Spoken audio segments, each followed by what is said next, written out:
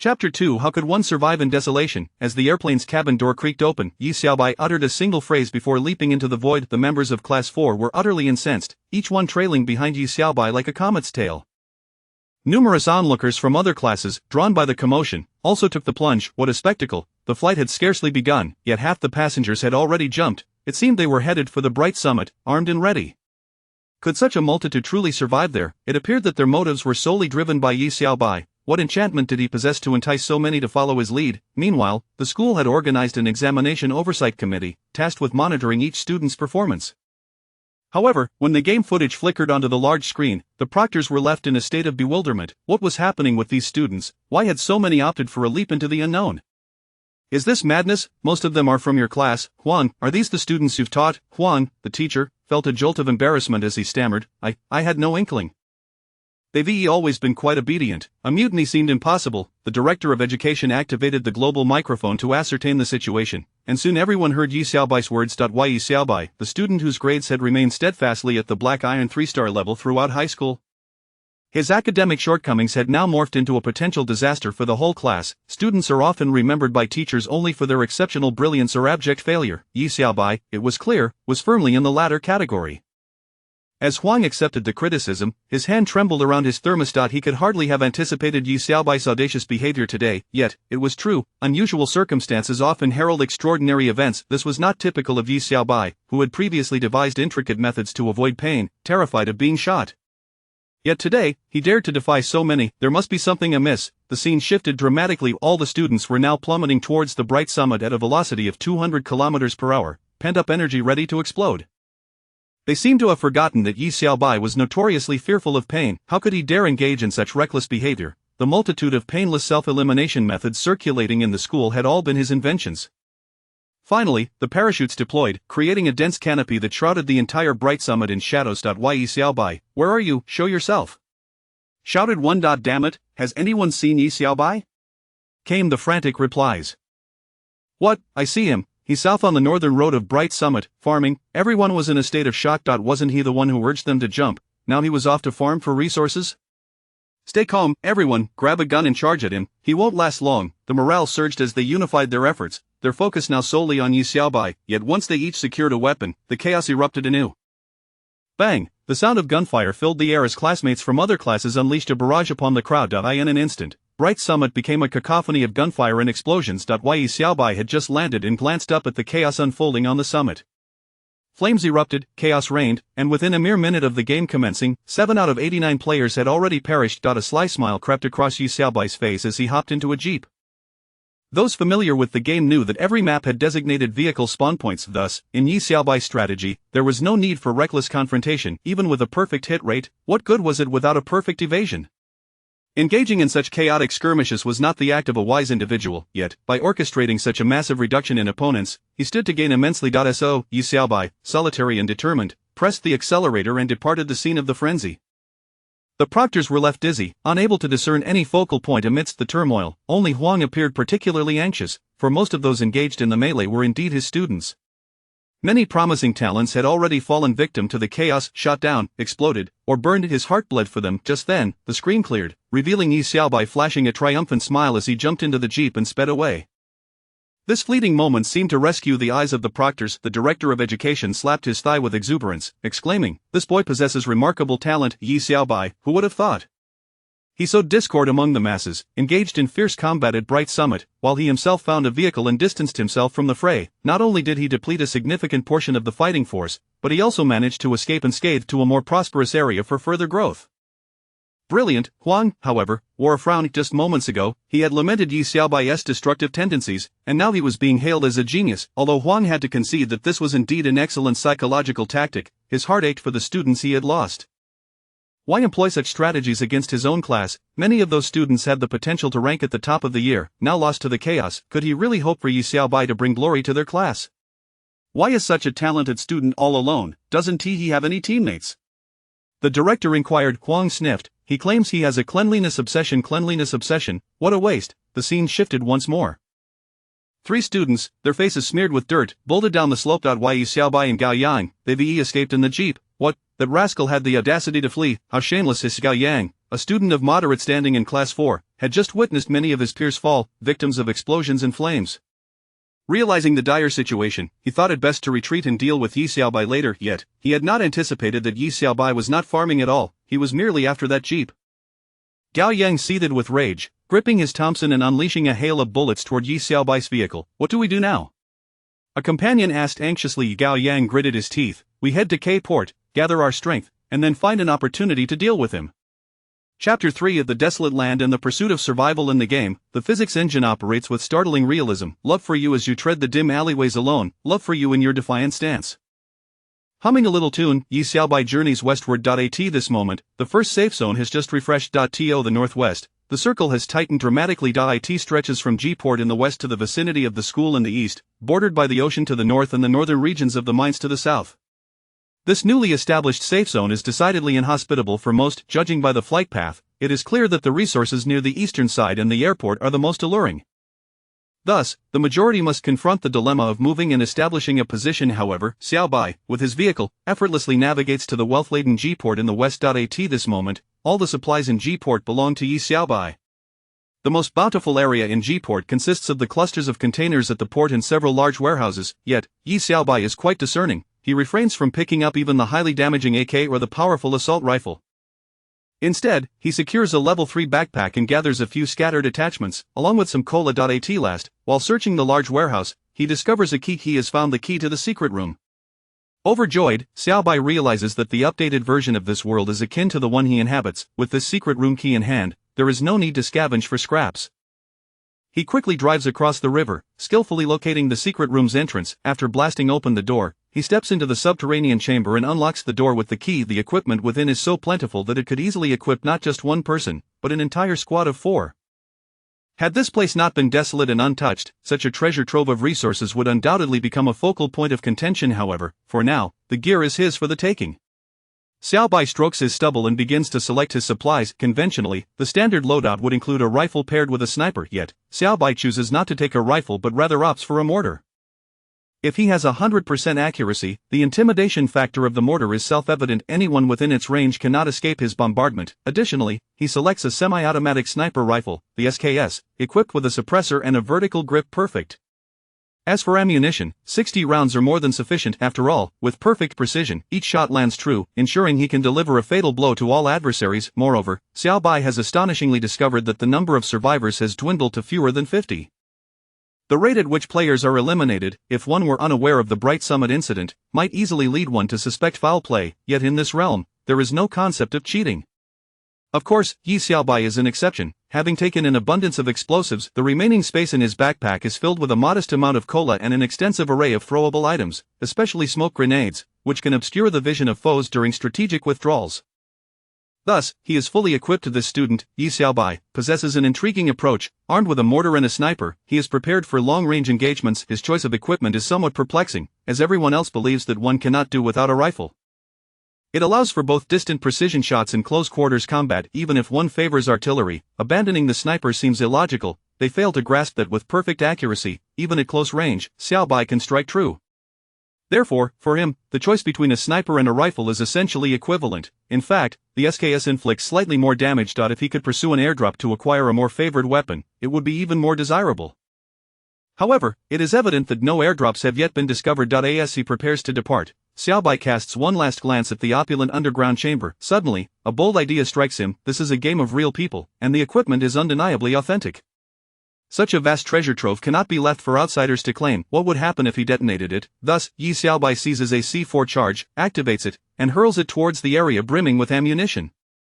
He swiftly makes his escape, for who knows the extent of its power. He bolts out of the chamber, disregarding his vehicle, which is parked directly above the secret room. Surely, it will be jolted into the air by the ensuing explosion, right? Boom! Suddenly, a deafening explosion reverberates behind him. A shockwave propels Yi Xiaobai down the slope. The player, Yi Xiaobai, has successfully obliterated the government troops' munitions depot. He has cleared a portion of the threat for the resistance formed by the island's inhabitants, paving the way for their return to their dream homeland. A hidden achievement is unlocked. Justice Bringer gained permanent power 1. What? Yi Xiaobai is taken aback. Rising, he brushes the dirt from his clothes. An unexpected windfall. It turns out the game world harbors hidden rules. Yi Xiaobai recalls that Erangel Island is steeped in history. The island's original residents once lived harmonious lives until one fateful day when the so-called Red-Eyed Army claimed they would help establish a government, build schools, and hospitals. They requisitioned the residents' lands and subsequently transformed into the oppressive government forces, erecting extensive military installations and secretly capturing island inhabitants to develop biochemical weapons. This led to the formation of a resistance movement by the islanders, seeking to overthrow the government. So, I inadvertently detonated the government troops' arsenal. It appears one can indeed play this way. The earlier blast had sent him tumbling. Just as he turns to gauge the explosion's magnitude, the game suddenly indicates that he has collided with another player. Player Yu Qinghao has been knocked down, gaining 1 experience point. Wang Defa. What is happening? I didn't drive. Yi Xiaobai is bewildered, yet upon glancing back, he sees that the explosion has left a massive, charred crater in the secret room's vicinity. Had the vehicle been launched into the air by the blast, and then, inexplicably, it struck someone? Yi Xiaobai's mouth twitches. That's truly how it unfolded. It appears to be a case of perfect accuracy. Meanwhile, in the examination room, the teacher of Class 3, observing the top student Yu Qinghao, is suddenly struck down by a jeep plummeting from the sky, enveloped in smoke.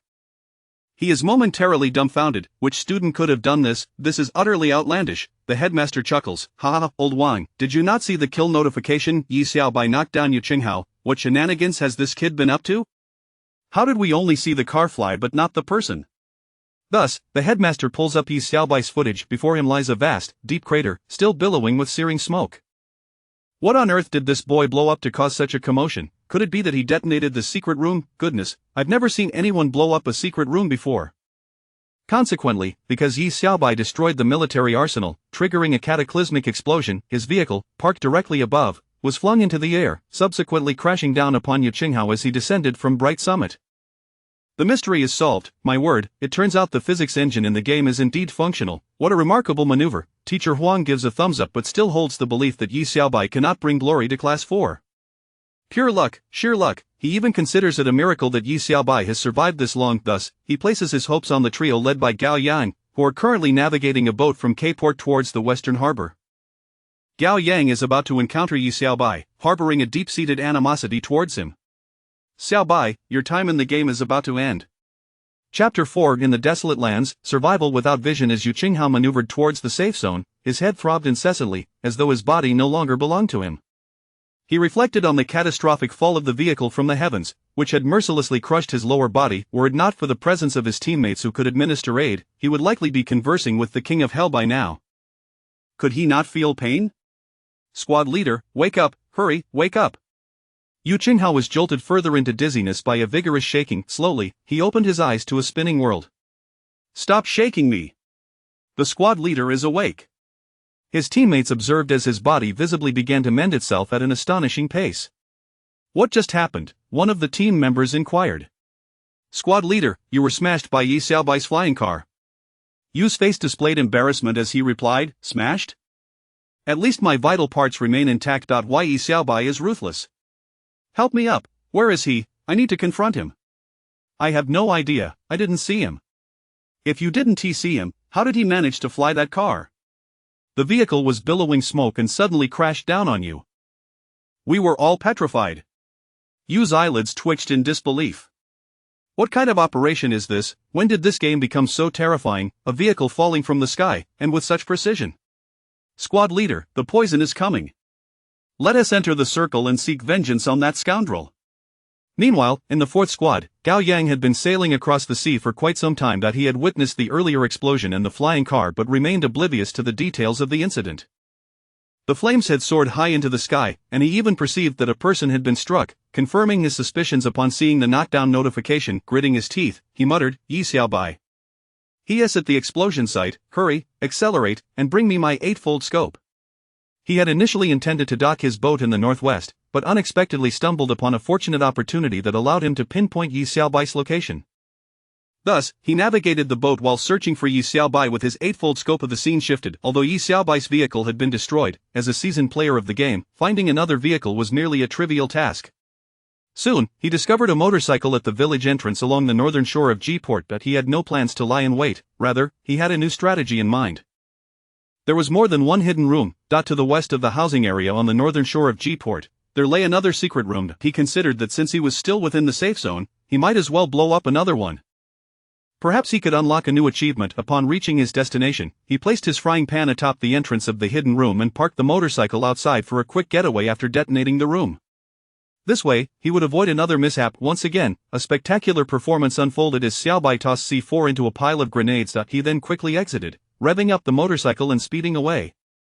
Boom! Flames erupted into the sky, leaving a deep pit charred black. However, this time, what soared into the air was a smoking frying pan. In the next moment, he successfully detonated a government arms depot, earning the achievement of Just Hero, with the reward Permanent Strength 1. Player Yi Xiaobai successfully knocked down player Yu Qinghao, earning Experience 1.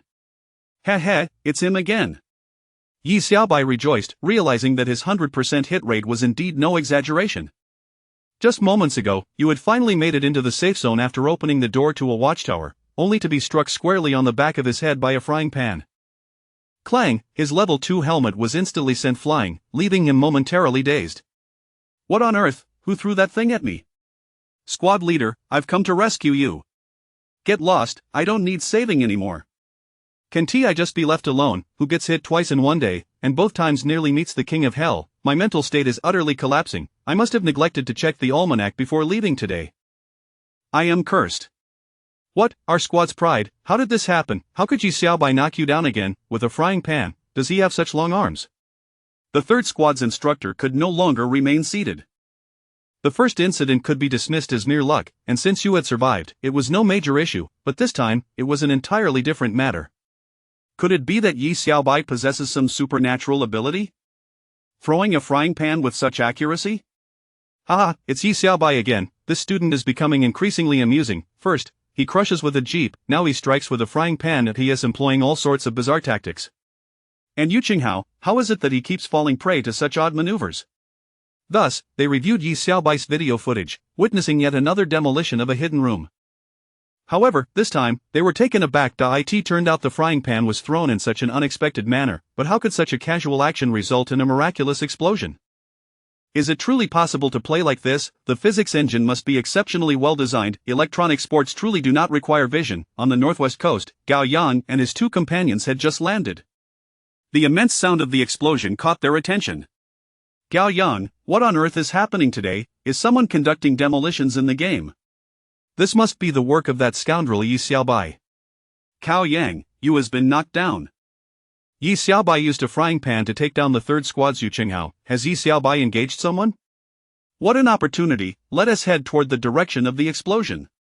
Gao Yang and his companions prepared themselves to advance toward the source of the commotion. Yi Xiaobai parked the motorcycle at the village entrance of G-Port, dismounted, and set up a mortar directly on the ground. To his astonishment, as he positioned the mortar, it operated autonomously, constantly adjusting its aim. The cannon's muzzle pointed in two directions, one toward the east and the other toward the north. This clearly indicated that there were two teams nearby, yet, despite his efforts to scan the area, he could not spot a single figure. Then, as the cannon adjusted its aim, Xiaobai realized it had stopped, suggesting that someone had halted their movements. This was an opportunity to strike. Hastily, he loaded the cannon. Boom, he swiftly loaded again. Boom, two mortar shells arced gracefully through the air, launching toward the east. At that moment, Yu Qinghao, after being assisted by his teammates, was nestled in the innermost part of the watchtower, administering healing. Overwhelmed by a sense of vulnerability, he frequently glanced around to ensure no strange objects would shatter his fragile composure. Suddenly, he heard a whoosh. Yu Qinghao paused his actions. The shell, it shouldn't hit me, right? Chapter 5. Desperate measures for survival amidst chaos. The chances of hitting anything were slim. After all, he was indoors. If a shot could land here, he would never play this game again. If he were to continue, he might as well cut off his hands. If the college entrance examination included this, he would simply repeat the year. Boom, a colossal fireball suddenly illuminated the space before him, shattering the window in front of Yu Qinghao. At that moment, he felt his entire body tremble violently. A mouthful of old blood surged forth. While Yu Qinghao was rendered numb, collapsing onto the ground. Once again defeated, his mental state had completely shattered. In his ears, the sound of artillery fire echoed once more. A smile crept onto Yu Qinghao's lips. Boom, the deafening noise resounded again, causing him to retract his smile, stifling a sob. Not now, of all times, couldn't it just be a quick end? Meanwhile, Yi Xiaobai received a notification. Player Yi Xiaobai has successfully defeated Yu Qinghao, earning 1 experience point. Yi Xiaobai waited a moment to is that it, just like that, it's over. Shouldn't there be a kill notification? Wasn't the hit rate supposed to be 100%? Perhaps someone swiftly carried him away. Yi Xiaobai was perplexed. Logically, those who played with mortars typically fired 2 shots in quick succession. If the first shot hit, the second would surely finish the job. Why was it different this time? His curiosity piqued. What had transpired over there? How did Yu Qinghao escape his second shot? He is down again, and it's that Yi Xiaobai, this kid must be cursed. Don't tell me he is just testing the waters. From that position, he couldn't possibly see them. Even if he could, hitting the target was another matter altogether. The head teacher of class 3 was getting anxious, his face contorted in frustration. The director of education reassured him. Old Wang, you saw it too. Yi Xiaobai couldn't see him. Perhaps he really was just testing his aim. Otherwise, how can you explain hitting someone through a building from such an awkward angle? It must have been a trial shot. Yi Xiaobai was just finding his rhythm. If we must place blame, let us blame you for his unfortunate luck. Old Wang's face twitched in disbelief. Was this merely a matter of bad luck? Why was it that no one else was hit, yet it was him? My promising student, you must maintain your composure. On the sidelines, teacher Huang remained silent, still unable to comprehend the situation. Yi Xiaobai's performance had surpassed his grading criteria. How should he score this? He couldn't give nothing, yet he couldn't assign a high score either. It was exceedingly difficult. Deep down, he yearned for someone to provide him with clarity.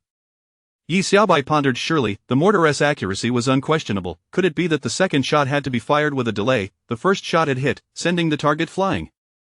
Perhaps the barrel hadn't had time to adjust automatically. It wasn't a matter of distance, but rather that he had loaded too quickly. Thus, he decided to adjust his aim and try again. This time, he would target the enemies to the northeast. The barrel would adjust automatically. Even in the process, it would maintain a perfect predictive accuracy. So, he simply needed to load and fire. Bang! A shell flew in an arc towards Gao Yang's team to the north. Boom! I've been hit. It hurts like hell. Hurry and save me. Gao Yang exclaimed in panic as he turned to see one of his key players charred and sprawled on the ground. Don't bother saving anyone, scatter quickly. It's hopeless. Gao Yang, well versed in this game, knew that those who played with mortars typically fired 2 shots in rapid succession. If he rushed to save now, another shell would surely take out another teammate. Thus, he had no choice but to let go. Gao Yang, however, sensed that there had been no second shell. After waiting about 10 seconds, he confirmed that indeed, there was no second shot. Was someone merely testing their aim, inadvertently hitting allies? Damn it, let us carry him away before that kid realizes what is happening. But just then, whoosh, Gao Yang's eyes widened in horror. There was no time left. Retreat! Boom! Gao Yan lost another key player, and another fell to the ground. Don't worry about me, just go, this mortar is cursed. Gao Yan clenched his teeth, then saw the kill notification. Yi Xiaobai, you must be joking, he exclaimed, disregarding everything else as he resolved to enter the artillery tower. Adjusting his mindset while trying to locate Yi Xiaobai's position, player Yi Xiaobai has successfully defeated Niu Xiuzhuang, earning 1 experience point. Player Yi Xiaobai has successfully killed Niu Xiuzhuang, earning 5 experience points. Player Yi Xiaobai has successfully defeated Wang Dawei, earning 1 experience point. After waiting 10 seconds, the mortar's barrel only adjusted slightly. It seemed that after being hit, a player would be sent flying, but not too far. Oh, I think I understand now. After Yu Qinghao fell, what if he had cover? After all, mortar fire has an area of effect. A slight adjustment should not result in a fatal hit. Having figured this out, Yi Xiaobai nodded, fixating on the problem. This stubborn trait was deeply ingrained in him. So, he loaded another shell. Gao Yang had been observing from the artillery tower for quite some time. He realized that the next shell had yet to arrive. He had originally planned to take a risk to save his last teammate. However, whoosh, seconds later, another shell flew in, and his last key player was obliterated right before his eyes, reduced to mere fragments. Gao Yang's face twisted in anguish. There had been a chance to save his teammate. Who plays with peopleless minds like this? Can he even play mortars, or not? Player Yi Xiaobai has successfully killed Wang Dawei, earning 5 experience points. Meanwhile, teacher Huang of the proctoring team could no longer remain seated. He stood in shock. What is happening? How have I lost 2 key players in under a minute, and both at the hands of Yi Xiaobai? This is outrageous. The grade director pulled up Yi Xiaobai's footage. There he saw Yi Xiaobai crouched behind a crumbling wall, setting up the mortar. In front of him was a reverse slope, completely obstructing his view. Then came the scene of him loading a shell every few seconds. Was he still testing the mortar? The grade director furrowed his brow and said, could it be that student Xiaobai had already determined the enemy's position in advance and deliberately chose the safest spot to fire? Director, do you truly believe that? Typically, mortars are fired in quick succession. It's clear he doesn't know how to use one properly. Director, you are right. Then, Yi Xiaobai retracted the mortar. He realized that the mortar had stopped adjusting its barrel, indicating that the nearby players had likely taken cover in the buildings. Thus, the mortar had become ineffective. At that moment, he opened the map. The safe zone had refreshed for quite some time now. This was already the third safe zone, the wheat field. The entirety of G-Port was no longer within the safe zone's range. Therefore, he had to hop on a motorcycle and relocate. Chapter 6: The Battle for Survival in the Safe Zone. The circle of wheat fields it extends from Longji Mountain in the north to the area north of the mine in the south, from the coastal road in the east to the mountains of Sidipi in the west. Therefore, based on experience analysis, the final circle will most likely refresh within the wheat fields. A vast expanse of plain. As of now, only 16 players remain in this match, divided into 6 teams. This indicates that Yi Xiaobai has successfully infiltrated the top 6. With just one more player eliminated, he stands to gain substantial rewards from the game. However, Yi Xiaobai would hardly be satisfied with merely 5th place. He swiftly maneuvered his motorcycle, determined to secure his desired position. Village G lies to the south of the southwestern corner of Longji Mountain. This geographical location is of utmost importance and peculiarity, as it offers a direct view of the entire wheatfield circle, with ample buildings providing cover. It has always been a coveted battleground. Not only does it offer excellent shooting positions, but it also provides significant safety. Given Yi Xiaobai's familiarity with the game, it was only natural for him to venture there to assess the situation. Yet, for safety's sake, he first ascended Longji Mountain to probe the area around Village G. He retrieved his SKS and took aim. After 3 seconds, there was no indication of any enemy presence. Could it be that no one was there? Yi Xiaobai remained cautious. It was always wise to be vigilant. This was a profound principle he had gleaned from his gaming experience. He then utilized his 8x scope to observe the entrance of Village G, where a jeep was parked. A thought crossed his mind: could Village G have already been occupied, with this vehicle serving as evidence of their presence? Yet, Yi Xiaobai furrowed his brow, uncertain, for that vehicle could very well have been spawned there. This location is known for its unpredictable vehicle spawns, sometimes yielding vehicles, and at other times, none at all. To ascertain whether Village G was occupied, Yi Xiaobai set up a mortar on Longji Mountain. The absence of any automatic targeting indicated that there were currently no exposed enemies within the mortar's range. Nevertheless, even without automatic targeting, Yi Xiaobai prepared to fire a shell toward Village G to further investigate the situation. He calculated the distance to the jeep and adjusted the mortar's barrel, loading a shell. Boom, a shell was launched, striking the jeep squarely, resulting in a resounding explosion. The jeep was sent soaring into the air, and Yi Xiaobai raised his head to watch as it flew overhead, hurtling northward. Yi Xiaobai's eyes twitched in surprise. How did he manage such an explosive angle? The vehicle was still airborne. Suddenly, he received a notification of a knockdown player. Yi Xiaobai knocked down Li Tiantian, earning 1 experience point. The knockdown report indicated that Li Tiantian had been struck by the vehicle. Yi Xiaobai chuckled. This was unexpected, yet how could the vehicle still be in the air and manage to knock her down? Yi Xiaobai pulled out his SKS and used the 8x scope to gaze toward Village G. He noticed a window shattering in one of the buildings. It became clear, Village G indeed harbored enemies, and their concealment was so adept that it suggested the presence of seasoned players. Had he not intentionally detonated the vehicle to probe the area, he would have been ambushed upon entering. They had anticipated that someone would attempt to seize the point and had laid in wait. Thankfully, due to his clever stratagem, it was likely that a component of the vehicle struck inside the house, coincidentally hitting a player, resulting in the knockdown. At that moment, Yi Xiaobai suddenly noticed the muzzle of his weapon adjusting automatically. 2 girls emerged from the southern houses of Village G. They could no longer remain hidden. Yi Xiaobai decisively squeezed the trigger. By Yubu. In rapid succession, he fired 7 rounds. In an instant, 2 players fell. Both girls wore level 2 helmets and vests, and he managed to knock them down and secure kills in less than 3 seconds. Yi Xiaobai realized that a 100% hit rate did not guarantee 100% precision. Not every shot struck the head, thus, the number of bullets used to eliminate them varied. Player Yi Xiaobai knocked down and killed Li Shishir, earning 6 experience points. Player Yi Xiaobai knocked down and killed Zhang Qianyan, earning 6 experience points. Player Yi Xiaobai knocked down Yu Qinghao, earning 1 experience point. What an unexpected windfall! Yi Xiaobai was delighted. Was this the same unfortunate soul who had been struck by a vehicle before? How amusing! Just then, Yu Qinghao, accompanied by 3 teammates, was trying to escape the poison. The third poison circle would be quite painful, necessitating a retreat toward Longji Mountain. In a frenzy, they injected themselves with 3 adrenaline shots, not for any other reason than to numb their senses. Their psyche had completely unraveled, rendering them almost mechanical in their movements, trailing behind their teammates. Suddenly, another jeep descended from the sky. Yu Qinghao, upon seeing it, froze in place, staring at it dumbfoundedly. He felt as if he had finally found liberation, as if he had glimpsed the light. Sure enough, the vehicle accurately smashed into him. Squad leader, I'll carry you into the circle. Get lost. Not long after, Gao Yang followed closely behind. Facing the same poison dilemma, however, he witnessed the unfortunate incident unfold before his eyes and could not help but swallow hard. Yi Xiaobai, are you some kind of demon? Is this kind of play even humanly possible? Although he watched his teammates abandon their comrade, he had no intention of firing his weapon. The immediate priority was to escape the poison. The third poison circle was already excruciating, thus, he quietly trailed behind them. As he passed by Yuqinghao, Gao Yang smirked. Yi Xiaobai, you've put me in such a miserable position.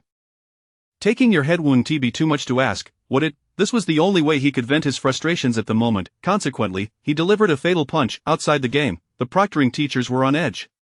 What? How did Yi Xiaobai knock down those players? How did our strongest female squad fall so quickly? The speed of his shooting was astonishing. Could he possibly be cheating? Not only the homeroom teacher of Class 2 but all the proctors watching this spectacle were left in awe. The marksmanship was simply mesmerizing. This female squad was the homeroom teacher's pride, with its captain, the school beauty in Yuning, not only beautiful but also cunning, and he had high hopes for them to secure the top spot in the entire grade. However, who could have anticipated that with Yi Xiaobai's intervention, 2 members of the squad would be eliminated instantly, leaving only in Yuning standing with impeccable accuracy? How much skill had Yi Xiaobai concealed? The key was his confidence. After shooting, he simply retracted his weapon. Teacher Huang widened his eyes. If Yi Xiaobai's previous actions had contained an element of luck, the marksmanship displayed just now was undeniably skill-based.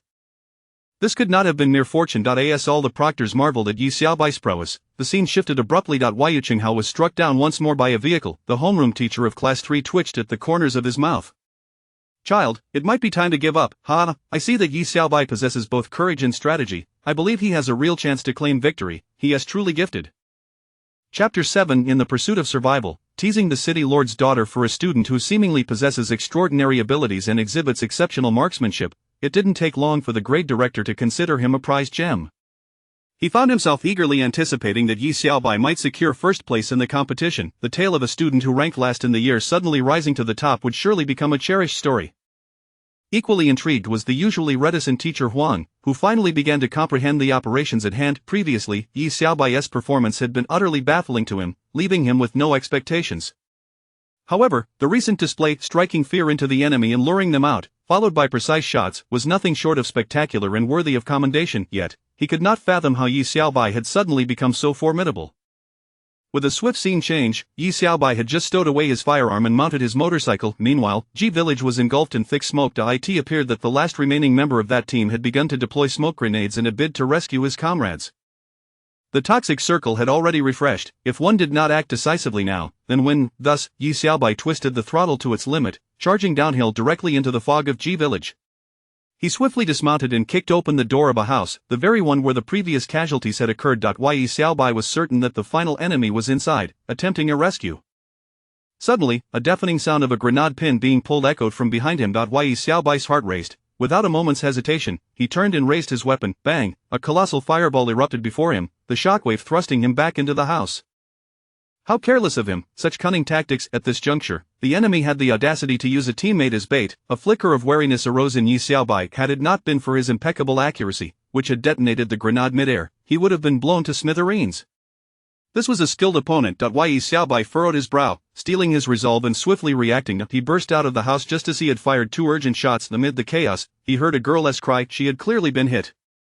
Yi Xiaobai, you pathetic loser from Class 4, do you really think you can take down our entire team alone? Upon hearing her taunt, Yi Xiaobai aimed his weapon toward the source of the voice. The target was not locked on. Evidently, she was concealed behind cover. In the smoke, he could only discern her position by sound. The girl, daring to speak, had revealed her location. Her words dripped with scorn, clearly designed to bait him. If he charged toward where she had spoken, she could very well leave a grenade in place and quickly relocate to detonate it once he approached. Yi Xiaobai had employed such tactics before and was quite familiar with them. However, for someone like him, who boasted a perfect hit rate, revealing her position was tantamount to signing her death warrant. Without hesitation, Yi Xiaobai retrieved a grenade. The moment he pulled the pin, amidst the sharp, piercing sound, he heard hurried footsteps and the creak of a door from the opposite room. It was apparent that the girl was clever, understanding the need to reposition and evade the grenade. Yet, a smirk crept onto Yi Xiaobai's lips. A grenade with perfect accuracy was not so easily dodged. With determination, he hurled the grenade toward her. He then heard the sound of a door slamming shut, followed by a resounding explosion. Player Yi Xiaobai has knocked down in Yongning, gaining 1 experience point. Since it was a knockdown and not a kill, she must possess a self-revive kit. Without hesitation, Yi Xiaobai charged into the room. At this moment, he was the predator, and she was the prey. Regardless of her cunning, it was futile now. Upon entering the room, he could distinctly hear the sounds of her using the self-revive kit and tearing bandages. Yi Xiaobai surged toward the source of the noise, kicking open the door, with his SKS pressed firmly against her forehead. Wait! And Yangning paused her self-reviving actions, fully aware that time was no longer on her side. Tell me, who is the loser? Yi Xiaobai, what are you so proud of? Let me up, and let us have a fair duel, shall we? Not happening, he replied, devoid of any plea for mercy. In Yangning's heart raced. She placed great importance on her academic standing. If she were to die now, failing to even reach the top 5, she would have no way to face her family. In an instant, her proud demeanor crumbled. Yi Xiaobai, I beg you, please don't let me be eliminated now. Hearing her desperate pleas, Yi Xiaobai felt a surge of interest. So she couldn't bear to lose? How about I grant you a taste of a raw, juicy chicken right now? Yi Xiaobai, you shameless scoundrel. Bang, player Yi Xiaobai has killed in Yangning, gaining 5 experience points. Player Yi Xiaobai has killed Li Tiantian, gaining 5 experience points. In Yangning, in the moment he had knocked her down, Yi Xiaobai had no time to register such details, only now did he learn her name. He recalled that in Yangning came from a wealthy family and was quite beautiful. Not only was she the daughter of the city lord, but she was also the belle of an city high school. Had he just playfully taunted the daughter of the city lord, in a world where status was of utmost importance, he pondered whether this was a blessing or a curse. There was no time for such thoughts. Gunfire erupted outside. Yi Xiaobai tilted his head back and downed 2 cans of cola before heading out. Outside the battlefield, upon learning that in Yangning's entire team had been wiped out, the atmosphere became tense. What was happening? The student who ranked last in the entire grade had annihilated the strongest team in his class. Was this even logical? The grade director, noticing the forlorn expression on the second class's teacher, couldn't help but offer a comforting word. Old son, don't be too disheartened. It is just a minor test, no need to be overly concerned. Moreover, this Yi Xiaobai is clearly a hidden expert. You must have seen how well he performed in terms of marksmanship, awareness, and strategy. It is no injustice. Old son's lips twitched. Truly, the world had gone awry. Now, Yi Xiaobai had become the center of attention. Indeed, old son, don't dwell too much on Yi Xiaobai's performance. It was commendable, and we cannot overlook the fact that he is a rising star. Shut it, old Huang. The scene returned to the battlefield. Yi Xiaobai, following the sounds of gunfire, discerned that 2 teams were battling on Long Ridge Mountain. These were the same 2 teams he had encountered near Jiport. Jiao Yang had been trailing the last 2 remaining members of Yu Qinghao's team, cautiously closing in on them. It wasn't until he safely reached the summit of Long Ridge Mountain that he launched his attack. However, the enemies on Long Ridge Mountain posed little threat to Yi Xiaobai. Regardless of who emerged victorious, they would inevitably descend the mountain. Once they did, they would be sitting ducks. Even if Yi Xiaobai refrained from engaging, other teams would surely take action. As such, the current situation held no interest for them. Instead, their gazes shifted toward the motorcycle he had arrived on. What would it look like if the motorcycle were loaded with explosives, filled to the brim with frying pans, knives, and crowbars, and then detonated? Chapter 8. In the pursuit of survival amidst the chicken dinner contest. At this moment, the safe zone had once again shrunk in size. To the north, Ji Village, where Yi Xiaobai resided, stood at the edge of the designated area. What remained was a vast expanse of wheat fields to the north of Ji Village, interspersed with trenches, and a cluster of derelict houses to the south of those trenches. Now, only 9 individuals remained, divided among 5 teams. The top 5 contenders had already emerged, and what followed would be the most intense contest for the coveted chicken dinner. Yi Xiaobai had meticulously adhered to his plan, securing all the melee weapons and grenades he could gather, and fastening them onto his motorcycle. Subsequently, he tossed a grenade beneath the motorcycle and swiftly retreated into the house. As the saying goes, great force begets miraculous outcomes. The simultaneous explosion of so many grenades would surely rival the might of a bomb blast. Boom! A deafening roar reverberated through the air. As Yi Xiaobai stepped outside and looked up, he beheld a thick plume of black smoke spiraling skyward, its height unknown. Outside, the monitoring team had grown desensitized to Yi Xiaobai's explosive antics. The head of the grade department inhaled sharply, exclaiming, Yi Xiaobai, could it be that you seek to conjure miracles through explosions once more? This cannot be. Besides, our class's Yu Qinghao has already perished. Whom does he wish to obliterate now? Once or twice may be attributed to luck, or perhaps to someone else's misfortune, but surely in a single game, there cannot be a second unfortunate soul. This approach, akin to an intricate probability theory, made the head of the grade department ponder. If he can cultivate such fortune, I too shall follow him to buy a lottery ticket. At this moment, his thoughts diverged from those of others. Perhaps Yi Xiaobai had indeed uncovered some gaming exploits. Theoretically speaking, such bugs do exist, having appeared throughout gaming history. But if Yi Xiaobai had truly discovered and exploited these anomalies, it would indeed reflect a form of genius. Among the monitoring team, only the homeroom teacher of Class 1 remained composed, for his class still boasted 2 active teams and a fully equipped squad. They had already seized control of a section of the derelict housing area. Another team, though merely a lone wolf, had taken refuge in the trenches, ready to engage at a moment's notice. In contrast, Class 3 was reduced to a mere remnant of 2 individuals, lacking a commanding leader, with one already incapacitated and unable to be rescued. Class 4, while possessing 2 teams, comprised solely of lone wolves, including Yi Xiaobai. As the next circle contracted towards the wheat fields, the vast expanse would undoubtedly favor a fully equipped team. Thus, deep within, the homeroom teacher of Class 1 had firmly resolved that his class would secure the top position. Even acknowledging Yi Xiaobai's exceptional marksmanship, he knew that one fist could hardly contend against 4 hands. Therefore, he remained not only calm but also somewhat smug, occasionally humming to himself, lest the other class heads fail to grasp the current situation. However, in the very next moment, Yi Xiaobai felled a player named Shan Damon with a frying pan. Yi Xiaobai then dispatched another, followed by a third and a fourth with a crowbar and a machete, respectively. The fully equipped squad was instantly annihilated. Yi Xiaobai claimed yet another kill with a sickle, and even the last lone wolf from Class 1 met his demise. Yi Xiaobai's experience points surged by 28. His rank had successfully ascended to Black Iron 4 stars, with only 203 experience points needed for the next upgrade. This is inconceivable. The homeroom teacher of Class 1 could no longer remain seated, his eyes wide with disbelief. 5 individuals had vanished in the blink of an eye. Was such a feat even humanly possible? If one were to extend their neck for execution, how could they be obliterated so swiftly? Ha! Yi Xiaobai, what a splendid demonstration of explosive miracles. You've truly mastered the physics engine. You are indeed a ruthless harvesting machine. The teacher marveled. How can such a student exist in this world? It is known that this fully equipped squad from Class 1 was hiding in the building. To strike down one with a machete might be tolerable, but to have none spared is utterly outrageous. Moreover, in the replay, I witnessed a frying pan ricochet 4 times within the room before finally striking a target. Such performance would make Newton blush with shame. Truly remarkable. Yi Xiaobai chuckled, having initially anticipated that this maneuver might at most incapacitate a few and injure others. After all, a 100 hit rate does not necessarily imply 100 accuracy, yet this time, every strike had struck true. Thus, this quintuple kill had surpassed even Yi Xiaobai's expectations. It was quite amusing. The southern front was now devoid of conflict. What remained were the 2 squads engaged fiercely atop Dragon Ridge. Just as Yi Xiaobai contemplated taking decisive action, the number of survivors suddenly refreshed. Only 2 remained.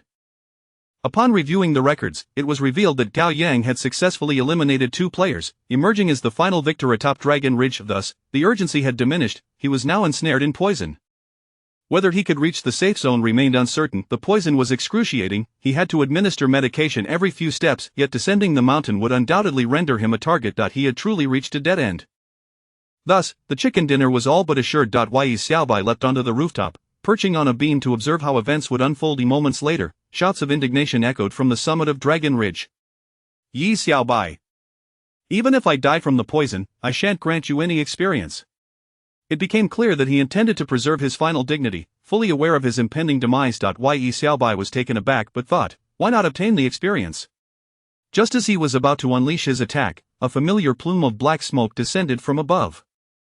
Yi Xiaobai blinked and then retracted his weapon. Player Yi Xiaobai has eliminated Gao Yang, gaining 5 experience points.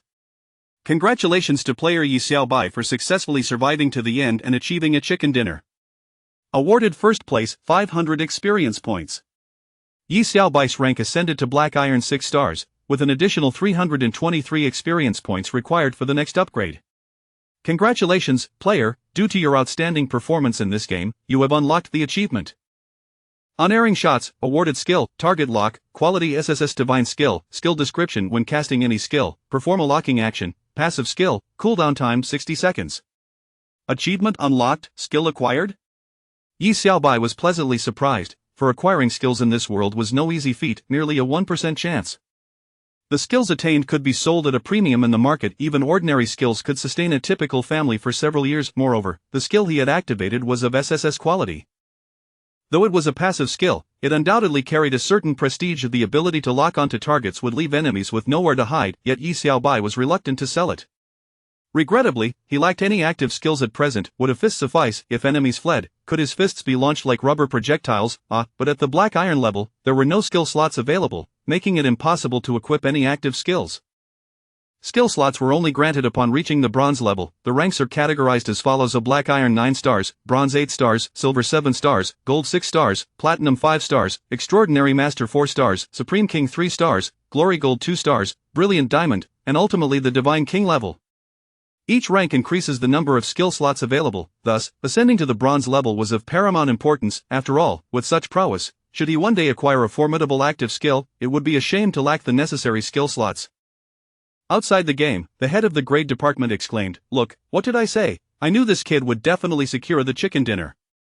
Teacher Huang, brimming with excitement, responded, I never expected it would be Yi Xiaobai who brought glory to class 4 in the end. From last place in the grade to first, old Huang, your guidance has been exceptional.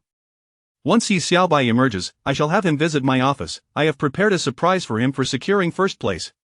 At this moment, the chicken dinner screen had frozen, yet Yi Xiaobai was not yet ready to depart the game. He understood that every game contained its own Easter eggs and worldview. Previously, on a whim, he had detonated an underground munitions depot, unlocking a portion of achievements. With a certain understanding of this world's lore from his past life, why not fully unravel the worldview of this realm? Perhaps he would uncover even richer rewards. Thus, Yi Xiaobai leapt from the roof, ready to embark on his next venture. Chapter 9: The Pursuit of Survival in a Desolate Land. If one frequently engages in this game, they will discover that numerous edifices bear fragments of this world and its worldview. Yi Xiaobai pondered deeply, concluding that the worldview of Alange is, in essence, quite simple. Previously, when he detonated the gunpowder depot to fulfill the role of a righteous hero, it served as a reminder to the indigenous inhabitants of the island, who yearned to return to their homeland. Yet, this sanctuary has been ravaged, destroyed by a bearded old man, the leader of the Red-Eyed Army. Although he ostensibly provided the island's residents with schools, hospitals, roads, and bridges, he secretly harbored ambitions of military expansion, abducting innocent citizens for sinister biological experiments. The islanders formed a resistance, but their strength remained insufficient. Thus, Yi Xiaobai resolved to obliterate all remnants left by the Red-Eyed Army bases, factories, and more, transforming this region into a genuine sanctuary for humanity. Lost in thought, he arrived at the school, where a sculpture of a human head stood. It was the likeness of the bearded leader of the Red-Eyed Army. This statue symbolized tyranny.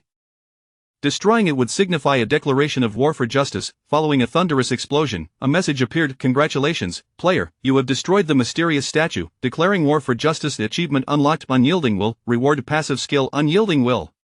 Skill description: has a chance to activate during battle, instantly enhancing all attributes by 2. Quality: S-class. Another divine passive skill, the ability to double his attributes instantaneously, meant that in the future, should he reach the God King level, he would effectively wield double the power of a God King. Alas, the skill's activation was probabilistic, preventing it from being classified among the top tiers. Nevertheless, it was still a significant gain. Overjoyed, Yi Xiaobai continued his journey of widespread destruction in his jeep. He first annihilated all underground weapon stockpiles. With the continuous enhancements from his righteous endeavors, new achievements emerged: destroy all underground weapon depots. Achievement unlocked: Great Satisfaction. Additional reward: source of brute strength, significantly enhancing strength attributes. A substantial enhancement to strength? Yi Xiaobai was ecstatic as he checked his strength attribute: 216 points. Most of the bronze-level characters paled in comparison. If the Unyielding Will activated unexpectedly, even the top-tier bronze could be challenged. However, some game worlds impose limitations on transcending game mechanics, while others do not. The game, The Pursuit of Survival in a Desolate Land, operates under a mechanism of restricted abilities, ensuring equality among players. Thus, he could not yet feel the effects of his enhanced strength. He would have to wait until he exited the game to gauge the actual impact. Next, Yi Xiaobai targeted the military base, particularly focusing on demolishing the conspicuous Red-Eyed structure, leaving only 45 remaining to fully eradicate the Red-Eyed gang. Clearly, many more targets awaited destruction, including military warehouses scattered across various locations and air raid shelters, which he also meticulously dismantled. With 30 progress points remaining, he continued his search, destroying every location bearing the Red-Eyed flag. Eventually, he arrived at the Y City government building, which he surmised to be the final edifice. He proceeded to blow it up. With only 9 points left to fully annihilate the Red-Eyed gang, he frowned, realizing he had overlooked a crucial area. What had he missed? He had already destroyed their government military stronghold, their domicile, and the ammunition depot. The biochemical research center, the site of the Red-Eyed Army's gas experiments. This place was not marked on the map. Where could the red-eyed army be conducting such abhorrent experiments? A nursing home. Yi Xiaobai thoroughly explored the area but found no clues, not even at the hospital. Could it be the Ma Ti mountain prison? Yes, suddenly, Yi Xiaobai recalled this location and hastily drove there, even neglecting the numerous military warehouses at Ma Ti mountain. Upon entering the prison, he meticulously searched for clues. At last, beneath a prison cot, he discovered a rolled-up piece of paper. Unraveling it, he found a letter. Dear Lian, I am innocent. I do not understand why they have imprisoned me here, subjecting me to daily injections. They claim it is glucose, a charitable source of nourishment for us. Yet, I feel my body deteriorating day by day, suffering from severe hair loss, tooth decay, and even nail loss. I sense my bones growing frail, and I fear I will not survive much longer. I long for you, yearning for our reunion. After reading this, Yi Xiaobai understood the grim reality. Indeed, the prison served as a facade for the red-eyed army's nefarious deeds, a cover for their heinous actions. He scoffed at their audacity. Soon, a thunderous explosion echoed, and his progress reset to zero, signifying the completion of all destruction tasks. Suddenly, amidst the flames, a glimmering object caught his eye. What was that? It appeared to be a handheld cannon. Congratulations, player, you have successfully completed all hidden tasks in Imminent. You have obtained an SSS-level weapon, the venomous cannon. This was indeed an SSS-level weapon, the venomous cannon. Its effect, though struck by the cannon, would sustain no visible wounds but would succumb to poisoning. Their vitality gradually eroded. The longer the charge time, the more lethal the gas. Marvelous, Yi Xiaobai was elated. This unexpected reward would exponentially enhance his combat prowess. Not only would he surpass ordinary bronze levels, but even God King level foes would find their life force inexorably diminished by its effects. Truly, a top-tier and monstrous weapon. However, the rewards did not cease. Their additional rewards included an increase of 1 permanent skill slot. This meant that even as a black iron level character, he could now learn skills. Was he not ahead of everyone else with this trump card? Furthermore, he gained skill slot level unrestricted. By the gods! Yi Xiaobai exclaimed in shock. This was even better, as it implied that all skills he learned would no longer be bound by level restrictions. If he desired, a black iron level character could wield skills meant for God King levels, while the power of the skills would still be influenced by his attributes. The prestige of the skills remained undeniable. Moreover, there was more to gain. Player Yi Xiaobai has become the new sovereign of Imminent. The islanders shall carve a statue in your honor, offering daily tributes and incense, which will yield continuous benefits for you. Yi Xiaobai's mouth fell agape in astonishment. This cascade of surprises came upon him like a thief in the night. Chapter 10 A transition of familial affection. What a spectacle it is. Where is Yi Xiaobai? As midday approached, the great director had yet to receive a visit from Yi Xiaobai, prompting him to personally search for him in Class 4. Teacher Huang was still engaged in reviewing the recent game outcomes with the students. Upon the director's arrival, he greeted him with a smile, saying, "Director, I'm quite puzzled myself. Yi Xiaobai still hasn't emerged from the gaming realm. I wonder what mischief he is up to." Casting a glance at the operational teleportation device, the director was nearly certain that Yi Xiaobai had not been trapped in the gaming world. This reminded him of the news he had glimpsed earlier. In the game absolute survival, ammunition and weapons had ceased to respawn, leading to numerous players being attacked by the island's inhabitants. The Arangel map had suddenly seen an influx of residents, and the gaming landscape had shifted dramatically, transforming the once competitive battle royale into a farming simulation. He had only skimmed the headlines, yet they were already etched in his memory. While the entire internet buzzed with confusion, the director seemed to grasp the situation. It was likely that Yi Xiaobai had instigated something monumental. Just then, the teleportation device emitted a sudden flash of white light. Yi Xiaobai finally emerged from the game. At that moment, the entire class froze, their gazes fixed upon him. He stretched lazily, and suddenly, his school uniform burst apart. Tattered fabric swirled in the breeze, scattering around him as his muscles surged, transforming him into a veritable titan. Yi Xiaobai's face paled. What was happening? This couldn't be happening. All at once, the students gulped, their eyes darting downward. Incredible, truly astonishing, absolutely mind-blowing. The class erupted into a frenzy, with the girls shrieking in excitement. "Yi Xiaobai, you scoundrel," they exclaimed, cursing him while simultaneously covering their eyes, peeking through their fingers.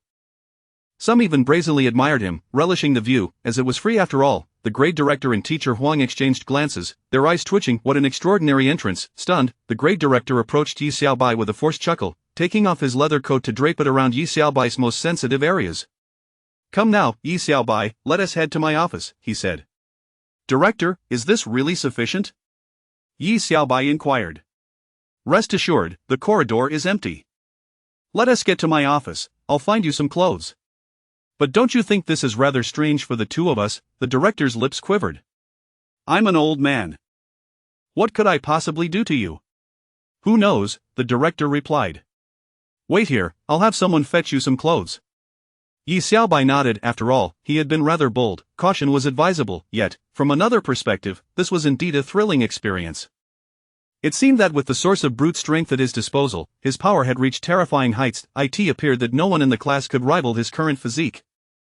However, soon enough, most of the boys in the class began to harbor resentment towards Yi Xiaobai, possibly fueled by jealousy. Regardless, Yi Xiaobai remained hidden behind the teacher's desk, their faces contorted with indignation. They could hardly accept that he had achieved such a feat, particularly Gao Yang, whose face was the reddest in the room. This was the feeling of having one's last shred of dignity shattered. It was infuriating. Some started to wonder how his muscles had suddenly grown so developed. This was indeed perplexing, and gradually, some of their anger dissipated, leaving them somewhat calmer. Before long, the new clothes arrived. Yi Xiaobai quickly changed and then followed the grade director to the office. Make yourself comfortable, Yi Xiaobai, the director said. All right. Yi Xiaobai replied, unceremoniously moving the director's office chair in front of him and sitting down, swaying back and forth, feeling utterly at ease. The director's expression darkened, this child's demeanor overshadowed even his own authority. He pointed at Yi Xiaobai. Yi Xiaobai calmly interjected, Director, didn't you say I could sit wherever I liked? Do as you please then, the director retorted, exasperated by the boy's impertinence. I called you here today to first congratulate you on achieving first place in this recent examination. As the grade director, I am prepared to present you with a grand gift, and I hope you will continue to strive for excellence, aiming for even more impressive results in next week's citywide examination. Hearing of a grand gift, Yi Xiaobai felt a flicker of excitement, as he was indeed in need of something. Director, what is this grand gift? Hold your horses. I still have a question for you, the director replied. What is it? You've been in the game for so long, have you cracked its worldview? Upon hearing the director's straightforward inquiry, Yi Xiaobai responded, Indeed. And what did you gain from it? Well, as you can see, this physique, he said, gesturing to his muscles. Anything else? Oh, and the game praised me, saying I'm amazing, truly remarkable, and so handsome that words cannot describe it. The director pondered, could it be that behind the absolute survival worldview lies merely a bodybuilding reward? Having muscles alone does not necessarily imply strength. They could very well be the result of bodybuilding. Clearly, the director held this belief. Very well then, in that case, I have a piece of advice for you. The game of absolute survival has undergone a complete transformation. You would do well to refrain from boasting about having cracked its worldview. The school will comprehensively seal off this information, including crafting a reasonable explanation for your earlier display, all for your protection. Remember that. Yi Xiaobai nodded, then quickly followed up, Director, what about my grand gift? Did you remember it or not? Forget it, the director sighed, rolling his eyes as he pointedly gestured with his finger. He then stood up and walked toward the bookshelf. Tada, he exclaimed, presenting a trophy. Surprised, aren't you? Yi Xiaobai's expression suddenly darkened. Director, I think I'll just leave. Hey, this is an honor, Yi Xiaobai. What good is honor? What I need most right now is money, he retorted. Even a gaming cartridge would suffice. Such an honorable item, you should keep it for yourself, the director insisted. The cheapest gaming cartridge in this world costs at least 5,000 yuan. Moreover, gaming cartridges are consumables that become obsolete after one use, thus, most families cannot afford to nurture a gaming prodigy, they can only hope to progress slightly within the school. However, Yi Xiaobai wished to quickly elevate his rank. Yet, he found himself with only 201 points remaining. Starting this afternoon, he faced the rare double weekend ahead. Initially, he thought to pass the time gaming and improving his rank, but now, that seemed a luxury beyond reach. Not long after stepping outside, a girl with striking features and an air of refined elegance blocked his path. Yi Xiaobai, I've finally caught up with you. Chapter 11 The transitional scene of affection. Afraid your kiss might be too realistic, and Yu Ning. What's this? Craving for my signature chicken dish? Well, it will cost you now. Yi Xiaobai said with a playful grin. Yu Ning retorted, Yi Xiaobai, you remain as shameless as ever. She clenched her jaw, took a deep breath, causing her already impressive figure to stand even more proudly, reminiscent of the fierce roar of a landlady gathering strength. With her arms crossed over her chest, she declared, Yi Xiaobai, can't you see that I'm here to seek revenge? Her fair, round face suddenly took on a fierce expression. However, in Yi Xiaobai's eyes, her anger was not intimidating, rather, it was adorably fierce, a testament to her status as the campus belle. managing her expressions with remarkable finesse. Quite charming, indeed. Keep it up, he said with a smile. Upon hearing this, and Yuning felt a surge of indignation. How could he find her so endearing when her emotions were so evidently on the brink of eruption? This was not how the script was supposed to unfold. Seeing Yi Xiaobai wave goodbye and turn to leave, and Yuning hastily caught up, gripping his collar and positioning herself right in front of him, rising onto her toes. The delicate fragrance enveloped Yi Xiaobai, stirring a whirlwind of thoughts within him. Yi Xiaobai, I refuse to accept defeat, do you understand?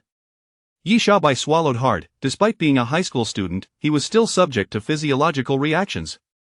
If that's the case, I'll give you a discount. And Yuning bared her teeth. I'm discussing serious matters here. Listen closely, I challenge you to a duel this Sunday afternoon at Wanning Alley. Do you dare to show up? Such a secluded spot, are you certain it's merely a duel? And Yuning's cheeks twitched, suddenly overwhelmed by a wave of guilt. What else would it be? All right, I'll accept on behalf of my brother. At that moment, a youthful voice chimed in, startling both of them. They turned to see Yi Xiaoxiao, Yi Xiaobai's younger sister, who not only shared his name in this world but also in the one he originally came from.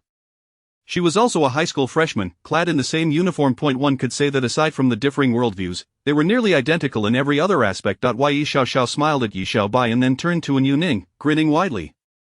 Sisterin, since this is a duel, shouldn't we put some stakes on the line to make it interesting? Upon hearing this, An Yuning glanced at Yi Xiaobai again, quickly deducing their familial connection due to their striking resemblance. Releasing her grip on Yi Xiaobai's collar, she found it rather uncomfortable as his attire was too fitted, making her feel the tautness of the fabric. A peculiar scent wafted from him, causing her cheeks to flush slightly. Taking this opportunity, she released her hold on the metaphorical beast. Very well, a wager it is, who was afraid? And Yuning affectionately patted Yi Xiaoxiao's head, then turned her fierce gaze towards Yi Xiaobai. Yi Xiaobai glanced at Yi Xiaoxiao, then back at An Yuning. All right, if I win. Before he could finish, Yi Xiaoxiao interjected, Sister, if you win, you must kiss my brother, and it must be a deeply passionate kiss. And Yuning withdrew her hand, scrutinizing them both, feeling an unexpected sense of being cornered. Her brow furrowed. They truly were a delightful pair of siblings. What's the matter, sister, are you afraid? Yi Xiaoxiao provoked, igniting An Yuning's defiance as she glared at Yi Xiaobai. Fine, since you're so bold, I'll raise the stakes. If you lose, you'll have to leave school. Don't worry, with your charm, I won't let you starve. I'll make arrangements for you to serve as my lifelong servant. And Yuning seemed to regain her composure, lifting her chin defiantly towards Yi Xiaobai. In truth, a flicker of fear arose within Yi Xiaobai. This girl was seriously ruthless. Proposing such a demand felt like she was intending to make him her lifelong punching bag. Listen, Yi Xiaoxiao, who do you think you are? Yi Xiaobai began to reprimand, but An Yuning interrupted him, her expression conveying that she had orchestrated this entire scenario. Yi Xiaobai, what's the matter? Are you afraid? She said, turning on her heel and walking away, seemingly pleased with her final jab. Yi Xiaobai frowned, watching her retreating figure.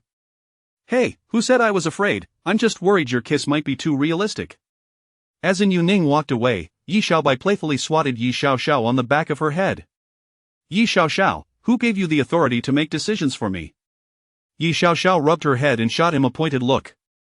Brother, this is such a great opportunity. I am just afraid you won't seize it. What opportunity? Yi Xiaobai mused. The only advantage he saw was the prospect of indulging in some gaming over the weekend, which would help him level up. Rather crucial, indeed. Of course, he found the kiss intriguing, but it wasn't his primary concern at the moment. School had just let out, and they were free to enjoy the holiday. Thus, they strolled along while chatting. Brother, think about it. No matter the outcome, we won't be at a loss. Why not accept the challenge? If we lose, you'll end up as someone's servant for life. Don't you think that's a loss? Yi Xiaobai was taken aback. Brother, how could that be a loss? The Yin family is one of the wealthiest in the city. Even if you serve as a servant, you'd earn a decent wage enough to support me, right? Upon hearing such audacious words, Yi Xiaobai's nose twitched in disbelief. Although he didn't expect to lose, to hear his own sister utter such a self-serving remark was shocking. He then firmly grasped Yi Xiaoxiao by the nape of her neck. Yi Xiaoxiao, is that how you see me? Do you wish for me to live off you, hence proposing such an absurd wager? Wouldn't it be better to ask for money directly? Yi Xiaoxiao squirmed under his grip, her small hands flailing against his chest. Brother, you should really evaluate your own standing. It is clear I have more potential, don't you understand? If you enter the affluent circle and nurture me, I'll take care of you in the future. Hearing this, Yi Xiaobai let out a soft sigh, placing Yi Xiaoxiao at his side as they continued walking. Like in their previous world, the siblings found themselves confronting a financial crisis. However, there was one significant difference in this realm: they possessed mysterious parents who had quietly vanished since Yi Xiaobai entered high school. Yet, they continued to receive ample living expenses from them weekly, allowing the siblings to live a relatively comfortable life thanks to a steady income. They had even developed the bad habit of anticipating their living expenses. Thus, this past Monday, when the funds failed to arrive as scheduled, they plunged from a life of heavenly comfort into a dire state of deprivation. Now, they were left relying on the meager points earned in the gaming world to sustain their existence. Brother, today's lesson is Super Mario. I completed it in record time, earning 10 points. How about we get a bowl of hot noodles? As per usual, I'll have the noodles, and you can have the soup. Chapter 12. A transition of familial affection ensues from mom and dad in his memories. From Monday to Friday, during those fleeting days, Yi Xiaobai relied on Yi Xiaoxiao, managing to scrape by with the meager earnings of a few points each day. In the first year of high school, one could earn at most 20 points, a paltry sum at best. To truly prosper in this world, one must possess a skill book, securing employment in the bustling city to amass significant wealth. Of course, there exist resource-oriented games where fortunes can also be acquired, but such opportunities have been monopolized by the state or prominent family clubs. For the average person, the only recourse left is to learn a skill and earn a living through that avenue. Currently, Yi Xiaobai possesses one skill slot. Truth be told, although he has yet to reach the bronze level, he is already capable of learning practical skills. For instance, trades such as masonry, plumbing, and construction can yield some income, yet pursuing these paths often leads to a life of predictability. He yearns for adventure, aspiring to elevate his rank to Silver 1, thus becoming a true esports competitor. Many aspire to be esports athletes, while equally as many prefer to tread different paths. The status of an esports competitor is exceedingly prestigious, akin to being a guardian deity of the world. However, with great status comes great responsibility and risk, which causes many, even those who attain silver status, to seek alternative careers, such as law or medicine, professions that society demands. Yet, Yi Xiaobai believes this world is never short of such talents. His fervor for the gaming realm remains undiminished, and becoming an esports champion is but the first step toward realizing his ambitions. Moreover, he has a cheat in his possession. However, it is rather disheartening that he has been living off his sister's generosity for several days now. Yi Xiaoxiao, look at this! Yi Xiaobai exclaimed as he activated his identity wristband, which displayed Wealth 201 points. Yi Xiaoxiao's eyes widened at the sight of that number. Brother, you've struck gold, she exclaimed. You came in first today and defeated in Yongning, otherwise, how could she have challenged me? With a furrowed brow, Yi Xiaoxiao looked at Yi Xiaobai and said, You came in first and defeated in Yongning? You must be joking. Why not claim you've unraveled the very fabric of the universe? Yi Xiaobai retorted with a smirk, Don't believe me, go ask around. Observing her brother's unwavering confidence, she cast another glance at the identity information. Black Iron 6 stars. The data does not lie, brother, you truly came in first. Yi Xiaobai lowered his head with a grin. So today, 2 bowls of hot noodles, it's on me. At this, Yi Xiaoxiao joyfully bounced beside him. Brother, I also want a cooling mat. Yi Xiaobai playfully flicked her forehead. No way, we just bought a fan last week, we must conserve our resources. But I'm still hot. Then sleep in the bathtub. Yi Xiaoxiao was rendered speechless. The siblings heartily devoured their bowls of hot noodles, letting out satisfied burps, finally enjoying a proper meal after several days of deprivation. Just then, a voice suddenly echoed in Yi Xiaobai's mind. You have received a bountiful offering from the residents of Alange Island, gaining 200 pounds of golden wheat. Golden wheat? Yi Xiaobai pouted. This was his first offering from the islanders since becoming the sovereign of Alange. It seemed that to the islanders, food was their most valuable commodity. Suddenly, Yi Xiaobai pondered whether there might be other developmental possibilities in becoming the sovereign of Alange. The director had cautioned him today not to divulge the secret of his understanding of the world too readily, claiming it was for his safety. Following that line of thought, Yi Xiaobai reflected that there must be deeper significance to Alange, something the director was concerned about. He was certain that Alange held greater value yet to be uncovered. Brother, what are you daydreaming about? Yi Xiaobai snapped back to reality and smiled at Yi Xiaoxiao. I was wondering how much a pound of wheat is worth. Yi Xiaoxiao replied, It's strange. This year the heat has arrived quite early. Anqing is merely a small county in the Central Plains. It's only early June, and I hear southern cities have already turned on their air conditioning. Yi Xiaobai thought to himself how fortunate he was not to be from the south. Having to run air conditioning every day would lead to exorbitant electricity bills. As the siblings returned home, Yi Xiaoxiao shot Yi Xiaobai a cold glare upon entering and changing into her slippers. She stormed off to her room, fanning herself in frustration. The reason, Yi Xiaobai had refused to buy her ice cream, and she felt her brother had changed, becoming ungrateful now that he had a bit of money. Yi Xiaobai felt helpless, but the reality was what it was. Having confiscated 10 from Xiao, he was left with a mere 191 points. Uncertain if next week's living expenses would arrive as expected, he knew he had to be frugal. Yi Xiaobai retreated to his own room, astonished to find that its decor mirrored that of his previous world. The walls were adorned with various gaming posters. It appeared that despite the original owner's lack of gaming prowess, he retained a fervent passion for games.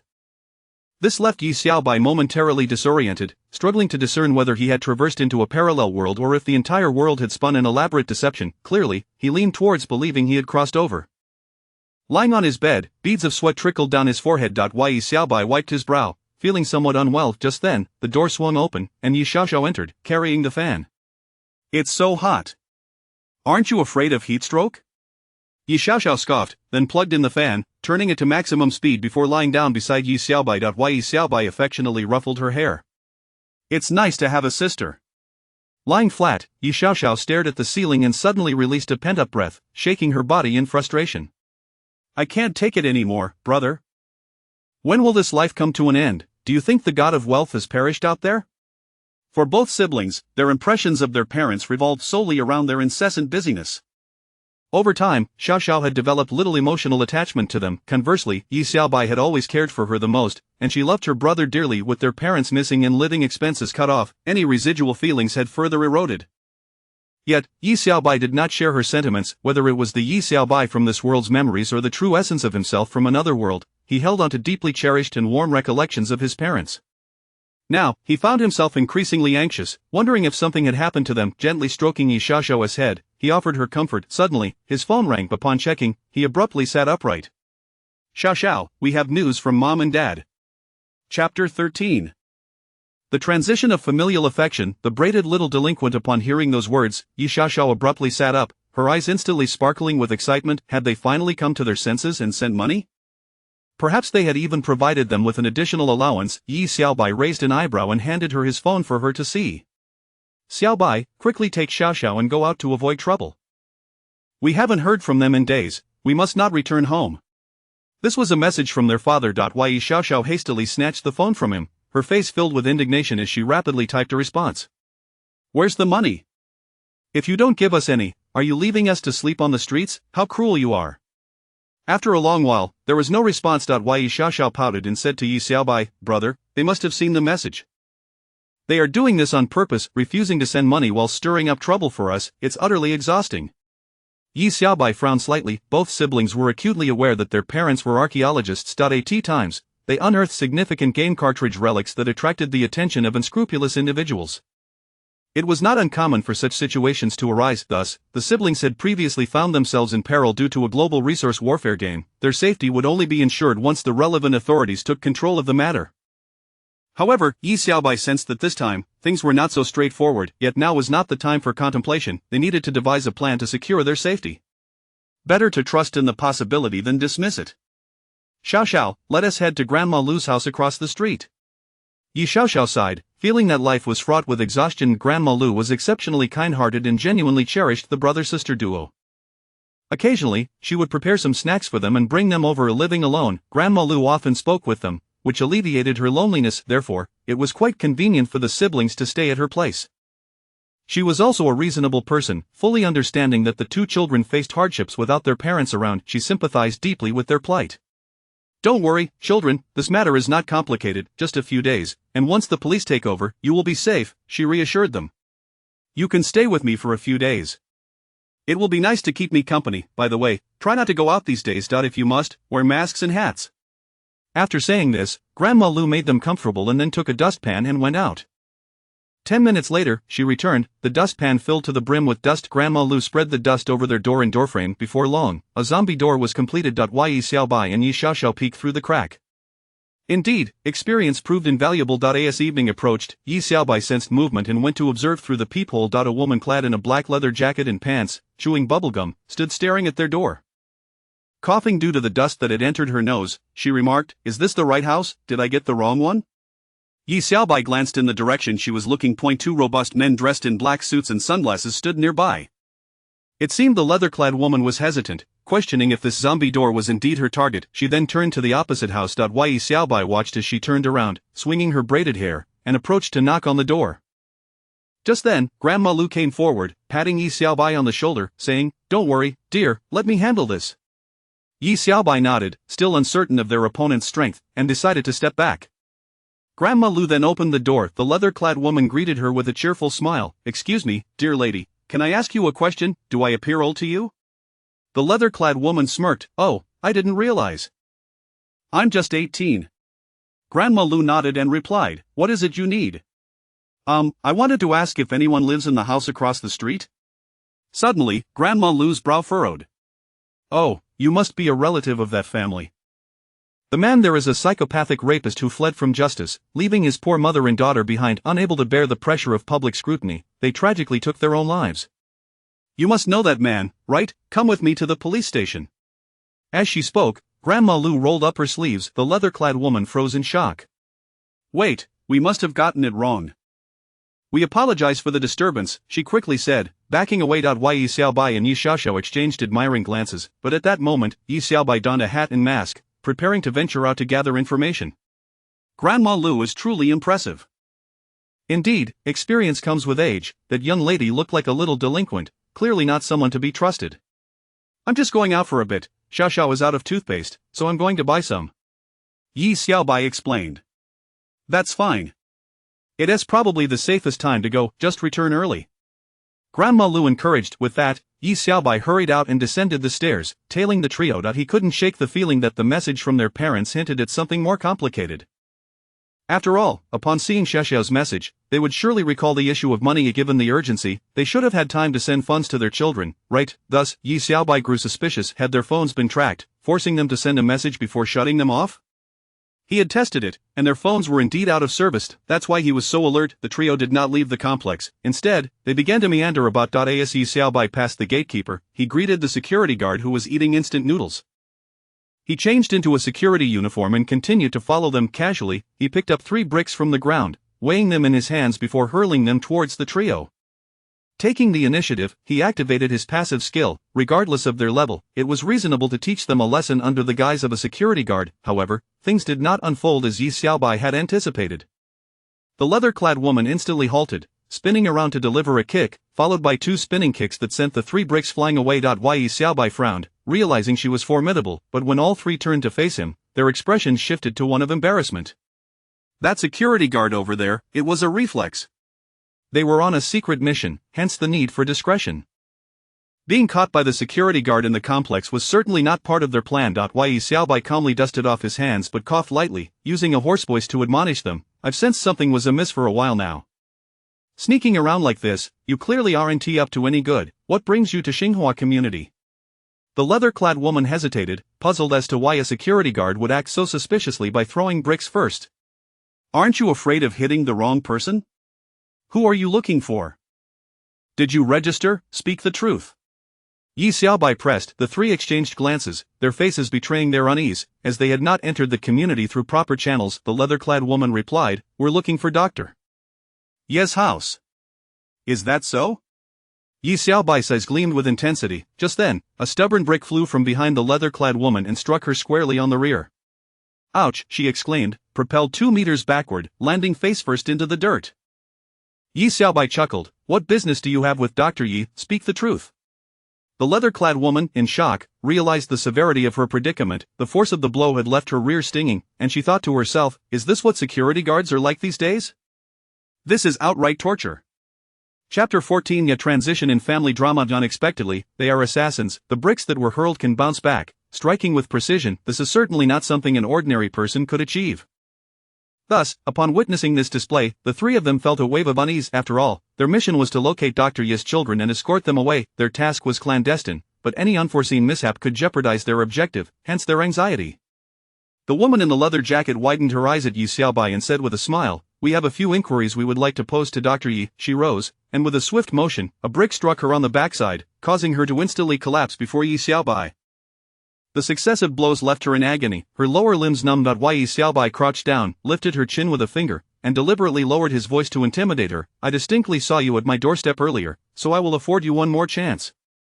Who sent you? The woman in leather was instantly gripped by fear, her face paling as she recalled the conversation with the elderly lady, who mentioned that the man across the street was a criminal, instantly connecting him to the security personnel they encountered.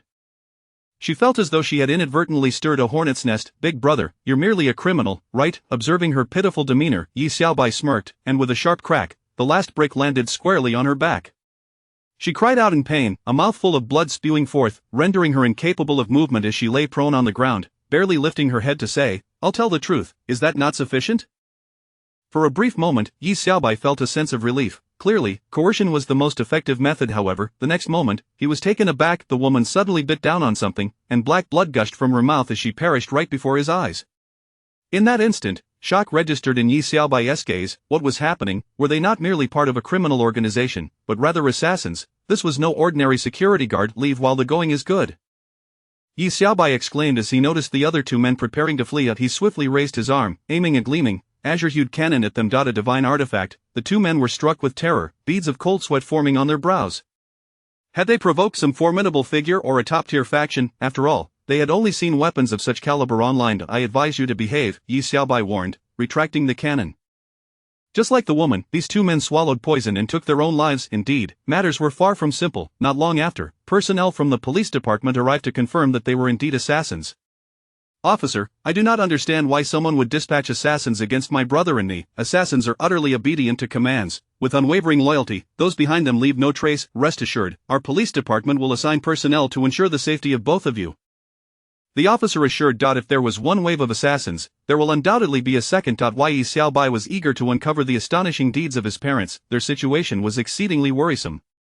He needed to find a way to investigate. Yi Xiaobai went to the supermarket to buy toothpaste for his little sibling. Simultaneously, he took out his phone and opened in Yangning's WeChat. And Yangning, being the daughter of the city lord, undoubtedly had different connections. Perhaps she could assist him in tracing their parents' workplace and the last text message's location. Unable to convey everything through text, he opted for a voice message. Yi Xiaobai, it's all your fault. How dare you call me? As soon as the call connected, and Yangning's voice erupted like a tempest. What has got you in such a frenzy? Yi Xiaobai retorted, Isn't it all because of you? I failed my exam this time, and my father. And Yangning abruptly fell silent. Yet, Yi Xiaobai seemed to sense something. Did your father scold you? And Yangning remained silent, but he could hear her muffled sobs. After a prolonged moment, she managed to calm herself and said, Yi Xiaobai, what do you need from me? I wish for you to help me investigate some matters. Do you have any connections? You want me to assist you with an investigation while we're still adversaries? That changes in 2 days. Why is that? Because you are going to kiss me, and I shall be responsible. Yi Xiaobai, I truly do not understand where your confidence derives from. This is who I am. You could learn from me. Why should you live up to your father's expectations? Why not be your own person? And Yangning paused, reflecting, and then remarked, what you say carries some weight. How can one become the best version of oneself? The price is only $9.98. Remember to pay. What do you want me to help you investigate? Leave it to me. I'll handle it. By the way, let us meet at Wanning Alley tomorrow afternoon. It's a deal. Alright then. As of now, he could only await the news from Yangning. However, one thing was clear. Since these assassins were still interested in the two siblings, it indicated that their parents were temporarily safe. Perhaps they were currently hiding in some obscure video game universe.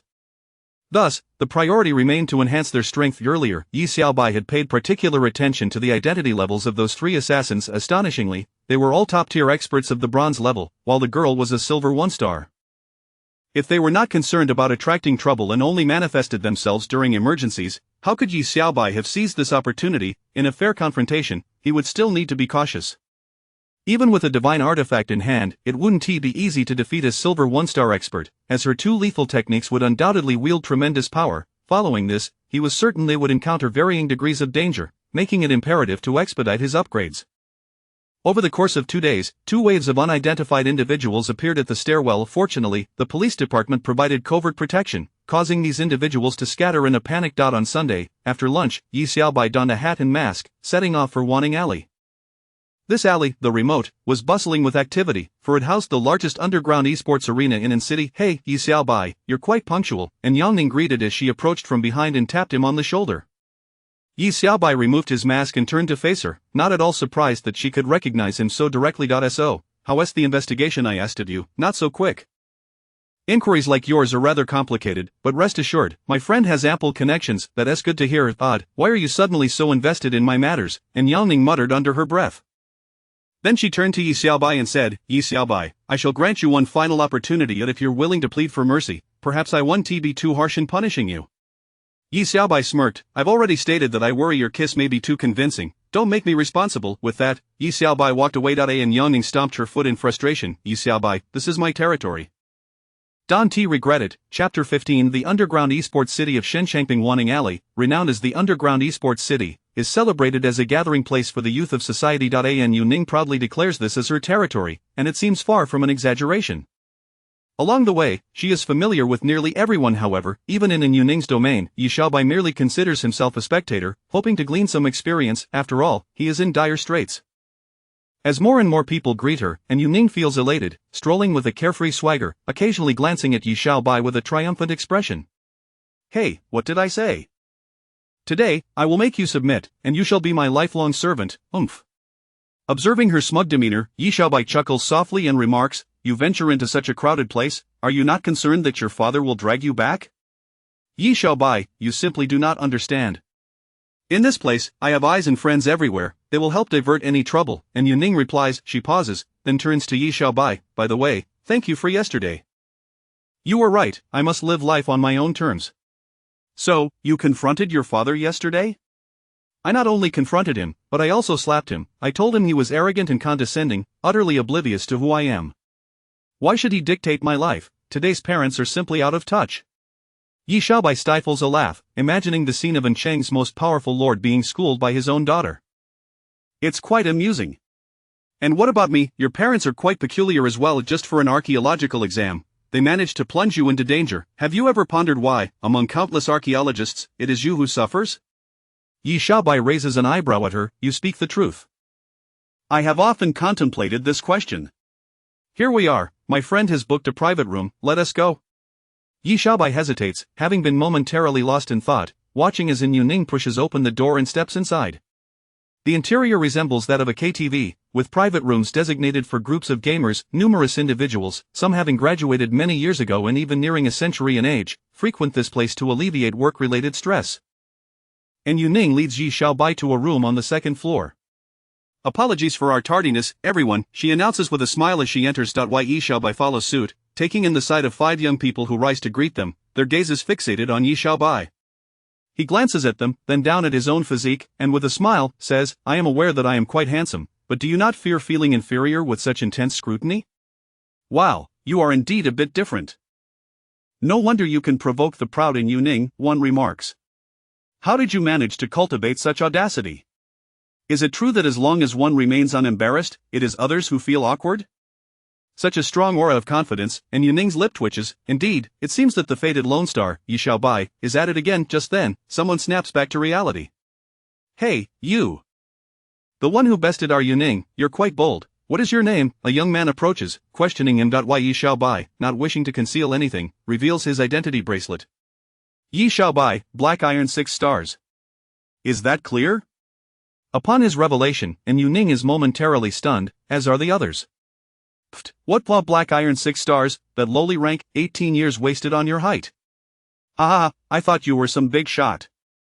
Turns out you are merely a Black Iron 6 stars novice, even our grandma is superior to you. Yi Xiaobai puts away his identification, while Yu Ning glares at him.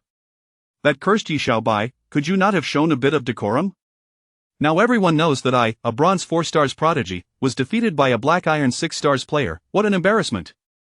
Yi Xiaobai shrugs, adopting an expression that suggests, I did it on purpose. Come at me. After the taunts, an uneasy tension fills the room, and the others fall silent, sensing something amiss in their charged atmosphere. Yi Xiaobai, you are in trouble, and Yu Ning hisses through gritted teeth as she moves closer to him, then strides toward the center of the room. This is the game wheel. Whatever it points to is what we shall challenge today, fair enough, right? Yi Xiaobai waves his hand dismissively. Anything is fine, I defer to the host. Ah, such nonchalance. And Yu Ning's lips curl into a smirk. She can tell that Yi Xiaobai has never been to a place like this. Meanwhile, she is a regular here, well versed in the games on the wheel. She is determined to reclaim some dignity.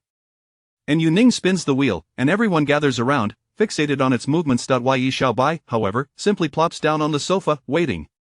Lie flat and develop. This is excellent, everyone is quite familiar with it. Indeed, I recall Yuning always taking first place in this game. It's a tower defense game. It seems Yuning will once again be in the spotlight. And Yuning smiles, then glares at Yi Xiaobai. Yi Xiaobai, the strategy guide for this game online was crafted by me. Are you afraid yet? Yi Xiaobai digs at his ear and replies, then you are leading the misguided, just look down at yourself. And Yuning, puzzled, glances down and retorts angrily, what are you implying? Yi Xiaobai responds, if you cannot even see your feet, how can you lie flat? And Yuning bares her teeth at him, her eyes blazing with fury. Yi Xiaobai, how dare you imply such things? Yuning, do not waste your breath on him. You are the undisputed champion of this game, just proceed. Upon hearing the encouragement, and Yuning calms herself, offering Yi Xiaobai a disdainful smile, she has even begun to fantasize about the scene where he, after becoming her servant, kneels before her, while she wields a whip, commanding him to call her queen. In a brief moment, a beam of white light envelopes the room, transporting all 7 of them into the realm of Lie Flat and Develop. Entering the world of Lie Flat and Develop game category: a tower defense strategy mode, normal Dream Hunter mode. Participants, 7 rooms, 12 upon entering the game. Players have 25 seconds to select a dormitory, ensure to close the door tightly, crawl into bed, and utilize the coins generated from your dreams to construct various defensive structures. After 25 seconds, the Dream Hunter will randomly select a dormitory, break open the door, and claim your youthful life. Are you frightened? If so, hurry and build your defenses to defeat the Dream Hunter. The one who ultimately vanquishes the Dream Hunter shall be crowned the victor of this match, receiving 300 experience points and a multitude of delightful surprise rewards awaiting each player. Let us spring into action. Chapter 16. The game of survival begins in a matter of moments. 7 individuals materialized simultaneously in the dimly lit corridor. The game had officially commenced, and the countdown had begun. Everyone swiftly took to their heels in search of their designated dormitories. It is worth noting that there were a total of 12 rooms in this game, each varying in size and unique characteristics. The rooms that were more spacious and strategically located boasted a higher probability of victory, making the initial scramble for rooms of utmost importance. However, Yi Xiaobai remained unperturbed, standing steadfastly in place. A voice echoed in his ears once more, detection complete, the host has entered the realm of the survival game, please select your enhancement. Option 1 a double coins upgrade, add free. Option 2 soul swap with damage immunity.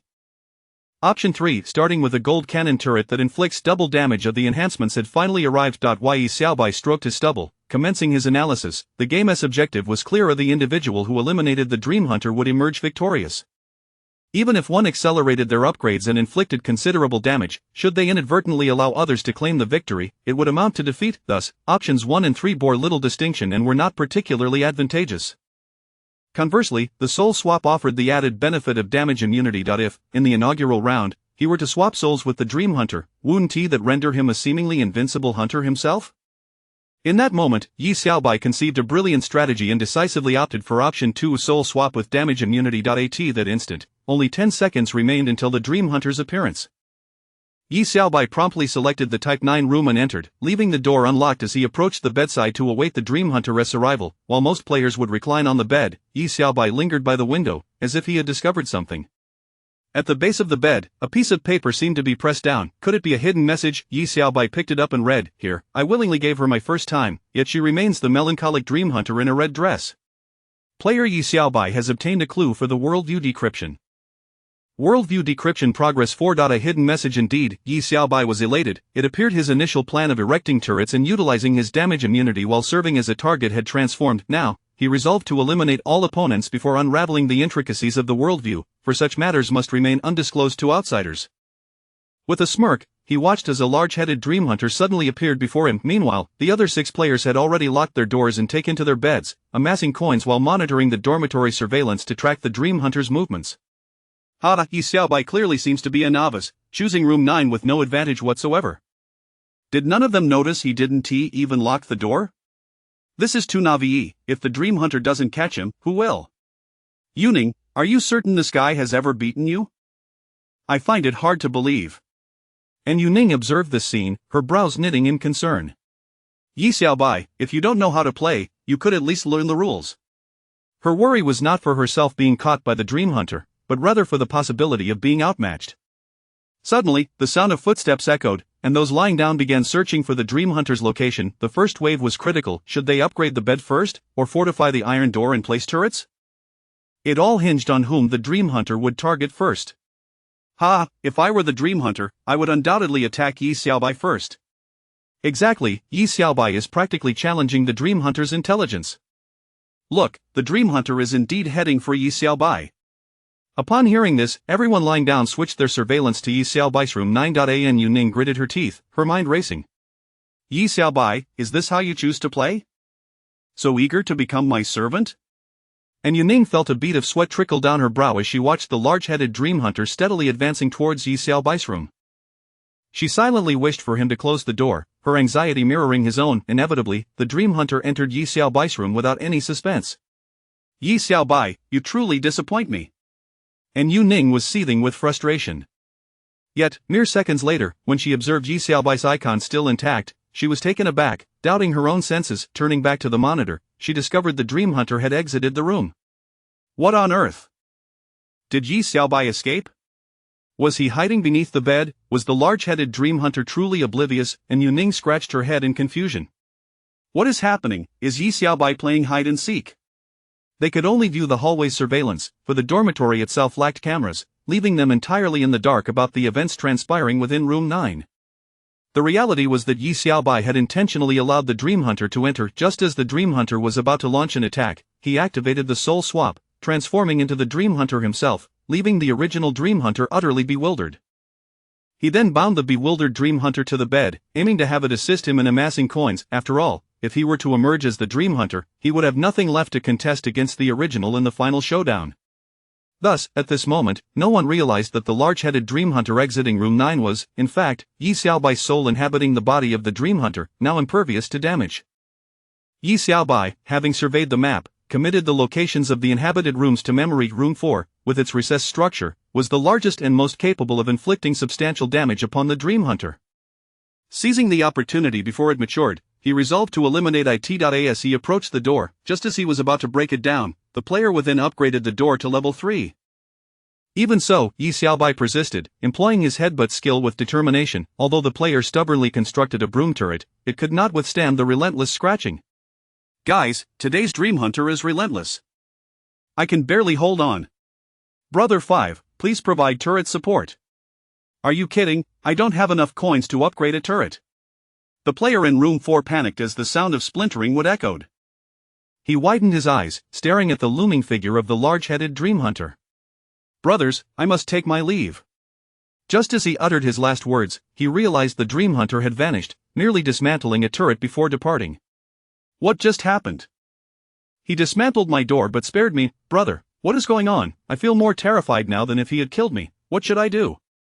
The player in room 5 responded, Don't be disheartened, you can still assist me by setting up a turret. Just upgrade the cannon, nothing else is needed. This is your last chance, brother. Meanwhile, Yu Ning was in room 8, observing the Dream Hunter's baffling maneuvers with growing confusion. However, the Dream Hunter took a few steps before beginning to scratch at the door of room 5.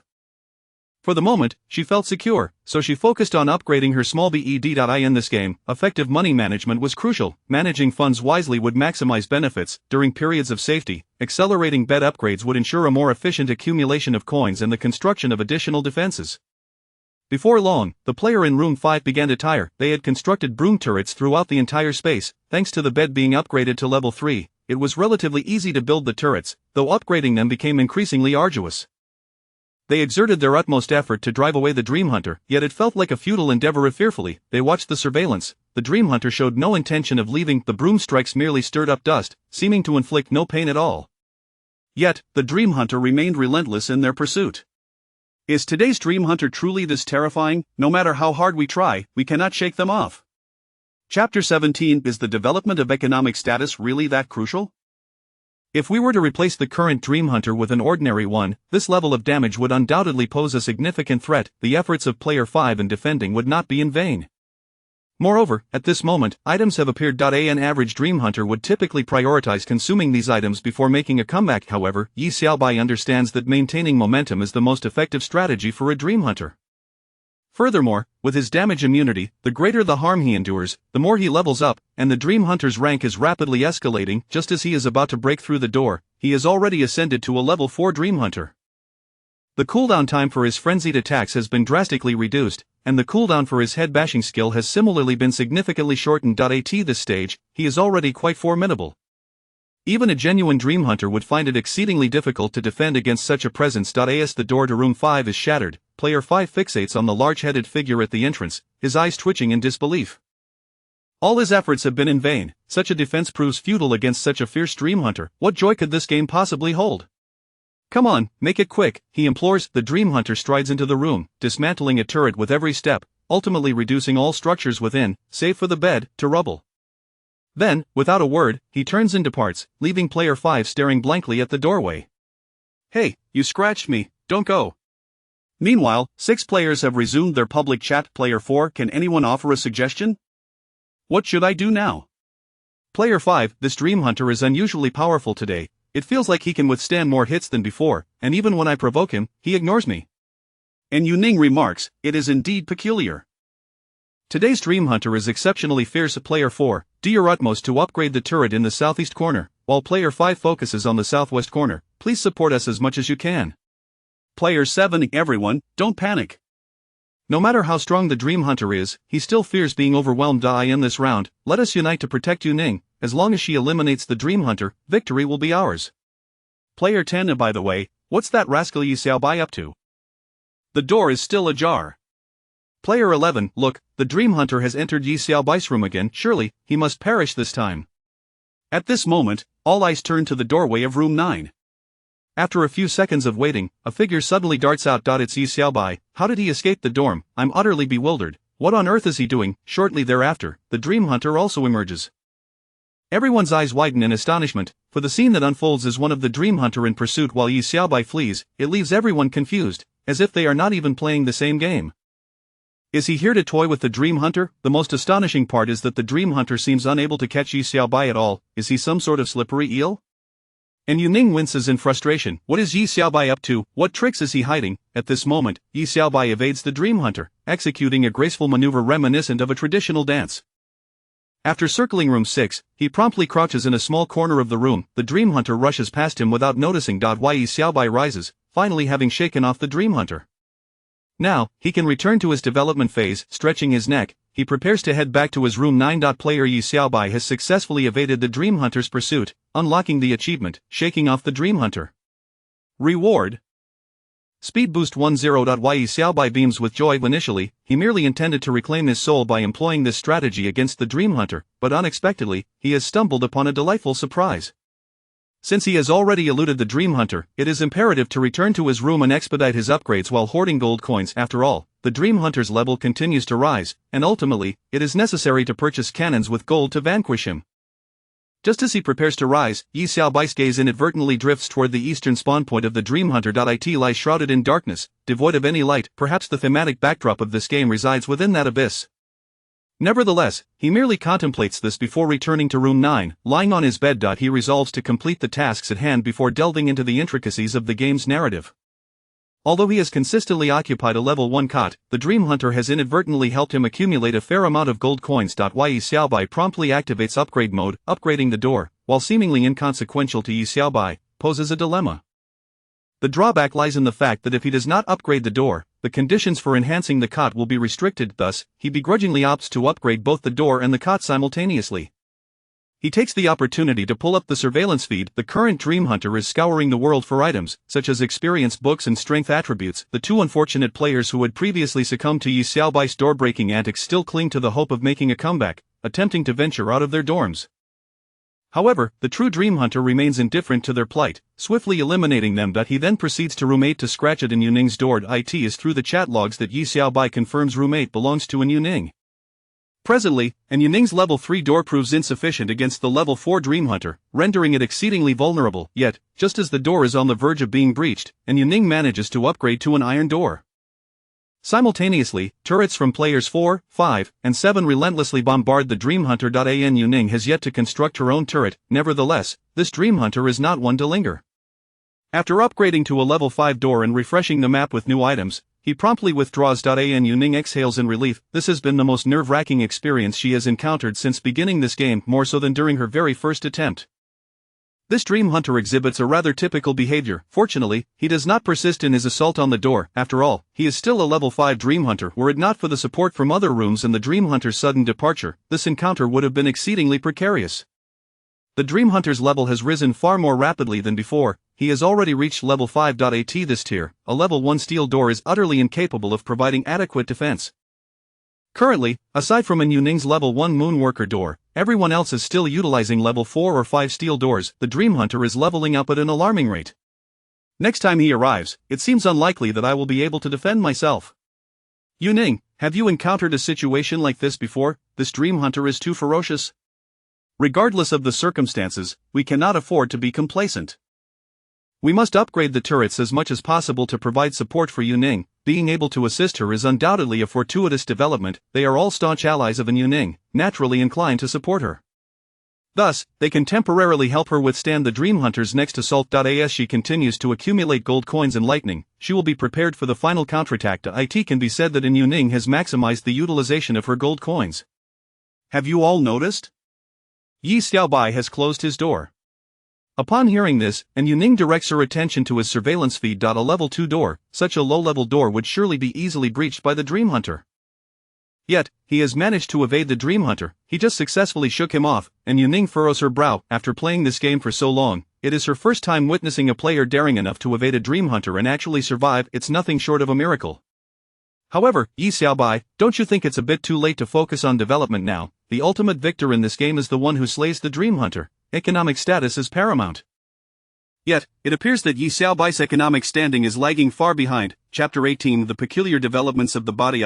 Behold, Yi Xiaobai has once again opened the door. Upon witnessing this news, all the players reclining in repose turned their attention back to Yi Xiaobai's surveillance. And Yuning's brow furrowed once more. This time, she contemplated seriously the unusual actions of Yi Xiaobai. Could it be that he has uncovered some hidden gameplay within the confines of his room? In every odd occurrence, there lies a mystery with this thought, and Yuning's mind began to whirl with possibilities. She started to survey her surroundings. After playing this game for so long, she had never thoroughly studied each dormitory. Perhaps, it would trigger narrative elements of the world. Players across the globe are well aware that every game universe possesses its own unique lore, yet, only a select few have the ability to unravel these narratives. Although the chances are exceedingly slim, it does not negate the existence of even the slightest possibility. It was entirely within the realm of expectation. The Dream Hunter indeed ventured into Yi Xiaobai's room once more. Despite the headaches Yi Xiaobai caused the Dream Hunter, it remained ever diligent. Shortly thereafter, Yi Xiaobai employed the same tactic, once again swapping souls with the Dream Hunter, ensnaring the transformed Dream Hunter upon the small bed, and then exited the room. Look, the Dream Hunter has emerged again. Yi Xiaobai has narrowly escaped yet another predicament. This defies logic. How on earth does Yi Xiaobai manage this? They had never encountered such an eccentric style of play as that of Yi Xiaobai. Faced with such an opponent, they found themselves somewhat vexed. Now transformed into the Dream Hunter, Yi Xiaobai first strolled around room 45, dismantling the turrets they had left behind. Although these turrets possessed relatively weak offensive capabilities, their mere presence could pose a threat.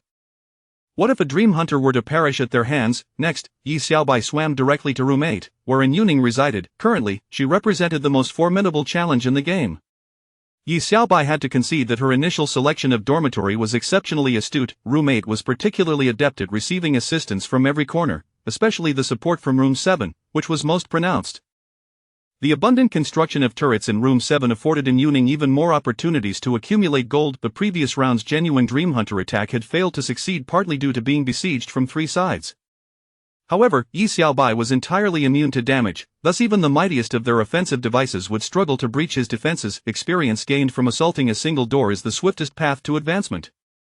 Once Yuning's room was breached, the remaining players, even the true Dream Hunters, would find themselves considerably easier to handle. Thus, Yi Xiaobai arrived directly at the threshold of room 8, scratching at the door. As a level 5 Dream Hunter, a mere level 1 steel door posed no challenge. However, and Yuning had timed her upgrades perfectly, initiating the enhancement of the steel door. This strategic delay was the best method to buy time. Every second gain translated to an additional second of gold production. This was precisely what Yi Xiaobai desired. The level 2 steel door was evidently more robust, yet, for Yi Xiaobai, the prolonged scratching was advantageous, allowing for rapid leveling. Behind him, Room 7 had upgraded 3 steel turrets and several fork-shaped cannons, relentlessly bombarding the Dream Hunter, yet the damage was minimal. Yi Xiaobai remained steadfast. An Yuning mused, it seems that the previously tenacious Dream Hunter has returned. Does he truly not feel any pain from such an onslaught? 3 steel turrets were in place, yet this Dream Hunter persisted with remarkable determination. Cold sweat beaded on An Yuning's brow, for according to her experience, this Dream Hunter should have been on the brink of defeat by now. Yet, why did it continue to scratch at the door? Confronted with this situation, An Yuning felt powerless. The level 2 steel door had yet to be breached, yet the Dream Hunter had ascended to level 6, with a noticeable increase in offensive power. An Yuning upgraded the door to level 3 steel. The Dream Hunter continued its relentless scratching. An Yuning's nose twitched. Would this never end? She calculated that the new gold production should barely suffice for upgrading to a level 1 iron door. However, if it continued its assault, reaching level 5 steel door would become quite arduous. An Yuning, I have done my utmost to upgrade the steel turrets. The players in Room 7 reported. Their door was still a level 5 iron door. All the gold produced had been used to upgrade the turrets. How could there exist such an unyielding Dream Hunter, one that could not be driven away? An Yuning steadied herself, realizing that this Dream Hunter might indeed be a bug. Soon, even the level 3 steel door could no longer withstand the assault. An Yuning timed her actions perfectly, upgrading to a level 4 steel door. Yet, the Dream Hunter persisted in its scratching. Why does it continue? Is this Dream Hunter impervious to damage? An Yuning began to feel a sense of panic. According to her calculations, the Dream Hunter's current trajectory would soon elevate it to level 7. When that occurred, neither the level 4 steel door nor the level 5 steel door would suffice for defense. However, the gold she possessed was insufficient to reach the threshold for upgrading to the level 5 steel door. Thus, she began to change her strategy, constructing a maintenance station to sustain the door's integrity. Due to the game machine only having constructed one maintenance station and upgraded it to level 2, the speed of lightning collection was somewhat sluggish. Fortunately, the maintenance station did not require much lightning. Subsequently, she began to set up cannons at the door, swiftly upgrading them with gold. She expended all her savings to elevate the cannon to a level 2 small steel cannon. The maintenance station worked tirelessly, and she even began manual repairs. Yet, the Dream Hunter appeared equipped with an indomitable will, as it resolutely refused to retreat. An Yuning was utterly alarmed. This was the first time she had encountered such a situation. Listening to the creaking sound of scratching at the door, An Yuning was filled with terror, for she felt utterly powerless. The level 4 steel door's health had dwindled to less than a quarter. In her panic, she activated the surveillance to check on Yi Xiaobai's status. Why Yi Xiaobai was still alive? Am I truly about to lose to Yi Xiaobai? How could this be possible? An Yuning, it seems your door is on the verge of breaking. We have done all we could. An Yuning turned off the surveillance, lying quietly on the bed, letting out a sigh. It truly seemed inevitable that she would lose. In the next moment, the level 4 steel door was breached. Consequently, the Dream Hunter ascended to level 8. The failure was irrevocable, though An Yuning felt a pang of regret. With the door shattered, she could only bury her head beneath the covers. Several seconds later, An Yuning slowly revealed her head. At that moment, the room was eerily silent. She sat up, surveying the remnants of her surroundings. Aside from the bed and herself, everything lay in ruins. Glancing toward the door, her brow furrowed. At this point, Yi Xiaobai's objective had been achieved. In the time that followed, the remaining 3 players, the true Dream Hunters, were manageable. Thus, he needed to hasten to upgrade, enhancing the door to a level 5 iron door. He not only upgraded the small bed to the highest level possible under the current conditions but also did his utmost to upgrade the game machine, beginning to accrue lightning. At this juncture, players 7 and 11 were subsequently taken by the Dream Hunter. However, player 10 unexpectedly rose to prominence. The door was nearing an upgrade to a level 1 vibranium gate. Moreover, a laser cannon with an extensive firing range had been constructed. The Dream Hunter that ventured forth found itself overwhelmed by its damage and retreated to the spawn point to recover. This represented the final threat. It seemed necessary to capture the Dream Hunter once more. Wait a moment, how is An Yuning still alive? Chapter 19. In the development of Xin Shangping. Suddenly, a series of hurried footsteps echoed through the corridor. And Youqing's avatar remained illuminated, a revelation that left Yi Xiaobai somewhat taken aback. Logically, having breached her door, the Dream Hunter should have swiftly eliminated her. Could it be that An Yuqing fled the dormitory and concealed herself? Yi Xiaobai commenced a meticulous search of the surveillance footage in every nook and cranny, yet found no trace of An Yuqing. Had she perhaps uncovered some hidden information? Had she stumbled upon a clue? With the Dream Hunter still alive, where could she possibly be? It appeared imperative to swiftly subdue the Dream Hunter. One must unravel the worldview, and Yuqing must not seize the initiative. At this juncture, the Dream Hunter was engaged in a confrontation with player 10. After regaining full health, it began to assault him, but Player 10's artillery dealt substantial damage. Thus, the Dream Hunter had already made several trips back and forth, its level climbing to 10. It seemed to have forgotten about the dormitory, whose entrance was merely at level 1 steel door status. Feeling adequately prepared, Yi Xiaobai stepped out to seek the Dream Hunter. Meanwhile, the Dream Hunter was attacking the door of Player 10. Player 10 was desperately defending, witnessing the imminent peril facing him as the Dream Hunter appeared on the verge of collapse. He even believed that this time he stood a genuine chance of directly vanquishing the Dream Hunter and claiming victory in this contest. After all, he had leveled up to possess 2 of the highest tier holy light turrets, maximizing his damage output. The door was also on the verge of being upgraded to the highest tier, a vibranium door. He felt assured of his triumph. However, a whistle resonated through the hallway. Suddenly, the Dream Hunter made a hasty retreat. What? Just as victory was within reach, how could the Dream Hunter simply depart? Player 10 was taken aback, pondering the source of that whistle. He opened the surveillance feed to discover, what the hell, it's Yi Xiaobai again. How is he still alive and added with the Dream Hunter? This was a direct interference with his plans. The Dream Hunter was on the brink of defeat. Was it really permissible for someone to snatch victory like this? Player 10 slammed his fist onto the bed in frustration, yet soon enough, he realized that regardless of how Yi Xiaobai toyed with the Dream Hunter, its level would remain capped at 10. This interference was ultimately futile. Could it be that the Dream Hunter could be toyed with to death? Now was the opportune moment for development. If he could upgrade all 10 turrets to the highest tier holy light turrets, the Dream Hunter would surely become as fragile as paper. With this thought in mind, Player 10 fervently began upgrading. Considering Yi Xiaobai, who was still at a mere iron door level, his economic disadvantage was painfully apparent. The outcome was becoming increasingly clear. This was a game centered around eliminating the Dream Hunter, not merely trailing it. With this in mind, the more he upgraded, the more exhilarated he became. Yi Xiaobai continued to lure the Dream Hunter into his room, employing the same tactic, soul swapping.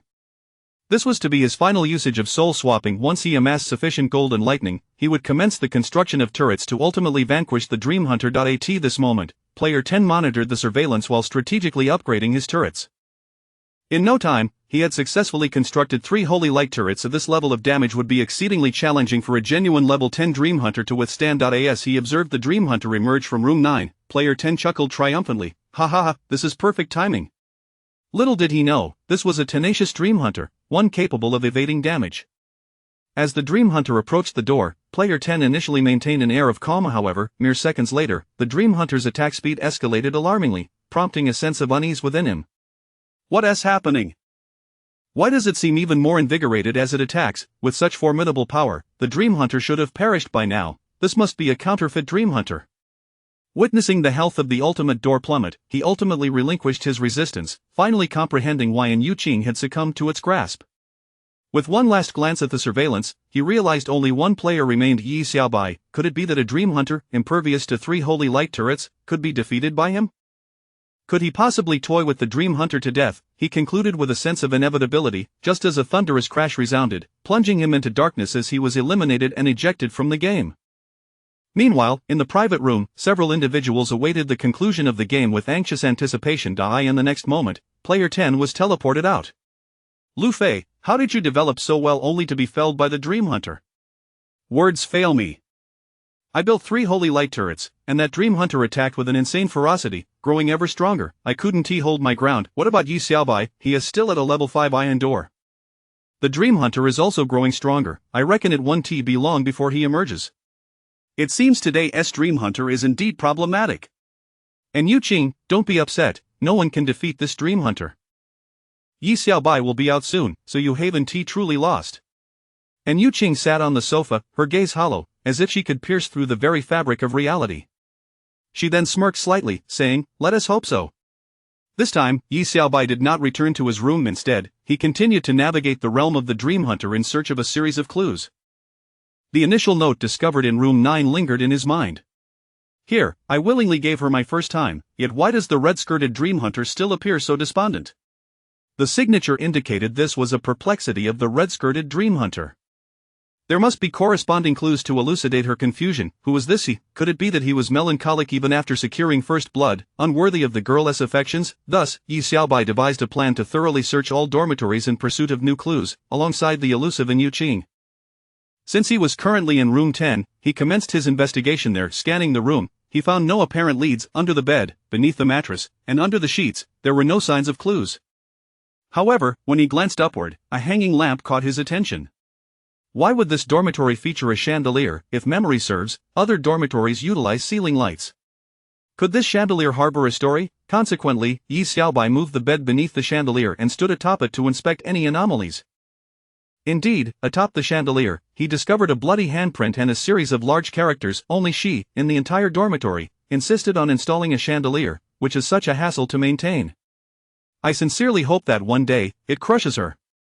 No signature was present. Whose words were these? Yi Xiaobai pondered. Who finds it challenging to maintain? Could it be the dormitory supervisor? Yet, it's also possible that someone simply enjoys tidying up the dormitory.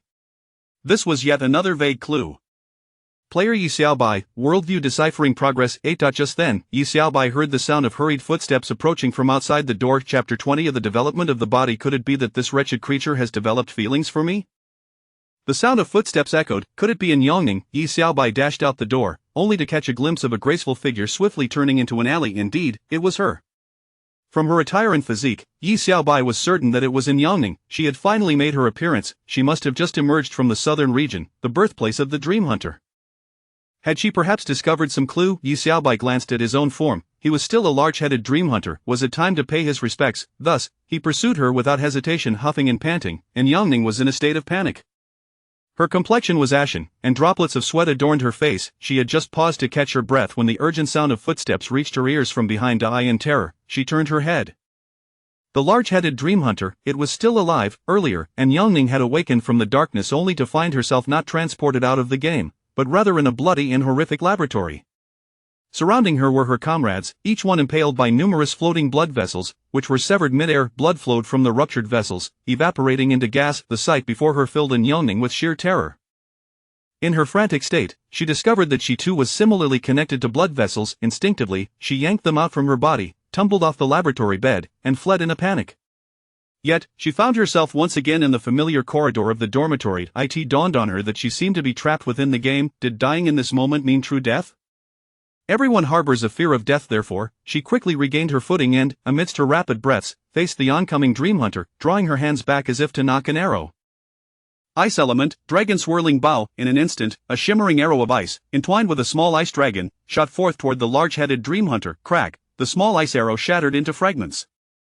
And Yongning was stunned. How could it be utterly ineffective? This was an SS level, 4-element dragon swirling bow. Was there some sort of supernatural constraint within this game? In that moment, she gritted her teeth and turned to flee. Passing room 9, she was astonished to see that Yi Xiaobai was still alive, and merely at level 5, the dream hunter was closing in, and she had no time to knock on doors. She could only RUN. Yongning swiftly changed direction and sped south. In her frantic mind, she suddenly recalled the scene of Yi Xiaobai shaking off the dream hunter. She quickly hid in room 10, hoping to elude its pursuit, holding her breath. This in Yongning's acting left much to be desired. She might intimidate a true dream hunter, but could she fool me? Well, given her desperate struggle, perhaps I should just lock her up for now.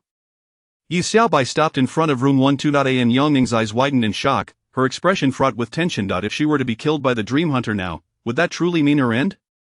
Then came a loud bang. It startled her, causing her cheeks to twitch. What was happening? Was I imprisoned by the large-headed dream hunter? Could it be that this creature has developed feelings for me? Yi Xiaobai picked up a steel fork and secured the door to room 12. The fork was among the many weapons launched from the turrets before. The reason for locking Yongning away was clear. He could not allow her to decipher the worldview before him. No one could resist the allure of the rewards tied to the worldview. Previously, cracking the worldview of the Alange map had yielded exceptionally abundant rewards. Thus, this world must be filled with surprises. Moreover, Yongning came from a wealthy family and had no need to decipher the worldview for rewards. Yi Xiaobai held no resentment towards the affluent. He merely thought that a child from a poor family must be crafty to survive. My dear, are you done? Let us go home. Just then, a sinister voice whispered in Yi Xiaobai's ear.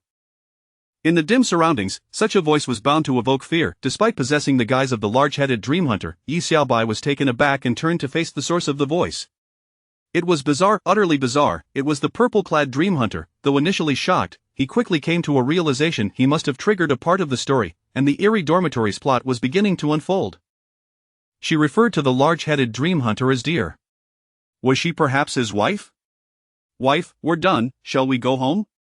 The dream hunter raised its head and gazed at him blankly. Have you been unfaithful? Is that vixen in this room again? Yi Xiaobai's lips twitched. The reasoning of this dream hunter was truly beyond conventional understanding. An Yangning, pressed against the door to room 12, felt her body trembling with anxiety. Surely, she had been ensnared in a hellish mode, listening to the voices outside. She feared being cast as the mistress in this scenario. Yi Xiaobai stared at her for a moment before his mind began to churn. As the purple-clad dream hunter advanced toward him step by step, he contemplated a daring idea. Perhaps he could simply open the door and let her in. After all, and Yangning should have been sent out of the game long ago. However, he quickly dismissed the notion, fearing it might enrage the purple-clad dream hunter and complicate matters further. Dealing with a dream hunter would certainly require unconventional actions and strategies. The first image that came to Yi Xiaobai's mind was that of a lunatic. Perhaps if he could imitate such behavior, he might slip through unnoticed. Therefore, he seized her by the throat, pressing her against the wall. "That vixen, I've long wanted to devour. How about we go home and savor your flavor?" The purple-clad dream hunter suddenly retracted its tongue and began to smile eerily. Then, a strange scene unfolded. With visible speed, it began to shed its skin. Yi Xiaobai was bewildered. What new plot had been triggered? After a while, its new face began to ripple with flesh, alternating between crimson and white. Soon, its hair transformed from frizzy to silky smooth. The purple garments disintegrated into dust, replaced by a white outfit and a black and white checkered skirt. The flesh on its face ceased its tumultuous dance, becoming pale and devoid of color, its eyes resembling marbles filled with darkness and fear. Was this the dormitory keeper dream hunter? Player Yi Xiaobai successfully drove away the purple-clad dream hunter, completing a hidden task. Reward: B-grade passive skill, random clone technique. Another unexpected gain. The Yi Xiaobai felt somewhat perplexed by this information. He recognized that the clone technique was a capability of the purple-clad dream hunter. Although it was merely B-grade, it could very well save his life in the future. Quite advantageous indeed. "My dear, it seems you have truly moved on from her. Therefore, there is no need for me to wear her guise any longer. Let us return home." The dormitory keeper dream hunter wore a smile that was both sincere and mocking, prompting Yi Xiaobai to feel a sense of realization. Chapter 21: The transformation of the elegant dream hunter. Indeed, the transformation of the stout dream hunter revealed a striking handsomeness. It turns out that the large-headed dream hunter is quite the philanderer, while the violet-clad dream hunter is his original partner. The dormitory manager, a dream hunter herself, plays the role of the mistress. This nuance can be discerned from the tone of the dormitory manager. However, in her relentless pursuit of the large-headed dream hunter, she chose to usurp the identity of the violet-clad dream hunter. Perhaps, it was the preceding statement in her actions that profoundly moved the dormitory manager, prompting her to shed her disguise and openly embrace her affection for the large-headed dream hunter. Consequently, she inadvertently expelled the violet-clad dream hunter, thus completing a hidden questline. To his delight, Yi Xiaobai felt a surge of joy within. Truth be told, even he found his actions this time to be rather absurd. Yet, it seemed that such tactics were quite effective against dream hunters. Subsequently, he followed closely behind the dormitory manager as she claimed to be heading home. The dormitory manager, delicate and charming, would have been entirely enchanting were it not for her ghostly nature. Yi Xiaobai suddenly pondered if he was overthinking. Perhaps returning with her was merely a means to decipher the unfolding narrative. However, the home she referred to was merely room 10. This prompted Yi Xiaobai to cast a sidelong glance at the illogical chandelier. Upon entering, the dormitory manager thoughtfully closed the door behind them. She then approached the large-headed dream hunter and grasped his hands, gazing at him with an ambiguous smile. "Today, I caught a splendid dream. Shall we play a game? If I lose, I shall kiss you, and it will be a passionate kiss, but if you lose, you must serve me as a lifelong servant. What do you say?" At these words, Yi Xiaobai was taken aback. How familiar this sounded. Was this not akin to the wager he had made with An Yuning? Such a dream could only belong to An Yuning. Could it be that she had dreamed of him? Yet, An Yuning was living quite well, so what could this mean? A sense of eeriness enveloped Yi Xiaobai. The dormitory manager stared at the large-headed dream hunter, momentarily lost in thought. Suddenly, she released his hands, her expression tinged with guilt. "Oh, I forgot that you have a habit of keeping a diary. It is my fault for being too hasty." She then walked towards a wall, deftly extracting a brick from a seam. From it, she produced a notebook and a pen. "You can sit on the bed and write. I shall wait for you." Goodness, how could one find such a concealed diary? It seemed that embodying the large-headed dream hunter afforded him significant advantages. This diary must hold immense importance, potentially bypassing many convoluted plotlines. After all, if a regular person sought such crucial clues, they would have to navigate countless obstacles. Indeed, upon acquiring the notebook, the degree of understanding of the world skyrocketed. The first page bore the scrawled characters "large head." Yi Xiaobai furrowed his brow, sensing something peculiar about the writing, though he could not articulate what was amiss. He then flipped to the main content of the diary, which noted that the large-headed dream hunter had purchased his favorite chandelier. Yet, the dormitory manager, having caught a glimpse, swiftly closed the notebook. Why do you wish to read what was already written? Simply flip to the last page. Yi Xiaobai mused that she had a point. He chose silence, believing that sometimes, remaining silent was far superior. The dormitory manager suddenly leaned closer, observing him intently. You're admiring the name I inscribed? At that moment, Yi Xiaobai recalled the earlier characters and, as if struck by inspiration, looked up at the chandelier above. The inscriptions upon it were written by the dormitory manager. The large-headed dream hunter had a fondness for chandeliers, yet the malevolent words inscribed were clearly her doing. It appeared that their relationship was not as steadfast as it seemed. She harbored murderous intentions over something so trivial. You seem to have uncovered something, he exclaimed. Indeed, I see you wish to kill me. At this juncture, he no longer felt the need to conceal his thoughts and was curious to witness how she intended to utilize the chandelier to eliminate the large-headed dream hunter. Suddenly, the dormitory manager waved her short arms and erupted into a sharp, manic laughter. Indeed, why did you buy such a complicated chandelier? It makes my daily cleaning a torment. I shall kill you for it. Her laughter echoed, high-pitched and eerie. Yi Xiaobai observed her, bemused, questioning whether a mere chandelier could truly obliterate a dream hunter. After all, the large-headed dream hunter was quite the robust figure. Abruptly, a gaping hole appeared beneath the dormitory manager, and she plummeted through it. Yi Xiaobai was left bewildered by her intentions, yet an unsettling laughter resonated through the air. Looking up, he was met with a dark void in the ceiling, from which the dormitory manager's pale face emerged, still cackling. Why did you have to discover it? Had you not, we could have continued in harmony, she giggled, twirling the chandelier in her hands. In an instant, a blinding light flashed, and in a daze, Yi Xiaobai found himself staring at his own handsome visage. A mirror, it was a mirror, a prized possession he had pilfered from her inventory. Seeing the filthy you, are you terrified now? She taunted. Yi Xiaobai grinned brightly. Not at all, I look rather handsome. He reached up to touch his large head. What? The dormitory manager's surprise was palpable. The mirror was mine. I worked hard to steal it, and I plan to use it to eliminate you. The dormitory manager was so stunned that she turned the mirror towards herself. Suddenly, a grotesque visage appeared, skin rolling and bloodied. No, this is not the real me. This is not who I truly am, she wailed. Then, a brilliant light radiated from the mirror, and with a final scream, her entire being began to dissolve. Ultimately, with a resounding thud, the mirror crashed into the large-headed dream hunter's hands. Indeed, he remained strikingly handsome. Congratulations, player Yi Xiaobai, you have expelled the dormitory manager and completed a hidden quest, earning the reward Auxiliary Active Skill, Timespace Escape, Level Assessment, Silver Grade Active Trigger Skill, CD25S. Yi Xiaobai was elated. He had acquired his first active skill, yet, this skill was merely auxiliary in nature. It allowed for a form of teleportation, akin to a flash, though it was undoubtedly superior to mere flashing. Furthermore, it was classified as a silver-grade active skill. However, it mattered little, his skill slots were unrestricted by any level requirements. Congratulations, player Yi Xiaobai, you have obtained a B-grade item, the Mirror of the Princess. Beneath the gaze of the Mirror of the Princess, all disguises shall be rendered futile. This Mirror of the Princess is indeed an item that dream hunters dread, capable of inflicting significant damage upon them. It is currently a rare treasure. The progress of worldview decoding stands at 55. How astonishing that he had decoded 55% so swiftly. This revelation surprised Yi Xiaobai. It appeared that the expulsion of these two dream hunters was a pivotal aspect of unraveling the narrative. Therefore, the diary of the large-headed dream hunter must conceal a wealth of information. Chapter 22, The Development of Body and Spirit. Guasha Littlely Flying Dagger. Indeed, this diary proves to be exceptionally pivotal, meticulously chronicling a plethora of information.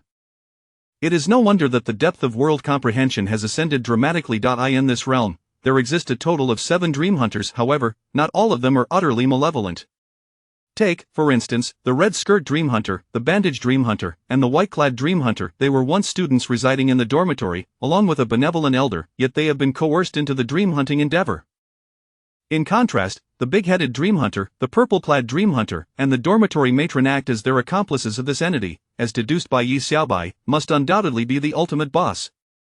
Thus far, 2 major accomplices have been vanquished. It is now time to eradicate the big-headed dream hunter as well. As of now, both gold coins and lightning have been amassed in ample quantities. Returning to Dormitory 9, he exchanged his form back to his original body and proceeded to construct a multitude of holy light cannons to obliterate the big-headed dream hunter completely.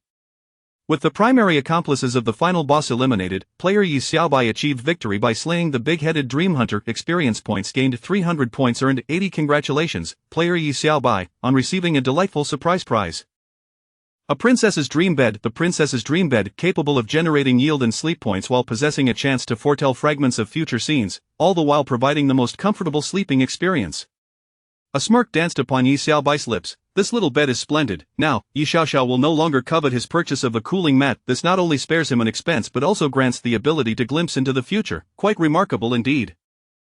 However, the rewards did not cease there. Reward acquired, active trigger for auxiliary skill, Dance of Fury, skill level assessment, silver tier. Upon activation, it instantaneously enhances all attributes of allies by 50 and additionally augments the critical hit effect of allies' skills by 80 while bestowing a 3-second damage immunity bonus. Wow! Yi Xiaobai exclaimed, elated by the unexpected boon. The description alone sounded incredibly formidable, yet, it seems he has already acquired 2 auxiliary skills. Could it be that his destined path as the king of esports is to be one of support? Yi Xiaobai harbored no disdain for the supportive role. On the contrary, he believed that the most crucial soul of any team is indeed the support. Rather than claiming the heads of enemies amidst a sea of foes, Yi Xiaobai found greater satisfaction in commanding the battlefield from within the ranks. Once he reaches the bronze tier, he will possess 2 skill slots. At that point, wielding both skills, even as a mere bronze 1-star, he would become an extraordinarily formidable support. Congratulations, player Yi Xiaobai, in recognition of your remarkable maneuvers, you have earned an additional game reward. Experience points gained 5 opportunities. Player Yi Xiaobai has leveled up to Black Iron 8 stars, 3601 experience points are required for the next upgrade. Nice! Yi Xiaobai rejoiced. This surprise was even more exhilarating. It seems he has taken another step closer to his modest goal of becoming a bronze 1-star. Having received all game rewards, Yi Xiaobai retrieved the clue paper he had previously discovered. It read, "Here, I willingly gave her my first time, yet why does the red skirt dream hunter still appear so glum?" The answer was penned down. Early romance is ultimately detrimental. One must focus on studying diligently and strive for improvement every day. Worldview deciphering progress. 76 reward received from the red skirt dream hunter. A class weapon, Guasha Little Flying Dagger, automatically locks onto enemies, with damage increasing geometrically. Additionally, it deals double damage to malevolent entities. Yi Xiaobai's lips twitched. He had not anticipated that completing such a game would yield such an abundance of rewards. This weapon is indeed a game changer. No one would care for a mere throwing knife that inflicts only 1 damage. Yet, who could withstand its sustained damage, especially when it multiplies geometrically? The longer the battle drags on, the more excruciating it becomes, and the more anguish one endures, the closer to despair they find themselves. After a surge of elation, Yi Xiaobai exited room 9. As things currently stand, there remains some distance to cover before the ultimate decoding of the world background is achieved. Yi Xiaobai mused that the entity in question is likely the magician Dream Hunter. After all, he had played this game before and was well aware of the identities of the 7 Dream Hunters. Thus, despite the game's facade of concealing that entity, Yi Xiaobai recognized that the magician Dream Hunter is undoubtedly the final boss. However, one final step of deciphering is still required. Ultimately, defeating the magician Dream Hunter should lead to the complete unraveling of the game's worldview. Yi Xiaobai felt compelled to investigate further. Before him lay the darkest expanse, the birthplace of the Dream Hunters. Yi Xiaobai resolved to commence his search from the nearest point. Venturing eastward, he dashed into the eastern black hole, just as he had anticipated. The black hole was deep. Upon catching a glimpse of light, he rushed forward. His eyes were met with a desolate scene. The moonlit sky appeared indistinguishable from that of the real world, yet below lay a vast graveyard. In the distance stood 3 teaching buildings, surprisingly illuminated in every window. Suddenly, Yi Xiaobai froze, his expression shifting at the sound of a small boy's cries. In this tranquil yet ominously heavy atmosphere, it felt particularly terrifying. He searched for the source of the sound and soon found the boy weeping at a small grave. The boy, clutching his head in despair, caught Yi Xiaobai's attention. After furrowing his brow, he approached with purposeful strides. Upon reaching the boy, Yi Xiaobai noticed the boy's nose twitch before he spoke. "You wouldn't want it to take away all your happiness, would you? But you are undoubtedly luckier than I. I no longer wish to have the most beautiful things taken from me. I just want to study diligently. Yet, I haven't slept in ages. I'm so tired. It is insatiably greedy, wanting to hoard all that is beautiful for itself, while we become mere tools, transformed into vengeful spirits, stripping away the happiness of others. It is truly greedy, exceedingly so. Could you please seek out Senior Wang over there? He has crafted many weapons to combat it. If you have the courage, I implore you to save us." Yi Xiaobai glanced in the direction indicated by the boy, towards the west. "Thank you, little brother," he said, turning to leave. The boy had imparted sufficient information. Ultimately, he must confront the final boss. The more weapons he possesses, the greater his assurance. Yet, after taking a couple of steps, Yi Xiaobai paused, glancing back at the boy. There must be many like you, yearning for a good night's sleep. The boy lifted his panda-like eyes, fixating on Yi Xiaobai. Can you really help us sleep soundly? Yi Xiaobai replied, Goodness, how long has it been since you last slept to appear like a national treasure? I am determined to defeat it, so why do all of you not resist? The boy responded, and with that, Yi Xiaobai turned away, continuing down the corridor towards the west. At this moment, the worldview deciphering progress had reached 80. The little students, preferring to weep amidst graves rather than dream, dread becoming vengeful spirits, having suffered such oppression, do they truly not know how to resist? Had they resigned themselves to apathy, he pressed onward into the western alley. Upon the emergence of light, he entered a room. Suddenly, Yi Xiaobai's eyes widened in astonishment. Chapter 23 of the unyielding development of the body. Dare to forget me, and you shall face dire consequences. Do you intend to thwart it? Pray, reveal to me your capabilities. Before him stood a youth swathed in bandages, who suddenly unraveled all his bindings. Upon closer inspection, his form was a grotesque tapestry of wounds in decay. His eyes brimmed with malice. Stay your hand, young man, a girlish voice suddenly echoed from behind him. Not a glint of cold steel pressed against Yi Xiaobai's neck. Yi Xiaobai's lips twitched in a sardonic smile. Do not jest. I am aware that, despite your identities as dream hunters, you are merely pawns coerced into this labor. The message urging our classmates to remain awake was disseminated by you, was it not? Moreover, I know you, Senior Wang, are working on a secret weapon with the intent to eliminate it, thus, our objectives align. The bandaged youth withdrew his bindings and reverted to his original form.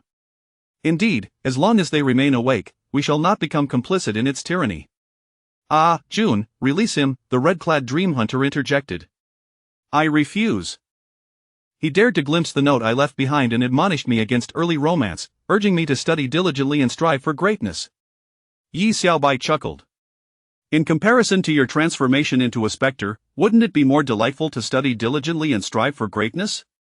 The red-clad dream hunter hesitated, her expression momentarily vacant.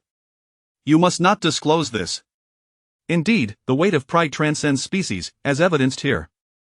Upon uttering this, the red-clad dream hunter sheathed her dagger and approached the bandaged youth. Were this a different scenario, most would likely succumb to fear at such a turn of events. It is evident that few possess the acumen to unravel the intricacies of this game's universe, and there lies the reason.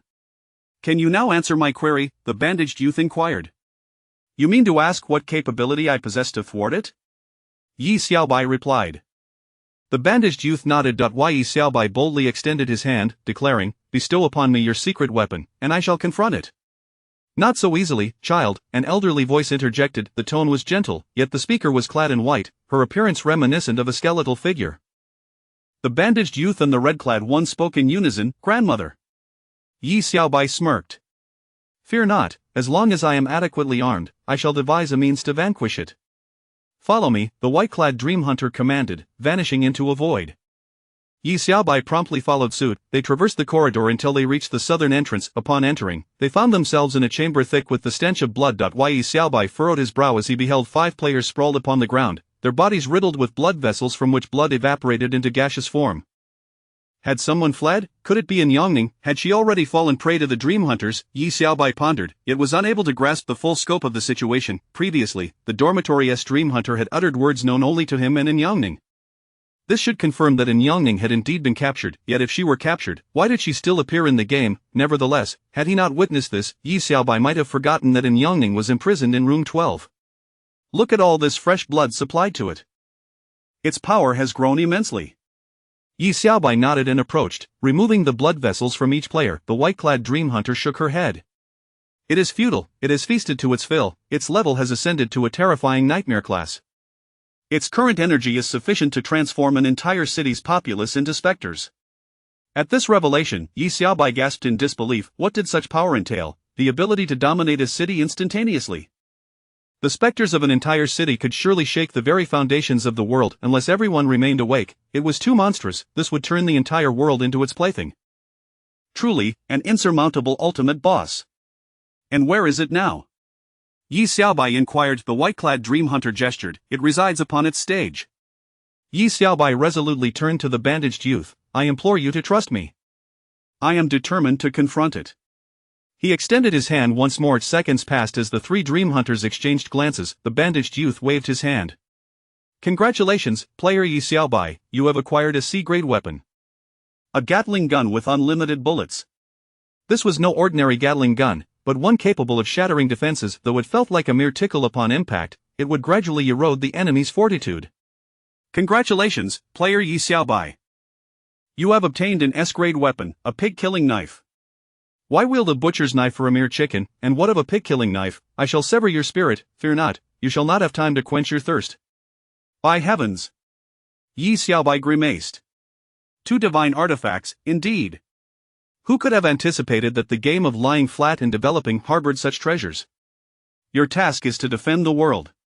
Yi Xiaobai chuckled, fortified by his immunity to harm and an arsenal of divine artifacts, confident he could outlast the magician Dream Hunter. He then returned to the dormitory corridor. As he passed room 12, he cast a glance at the door, now upgraded to a level 3 vibranium gate. Yi Xiaobai's brow furrowed. It was likely that the Yangning within was the genuine article. Otherwise, how could a counterfeit Yangning lie flat and develop? Although he possessed the princess mirror to verify her authenticity, Yi Xiaobai was disinclined to bring her along to confront the ultimate boss. Was it possible she was trapped within the game world, unable to exit normally? This was the most plausible explanation Yi Xiaobai could muster. After a brief exploration, he proceeded towards his ultimate destination. Meanwhile, Yangning, lying on her small bed and continuously developing, fixated on the surveillance monitor, she had seen Yi Xiaobai depart and felt a pang of anxiety. Today's encounters had left her feeling profoundly insecure. In the face of such bizarre occurrences, no one could remain unscathed. Yi Xiaobai was now her sole pillar of support. Yi Xiaobai, you did this on purpose, didn't you? Knowing I was here, why did you not come to my aid? Yangning clutched her blanket tightly, trapped within this claustrophobic, lightless space, accumulating coins in fear that the large-headed dream hunter might truly toy with her, alongside other unimaginable dangers. The once proud girl now deeply felt the weight of isolation and helplessness. Yi Xiaobai, Yangning wiped away her tears. Dare to forget me, and you shall face dire consequences. Chapter 24 of the battle against the shapeless boss. As he was transported out of the game, the decryption level of the worldview had reached an impressive 92. Yi Xiaobai speculated that once he discovered the stage of the Dream Hunter, the worldview would be fully decrypted. What lay ahead was the final confrontation with the boss. In such an exhilarating moment of vanquishing the boss, Yi Xiaobai wished for no distractions from others. Perhaps once the worldview had been entirely unraveled, he would be rewarded with even more substantial accolades. He intended to claim all these rewards without hesitation and return to rescue her afterward, ensuring there would be no delays. He dashed into the last dark corridor, entering a brilliantly lit space. Yi Xiaobai halted in his tracks. Before him stood a grand outdoor amphitheater, capable of accommodating tens of thousands, resembling a large concert venue.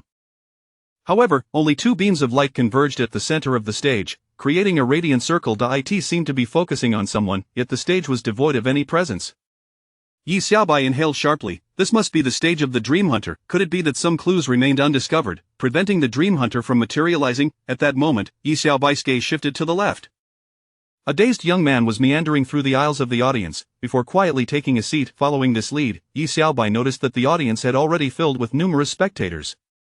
He strode towards them, but upon glimpsing their faces, his brow involuntarily furrowed in confusion. These spectators, both young and old, seemed vaguely familiar. He wandered amidst them, walking and observing, even as he remained uncertain about what he was searching for.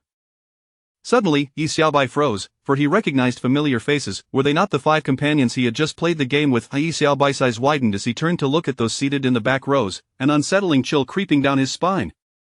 He suddenly recalled that these were all friends of Yangning. These individuals hailed from Wanning Alley. What was happening? This scene struck Yi Xiaobai as particularly eerie. The key was that a continuous stream of people appeared out of thin air in the audience, taking their seats in an orderly fashion. Yi Xiaobai scratched his head. What did this all mean? How could so many spectators have gathered today? At that moment, the Dream Hunter in a red dress suddenly appeared at the entrance. Yi Xiaobai could not help but inquire, what do these spectators signify? They will all become our next, she replied. Yi Xiaobai's gaze faltered. Did this mean that these individuals were destined to become the Dream Hunter's puppets? Would they all become wraiths? The decryption progress of the worldview reached 99. Only one step remained. Yi Xiaobai turned his attention back to the stage. Where was the Dream Hunter now? The Dream Hunter, appearing dazed, replied, he has never left his stage. Yi Xiaobai was taken aback. Did this imply that he no longer existed in this realm? A sudden fear gripped him. Had the Dream Hunter escaped? The phenomenon of data escape was a common occurrence in the gaming metropolis.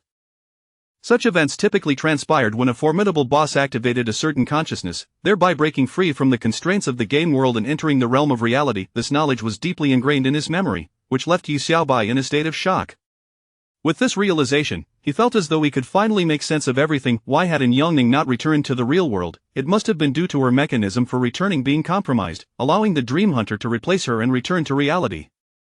Why were all the spectators from Wanning Alley? It was evident that the Dream Hunter had already commenced his actions. The decryption progress of the worldview hit 100. You have uncovered the ultimate objective of the boss. The worldview has been successfully decrypted. You have received an additional reward of 3,000 experience points and the intellectual property rights to the Honeypot Workshop. At that moment, he felt no urge to celebrate, for a blinding white light bore down upon him. In the next instant, Yi Xiaobai found himself engulfed by the light, vanishing from this world. When he abruptly opened his eyes, he realized he had been expelled from the game world. Yi Xiaobai furrowed his brow and turned to the game transporter. The black carbon blue currents and the acrid smell of burning signified that the decrypted game world had lost all connection to the real world. Decrypting the worldview, in essence, would not cause the game world to disappear. However, if the boss's data had escaped into the real world, the scenario would be different. If someone were in the game world at that moment, decrypting the worldview, then that game world would only have one remaining passage to the real world, the very path Yi Xiaobai had just traversed. From another perspective, this phenomenon was easily comprehensible. The boss's escape was akin to the game losing crucial data to IT could neither be opened nor accessed unless someone could rectify the game's flaws.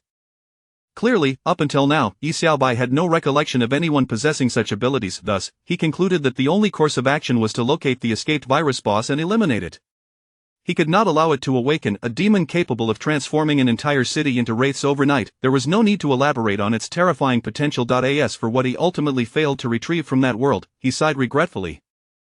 Why must it come to this gamble? Earlier, he had teased her in the world of survival, and now she was trapped within the game world. Although he was not the direct perpetrator, should the Lord of an attribute the pain of losing his daughter to him, he would find it impossible to remain in city.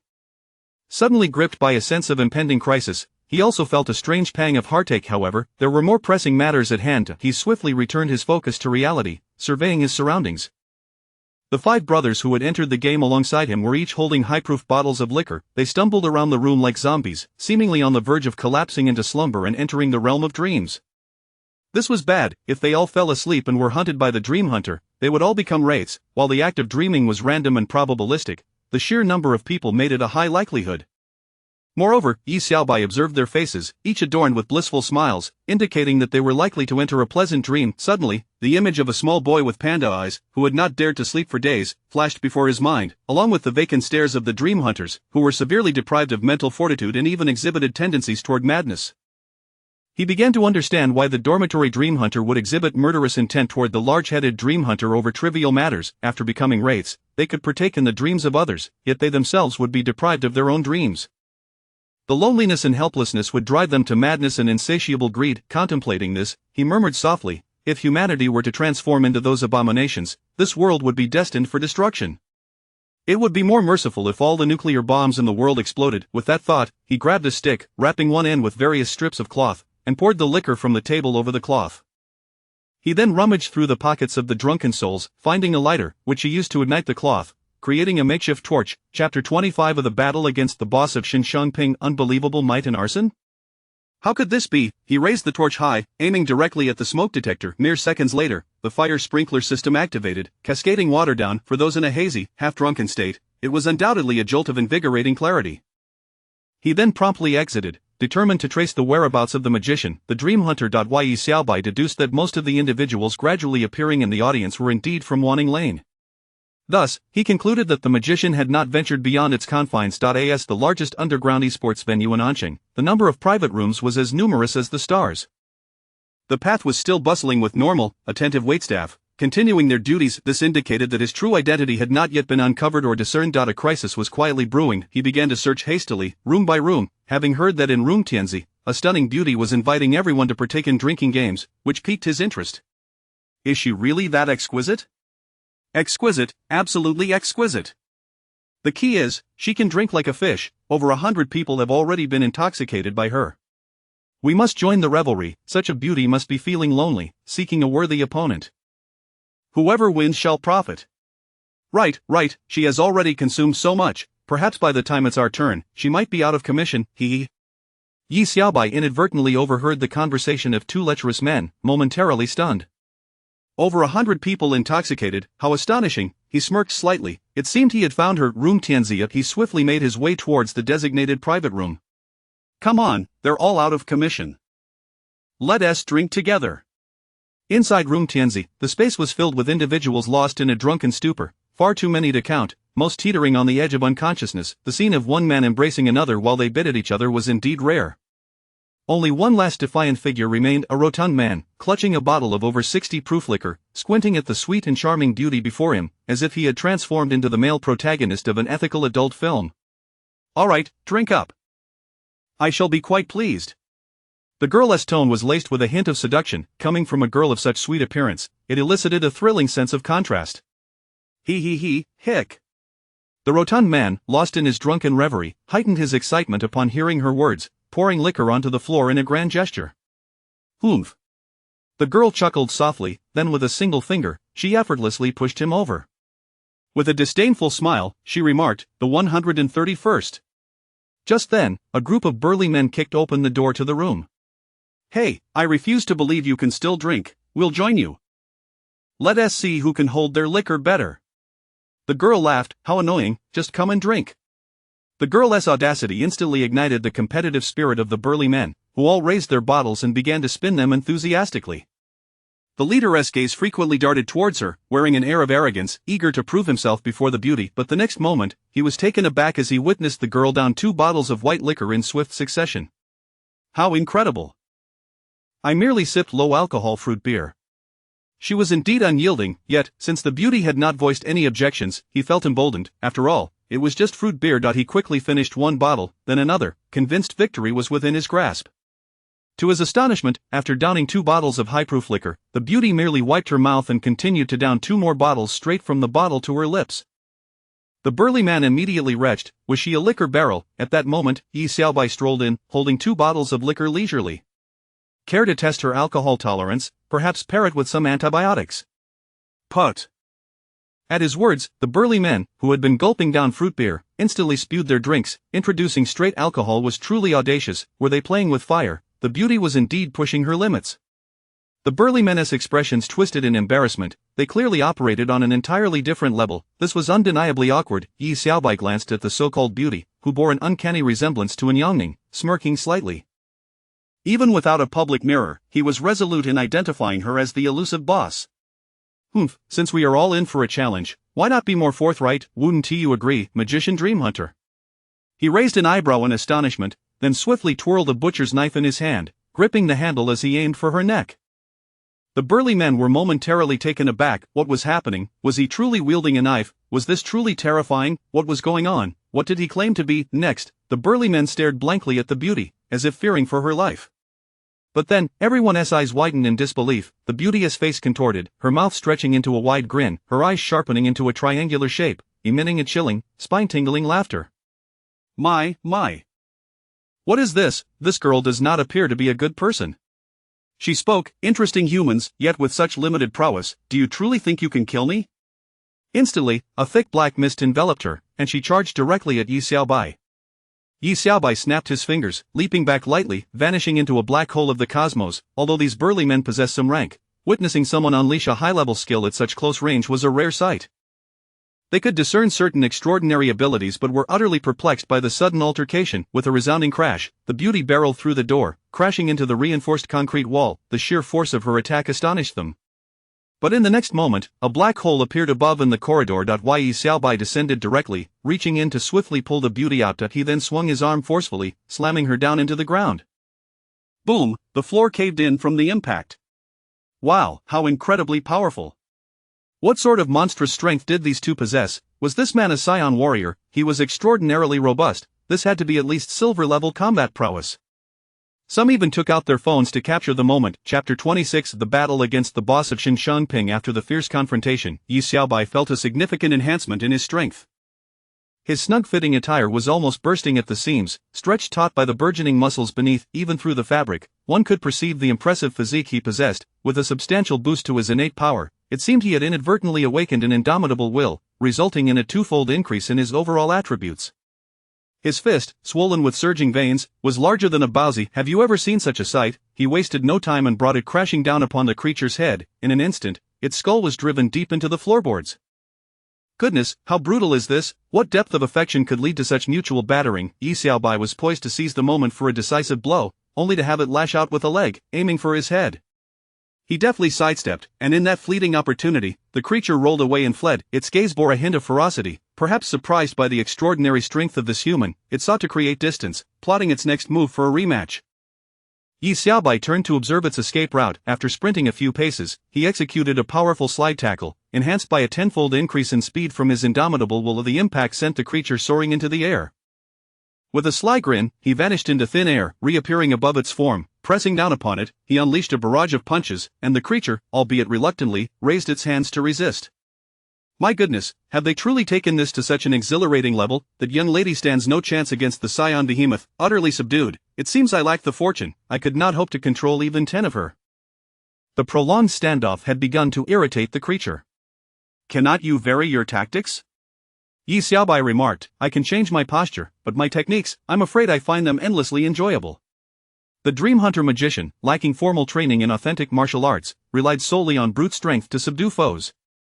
Yet, he felt invigorated with each strike. At that moment, 3 individuals surged up the stairs. At the forefront was a middle-aged man, impeccably dressed and exuding an extraordinary presence. He was none other than the lord of the city. The Lord of Anqing, the highest-ranking bureaucrat in the region. Beside him were 2 loyal guards. He had not failed to notice that the one being relentlessly assaulted beneath another was, in fact, his own daughter. However, he halted his subordinates, declaring, that is not Yuning. Her signal was lost downstairs. Moreover, given that young man's evident strength, he appears to have reached the pinnacle of the bronze tier. Let us first ascertain their identities. Yes. One of his subordinates produced a crystal stone, cradling it in his palms, directing it towards the unfolding scene. In an instant, information materialized. Name unidentifiable, face unknown level. Black iron 8 stars, name unknown level unknown. Red alert lying flat, developing escape data. Nightmare level boss. A nightmare level boss equates to the peak of bronze or the novice level of silver. While not particularly terrifying within the realm of bosses, the Dream Hunter magician posed a significantly destructive threat to the real world.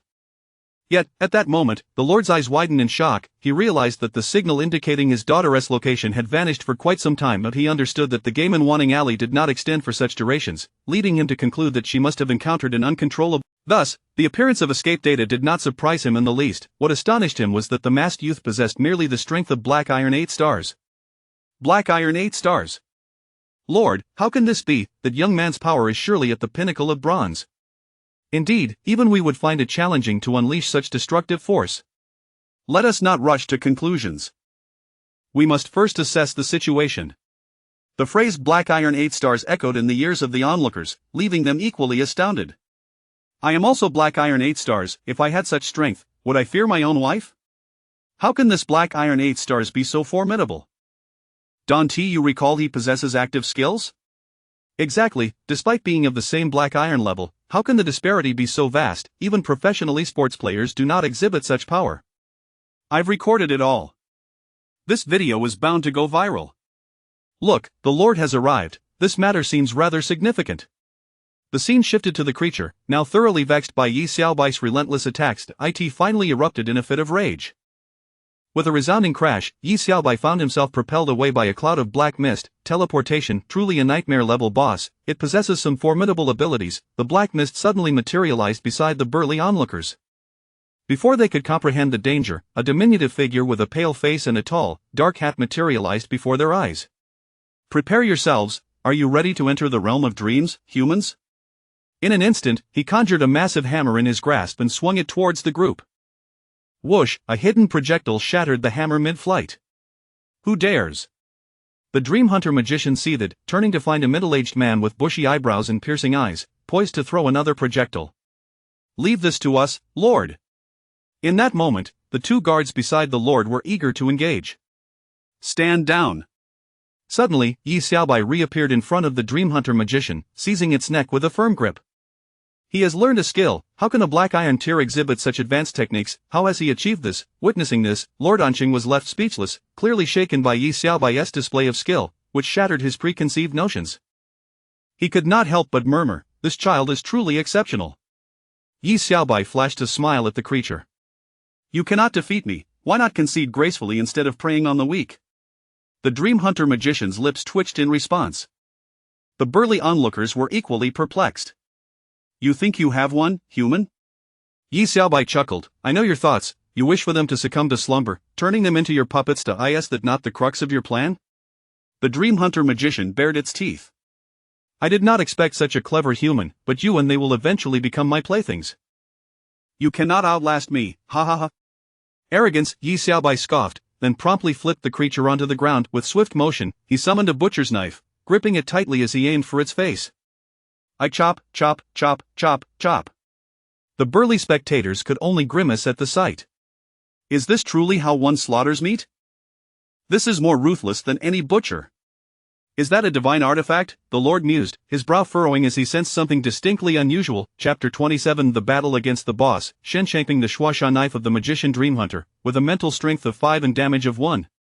The voice echoed incessantly in Yi Xiaobai's mind, much like an insatiable chewing of a piece of gum, rendering him unable to stop. The magician Dream Hunter, in a fit of frustration, exclaimed, What manner of human are you? If you cannot slay me, then cease your futile attempts. Is it truly appropriate to incessantly scrape at my face like this? In an instant, its temper flared, and another wave of rage erupted. Yi Xiaobai was once more sent hurtling through the air.as. The darkness soared astonishingly forward, traveling 6 or 7 meters away. The magician Dream Hunter suddenly collapsed to its knees. A peculiar sensation coursed through its body. Feeling unexpectedly weak, the black mist dissipated in an instant. This magician must surely be suffering from kidney deficiency. How pitiful, indeed, be more audacious. Go ahead and throw your hammer at me, Yi Xiaobai laughed, hands on his hips, joining in their amusement. What say you? It seems neglecting your physical training has its consequences, no wonder you are so diminutive. Silence, human. The magician Dream Hunter bared its teeth, glaring at Yi Xiaobai. It was taken aback, questioning why it felt so drained when it had just feasted, yet this very thought shifted its gaze toward those lesser beings who brazenly mocked it. Swallowing hard, suddenly a burly man removed his stinking shoes and slapped them directly across its face. Unbeknownst to anyone, someone suddenly let out a taunting sound, dinosaur carrying wolves, carrying wolves, carrying wolves. The crowd erupted into chaos. In that moment, the last shred of dignity that the magician Dream Hunter possessed shattered, its eyes turned a furious crimson. With a deafening roar, a thick mist of blood enveloped its entire being. At that fleeting moment, Yi Xiaobai felt a nerve pulsate within his head. Let all come forth, slay him and claim what you desire. All of you shall perish today. The frenzied howl resonated, causing everyone's eardrums to feel as though they were on the brink of rupture. Enough of this noise, Yi Xiaobai grimaced and brandished a Gatling gun. Rat-a-tat-tat-tat-tat-tat-tat-tat-tat-tat. Countless bullets began to rain down upon it. The magician Dream Hunter, defense 5, damage 1. The notifications of its dwindling defenses echoed incessantly in Yi Xiaobai's mind.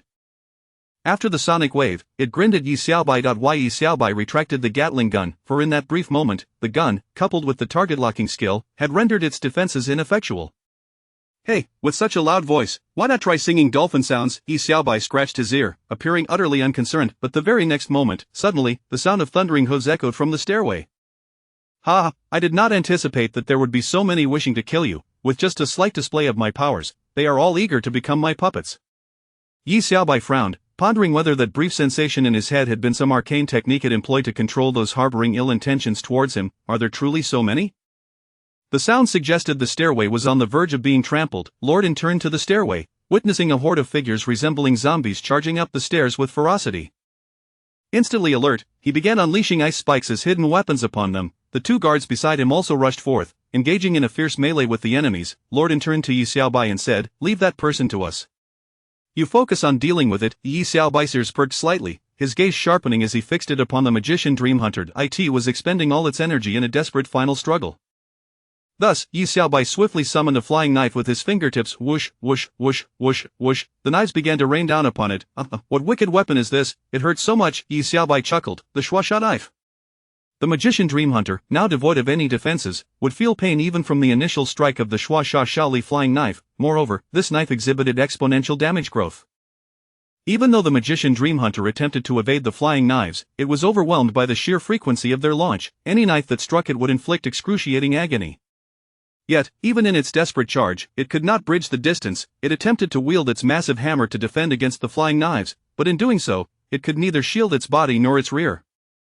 Soon, the crimson aura surrounding it began to dissipate gradually. Its movements slowed, ultimately succumbing to its fate. At last, its eyes became hollow, collapsing to the ground, motionless. In that very moment, the frenzied attackers storming the building also collapsed, succumbing to unconsciousness. Lorden and his companions instructed the authorities to take them all away. These individuals do not resemble our local residents of an city. Lorden furrowed his brow, commanding his subordinates to investigate these individuals' backgrounds. They are all death warriors, Lorden's eyes widened, glancing at the masked youth, nodding slightly. So it is him finally, the ultimate boss had been vanquished. Yi Xiaobai heaved a sigh of relief. The burly men, left astounded by the preceding spectacle, now stood utterly dumbfounded. What just happened? How did it suddenly end? Have we emerged victorious? The Black Iron 8-star behemoth is truly formidable. This is undeniably a divine existence. Listening to the praises from the crowd, Yi Xiaobai reveled inwardly. He waved his hand, saying, "Let us keep it low-key." The Shuashashali flying knife had suffered severe wear and tear, requiring repairs before it could be returned to normal use. The infinite bullet Gatling gun had also sustained significant damage and needed restoration. The pig-killing knife, too, had been severely worn and required fixing. What in the world? I used it just once, and it's already depleted. This artifact is far too fragile. It's easy to say it can be repaired, but doesn't that require funds? Yi Xiaobai's lips twitched. He was once again on the brink of a financial crisis. At that moment, the slain magician Dream Hunter coalesced into a swirling mass of black mist. Unlike the mist it had previously released, this one appeared to be composed of individual pixelated points, visibly enlarging. It resembled the pixel melting technique from a certain game. Classmate, today you ventured into the game alongside Yuning, did you not? At this moment, Lorden approached Yi Xiaobai. Chapter 28, the prelude to a lifetime of servitude on social media. The visage of the city lord frequently graced the screens, thus Yi Xiaobai was able to recognize him. I am aware of your inquiry, he said. I apologize regarding your daughter. I shall attend her funeral as scheduled. The city lord of an city felt a twitch at the corner of his mouth. In truth, the moment he glimpsed their entangled messages, he had already surmised the fate of his daughter. Earlier, during the confrontation between Yi Xiaobai and the boss, he had felt an inkling of panic, genuinely fearing for his daughter's safety. However, after assisting Yi Xiaobai in dispatching those wraiths and upon learning the identities of those who had transformed into such entities, his anxiety unexpectedly dissipated, replaced instead by a calm demeanor as he sought to consult with Yi Xiaobai. He instructed his subordinates to disperse all unrelated individuals, then faced Yi Xiaobai alone. I know who you are. I am aware of your surname, Yat. This moment, only you possess the ability to save Yuning. Yi Xiaobai furrowed his brow, clearly skeptical about his recognition of her identity. Nevertheless, she arched an eyebrow and replied, Me, all the channels for lying flat games are damaged, how can I possibly save her? The city lord gestured towards the gradually vanishing data cluster. All it requires is a single drop of your blood. Yi Xiaobai's lips twitched. Draw blood? My lord, you can't possibly be seeking personal revenge, can you? The city lord felt a surge of panic. There is no time for explanations, Yuning's life depends solely on you. Yi Xiaobai was taken aback, observing the city lord's earnest and anxious expression. Although she doubted the uniqueness of her blood, his demeanor suggested an undeniable truth. Thus, with a furrowed brow, she glanced at her finger. You've made your decision, splendid. Yi Xiaobai nodded. When is your daughter's funeral to be arranged? The city lord replied, there is no time to waste. Once the data cluster vanishes entirely, my daughter will be lost forever. I implore you. Yi Xiaobai sighed softly. After all, he was the city lord, and it was only right to show him some respect. Furthermore, she sensed that his recognition of her must harbor some unknown significance. Therefore, without hesitation, she bit her finger and sprinkled a drop of blood upon the data cluster. In the next moment, a miraculous event unfolded.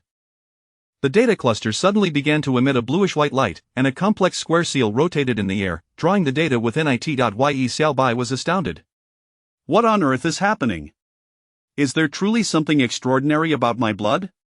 You have received the creative offering from the citizens of Allenberg Island and obtained 10 golden wheat compressed biscuits. Startled by this unexpected message, Yi Xiaobai found it somewhat jarring. It seemed the citizens of Allenberg Island were thriving. However, this was not the crux of the matter. Shaking her head, she glanced at the city lord, who nodded in affirmation before she proceeded towards the seal. In an instant, a flash of white light enveloped her. The next moment, she found herself at the center of a familiar stage, though this time, there were no spectators in the audience.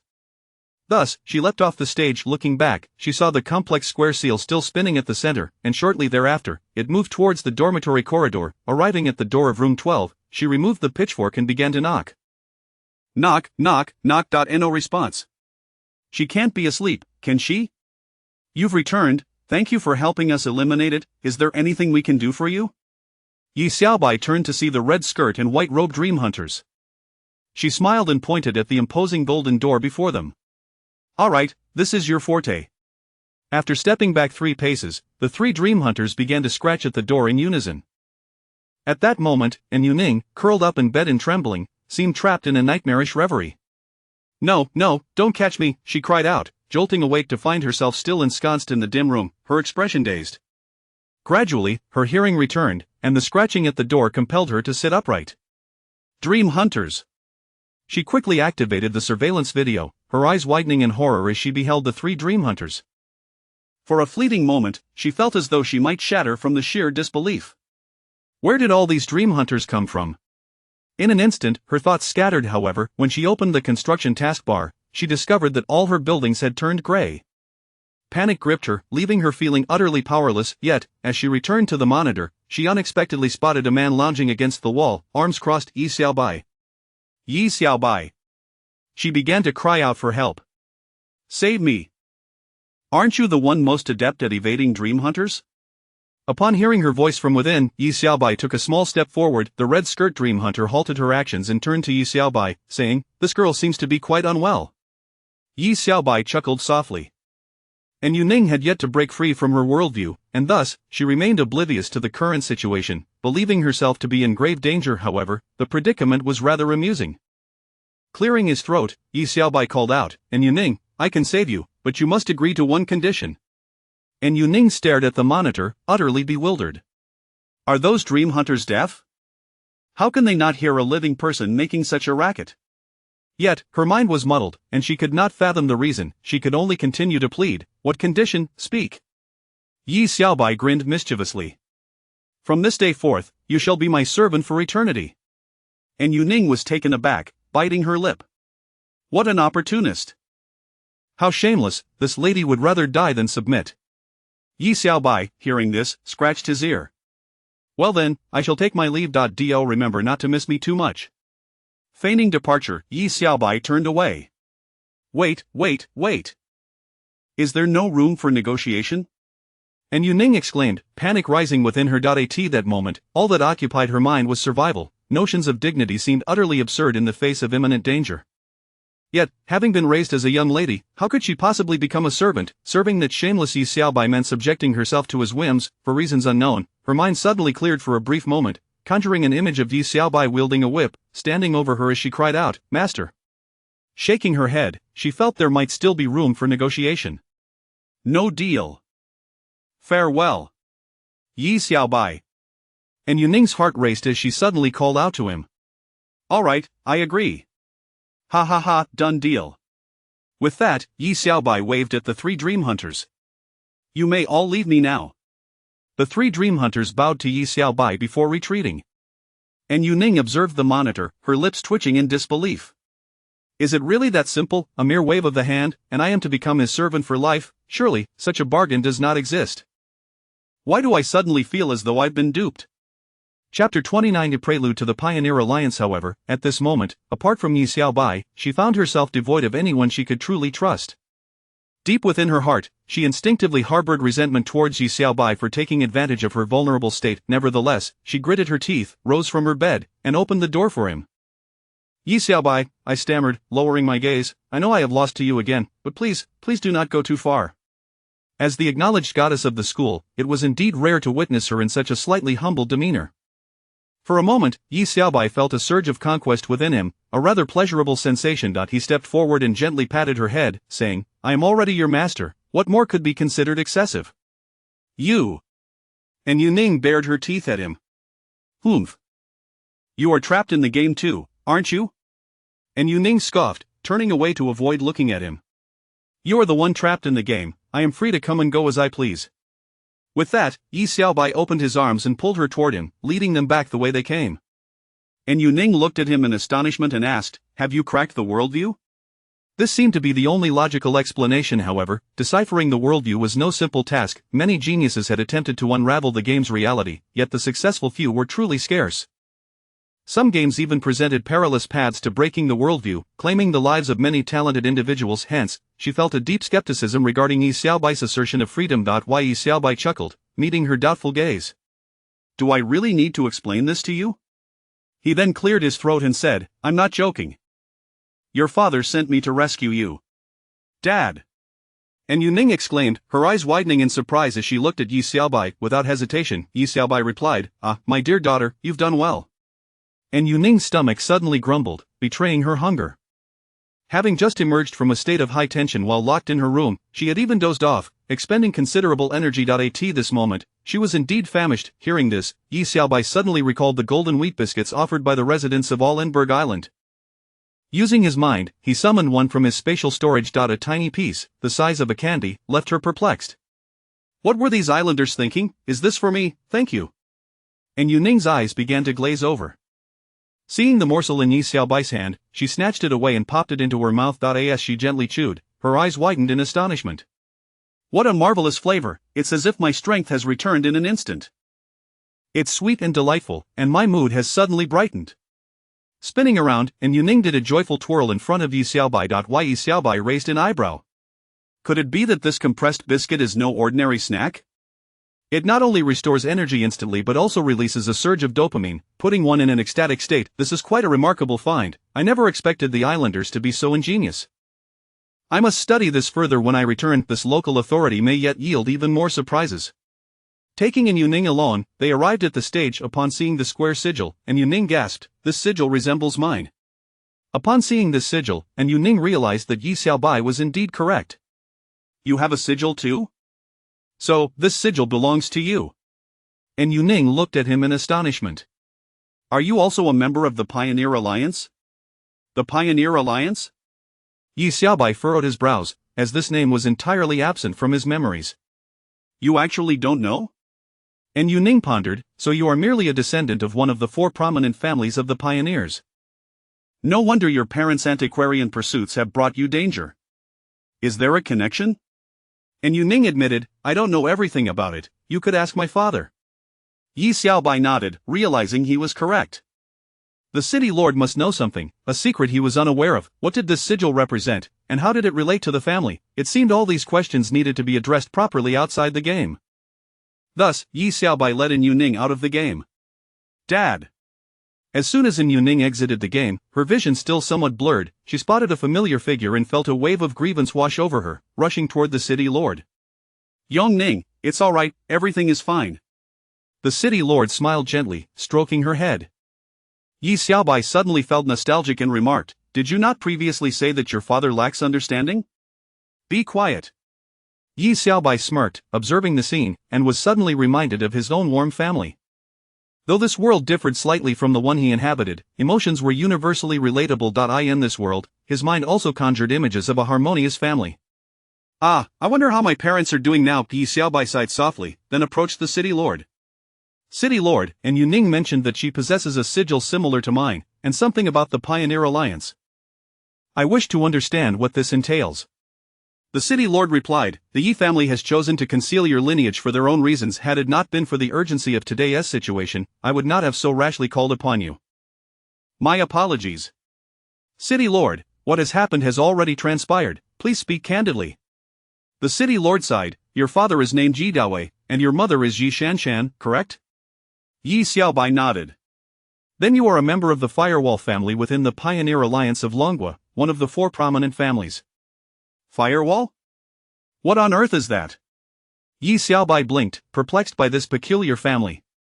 It seems your father, Yi Daowei, never intended to disclose this information to you. It's not surprising that you are unaware. The city lord continued, the 4 prominent families of the Pioneer Alliance are the Yi family of firewalls, the Yin family of data security, the Feng family of original art, and the Wang family of commercial operations. Each family has its responsibilities, ensuring the safety of a particular game. Because we were among the earliest to engage with the new games, the 3 families are referred to as the Pioneers, thus giving rise to the Pioneer Alliance. Compared to the other 3 families, your Yi family indeed bears a heavier burden. Why do you say that? Yi Xiaobai inquired, puzzled. Upon hearing this, Yi Xiaobai was momentarily taken aback. What peculiarities did the Firewall family possess among the 4 prominent families? The city lord paused, then gently ruffled in Yuning's hair before continuing, take our Yin family, for instance, our capacity lies in data security. We too possess a sigil. As he spoke, the city lord gestured lightly, causing a pure white square sigil to materialize in the air. Indeed, our in-family's duty is to oversee all entry cards and network transmission devices, ensuring there are no data security breaches. This guarantees absolute safety for every player experiencing the game. Yi Xiaobai shrugged, yet today, there was still an issue. Your daughter nearly couldn't return. The city lord and Yu Ning exchanged glances. The city lord cleared his throat to mask his embarrassment, then continued, there are always exceptions. We ensure players can safely enter the game, but we cannot guarantee that the game world data will function normally throughout. Upon hearing this, Yi Xiaobai began to grasp the responsibilities of the Yi family as the firewall family. Chapter 30 Prelude to Family Identity. Yi Xiaobai, hailing from another realm, possesses a fundamental understanding of what a firewall is, essentially a mechanism designed to prevent data loss and maintain equilibrium within the game. However, such an explanation remains somewhat superficial. The specific capabilities of his firewall, and its function in this world, must be interpreted according to the local context. The city lord continued, the reason you were able to re-enter the game world is precisely due to the influence of your firewall lineage. The boss, representing escape data, was vanquished by you, transforming into a mass of data. Your firewall seal subsequently contained it, preserving the link to that world. Wait, what are you saying, father? And Yu Ning interjected, her voice tinged with disbelief as she gazed at Yi Xiaobai. You mean Yi Xiaobai actually defeated the escaped boss? Indeed, it was Yi Xiaobai who averted a global crisis. Upon hearing the city lord's words, Yu Ning's eyes widened in astonishment. She pondered, could it be that Yi Xiaobai truly unraveled the worldview? How could he possess such formidable strength? Yi Xiaobai smirked at her, if I hadn't been present, I might have already received an invitation to a feast. A flicker of trepidation, perhaps even reverence, surged within Yu Ning as she momentarily found Yi Xiaobai somewhat admirable. Thank you. I, Yu Ning, am a person of principle and will remember your life-saving grace. Yi Xiaobai chuckled, Yu Ning, have you not already decided to be with me?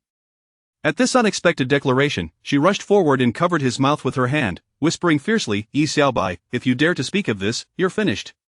Yi Xiaobai gently removed her hand and murmured, that depends on whether you are self-aware. Suddenly, Yu Ning's cheeks flushed, and her gaze began to dart nervously. Yi Xiaobai, with our parents present, now is not the time. Joy surged within Yi Xiaobai as he grinned, so, you mean when there is no one around? And Yu Ning gasped, Yi Xiaobai, you vain creature. The city lord, observing their playful banter, smiled. These two children seemed quite suited for one another. Soon, however, he adopted a serious demeanor and cleared his throat. Yu Ning, return. At their father's command, the two ceased their playful glances.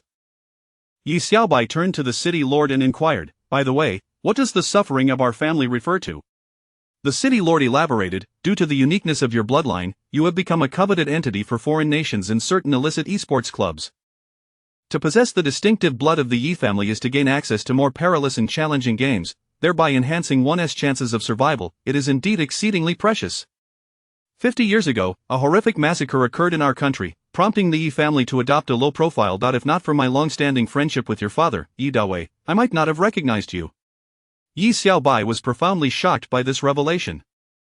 It was no wonder that numerous assassins were dispatched to target him and his sister, nor that apart from their parents, they had no other relatives to rely upon. Their pursuers aimed to acquire the Yi family's most unique bloodline. Clearly, their parents had been exposed, otherwise, how could they have traced their way to Wenchang? A single drop of blood could seal escape data, as well as mitigate instability within the game. Such a valuable asset was indeed rare. What specific abilities does our family possess? Yi Xiaobai asked. The city lord replied, we can seal escape data, stabilize the game world, establish teleportation channels, or even intentionally release data. He paused abruptly, realizing he had divulged too much. Thus, while exploring new games, we could do without any family, but we cannot afford to lose the Yi family, for they stand at the pinnacle among our four great families. The presence of a Yi family member is akin to having an additional life-saving talisman, much like Zheng Qiling's identity from Tomb Raider notes. So, my parents, who have been away for years, are indeed exploring new games? Yi Xiaobai pondered aloud. The city lord responded, I am not fully aware of your parents' whereabouts, but I will assist you in uncovering information about them. Thank you, city lord. You are about to face your college entrance examinations, so focus on your studies. The exams are of utmost importance. The city lord turned to Yi Xiaobai with a serious expression. By the way, have you considered your path ahead? Yi Xiaobai nodded affirmatively, declaring, of course, I aspire to become the king of esports. The city lord chuckled, nodding in approval. Then you must first obtain an admission letter from an esports university and achieve at least a bronze 1-star ranking to qualify for the esports club examination. And Yu Ning, glancing at Yi Xiaobai once more, suggested, you could apply to the Wildfire Esports Club. It is my father's business and guarantees safety and reliability. However, after saying this, and Yu Ning felt a twinge of regret. Why was she assisting him in securing a position in her father's club? Wouldn't it be better to distance herself from him after graduation? Well, Yi Xiaobai, you don't necessarily have to join, other clubs are quite welcoming as well, she added. The city lord placed a hand on Yu Ning's head, then turned to Yi Xiaobai, saying, Yi Xiaobai, you shall call me uncle and from now on. Join our club, and as long as you meet the requirements, I can waive your entrance examination. Father, why are you offering him such generous terms? And Yu Ning questioned, perplexed. And Yu Ning, you must learn from exemplary students like Yi Xiaobai and ensure you remain within the top 5 of your class. Do you understand? Yet, upon witnessing his father's earnest expression, and Yu Ning felt a sudden fear, she couldn't fathom what her father saw in Yi Xiaobai that was so commendable. Uncle, let us agree that you'll sponsor me with some resources when the time comes. I am just terrified of being broke. Yi Xiaobai admitted, acknowledging his financial struggles from acquiring 3 powerful artifacts, all of which required substantial repair costs. If he could secure sponsorship and access abundant resources, it would undoubtedly benefit his development. Moreover, after all, the city lord was a person of integrity. Given his warm invitation, what harm could there be in accepting a bit of support? All right, it's settled then, whatever you need, I shall provide. Yi Xiaobai rejoiced. Are you certain you'll give me whatever I ask for? Chapter 31. Prelude to the princess's little bed. For Lorden, he had witnessed the remarkable uniqueness of Yi Xiaobai, possessing the strength equivalent to a top-tier bronze despite being a black iron 8-star. Such a talent undoubtedly should not be squandered on other clubs. He even contemplated the idea of allowing his daughter to boldly engage with him. After all, having a child together, uniting the bloodlines of 2 prominent families, would indeed be a splendid affair. Henceforth, he would regard Yi Xiaobai as a son. I am certain, a man of honor shall not go back on his word.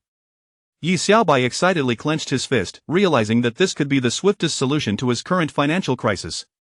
My lord, let us draft a written agreement here and now, lest you have a change of heart later. As evening fell, the cicadas buzzed in the air. On his way home, Yi Xiaobai reflected on the day's bountiful achievements. It was a harvest beyond measure. Undoubtedly, the greatest triumph lay in the intellectual property acquired from the honeypot workshop.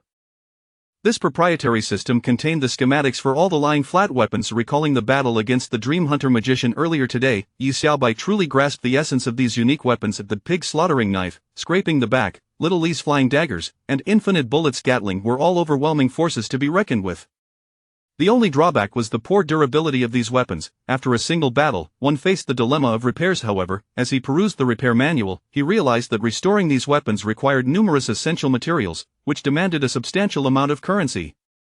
Additionally, there were new types of weapons and enhancement devices to consider. Yet, with the written agreement established by Lorden, these concerns would soon dissipate. Just the thought of receiving the admission notice from the esports university and elevating his rank to bronze 1-star filled him with exhilaration at the prospect of visiting Lord An's residence.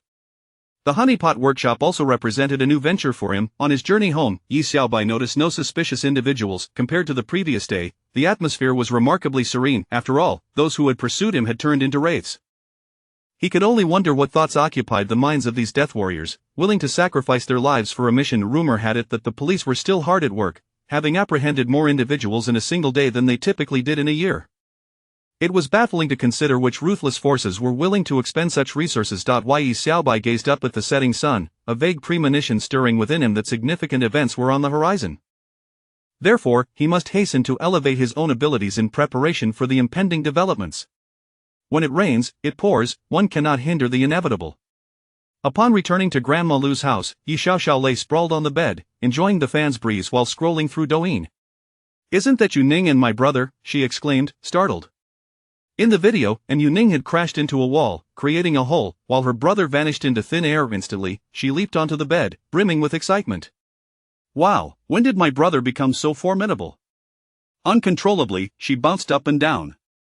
Yi Xiaoxiao, that is Grandma Lu's bed. Yi Xiaobai chastised her. She quickly jumped off the bed and dashed toward him. "Brother, look, you and Yu Ning are famous now. Is this how you both play?" Yi Xiaoxiao was astounded, pondering the depth of love that could drive someone to such extremes. "Isn't that a bit excessive?" Yi Xiaobai rolled his eyes, glancing at the video. It depicted himself and the magician Dream Hunter and Yu Ning, entangled in a fierce struggle, accompanied by a dramatic soundtrack that rendered the entire scene quite captivating. The comments surged into the thousands. Wow, that guy is incredibly strong. What on earth happened for them to be so deeply in love? Fighting is affection, but does it have to be this intense? What kind of monstrous strength do they possess? How much spinach have they consumed? Ah, it's true. The fierce man and the fiery woman make an excellent match. Suddenly, it felt as if a new dynamic had been unlocked, expanding their knowledge. The girl was undeniably beautiful, but why was the boy hiding his face? Yi Xiaobai chuckled softly, never expecting this incident to be captured and uploaded online. The public sentiment began to sway in unexpected directions for him. It mattered little, fully armored, no one could recognize him. However, and Yu Ning was another matter entirely. Just as this thought crossed his mind, her call came through. Yi Xiaobai, what is going on with that video online? You didn't have someone edit it, did you? Please, I'm not that bored. Do you know how much my reputation has been tarnished because of you? Don't point fingers at me. I was masked. Do you understand the significance of a girl's honor? Of course, but let me remind you, as your master, your tone towards me right now is quite disobedient. You, Yi Xiaobai, just wait. With that, and Yu Ning hung up the phone. Yi Xiaobai could only shrug in response. Brother, you really managed to win over Yu Ning. Yi Xiaoxiao gazed at him with an inquisitive expression. Why Yi Xiaobai playfully tapped her on the head, saying, You and your gossip. Have you even showered yet? So, does this mean you can finally enjoy the good life our family is about to live in comfort? Yi Xiaoxiao's face radiated anticipation. Why Yi Xiaobai patted her head again, saying, What good life? Just wait, our family's good days are coming soon. Yi Xiaoxiao looked puzzled just then. Yi Xiaobai raised an eyebrow and retrieved a princess bed from his spatial system. What a beautiful little bed.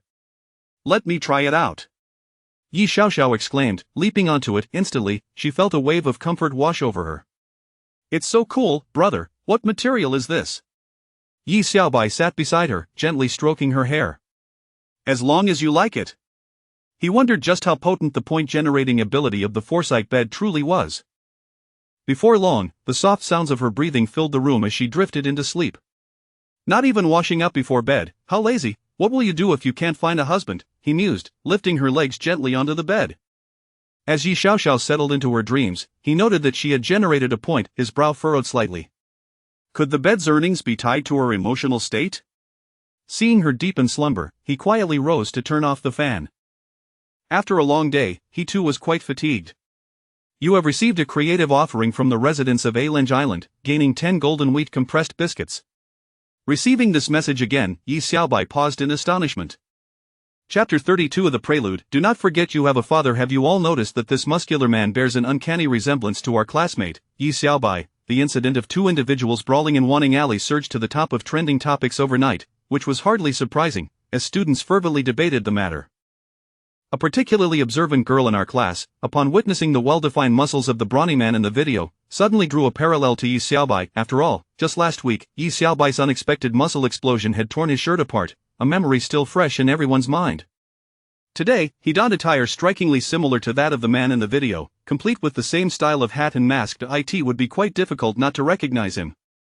Since his school uniform had been ripped, he had yet to purchase a new one, thus he was left with no choice but to wear casual clothes for school. Yi Xiaobai wished to change his outfit, but alas, his wardrobe consisted solely of this highly elastic short-sleeve shirt. One could only imagine the embarrassment if, on a future occasion, his muscles were to swell once again and rip through his clothing. Hence, after washing and drying it last night, he decided to wear it again today, embodying frugality. The sheer destructiveness of the brawl depicted in the video was indeed a rarity. Such scenes are typically familiar only to seasoned esports competitors, while ordinary individuals seldom witness such occurrences. Therefore, the violent imagery in the video elicited gasps of astonishment. However, once the girl uttered her remark, all eyes instinctively turned towards Yi Xiaobai. There he was, leisurely engrossed in a gaming strap. Yi Xiaobai, impossible, what level could he possibly be? Yet, look closely, the man in the video bears an astonishing resemblance to the current Yi Xiaobai. Has Yi Xiaobai truly lost all shame, daring to wear the same clothes as a renowned figure? How could he possibly think himself worthy? At that moment, Gao Yang's voice rang out in condemnation. Among all the students, he harbored the deepest disdain for Yi Xiaobai. Although 2 days had passed since their last examination, he would never forget the humiliation inflicted upon him by Yi Xiaobai during that fateful encounter. Are you discussing me? Yi Xiaobai abruptly turned his head towards the group, his gaze sharp. That look was unmistakably familiar to someone. As soon as someone made eye contact with Yi Xiaobai, a cold sweat broke out on their brow. The collective realization set in as everyone began to compare Yi Xiaobai to the muscular man in the video. It really is Yi Xiaobai. Am I seeing this correctly? He is entangled with the school beauty? And Yu Ning, the pride of our school and the daughter of the city lord, mingling with Yi Xiaobai, did he not fear retribution from Lorden for such brazen behavior? The onlookers, bewildered by the nature of their scuffle, became convinced by the video's title, which spoke of love and conflict, particularly set against the backdrop of a melodious score. They increasingly believed that Yi Xiaobai shared a romantic entanglement with the school beauty. Nonsense. At this juncture, Gao Yang sprang to his feet, berating Yi Xiaobai, "You think you're trendy, donning the same outfit as a big shot? The man in the video is at least a black iron 8-star, capable of learning skills, a prodigy in his own right. What are you, Yi Xiaobai? Just because luck smiled upon you and you ranked first in your year, do you think you are invincible? I refuse to accept you. The higher you climb, the harder you fall. Spare us your pretentiousness." Yi Xiaobai rested his chin on his hand, listening to Gao Yang's tirade, then yawned and replied, "Gao Yang, are you not out of breath after such a lengthy monologue? You dare to ignore me, Yi Xiaobai? If you have any guts, reveal your identity wristband right now. I refuse to believe that in just a few days, you could elevate yourself to black iron 8-star. Yi Xiaobai waved his hand with a smile. "Gao Yang, I told you I'm not interested." "Do you know why?" Gao Yang, perplexed, responded, "What?" Yi Xiaobai scoffed disdainfully. "What good is it for a lamb destined for slaughter to bleat endlessly?" Upon hearing this, Gao Yang's face contorted with rage, but thankfully, some classmates intervened. Otherwise, he might have lunged at Yi Xiaobai. "Gao Yang, the citywide joint examination is the day after tomorrow. But if you can't contain your anger, then let's settle it in the game." At that moment, the bell for class rang. All students returned to their seats. The homeroom teacher, Mr. Huang, entered the classroom, accompanied by a girl who was covering her face and bowing her head. "Good morning, students." "Good morning, teacher. First, I have an announcement. Our class has gained a formidable new member, and Yu Ning, from today onward, she will be a part of our class. Please give her a warm welcome." Instantly, aside from Yi Xiaobai, all the boys' eyes widened in astonishment. Wow! Thunderous applause. On the podium, and Yu Ning gradually lowered her hands, as the uproar from the video had turned her into the subject of everyone's gossip. She had become a celebrity, but the unfortunate aspect was that the discussions revolved around her alleged early romance and tumultuous relationship with the muscular man, leaving her utterly mortified. Thus, throughout the morning, her face bore an expression of barely concealed anger. "And Yu Ning, would you like to say a few words to the class?" And Yu Ning shot a piercing glare at Mr. Huang. Mr. Huang, momentarily at a loss for words, stammered, well, and Yu Ning, please take a seat next to Yi Xiaobai. Yi Xiaobai will take care of you." "Who asked him to take care of me?" And Yu Ning exclaimed. "Wow!" The classroom erupted into a chorus of murmurs. Classmates continued to glance at Yi Xiaobai, their suspicions about the unusual relationship between the big shot and the school beauty solidified. And Yu Ning clenched her teeth, perplexed by her father's insistence on placing her in the same class as Yi Xiaobai, along with his constant reminders to interact with him and look after him, making sure he wasn't lured away by other clubs. It was as if her father was determined to ensure her attachment to him. Recalling her father's words from yesterday, she felt an overwhelming sense of discomfort, akin to being sold out by her own father. Yi Xiaobai, arms crossed and a smirk playing on his lips, watched Yu Ning approach him with her head bowed. He couldn't help but feel a surge of joy. After all, having a companion to study with was a delightful experience. Once seated, Yu Ning picked up a piece of chalk and drew a line down the middle of the desk. "Yi Xiaobai, I do not understand why my father holds you in such high regard, but from now on, let us keep our distance. Are we still playing childish games at this age?" Yi Xiaobai leaned closer to her ear and whispered, "Do not forget, you still have a father." And Yu Ning. Chapter 33. The opening of the unified examination of the three kingdoms. On what grounds? Amidst the envious and jealous gazes of all the students, Gao Yang sniffled and directed his attention towards Yi Xiaobai and Yu Ning. He mumbled to himself, for Yu Ning's transfer had solidified the notion that Yi Xiaobai was indeed the formidable figure everyone spoke of. How else could one explain her sudden change of classes? Yet, Gao Yang remained skeptical. The once low-ranking Yi Xiaobai had suddenly become a figure of prominence merely by securing a single first place. Even the school bell, and Yu Ning, had become his deskmate? Impossible, utterly impossible. The higher Yi Xiaobai climbed, the harder he would fall. Jia Yang scoffed softly. My uncle works at the Education Bureau. I in the upcoming citywide examination. Let us see how you manage to outshine me. The examination questions were classified documents, designed to ensure absolute fairness by preventing candidates from acquiring auxiliary tools in advance. After the Education Bureau's secret staff deliberated and selected the examination topics, they would sign a confidentiality agreement. Although it was deemed confidential, the citywide examination was unlike the ordinary monthly tests. Performing well could enhance one's prospects for university admission. Consequently, there were those who resorted to underhanded tactics. Gao Yang had already learned of the examination questions scheduled for the day after tomorrow and had procured auxiliary tools in advance. These tools were not cheats, merely items available within the game, yet, such tools were sufficient to place him ahead of many others. Yi Xiaobai, you may be formidable with your steel gun, but you certainly wouldn't anticipate that the examination would revolve around offensive and defensive strategy games, would you? I had already purchased 10 consecutive draws at the start of Unified Three Kingdoms, guaranteeing a 5-star general. The top score in the examination shall belong solely to me. Gao Yang, ha! Ding, ding, ding, class is dismissed. As the dismissal bell rang, Yi Xiaobai, resting his chin on his hand, gazed at the unusually serious and composed In Yuning, who was diligently taking notes. For him, the rigid strategies discussed in class were unappealing. Nonetheless, listening to them could be somewhat entertaining. However, he could not match In Yuning's seriousness in note-taking. He considered it akin to listening to a comedic dialogue in passing. Yi Xiaobai pursed his lips, feeling slightly parched. He gently tapped In Yuning on the shoulder and said, In Yuning, I'm thirsty. I'd like some iced red tea, with a bit of crushed ice. I'm not going. And Yuning shot Yi Xiaobai a glare. If a servant disregards the commands of their master, it would be reasonable to impose some discipline, wouldn't it? And Yuning, Yi Xiaobai enunciated her name slowly. In Yuning's scalp prickled, and her resolve to study evaporated. She knew her little secret was firmly in his grasp, but this Yi Xiaobai had no sense of decorum and raged. She glared at him for a few seconds before stating, I hope you won't go too far this time. With that, and Yuning stood up in a huff and strode towards the classroom exit. Wait. What kind of charm does Yi Xiaobai possess that he can summon the school bell? Yi Xiaobai mused, it truly is infuriating to compare oneself to others. Why am I not blessed with such fortune?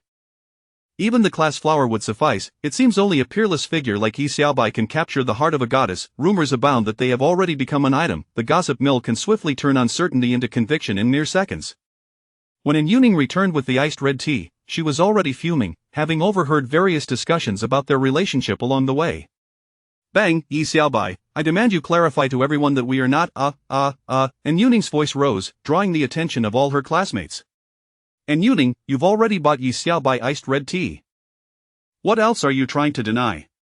Exactly, we all know what's going on. Don't worry, we won't hinder your youthful romance.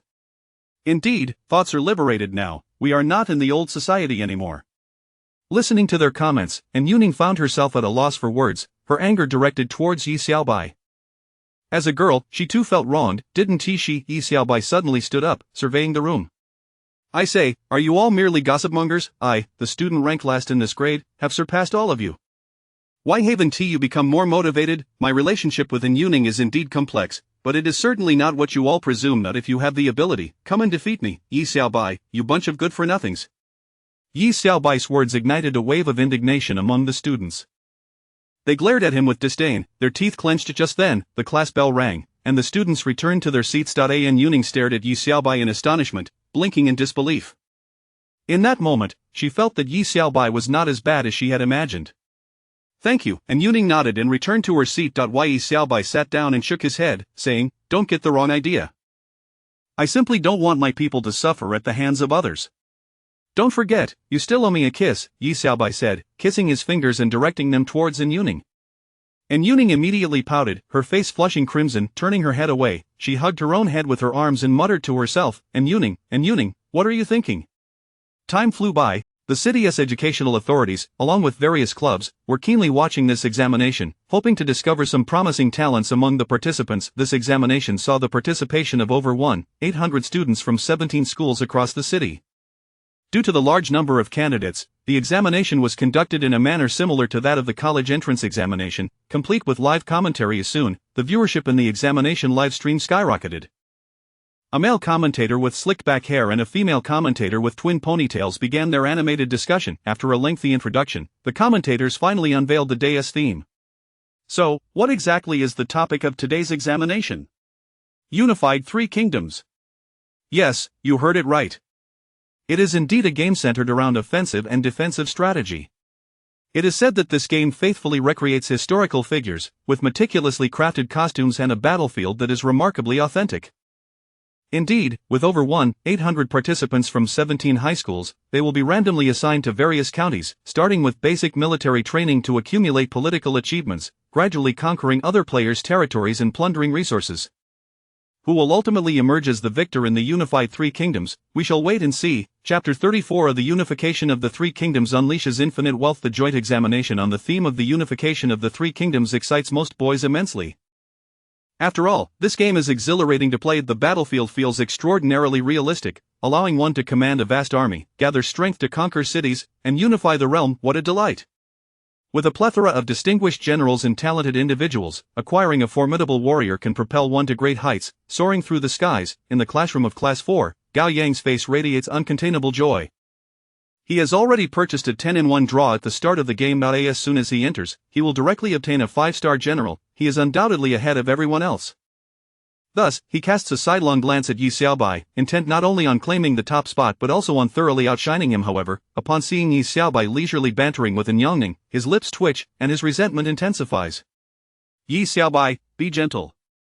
Or else, I'll just cut it off. Today, rain falls as the weather suddenly turns cool, prompting everyone to don their zippered uniforms upon entering, for reasons unbeknownst to her, and Yangning finds her hair unexpectedly caught in his zipper. Consequently, as they sit in their seats, it appears as though they are snuggled together. With the exam about to commence, and Yangning vigorously pulls at her hair. Finally, with a sharp cry of pain, a small tuft is successfully yanked free. I said it would be better to just cut it off. Forget it. And Yangning huffs, turning her head in frustration. Then, a flash of white light envelopes them, and all examinees are transported into the game, entering the game of Unification of the Three Kingdoms, a tactical assault game, with 764 participants. Rules: follow the game prompts to rapidly expand your forces and unify the chaotic world. Each time a city is conquered, substantial experience points are awarded, along with opportunities to unlock more achievements and special rewards. Ultimately, those who unify the Three Kingdoms will receive excess experience points and a chance to win mysterious grand prizes. Game duration in 5 days. In-game time equivalent to 5 minutes per day. The game time is lengthy, which means that by the time they conclude this game, they will be on the cusp of the college entrance examination. This will serve as their final sprint before the exams. The significance of the joint examination for every student is comparable to that of the college entrance examination. After all, students who perform well in the joint examination will receive additional points in the college entrance exam. Thus, each examinee is fully prepared to excel in this game. The mechanism of the game dictates that each person's birthplace will be random. Each player governs their own city and recruits soldiers. As Yi Xiaobai's vision gradually clarifies, he realizes he is seated in a desolate courtyard. Is this truly how impoverished I am? Yi Xiaobai hesitates momentarily. However, shortly thereafter, the system arrives as expected. Detection complete. The host has entered the game of Unification of the Three Kingdoms. Please select your external aid. Option 1: 10-in-1 draw of renowned generals. Draw once guarantees 3 great generals. Option 2: infinite wealth, as the name implies, money that cannot be exhausted. Option 3: personal deployment. Personally lead the charge on the battlefield, enhancing the personal abilities of soldiers by 20. That has appeared. Yi Xiaobai furrows his brow, initially devoid of any favorable ideas. After all, his experience with such games has been rather limited. Thus, he decides to first study the game mechanics before making a choice. He opens his personal panel: birthplace, Changshan, local prestige 1, current holdings 1, establishment, fragrant courtyard, wealth 50, tales of silver troops 50, miscellaneous soldiers generals 0, divine weapons 0. Grain 2, loads, combat power 10. After reviewing this information, Yi Xiaobai nods. It appears that this starting point is indeed somewhat destitute. Even if he draws renowned generals, his lack of wealth renders it impossible to support them.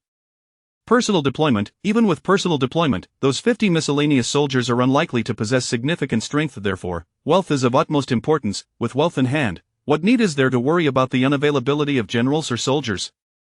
Perhaps simply by distributing riches, his prestige will rise, naturally attracting distinguished generals to his side. After all, Changshan is the hometown of Zhao Zilong. Thus, he decisively selects infinite wealth. In an instant, the wealth value on his personal panel transforms into an infinity symbol. First, let us amass achievements to enhance prestige. With that, Yi Xiaobai promptly opens the official documents section. Inside are pending documents from the western city of Changshan awaiting his approval. From this, Yi Xiaobai deduces that he is not the sole individual in Changshan, there exists a faction within. It seems that the next objective is to seize control of Changshan for himself. Numerous refugees have appeared in Changshan, severely obstructing transportation. Without further deliberation, Yi Xiaobai promptly issues a directive on the document. Accept all starving refugees, allocating 5 million taels for disaster relief. Those wishing to enlist are welcome to join at any time. Upon completing this, player Yi Xiaobai achieves Political Achievement 200, Prestige Value 200, Virtue Value 100, 60 new miscellaneous soldiers recruited. A general has arrived at the door, should he be welcomed? So soon a general has arrived at his doorstep, just in time to assist in training the new recruits. Welcome! Instantly, the dilapidated wooden door swings open, and a burly man strides in, kneeling before him. I am Zhou Song, at your service, my lord. Zhou Song? To be honest, Yi Xiaobai feels a tinge of disappointment.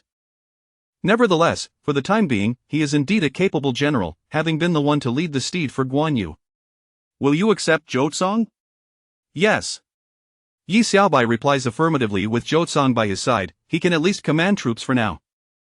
As his prestige rises, even Guan Yu will be drawn to him. Zhou Song, pay homage to your lord, please assign me a task. Yi Xiaobai ponders for a moment before saying, Zhou Song, I command you to train the troops swiftly, and within a day, dispatch scouts to thoroughly investigate all factions currently present in Changshan. Additionally, secure more silver, henceforth, our soldiers shall feast on meat. Zhou Song is taken aback. I bow to your command, yes. Prestige value, 60-inch he, we are indeed not short on funds. Following this, Yi Xiaobai immediately begins constructing a luxurious barracks. If not for the inconvenience of the Fengtian Huaji weapon for the soldiers, he would have considered equipping each soldier with one. Of course, he must heed the general's advice in this regard. He directly purchases the latest equipment. Although there are only a little over 100 soldiers at present, archers, crossbowmen, swordsmen, shield bearers, spearmen, and cavalry are all now well equipped. Combat power surges to over 1,000. Current combat power 1655. Moreover, new recruits continue to join. At this moment, another official document appears. Your beloved concubine, Chen Yuan, from the fragrant courtyard, has poisoned the newly arrived head courtesan out of jealousy. Due to Chen Yuan's special status, we seek your guidance on whether to grant clemency or impose punishment. Chapter 35 Unifying the Three Kingdoms without battle. Yi Xiaobai decisively inscribed a single character. Player Yi Xiaobai reputation value 10. As of now, Yi Xiaobai's reputation value has reached an impressive 310 points. It is worth noting that this is merely the beginning of the game, having transpired within a span of 5 minutes. Typically, ordinary players, utilizing the game's initial allocation of 50 taels of silver, would require at least half an hour of development to accumulate a reputation value of around 50. Only with a reputation value of 50 can one expect to have generals visit. Meanwhile, on the other side, Gao Yang, hailing from the northern coast of Qingzhou, silently exercised his privileges.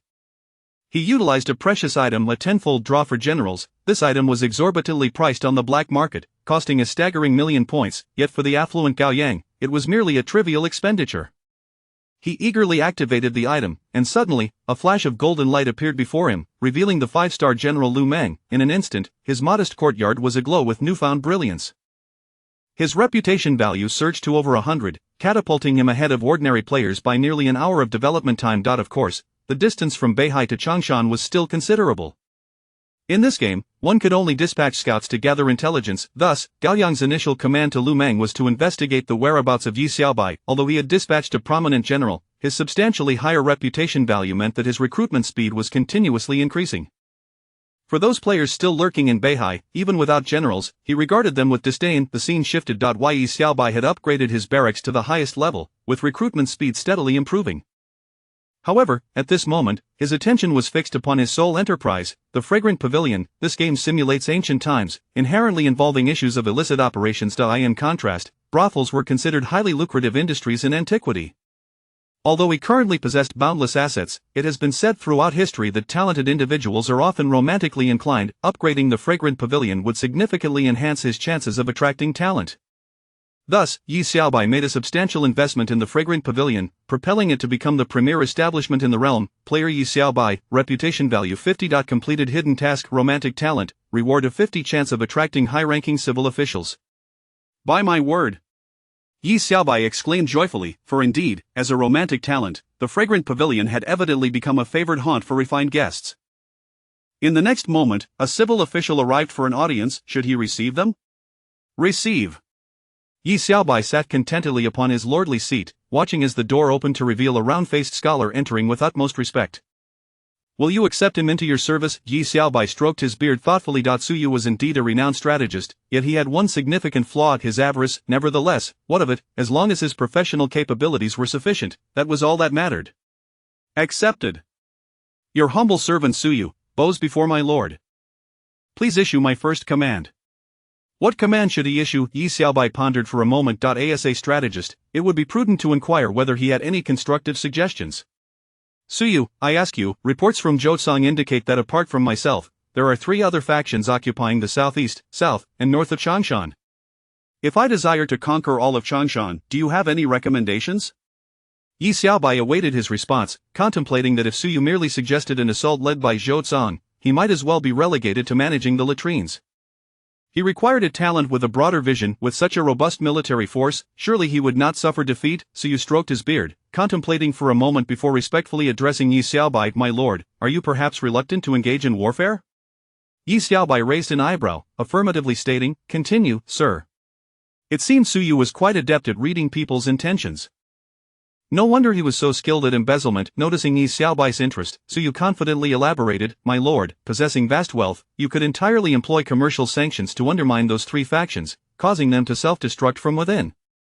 Moreover, you could dispatch General Zhousang to the northwest of Changshan to secretly establish an arms factory, aiming to seize Yanmengwen. Upon hearing this, Yi Xiaobai's eyes sparkled. Suyu's insights were indeed perceptive. Yi Xiaobai gazed at the map. Yanmengwen was not only the strategic throat of the Sanjing territory but also a direct passage to Yuzhou, making it of significant strategic importance. However, what he appreciated more was Suyu's notion of commercial sanctions. This was precisely what history described as subduing the enemy without resorting to arms. Perhaps it would even activate some special benefits. Suyu, I grant you 1 day to acquire all commercial establishments throughout Changshan. I intend to become the largest landlord in the entire city. Yi Xiaobai commanded. Suyu, taken aback, gazed incredulously at Yi Xiaobai, unable to fathom the scale of such an undertaking. How much wealth would this require? What immense appetite would be necessary to swallow the entire commerce of Changshan? Your subordinate takes his leave. Moments later, player Yi Xiaobai activated the achievement Commercial Prosperity, reward of 50,000 points. Good gracious! Yi Xiaobai felt as though he had uncovered the key to wealth. If he could monopolize commerce across the 3 kingdoms, he would amass an extraordinary fortune. These points were usable, and perhaps upon exiting the game, he could exchange them with Xiaoxiao for a new home. Moreover, who said that unifying the 3 kingdoms must rely solely on military might, by controlling commerce and leaving the enemy financially crippled? Was that not a swifter path to success? Consequently, Yi Xiaobai immediately initiated upgrades for all commercial establishments in Changshan that Suyu had acquired: taverns, inns, restaurants, bathhouses, general stores, grain depots, and more, elevating them to their utmost pinnacle.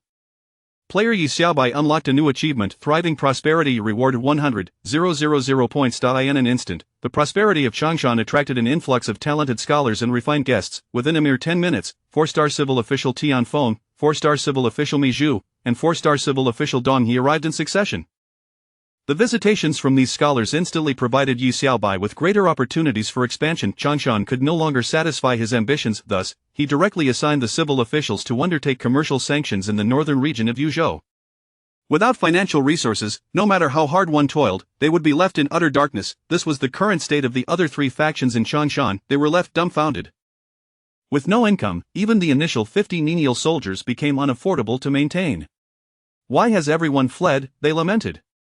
We are left with nothing but a solitary commander. Is this how one plays this game? Chapter 36. The unification of the 3 kingdoms left Yi Xiaobai quite perplexed. Soon, he received notifications that he had eliminated 3 players. Over 600 experience points were credited to his account, instantly elevating his level to Black Iron 9 stars. However, he still needed 320 experience points for the next upgrade. While this alone did not ignite his excitement, what truly exhilarated him was the unlocking of a new achievement, Conquering Without Battle. He was awarded the passive skill Unyielding Will, which enhanced all attributes by a staggering 21 times. Although the upgraded Unyielding Will only provided a marginal increase of 0. 1 times for all attributes, one should not underestimate the potency of that 0. 1 equivalent to a significant leap in strength. With the might of Unyielding Will behind him, even silver-level opponents could be confronted head-on. This added numerous advantages for his future endeavors in the world of esports. Employing vast amounts of wealth to crush adversaries may seem peculiar within the game, yet Yi Xiaobai found this approach far more exhilarating. Meanwhile, in the live broadcast room, the two hosts engaged in lively discussion. After all, the first half hour of the game is a peaceful development phase for every player, devoid of any significant highlights. The director would not bother switching the camera during such monotony. Consequently, the two hosts began to engage in speculative banter. I have here a list of talented individuals from various schools, all of whom have showcased remarkable performances in previous municipal tournaments. I would like to ask Chitsi, who do you believe holds the advantage in this match? Chitsi, the ponytailed female host, glanced at the information in her hands, feigning a thorough examination before reverting to the scripted dialogue. After all, some of these talents had impressive backgrounds, and boasting about one's offspring in such a grand tournament was a source of pride. For instance, Ho Xiangyu from No. 7 High School had completed the game in just over 4 days, suggesting he was a formidable contender. Indeed, the data indicated that Ho Xiangyu was decisive and possessed exceptional commanding abilities, traits essential in a game where opportunities are fleeting. He had even shattered the record for the fastest completion, making him a player worthy of attention. Furthermore, his father had made significant contributions in the fight against criminal organizations, truly a case of a tiger begetting a son of strength. From the very name, it was evident that his father had high expectations for him. Xiangyu, reminiscent of the legendary warrior Xiangyu, was aimed to be as fierce and invincible as the conqueror of the Chu. As the match progressed for 15 minutes, they decided to assess Ho Xiangyu's developmental status. Director, please switch the camera. Shortly thereafter, Ho Xiangyu's video feed was displayed. To their astonishment, his birthplace was Yanmen, an impregnable fortress. Yes, and Yanmen is the vital artery leading to Bingzhou, also one of the regions where gold can be amassed in abundance. Indeed, Ho Xiangyu could stabilize his development for an extended period, remaining both offensive and defensive. However, the unique geographical position of Yanmen would undoubtedly make it a battleground for rival factions. Who would dare to invade Changshan? Even with Zhao Zilong, it would be a daunting task. Yes, I foresee that for at least a day, Yanmen will remain relatively peaceful, yet something seemed amiss. Ho Xiangyu's economy appeared stagnant, as if someone had grasped him by the throat. The male host abruptly rose in disbelief. Indeed, this is quite strange. Numerous soldiers are vanishing. What is happening? Has someone already mobilized troops? Moments later, Ho Xiangyu was declared eliminated. At that moment, everyone noticed a line of small text appearing in the game. Yi Xiaobai. Who is this Yi Xiaobai? Is he the son of some high-ranking official or a wealthy heir from a gaming club? The male host exclaimed in astonishment during the live broadcast. How did he silently dismantle the two major forces in Yanmen and claim it as his own? Could this be a supernatural occurrence within the game? It had barely been half an hour since the game commenced, and yet players had already begun seizing territories. Of this situation exceeded everyone's understanding. The director, at that moment, began searching for Yi Xiaobai's footage. To their surprise, he had originated from Changshan. From the footage, it appeared that there were no signs of battle. The two commentators were utterly bewildered. Meanwhile, the audience shared their confusion. However, the supervising director, with a contemplative expression, began analyzing the situation with great interest. This could be described as conquering without battle. Yi Xiaobai must have employed some strategic maneuver. What kind of strategy could that be, director? I do not know. The commentary team's online discussion suddenly shifted the focus to Yi Xiaobai. Finally, the director managed to locate the camera on Yi Xiaobai in Changshan, aiming to uncover the reasons behind his rapid conquest of Yanmen. Within 30 minutes, however, they found Yi Xiaobai upgrading his estate, which appeared extravagantly luxurious. Witnessing this scene, everyone's eyes widened in astonishment. Is this truly a game? How did this estate suddenly reach the pinnacle of grandeur? This is unfathomably wealthy. How did he achieve this? We want to know the truth. What is the strategy that enabled such rapid development? What accounts for his astonishing prestige? Is this even scientifically plausible? As the online audience grew increasingly agitated, the director swiftly switched the camera. The two hosts finally breathed a sigh of relief. At this moment, Yi Xiaobai's prestige had surged to over 1,000. Within a mere half hour, dozens of civil officials had flocked to him, including the 5-star civil minister Sun Yu and the 5-star civil minister Jia Su. Drawing upon his limited knowledge of historical figures, Yi Xiaobai assigned Sun Yu to manage the internal affairs of Changshan, recognizing his potential as a prime minister. Meanwhile, Jia Su, a brilliant strategist, was deemed adequate for the role of military advisor. After organizing these appointments, Yi Xiaobai found himself puzzled as to why no martial generals had come to visit. Just then, Zhou Cong arrived to pay his respects. I am Zhou Cong, here to greet my lord. A suspicious youth has appeared in the city, displaying remarkable martial prowess. He has been inquiring about your whereabouts. I am unable to contend with him and seek your counsel. Should we dispatch troops to capture him? Chapter 37. The unification of the three kingdoms, the defection of El Ming. Upon receiving this news, Yi Xiaobai was filled with immense delight. After all, the current situation was characterized by an overabundance of civil officials and a significant dearth of military generals. Given that Zhou Cong was unable to defeat the youth he spoke of, he must at least be a four-star general. Or perhaps, could it be Zhao Zilong of Changshan? This thought only heightened his excitement. Military advisor, I entrust this matter to you. Do not harm my beloved general, he commanded directly to Jia Exud. It was evident that Jia Su would handle this task with far greater adeptness than Zhou Cong. After receiving the order, Jia Su took his leave. Meanwhile, Zhou Cong appeared somewhat dejected, a sentiment that did not escape Yi Xiaobai's notice. General Zhou, what occupies your thoughts? He inquired. My lord, I have been training the troops tirelessly through the night. Our forces are now robust and ready for conquest. Yi Xiaobai discerned the underlying resentment in his words. Could this be the reason why his reputation had risen yet he failed to recruit more generals? He admitted that for the past half hour, he had been preoccupied with squandering wealth, completely overlooking the military officials. Despite having subdued the regions of Yanmeng, Shanggu, and Zhongshan and Beiping through economic sanctions, he had already acquired 5 prefectures and eliminated the forces of 9 players, significantly boosting his experience points. His mercenary count had quietly swelled to over 5,000, each soldier tall and formidable, a veritable elite force. In contrast, reports indicated that internal strife in areas such as Anping had only just begun, with a one-man one-city dynamic soon to unfold. After a major battle, these forces would undoubtedly be wearied out. If they pressed their advantage now, they might swiftly seize the entirety of Jizhou. Taking the route of civil acquisition for Yuzhou and military conquest for Jizhou would evidently be swifter and more effective. At that moment, a messenger announced that Jia Su had returned. So soon? Quickly, let him in. Yi Xiaobai was impressed by Jia Su's efficiency. As the doors swung open, a young man clad in a white robe entered behind Jia Su. My lord, this young general in white is none other than El Meng. El Meng? Yi Xiaobai's eyes lit up with excitement. The famed general of Eastern Wu, a 5-star commander. Although he was not Zhao Zilong, acquiring El Meng was still an excellent opportunity. If he could recruit him, it would be like adding a fierce tiger to his ranks. Truly, general, you exude the spirit of a hero. Yi Xiaobai exclaimed as he rose to commend him. However, El Meng regarded him with disdain, scoffing. I am here solely due to Jia Su's reputation. If you intend to persuade me to defect, I advise you to save your breath. Yi Xiaobai raised an eyebrow, observing his haughty demeanor. It was clear that El Meng had already pledged allegiance to another lord, which piqued his curiosity. Pray tell, General L, under whose banner do you serve now? El Meng replied with a smirk, Gao Yang. Yi Xiaobai was taken aback, then chuckled derisively, a lamb awaiting slaughter. Do not tarnish my lord's name. El Meng was instantly incensed. Why Yi Xiaobai had not anticipated that Gao Yang could recruit such a fierce general. Do not be angered, general, I merely have an acquaintance with your lord. El Meng retorted, calming himself. I should inform you that my lord is both shrewd and far-sighted. My very first task was to send me to investigate you, a mere first-tier merchant aspiring to seize the world.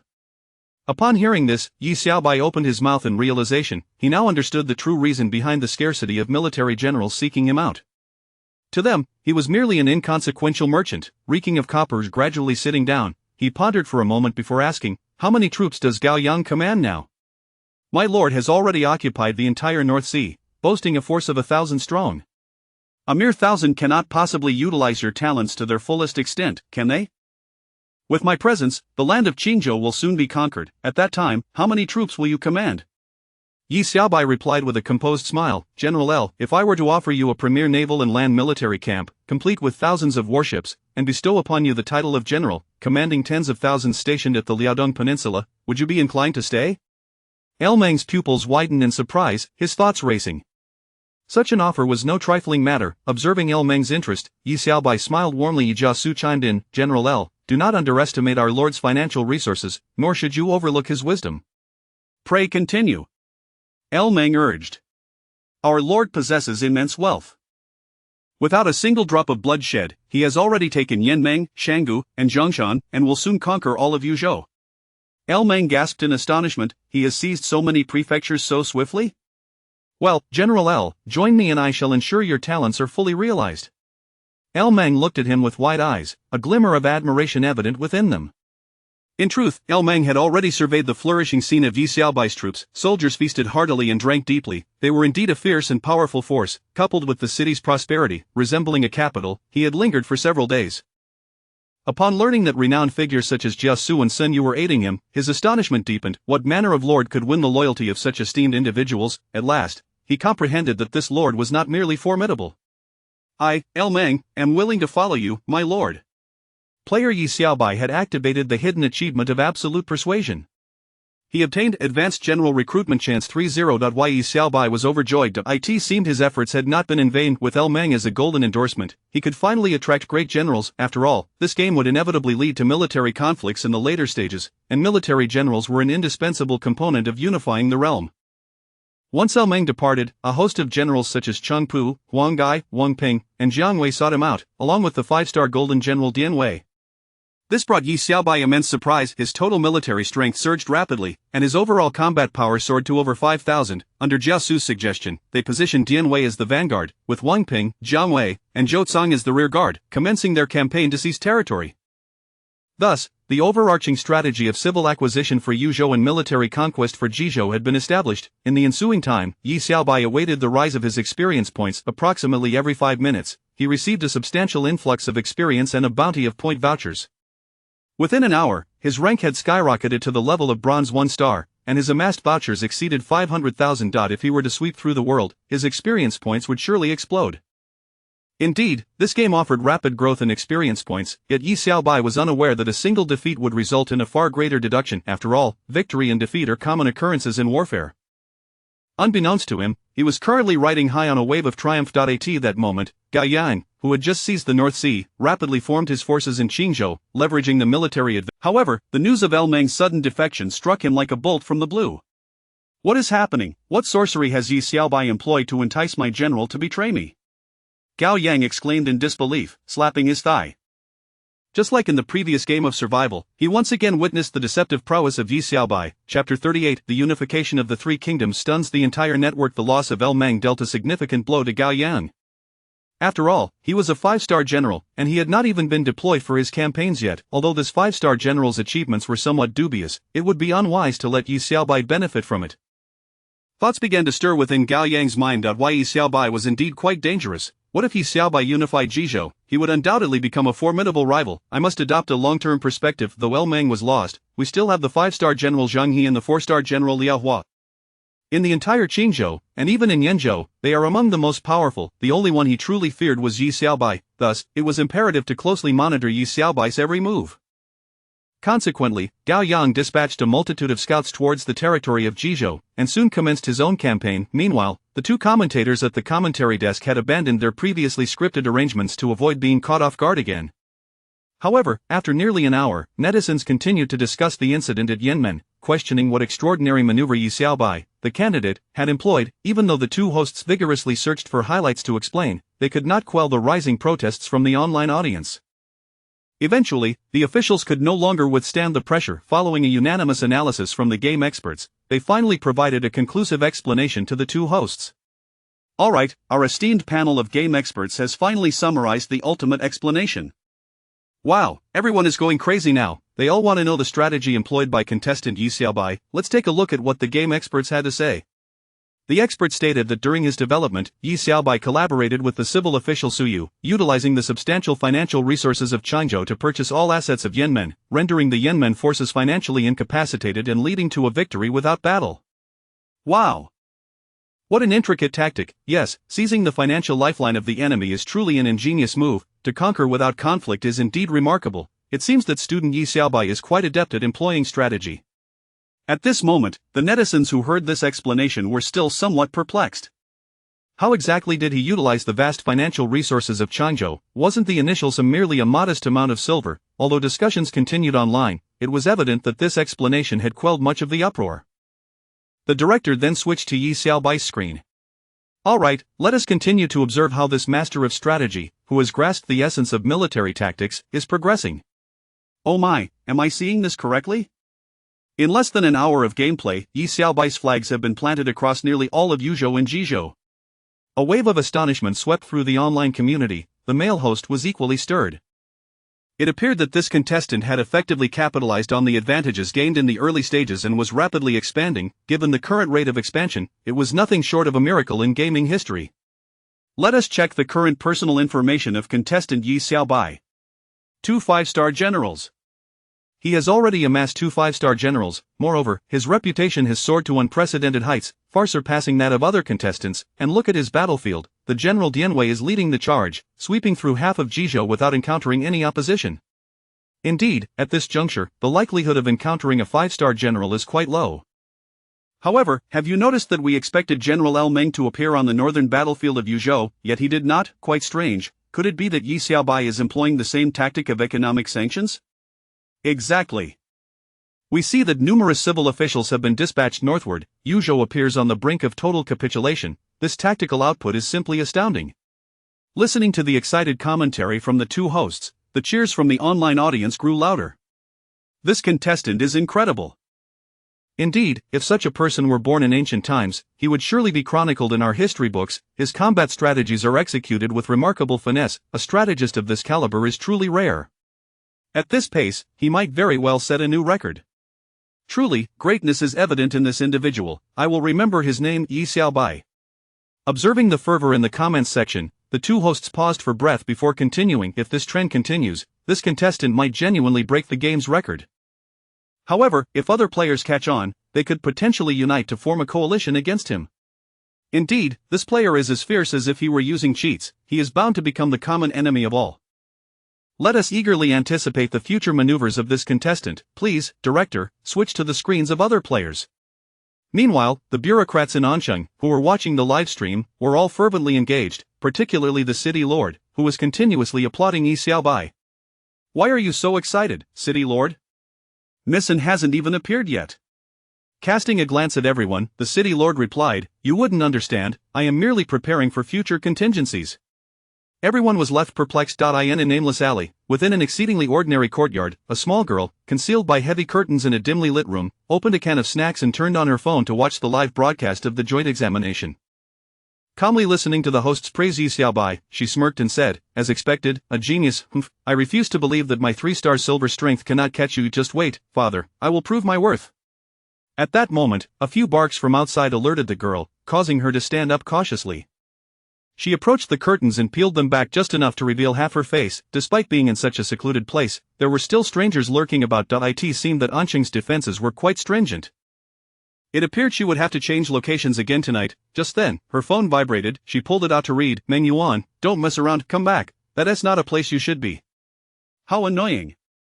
For several hours thereafter, Yi Xiaobai was fervently upgrading his buildings while continuously issuing decrees, utterly engrossed in his tasks. Yet, rather than feeling fatigued, he felt invigorated. After all, if a matter could be resolved with 100 million, he would gladly allocate 200 million. Spending money was a source of pleasure. Consequently, his reputation continued to soar. A steady stream of military generals and civil officials knocked at his door. In response, Yi Xiaobai summoned Suyu to assist in filtering the officials. Anyone rated 4 stars or below was promptly dismissed. Chapter 39, Unifying the Three Kingdoms and the Three Prefectures Alliance. Yi Xiaobai took a deep breath and rested for a brief moment. This frenetic leveling up process was indeed a skillful endeavor, yet, every time he received a notification indicating a substantial influx of points, it filled him with delight. Closing his eyes, he envisioned the exhilarating prospect of purchasing a new villa for himself in Xiaoxiao. That feeling was simply sublime. If this were not merely a game but the real Three Kingdoms, a sovereign with grand ambitions would certainly not entertain such extravagant fantasies in his mind. However, Yi Xiaobai possessed the means to level up while simultaneously envisioning a beautiful life beyond the game. After all, following the ascendance of the 5-star General Dianwei, his prestige continued to soar. Eugene, Su Huang, and Zhang Liao, and even the illustrious Zhao Zilong from Changshan, flocked to pledge their allegiance. Numerous 4-star purple generals filled the positions of local defenders. The ranks of scholars and literati flourished unprecedentedly. 5-star strategists such as Guijia, Zhushou, Chengyu, and Su Shu, alongside the incorruptible Chen Gong, all sought to join his cause. The renowned physician Hua Tuo, having traveled far and wide, also came to offer his allegiance. Yi Xiaobai invested a fortune to construct a premier medical facility for the esteemed healer, whose contributions were akin to providing an additional layer of protection for the soldiers in the field. The various governors likewise replaced their advisors with 4-star scholars. Thus, within 3 short hours, Yi Xiaobai unified Yuzhou and Jizhou, advancing with remarkable steadiness. With so many capable ministers and fierce generals at his disposal, all he needed to do was to play the indulgent sovereign. With a flurry of clicks, Yi Xiaobai once again succumbed to the frenzy of leveling up under his influence. The lands of Jizhou and Yuzhou became increasingly prosperous, triggering a chain reaction as many outsiders began to quietly migrate here. Player Yi Xiaobai unlocked the achievement Prosperity and Glory, earning a reward of 200,000 points. How splendid! He had also unlocked a hidden achievement, which further motivated him. Thus, engrossed in his endeavors, he remained oblivious to the chorus of lamentations echoing through the world channel over the course of those 3 hours. I just captured Zhongshan, and as soon as I ascended the city walls, a burly general stormed into the city. I couldn't even discern who this fierce warrior was. It's Dianwei. How could someone be so fortunate to start with such a formidable ally? How can I defend my humble county with only a 3-star Ma Dai against a 5-star Dianwei? Look at their soldiers, each one robust and formidable. My troops are utterly outmatched. As the defending party, even in a 100-to-1 scenario, we barely managed to take down 30 of them. How have they developed such powerful troops? By the heavens, is that Zhao Zilong from Changshan as well? I am being besieged by Zhang Liao, who encircles us without striking, seemingly intent on exhausting us to death. And with so many fierce generals like Eugene, our own Panfeng was slain in less than a round. Our Su Daorong boasts about his prowess against Su Huang but is now fleeing in panic. What in the world is happening in this game? Who possesses such formidable generals? Is it even possible to enjoy this game without any means of retaliation? Our alliance must consolidate and resist together. But alas, we can only lament our birth in Jizhou. The public channel was filled with cries of despair. This sent a wave of anxiety through those players still engaged in mutual conquest and expansion. Jizhou had fallen so swiftly. Someone had managed to seize the entirety of Jizhou in such a short time. How could one be so powerful, possessing so many capable generals? Are we all playing the same game?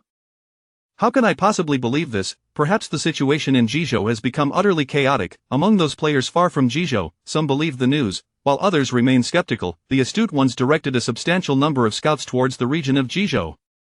Meanwhile, Gao Yang, who had already dispatched scouts, was receiving first-hand intelligence. He naturally recognized the might of Yi Xiaobai. However, in those 3 hours, he had not been idle. After capturing Donglai, he promptly halted his expansion and began to negotiate with the 4 regions of Qingzhou, Yanzhou, Shuzhou, and Yuzhou to form a coalition army. At that moment, although Gao Yang's proposal garnered widespread support, the influential Yu Qinghao, who had already claimed half of Yuzhou, was dismissive. He believed he could continue expanding towards Yangzhou and eventually confront his arch-rival Yi Xiaobai. After all, in the dire struggle for survival, he had witnessed his mentality crumble before Yi Xiaobai. His ruthlessness was not to be underestimated. Currently, he boasted 5-star generals such as Lu Sun and Gan Ning, with 5-star strategists like Lu Su, making his position quite formidable. In comparison to Gao Yang, his combat strength even surpassed that of his counterpart. His strategic objective was to swiftly seize multiple territories in Yangzhou and expand southward. After all, even if Yi Xiaobai were to become immensely powerful, breaching Yanzhou, Shuzhou, and Qingzhou would still require time. During this interval, he believed he had a fair chance to cross the river and confront Yi Xiaobai across the waters. While Gao Yang did not receive support from Yuzhou, the other 3 prefectures united in solidarity and established the 3 prefectures alliance, preparing to confront Jizhou. Currently, Gao Yang stood as the most formidable leader, commanding a total force of 300,000 troops. He also had 5-star generals Zheng Yi, Su Chu, Yan Liang, and Wen Shou. Although lacking renowned literary strategists, this was of little concern for players focused solely on military. Moreover, their foremost adversary was Yi Xiaobai. Once the coalition army was formed, the prestige of its participating factions continued to rise, leading to the emergence of divine generals within the alliance. At this moment, Yi Xiaobai remained engrossed in his relentless leveling up spree, indulging in his pursuits for 3 hours without pause. A substantial amount of points was continuously generated, and as of now, he had amassed nearly 1 million points, drawing him ever closer to realizing his dream of purchasing a villa in Anqing. Meanwhile, reports of victories poured in as he captured the entirety of Jizhou and Yuzhou within those 3 hours. Consequently, Yi Xiaobai eliminated over 100 players, resulting in an unprecedented surge in his experience points. Unbeknownst to him, his rank had already ascended to the level of brass 1-star, and the next upgrade was rapidly approaching. This was indeed the most gratifying aspect for Yi Xiaobai. However, he remained unaware that while this game rewarded players with substantial experience points for conquering others, a defeat would incur a far greater loss of experience points than a victory. Thus, while triumphs and defeats were commonplace in warfare, Yi Xiaobai had yet to encounter a single defeat. Up to this point, this rule had become virtually meaningless, allowing Yi Xiaobai to not only amass wealth within the game but also to level up his experience points with impunity. What bliss! Just as Yi Xiaobai remained engrossed in his fervent pursuit of leveling up, Jia Su, serving as the chief strategist of Ye's army, arrived to report the state of affairs. My lord, scouts have reported the strategic layout for unifying the three kingdoms. Upon hearing this news, Yi Xiaobai paused his actions, his demeanor calm as he gazed at Jia Su. He then pinched his chin thoughtfully.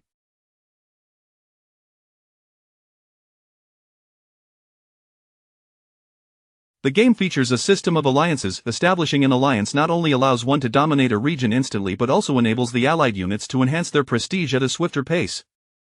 It is indeed a commendable strategy for achieving stable mutual development. Clearly, the 3-hour siege of Jizhou has captured the attention of a multitude of players, forming an alliance to counter him. Yi Xiaobai smirked slyly. Although he had just emerged from a recent campaign which resulted in a significant reduction in troop numbers, he was undeterred, having feverishly constructed military camps in each commandery, replenishing his forces with remarkable speed. Currently, he commanded an impressive army of 200,000 troops. While this number may not surpass that of the Three States Alliance, the soldiers under his command were robust and well-trained. When it comes to the quality of soldiers in battle, three states combined could not measure up to Yi Xiaobai alone. With an air of authority, Yi Xiaobai stood up. Jia Su, upon hearing this, expressed his astonishment, exclaiming, "Your wisdom is unparalleled, my lord." Is the leader of the alliance not Gao Yang? Indeed. Yi Xiaobai replied with a smirk, realizing his suspicions were correct. Only Gao Yang would not be preoccupied with his own expansion, thus he had long prepared for the alliance. When he persuaded El Meng to surrender, it was evident that he would not relent easily. Gao Yang, regardless of his personal motives, was undeniably a formidable player in the game. The total force of the three states, amounting to 200,000 soldiers, had converged in Jinan, Xi'an, and Shenlu, effectively sealing off the route south of Jizhou. However, this represented the entirety of the military strength of the three states. The Allied forces had reached a non-aggression pact with regions such as Yangzhou and Yuzhou, which emboldened them to commit their full military might to the assault on Jizhou. In an instant, various locations along the southern front of Jizhou erupted into fierce battles. At this moment, Yi Xiaobai's palace was bustling with activity, as all the generals eagerly came forth to request permission to engage in battle. I, Zhao Zilong, am willing to lead 10,000 troops and penetrate deep into the rear of the Three States Alliance, declared one. I, Dian Wei, shall serve as the vanguard, ensuring none of them escape, proclaimed another. Watching the fervor of his generals, Yi Xiaobai remained composed, instructing a nearby palace maid to pour him some wine. He then raised a toast to the assembled generals. I command General Zhang Liao to lead 50,000 troops to swiftly reinforce Qinggong, and remember, we shall defend without attacking. Our sole objective is to preserve the city. Upon hearing this command, the generals were taken aback. My lord, why do we not attack? Why send only General Zhang? They questioned, puzzled. Clearly, a full-scale offensive could easily overwhelm the Three States Alliance and secure the territories of the three states. Yi Xiaobai chuckled, do not be hasty. I command Dianwei, Zilong, Eugene, and Su Huang to each lead 20,000 elite soldiers, with Su Shu accompanying them to launch a surprise attack from Yanmen to the south, seizing the entirety of Bingzhou. At this proclamation, all present were left in stunned silence. Even Jiasu could not help but admire. Your plan is brilliant, my lord. On the surface, we appear to be engaged in a desperate battle with the allied forces, while in reality, we are poised to catch them off guard in Bingzhou to the west of Taihang. But there is more, Yi Xiaobai continued with a smile. I command El Meng to lead 20,000 troops from Liaodong, landing in Donglai, accompanied by Suyu, Tianfeng, and Dongyi. They shall engage in battle to sustain our forces while dismantling their cohesion. Exquisite, simply exquisite, truly, my lord is a genius. Yi Xiaobai reveled in his secret delight. This strategy had long been in his contemplation. It was the swiftest route he envisioned towards unification. Zhang Liao's cautious leadership was ideal for a defensive operation, yet whether their 200,000 troops could mount a successful assault remained uncertain. El Meng's naval forces could directly encircle their rear. With Suyu, Tianfeng, and Dongyi providing substantial resources, they could develop and engage in combat in the almost empty rear of the Three States Alliance. What could the allied forces possibly do against such a maneuver? Simultaneously, the likes of Su Huang and Dianwei, combined with a surprise offensive in Bingzhou, would surely leave the players there utterly unprepared for a counterattack. Yi Xiaobai foresaw the outcome clearly. After this battle, the 6 provinces of the realm would swiftly fall under his control. How much wealth could he amass from this? It was exhilarating. Meanwhile, in Jinan, Gao Yang, overseeing the operations, anticipated the imminent capture of Pingyuan. Yet, unexpectedly, Zhang Lia surged forth, decisively routing the allied forces. What the devil, how are Yi Xiaobai's soldiers so formidable? Each one appears as robust as if they were raised for slaughter. Now, with Zhang Liao's arrival, the Allied forces had already suffered thousands of casualties, failing to secure even a single plane. The inability to capture the plane, coupled with a lack of good news from other regions, left Gao Yang perplexed as to why the battles were proving so arduous. With gritted teeth, Gao Yang stood up, declaring, "I refuse to believe that a single Zhang Liao can thwart us. Command Yan Liang and Wen Chou to take his head." Thus, Gao Yang renewed the assault on Pingyuan and following orders, Yan Liang and Wen Chou advanced towards Pingyuan city. Shortly thereafter, reports came in that Zhang Liao had engaged in fierce combat with the two generals for dozens of rounds, ultimately retreating to the city to defend it. Upon receiving this news, the alliance members finally had something to celebrate. Clearly, Zhang Liao is afraid. I predict that Pingyuan city will fall soon. Let us raise our glasses in a toast. However, Yi Xiaobai had many five-star generals at his disposal. Why had only Zhang Liao come forth? This thought rendered everyone speechless. They exchanged glances, and Gao Yang began to ponder earnestly. Logically, Yi Xiaobai should have been all in at this juncture. Thus, with a cautious mindset, Gao Yang dispatched numerous scouts to investigate the enemy's situation. Just then, another piece of good news arrived from the Allied forces. "My lord, I have just recruited the valiant General El Bu to our ranks. Should we not send him forth to intimidate the field? After all, he is merely a Zhang Liao." The alliance was abuzz with excitement at the unexpected arrival of El Bu. "By the heavens, El Bu, a five-star divine general, how did you come into such fortune?" one exclaimed, grinning with delight. "Let us remain humble," he responded with a playful demeanor, exuding confidence. Gao Yang gently set down his wine cup, forcing a smile as he congratulated, "Congratulations, my friend." Yet, the next moment, he grew wary. After all, who would not desire to possess the legendary El Bu? The thought of having let such a talent slip away to another weighed heavily on Gao Yang as he clenched his fists tightly. Chapter 41, The Unification of the Three Kingdoms. This is the true objective of Yi Xiaobai. Meanwhile, the live broadcast of the joint examination reaches its peak once again. The two hosts gaze upon the comments section, filled to the brim with voices eager to witness Yi Xiaobai in action. After extensively discussing numerous contenders, who were still embroiled in chaotic skirmishes and possess some renown, they finally direct the camera towards Yi Xiaobai's Jizhou. It appears that the vast audience is impatient to observe the current state of Jizhou. Indeed, the candidate known as Yi Xiaobai has left a profound impact on us. It would not be an exaggeration to say that he has now evolved into the most formidable sovereign in the entire game. We have already seen comments from netizens declaring Yi Xiaobai to be a genius, and I wholeheartedly agree. The screen has now shifted to Jizhou. Let us see the current circumstances of the contestant Yi Xiaobai. Upon the switch of the scene, the male host abruptly slams his hand on the table, exclaiming with fervor, "As expected, it seems everyone has recognized Yi Xiaobai's might. Qingzhou, Yanzhou, and Shuzhou have swiftly formed a tri-state alliance. This aligns perfectly with our previous conjectures." Indeed. In the face of such a formidable adversary, forming an alliance for resistance is the optimal choice. We can see that the combined forces of the tri-state alliance have already amassed to an astounding 300,000 troops. This exemplifies the allure of unity in combat against a powerful foe. The leader of this alliance is the esteemed Gao Yang, who has risen in Beihai.as. The initiator. His decisive move to establish the alliance in the face of Yi Xiaobai's relentless advance showcases remarkable gaming talent. Yes, this is going to be fascinating. Jizhou is now in a state of passive defense. We observe that Yi Xiaobai has dispatched a formidable general, but only Zhang Liao. This is unexpected. Given Yi Xiaobai's plethora of fierce generals, how could he possibly rely solely on Zhang Liao for defense? If it were me, I would have sent numerous generals to fend off the enemy. Indeed, we can see that Yi Xiaobai has merely deployed a little over 50,000 troops for defense. While I believe that sending 50,000 troops is manageable, launching an offensive will undoubtedly be challenging. Yes, we can see that his soldiers are all robust and well-fed. Although few in number, they certainly do not afford the Allied forces any advantage. I can't fathom his reasoning. If it were me, I would have sent Zhao Zilong to strike at the heart of the enemy. At that moment, the female host abruptly interrupts his musings. "Everyone, look. The flag bearing the character Yi has appeared in Qingzhou." "What?" The male host is equally astonished, rising to his feet. Indeed, Lu Meng's 20,000 troops have arrived by ship.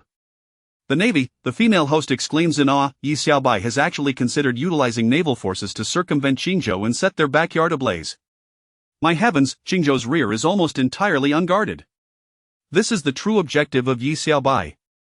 Both hosts find themselves unable to maintain their composure. The audience is equally unsettled.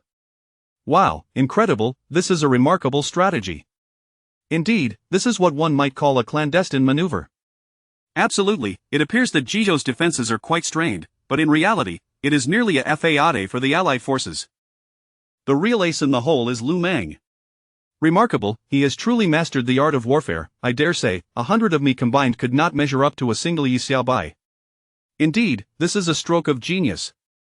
By the time the Allied forces realize what is happening, they will likely find themselves thoroughly compromised. Yi Xiaobai's maneuvers instantly garner immense admiration from netizens, who exclaim their exhilaration. Concurrently, many club owners in Anqing begin to take notice of Yi Xiaobai. Even the head of the Municipal Education Bureau, upon witnessing this scene, rises in excitement, disregarding his image. What a delight! Which school does this Yi Xiaobai hail from? His performance is so exceptional that he is bound to become a pillar of our nation. Director, the game has only progressed for a little over 3 hours. Indeed, in just over 3 hours, achieving such accomplishments is nothing short of extraordinary. The director nods in satisfaction, placing his hands on his hips, and addresses those present. I believe this young man deserves a guaranteed admission slot. But director, haven't the 5 guaranteed slots for our city already been predetermined? Nonsense, the director retorts fiercely. What genuine talent do those privileged offspring possess? Inform everyone that not only will I ensure this child is admitted to the prestigious Capital Esports University, but I will also grant him an additional 50,000 in scholarship funds and organize an 8-man team to carry him in celebration. I shall personally participate. The director's proclamation leaves all the officials speechless. After a prolonged silence, applause erupts in the office. However, the climax does not cease there. Just as everyone is engrossed in discussing this strategy, news of Yi Xiaobai eliminating other competitors surges forth like a tidal wave. Oh my! What is happening? The two experienced commentators seem as if they are unfamiliar with the game, their astonishment palpable at the mention of Yi Xiaobai. Logically, although Lu Meng has captured a significant portion of Qingzhou, he has yet to engage with the foundation of the Tri-State Alliance. How could he have eliminated anyone? Upon hearing this, the commentators exchange bewildered glances. What advanced tactics has this master employed? The director begins to seek the source of the information. At this moment, the perspective shifts dramatically, focusing on the region of Bingzhou. Taiyuan. Yi Xiaobai's forces have already seized Taiyuan. No wonder many of his generals are unaccounted for. It turns out Yi Xiaobai has deployed them to confront Bingzhou. The female host gasps in astonishment, covering her mouth. My goodness!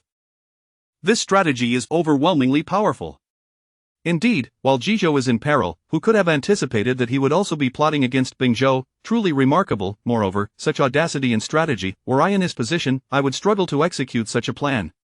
Upon hearing the commentators, the netizens erupt with excitement. If this individual were in ancient times, he would undoubtedly be a rebel. In ancient times, he might very well unify the entire world, making everyone speak the Dragon Kingdom's language. To hell with foreign tongues. Such tactics, if not forged through relentless effort, I can hardly fathom. To call him a god of warfare would be no exaggeration. Truly formidable, absolutely astounding. At this moment, in a dimly lit room within a secluded alley, a girl named Meng Yuan, munching on spicy strips while watching the commentary, muses, this Yi Xiaobai is indeed a talent.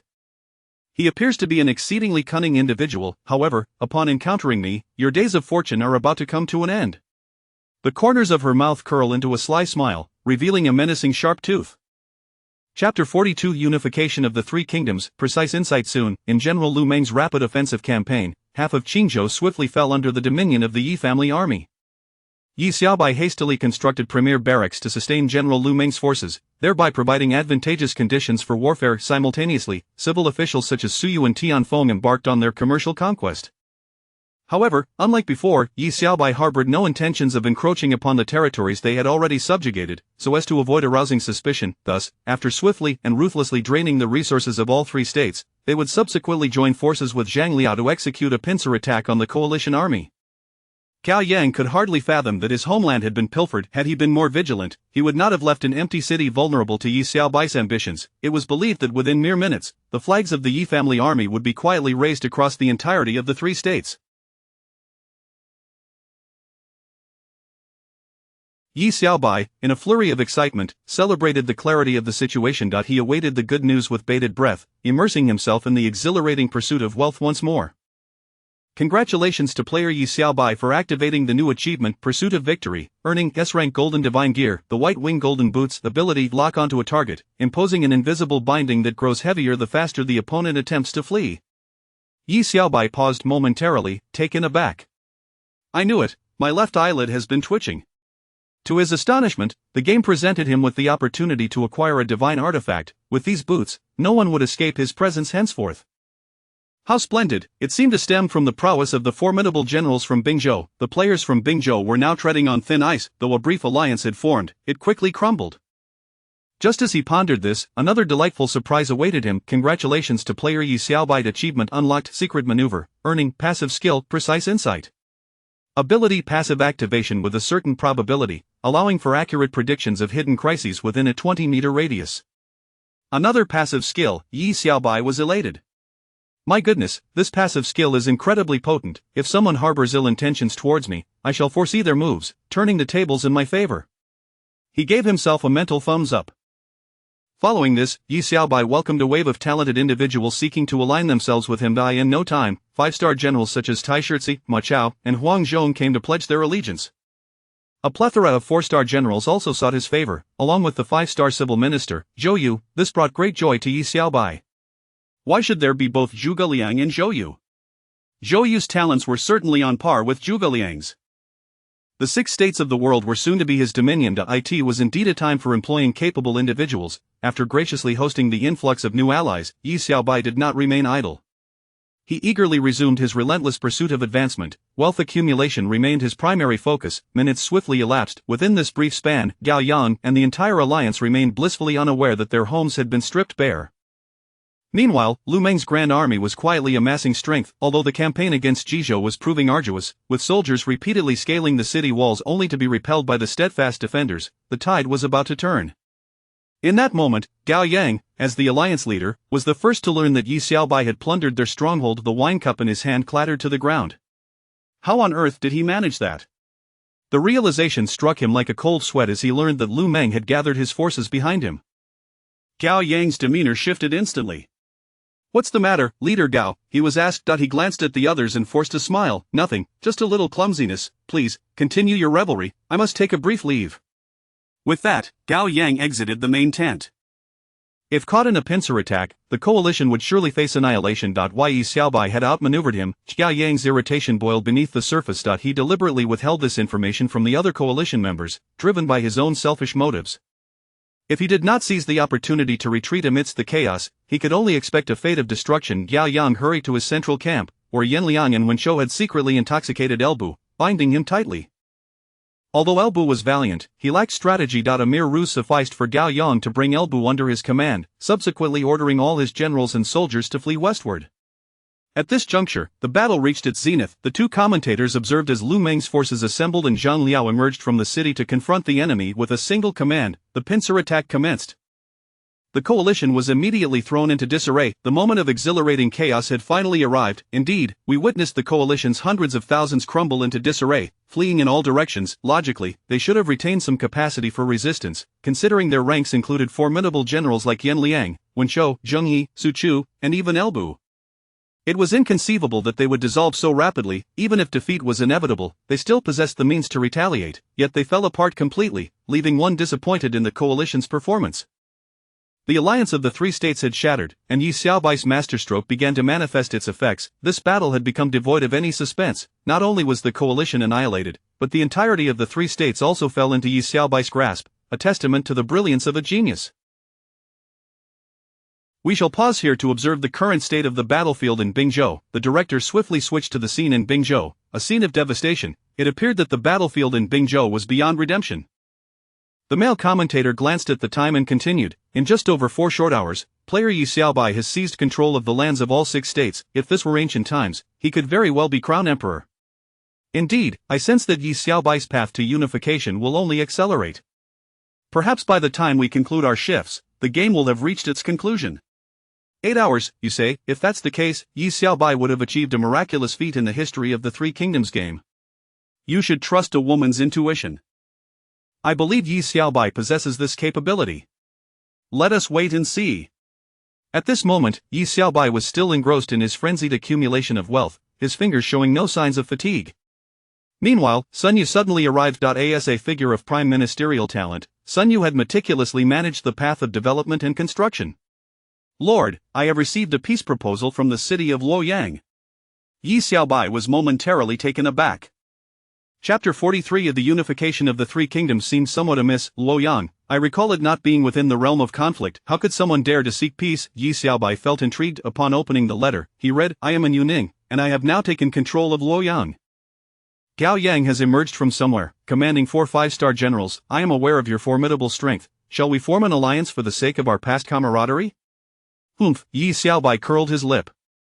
Not much of an offer. Is the bond of camaraderie so substantial? However, what piqued his interest most was the information regarding Gao Yang. After the annihilation of the coalition forces of the 3 provinces, Yi Xiaobai had yet to receive any news of Gao Yang's elimination. This indicated that Gao Yang had cunningly evaded capture, yet there was a significant flaw in this letter. This servant of his had always been proud and aloof. How could she possibly request an alliance, invoking their shared history? It seemed that Gao Yang had captured Luoyang and was attempting to deceive him into an alliance under the pretense of seeking development. Underestimating Yi Xiaobai's acumen, Yi Xiaobai rose to his feet and smiled at Sun Yu. Sir, from now on, any requests for alliances shall be disregarded. Yes, my lord, replied Sun Yu, promptly taking his leave. With his forces robust and formidable, there was no need to ally with anyone. Gao Yang was merely a devious schemer. Yi Xiaobai then turned to Jiasu and inquired, have you gathered intelligence on the Central Plains? My lord, the Central Plains remain embroiled in chaos, yet there is a report of significant interest. What is it? Lu Bu. Lu Bu? He has made his appearance? Lu Bu was a fierce warrior, a true barrier against any foe. He serves under Gao Yang. Upon hearing this, Yi Xiaobai felt a surge of amusement, further solidifying his belief that the letter was indeed penned by Gao Yang. The mention of 4 generals was telling. If it were in Yuning, she would have been unable to count accurately. Not a single formidable general had appeared in the battlefield during the War of the 3 Provinces. This indicated that Gao Yang had likely whisked them all away, transforming the coalition battle into a mere slaughter. With the addition of Lu Bu, Gao Yang now possessed a formidable quintet of generals. This was hardly encouraging news. A cadre of 5 generals could indeed pose a substantial threat in a short span. Yi Xiaobai stroked his chin, pondering deeply. Suddenly, an epiphany struck him. He summoned Mr. Wei Jia. My lord. Wei Jia bowed respectfully. I have a task for you. Please command me. Now that we hold dominion over 7 provinces, flourishing as never before, I want you to devise a means for the population of the Central Plains to swiftly migrate to our side. Wei Jia merely glanced up at him, then calmly responded, rest assured, my lord, I possess a brilliant strategy. Yi Xiaobai felt entirely reassured. Wei Jia's talents were beyond dispute. Moreover, Wei Jia had instantaneously grasped his intentions. Yi Xiaobai mused, should he manage to achieve a bloodless victory, leaving Gao Yang devoid of troops, what would it matter if he had 5 formidable generals? His thoughts then shifted entirely to the direction of Yangzhou. Presently, north of the Yangtze River, aside from the Central Plains and Xiliang, all other regions had fallen under Yi Xiaobai's control, including the acquisition of Yuzhou under General Lu Meng's astute command. Consequently, Yi Xiaobai unexpectedly unlocked a new achievement, receiving a substantial reward of point credits. Soon, Jiasu presented the intelligence he had gathered to Yi Xiaobai. As anticipated, Gao Yang had established himself as a tyrant of the Central Plains. He even attempted to employ in Yuning's voice to solicit peace. Should he surrender outright, perhaps he might be granted an extra moment to breathe. However, the total military strength in the Central Plains was nearly 50,000.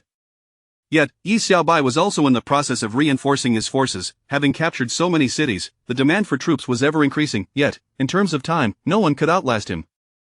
After all, the military camps he had constructed were countless. The speed at which he could conscript soldiers likely surpassed that of all other provinces combined. In just 10 minutes, his total military strength could swell to an impressive 700,000. Excluding the garrison troops required for various counties, the forces available for battle would number 400,000. Yi Xiaobai intended to deploy this entire contingent to the region of Yangzhou. Following the coalition war, he had already dispatched Lu Meng, Huang Gai, and Sheng Pu to swiftly train the naval forces along the banks of the Yangtze River. The crux of capturing Yangzhou lay in naval warfare. Should they achieve victory at sea, the 400,000 troops would pour forth like a deluge. Yangzhou would undoubtedly be unable to withstand such an onslaught. Yet, the reports indicated that Yangzhou had been entirely seized by Yuqinghao. The name rang familiar to Yi Xiaobai, yet that was not the crux of the matter. The key was that he possessed the 5-star divine general Lu Sun and had developed 100,000 naval troops, firmly establishing his dominance in Jiangdong. Had he not prepared in advance, how could such a rapid expansion of naval forces have occurred? Regardless, this was no cause for concern. After all, his naval vessels were more than thrice the size of theirs. Although his naval forces numbered only a little over 50,000, each was a seasoned warrior. This battle was devoid of any uncertainty. Yi Xiaobai promptly issued orders. Generals Tai Shirzi, Ma Chao, Huang Zhong, Dian Wei, and Zhang Liao would lead 400,000 troops, with Zhou Yu serving as strategist, to encamp north of the Yangtze River. Once the naval forces achieved a resounding victory, the 400,000 soldiers would cross the river to engage the enemy. As for the main camp, he left the three generals Yu Jin, Su Huang, and Zilong to guard against the threat posed by Lu Bu in the Central Plains. At this moment, Yu Qinghao, entrenched in Yangzhou, received the battle reports. Listening to the accounts of his subordinates, Yu Qinghao maintained an air of calm that he chuckled softly. Yi Xiaobai, you are finally making your move. Do you truly believe that my 100,000 naval troops represent my ultimate limit? The corners of his mouth gradually curled into an exaggerated smile. He then commanded the entire army to prepare for battle. Although Yu Qinghao's total military strength, excluding the naval forces, amounted to only 200,000, and these troops were primarily focused on guarding against threats from Jingzhou and Jiuzhou, he had clandestinely constructed a top-notch shipyard in Jiangxia, secretly retaining 50,000 naval troops. He must have crafted 15 top-tier warships. This was the very first order of business Yu Qinghao undertook after seizing Yangzhou. He allocated a substantial portion of his resources to this endeavor, aiming to ensure he could stand against Yi Xiaobai. Even if his other economic pursuits lagged behind and troop production slowed significantly, he was determined to withstand the pressure. As long as he could keep Yi Xiaobai's naval forces at bay, his main army would not be able to advance, affording him ample time to gradually amass strength and seek resurgence. However, as Yi Xiaobai was fervently upgrading his forces, he suddenly paused, realizing that something seemed amiss. Chapter 44 of the Unification of the Three Kingdoms. Yi Xiaobai must truly be a force to be reckoned with. No, that cannot be. Yangzhou is undoubtedly a dead end. Why is that fellow, what is his name, how not formed an alliance to resist us? Is he truly that foolish? Has he already given up the fight? Surrendering would be preferable to abandoning the cause, as at least in surrender, one would not suffer a complete loss of experience points. Most players would act thus. Clearly, this reasoning holds no water. If he were not complacently secure, how could he afford to sit idly by? Could it be that he possesses a secret weapon? With this thought, Yi Xiaobai promptly relayed orders to the front lines. He commanded a halt to the assault on Yangzhou and instructed Zhou Yu to ascertain the reasons behind this strange behavior. With that, Yi Xiaobai reclined once more, entering a frenzied clicking mode. 10 minutes of game time passed, and then Gui Jia delivered a report. My lord, the conflict in Pingyuan instigated by Xiliang has begun. I have dispatched personnel to the lands of Hadong and Shandong to establish refugee camps. Families can relocate, each receiving 100 taels of gold. In just one day, we have already accommodated 300,000 refugees. Upon reading this report, Yi Xiaobai's spirits soared. Wu Fengshao truly is a remarkable talent. By inciting trouble in Xiliang, he has effectively diverted attention from the migration in the Central Plain. In less than 3 days, when Gao Yang comes to his senses, the city will be deserted. Furthermore, Yi Xiaobai decided to stoke the flames further. He commanded Zilong, Yujin, and Su Huang to swiftly occupy the Central Plain, delivering a crushing blow to Gao Yang. Next, Zhou Yu sent another report. My lord, we have discovered a substantial fleet in Jiangxia. This is exactly as it should be. Yi Xiaobai nodded in approval. No one is a fool. It is merely that this individual's acting skills are exceedingly poor. However, upon hearing that there are only 30,000 naval troops, Yi Xiaobai could not help but indulge in self-deprecation. A mere 30,000 naval forces having fallen for your ruse, you might still not achieve victory. It is best to destroy them first. Thus, he directly ordered Zhou Yu to launch a surprise attack on Jiangxia, annihilating all vessels and shipyards. Initially, Yu Qinghao had harbored doubts about why Yi Xiaobai's navy had remained inactive for so long, until he received the report of the destruction of all ships in Jiangxia. His entire body stiffened in shock. Damn it, Yi Xiaobai, this is impossible, absolutely impossible. How did he know about my secret shipbuilding? He had concealed it so well, how could it possibly be discovered? Now, despair washed over him. The destruction of the shipyard was tantamount to severing his economic lifeline. The loss of his fleet meant he could no longer engage in naval warfare. Everything he had painstakingly built was now in ruins. He clenched his fists tightly, rapidly assembling his troops to launch an offensive against the weakest point in Jiuzhou. However, at this moment, the three players from Jingzhou, upon learning of the Yangzhou army's rout, broke out in cold sweat. That was a formidable force of 400,000. Even if all of Jingzhou were to ally, their total military strength would barely reach 500,000. Following the previous alliance of the three provinces, players across the map were already aware of Yi Xiaobai's ferocity and recognized the might of his generals. They had heard that Yi Xiaobai's soldiers could tear flesh with their teeth. It was utterly terrifying. Just then, 400,000 troops had just crossed the river. Sun Yu approached to pay his respects to Yi Xiaobai, presenting an official document. I am Wang Dawei, the leader of the Jingzhou alliance. We are willing to offer you the three great beauties Daqiao, Xiaoqiao, and Diaochan as tribute, requesting peaceful coexistence. Upon reading this document, Yi Xiaobai chuckled. I had no intention of attacking Jingzhou, why resort to beauty as a ploy for peace? Who the hell needs that? Nevertheless, Daqiao and Xiaoqiao along with Diaochan he certainly wished to meet. With a smirk, Yi Xiaobai ordered that after conquering Yangzhou, the entire army would rest for 3 days before advancing to seize Jingzhou directly. He instructed Zhou Yu to ensure that upon success, both Daqiao and Xiaoqiao, along with Diaochan, be brought back to him. I wonder what Zhou Yu will think upon receiving this order? My lord, Zhou Yu will undoubtedly fulfill his mission. Although Yangzhou had fallen, it was almost akin to taking an empty city. According to Zhou Yu's reports, Yu Qinghao had fully committed to an assault deep into Jiuzhou. Pursuing him now would be akin to a lone soldier venturing too far. Once Jingzhou is captured, Jiuzhou will merely be an easy acquisition. However, this fellow, what was his name, Chang, yes, should still possess some intellect. He understands the principle of mutual dependence, therefore, he would likely join the Jingzhou alliance, thereby granting the alliance a combined military strength of 700,000. Yet this does not guarantee them an absolute advantage. After reclaiming Yangzhou, Yi Xiaobai once again entered his frenzied clicking mode. He wondered aloud how their developmental speed could possibly match the speed of his financial investment. Meanwhile, in Yizhou, and Yangning had just unified the region. It could be said that she had surged forward, cutting through obstacles without pause. Finally, she had paved the way throughout all of Yizhou. Stopping momentarily, she began to concern herself with the ever-elusive Yi Xiaobai, who had been dominating the screen with his victories. She could hardly believe that to date, she had not received any news of his failures. Even she had experienced the frequent turnover of cities before finally managing to unify Yizhou, now commanding an army of 600,000. She also acquired Yizhou's specialty, 200,000 armored soldiers. Her generals included the likes of Guan Yu, Zheng Fei, Wei Yan, Meng Hua, and Xu Rong. The civil officials were no less impressive, boasting figures like the 5-star Zhuge Liang and 4-star Fa Zhang among others. Economically, she had also experienced tremendous growth. Finally catching her breath, she reviewed the battle reports upon seeing them, and Yangning's jaw dropped in astonishment. Yi Xiaobai had already gained control of 8 provinces. How could he possibly be this powerful? This was utterly beyond reason. Gritting her teeth, and Yangning stamped her foot in frustration. Though she had established herself as a formidable force, compared to Yi Xiaobai, her standing was trivial. This simply would not do. I must venture forth from Shu, and if I cannot gain an advantage in the real world, I must ensure he suffers losses in the game world. Thus, she began to analyze the ongoing conflicts in the Central Plain and Liangzhou and learned that Yi Xiaobai had also joined the fray. The Central Plain was effectively encircled. The Central Plain was the springboard for her ambitions. Without it, challenging Yi Xiaobai would become exceedingly difficult. Consequently, she concluded that allying with Liangzhou to divide the Central Plain was the optimal strategy. Meanwhile, Yao Yang, now utterly exhausted, found himself besieged on 2 fronts. To his astonishment, he noticed his wealth was plummeting drastically, driving him into a frenzy. Without reinforcements, he was now utterly isolated. Logically, even if Yi Xiaobai had occupied the majority of his territory, it should not have led to an abrupt halt in economic activity.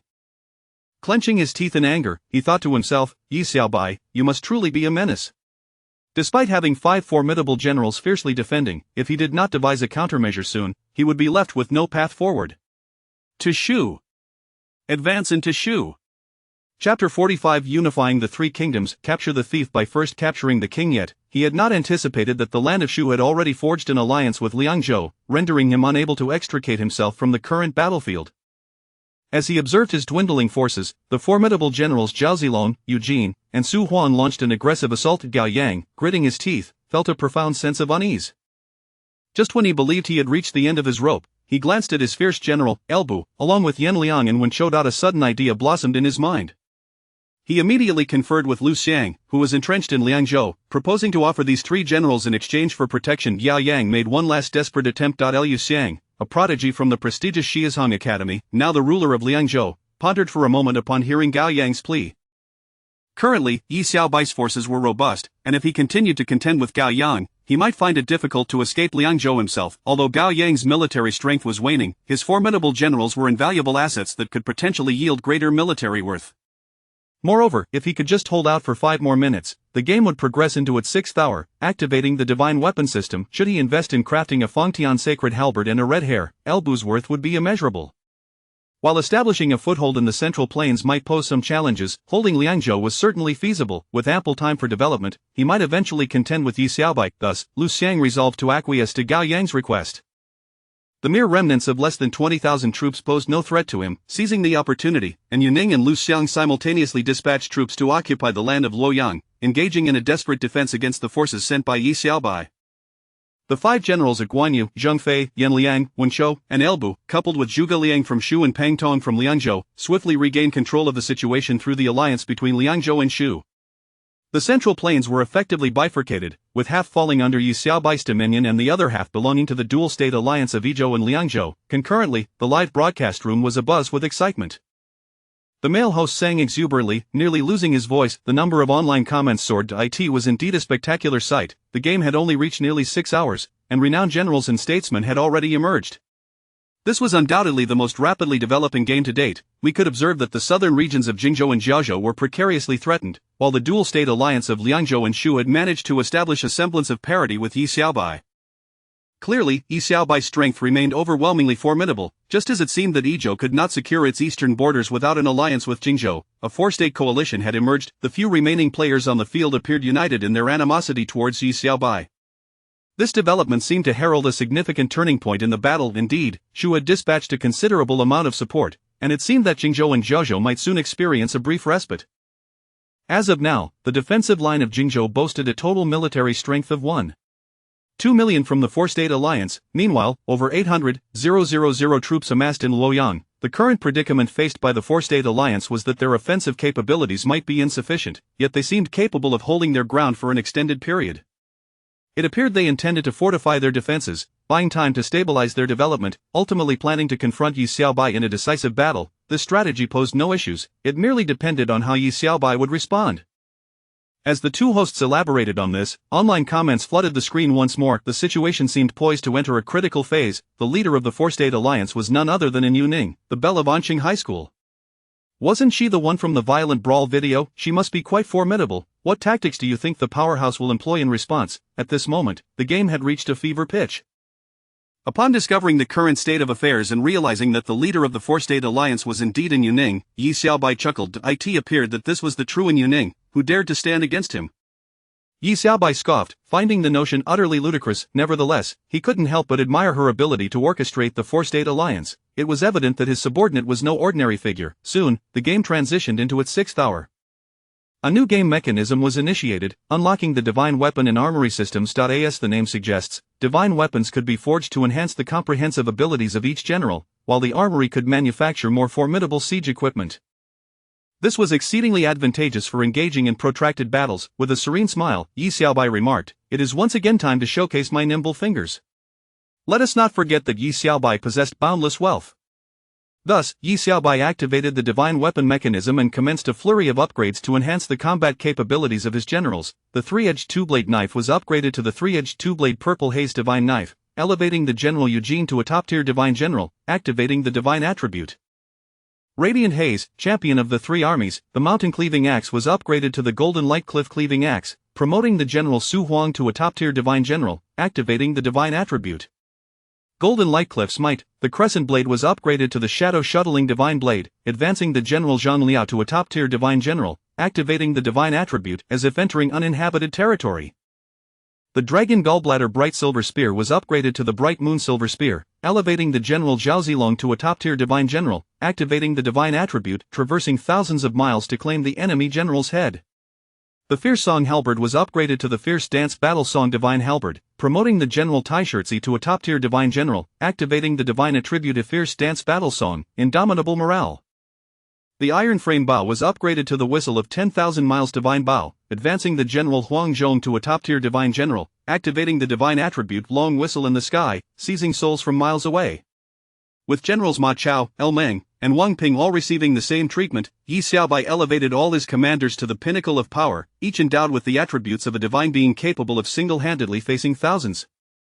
Once the upgrades were complete, Yi Xiaobai stretched lazily. Shouldn't he leave some dignity for his beloved servant? Yi Xiaobai mused nonchalantly, then touched his ear and declared, "Then let us capture the thief by first capturing the king." He promptly commanded the divine general Zilong to traverse the vast expanse, as if entering an uninhabited realm, to seize his rebellious servant first. He chuckled. Chapter 46 Unifying the Three Kingdoms. I am Zhao Zilong of Changshan. At this moment, and Yangning was meticulously strategizing her plans. She aimed to optimize her limited resources to enhance her strength to the fullest. She was fully prepared for the final showdown with Yi Xiaobai. In her mind, she calculated that as long as she could hold out for a day, her economy would be revitalized. By then, she would possess sufficient power to contend with Yi Xiaobai. With this thought, and Yangning grasped her riding whip and tugged fiercely. Crack, Yi Xiaobai, I refuse to believe you can remain triumphant forever. Humph, and Yangning raised her head with a charming smile, brimming with confidence. Just as she hummed a tune, lost in her thoughts, urgent news arrived from the front lines. My lord, grave news. An enemy general is advancing towards Chengdu. Upon hearing this, and Yangning furrowed her brow in astonishment. An enemy general, our current defenses are as solid as a fortress, how could an enemy appear in Ezhou? It is true, my lord. That enemy general has taken 3 cities in succession and is now not far from Chengdu. You must flee at once. Nonsense. And Yangning retorted, I am the sovereign of Ezhou, where shall I flee? Taking 3 cities in a row, that is utterly preposterous. Could it be a divine general? Just as Yangning questioned, she suddenly gazed at the distant sky, where a crescent blade, gleaming like the moonlight, rapidly struck down, shattering the city walls before her. Amidst the cries of despair, she stood agape, as a general clad in shimmering silver armor, wielding a spear that shimmered with ethereal light, charged towards her with imposing grandeur. And Yangning was momentarily stunned, swallowing hard. I am Zhao Zilong of Changshan.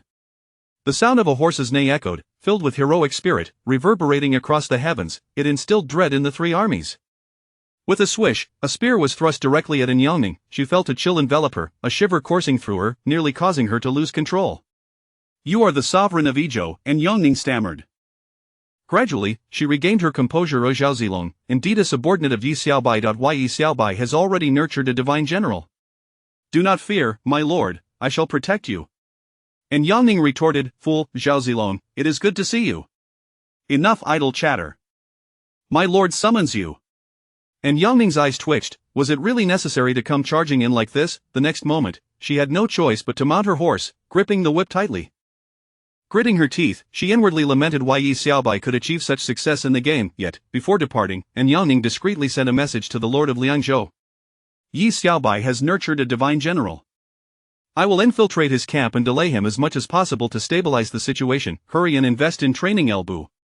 This message revealed Yangning's intelligence. Though she had been captured against her will, she cleverly constructed the impression that she would personally infiltrate the enemy camp.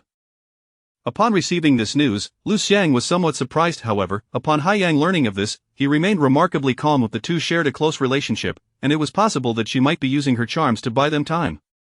Ah, I see. Then, Alliance Leader, your sacrifice is quite significant. We must hurry to upgrade Elbu, everything else is secondary. Elbu was our last trump card. Indeed, Alliance Leader has staked the wealth of 4 states on Elbu. Let us hope he can capture Yi Xiaobai in one fell swoop. Precisely, to capture the thief, one must first seize the king. Yet, in the next instant, urgent military news arrived. Report, my lord. The soldiers of Jingzhou have faltered. Within less than a day, 1 million troops have been annihilated. What? Lu Xiang and Haiyang were instantly thrown into disarray. In less than a day, the entire army has been wiped out? How is that possible? Even if the soldiers had willingly offered their necks to be severed one by one, it could not lead to their complete destruction in such a short time. However, military reports cannot be false. Regardless of the sorcery Yi Xiaobai employed, we must hasten to upgrade Elbu. Lu Xiang began to panic, investing all their accumulated wealth into forging a divine weapon for Elbu. In an instant, a Fang Tian divine halberd was crafted. Elbu was upgraded to a top-tier divine general, with attributes piercing through the heavens, devouring the vastness like a tiger. Yet at this moment, news from Liangzhou arrived again. Report, my lord. Generals Yan Liang and Wenchou clashed with the enemy general Zhou Cong, and within a single exchange, they were slain. Upon hearing this news, Lu Xiang was wide-eyed, nearly spitting blood. What did you say? How could Yan Liang and Wenchou be defeated by Zhou Cong? It is true, my lord. General Zhou Cong, with a single stroke, swept through the army as though rolling up a mat. Yan Liang and Wenchou were directly cleaved in half. Upon hearing this, both men were stunned. How had the situation shifted so drastically? A mere 4-star purple general could sweep through an army. At this moment, Haiyang's mind raced. He turned to Lu Xiang and said, We can only gamble everything now. Send General L alone to infiltrate Yi Xiaobai's territory. Only by eliminating Yi Xiaobai can we secure victory. Listening to his words, Lu Xiang understood that they had reached a critical moment of life and death. He immediately ordered Elbu to charge forth alone, directly attacking the heart of the enemy. At this moment, and Yangning was brought before Yi Xiaobai. Upon seeing him languishing in a bath of milk, exuding comfort, she turned her face away in anger.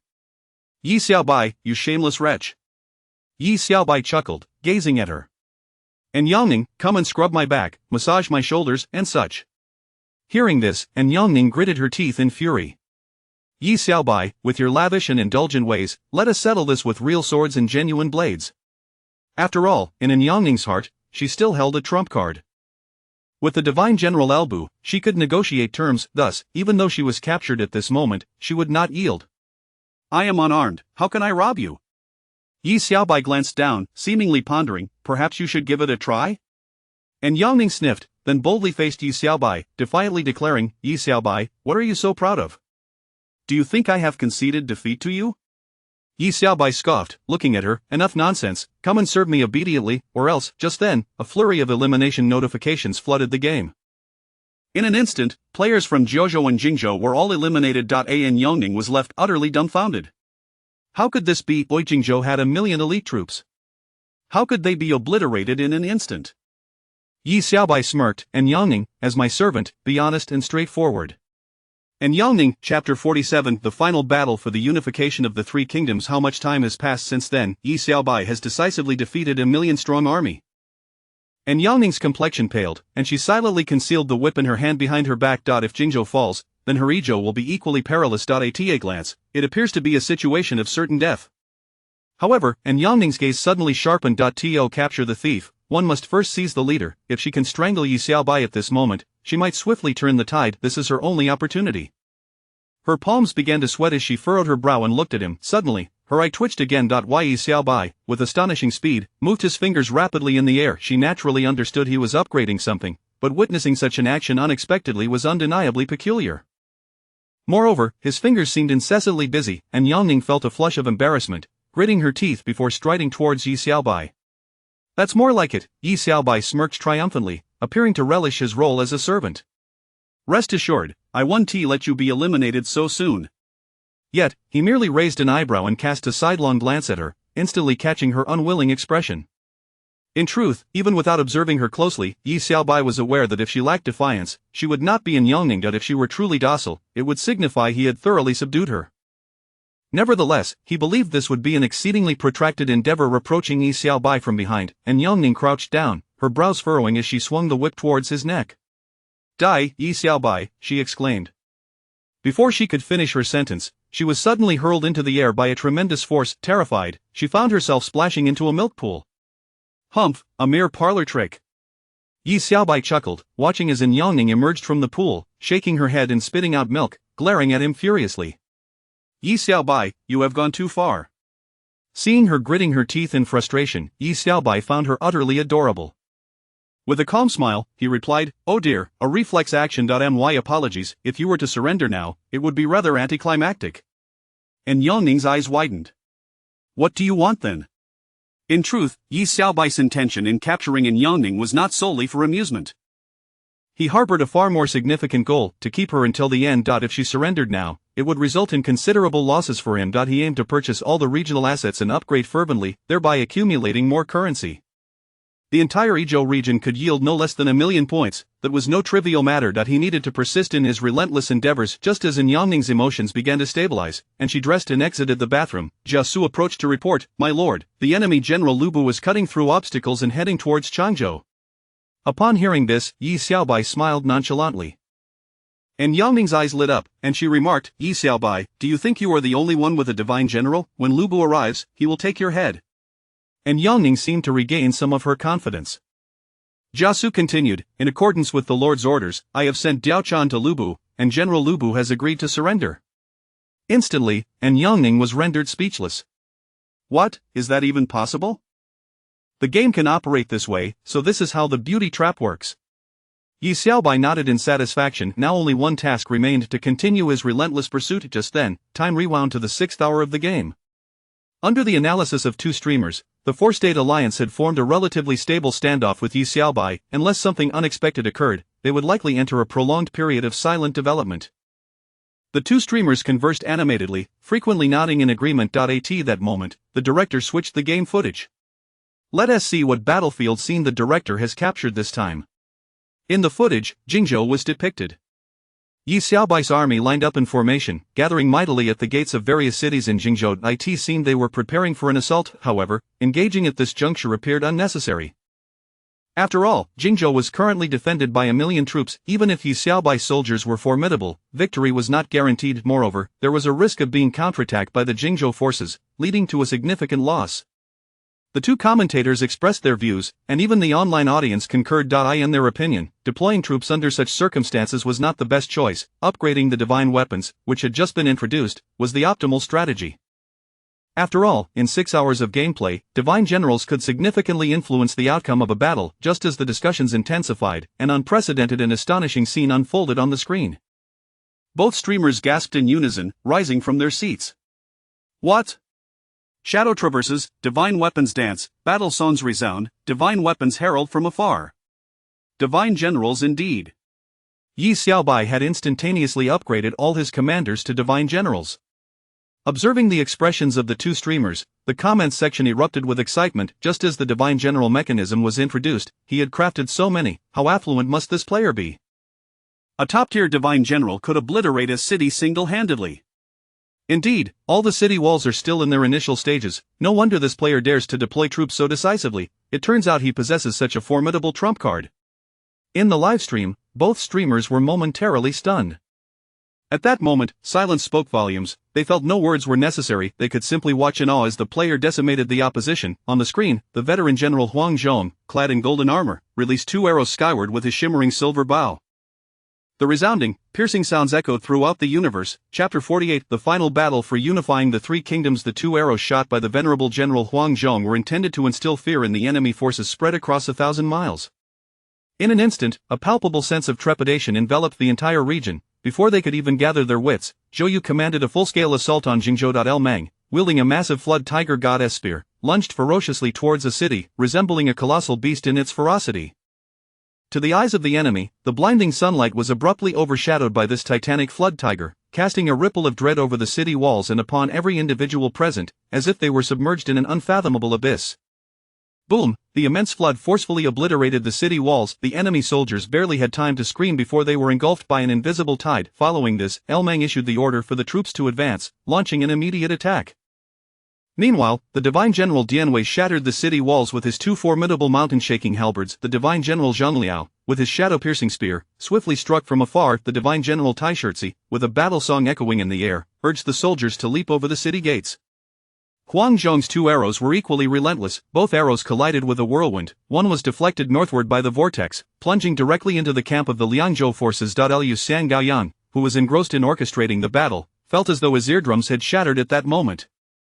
Instantly, the arrow pierced through the bodies of 2 individuals who were caught off guard. However, the other arrow defiantly spiraled into the whirlwind, rapidly ascending in its furious spin. With inertia propelling it, it soared beyond the atmosphere, colliding with a meteorite at the first cosmic velocity. It then altered its trajectory, hurtling back towards the Earth. As it traversed the atmosphere, it ignited into a fiery rocket, careening straight toward the central camp of Yu Qinghao. Realizing the dire situation, he contemplated surrendering to preserve the scant experience he had painstakingly acquired.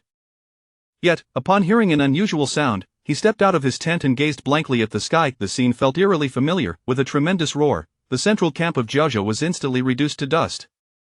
Under such overwhelming force, the territories of Jingzhou and Jiaozhou were annihilated in a heartbeat. How astonishing! It turns out that the player Yi Xiaobai had long amassed sufficient resources to elevate all his generals to divine status in an instant. With a might that could rival a tiger, the momentum was unstoppable. Who could withstand such power? We can already extend our congratulations to Yi Xiaobai for his exceptional tactics and godlike resource management, as he shattered the 4 prefectures alliance in a mere 6 hours and 5 minutes, claiming the top score in this joint examination. Moreover, we must commend this prodigy for breaking the record in the game of unifying the 3 kingdoms in just over 6 hours. It seems unlikely that anyone could surpass this feat in the future. Indeed, it is evident that Yi Xiaobai possesses an extraordinary talent. Instantly, the live broadcast room erupted with excitement. No1 anticipated that a game which typically required at least 4 days could be completed in just over 6 hours. Such prowess is surely beyond the reach of mere mortals. This game has undoubtedly been mastered by the genius, and with so many divine generals, even if I survive to the 5th day, I cannot fathom cultivating such a formidable roster. It is truly overwhelming and exhilarating. Meanwhile, in Anqing, the entire City S Club was in a frenzy. Such a talent must be secured at all costs. With such formidable strategic capabilities, it would be no exaggeration to deem him the strongest student in history. If our club were to acquire him, we would surely ascend to new heights. I'll offer $1 billion, no, $10 billion to sign him. After this, we shall have no rivals in esports. Yet, amidst the fervor, the Lord of Anqing declared to the online community, "You need not ponder any further. Yi Xiaobai is already a member of my Wildfire Club." Upon hearing this news, a chorus of discontent arose. That's rather unfair. Competitive fairness is paramount. Why should you seize the advantage? Whatever offer you make, I'll double it. I'll triple it, I'll quintuple it. Seeing these comments, a flicker of anxiety surged within the Lord of Anqing. Despite publicly declaring Yi Xiaobai's allegiance, it was evident that no club could resist the allure of such an extraordinary gaming prodigy. Although he maintained a facade of calm, internally he was increasingly apprehensive. What if someone swayed him, or if he impulsively joined another club? He was not merely a treasure in the eyes of Anqing's citizens. He was a gem coveted globally. He commanded, seal off Anqing, restrict access to all clubs, preventing anyone from approaching Anqing High School. With the issuance of this command, the Lord of Anqing felt a modicum of reassurance. Subsequently, he sent a message to his beloved daughter. His measures were indeed relentless and astute. At that moment, a middle-aged man in a tailored suit entered his office. The Lord of Anqing, taken aback, exclaimed, "Mr. Wang, what a rare visitor, huh? It seems we both recognized your keen eye for talent earlier than expected. Please, take a seat. To be frank, I am here for Yi Xiaobai. If you're here to poach him, I must ask you to leave. You and Changmao have already sent your daughter to be near him. I shall be discreet. What is your purpose today? You've seen it yourself. Yi Xiaobai is bound for greatness. Therefore, I have decided to grant him a reserved spot in the city as a token of goodwill toward your prospective son-in-law. Such a gesture is hardly trivial. It's a stroke of genius. So, you have indeed set your sights on that lad?" The Lord of Anqing nodded. "If I were to say he is a descendant of the Yi family, what would you think?" "What?" Mr. Wang was taken aback. And Changmao, you sly fox, alas, my daughter is only 6, huh? So the recent unrest in Anqing is indeed related to him? The Lord of Anqing nodded. "I see so. The Yi couple has been enduring hardships at the front lines all these years. By the way, do we have any concrete information about them?" Chapter 49. Precise intuition. They only knew that the last location of their mobile phones was in a remote village in Luoshanxi. Indeed, finding them would not be an easy task. It is challenging for us, but it is equally difficult for them. They are quite cunning. Anyway, it is for the best. I do not wish for Yi Xiaobai to be entangled in this so early. Therefore, keeping him under my watchful eye serves as a form of protection, does it not? Or is it that you wish for him to become your son-in-law? But that is a topic for another time. At this moment, although the results of the examination were already conclusive, Yi Xiaobai remained immersed in the gaming world. Having captured in Yuqing, he unlocked the achievement of capturing the leader first. Thus, Yi Xiaobai gained the effect of double rewards in point currency.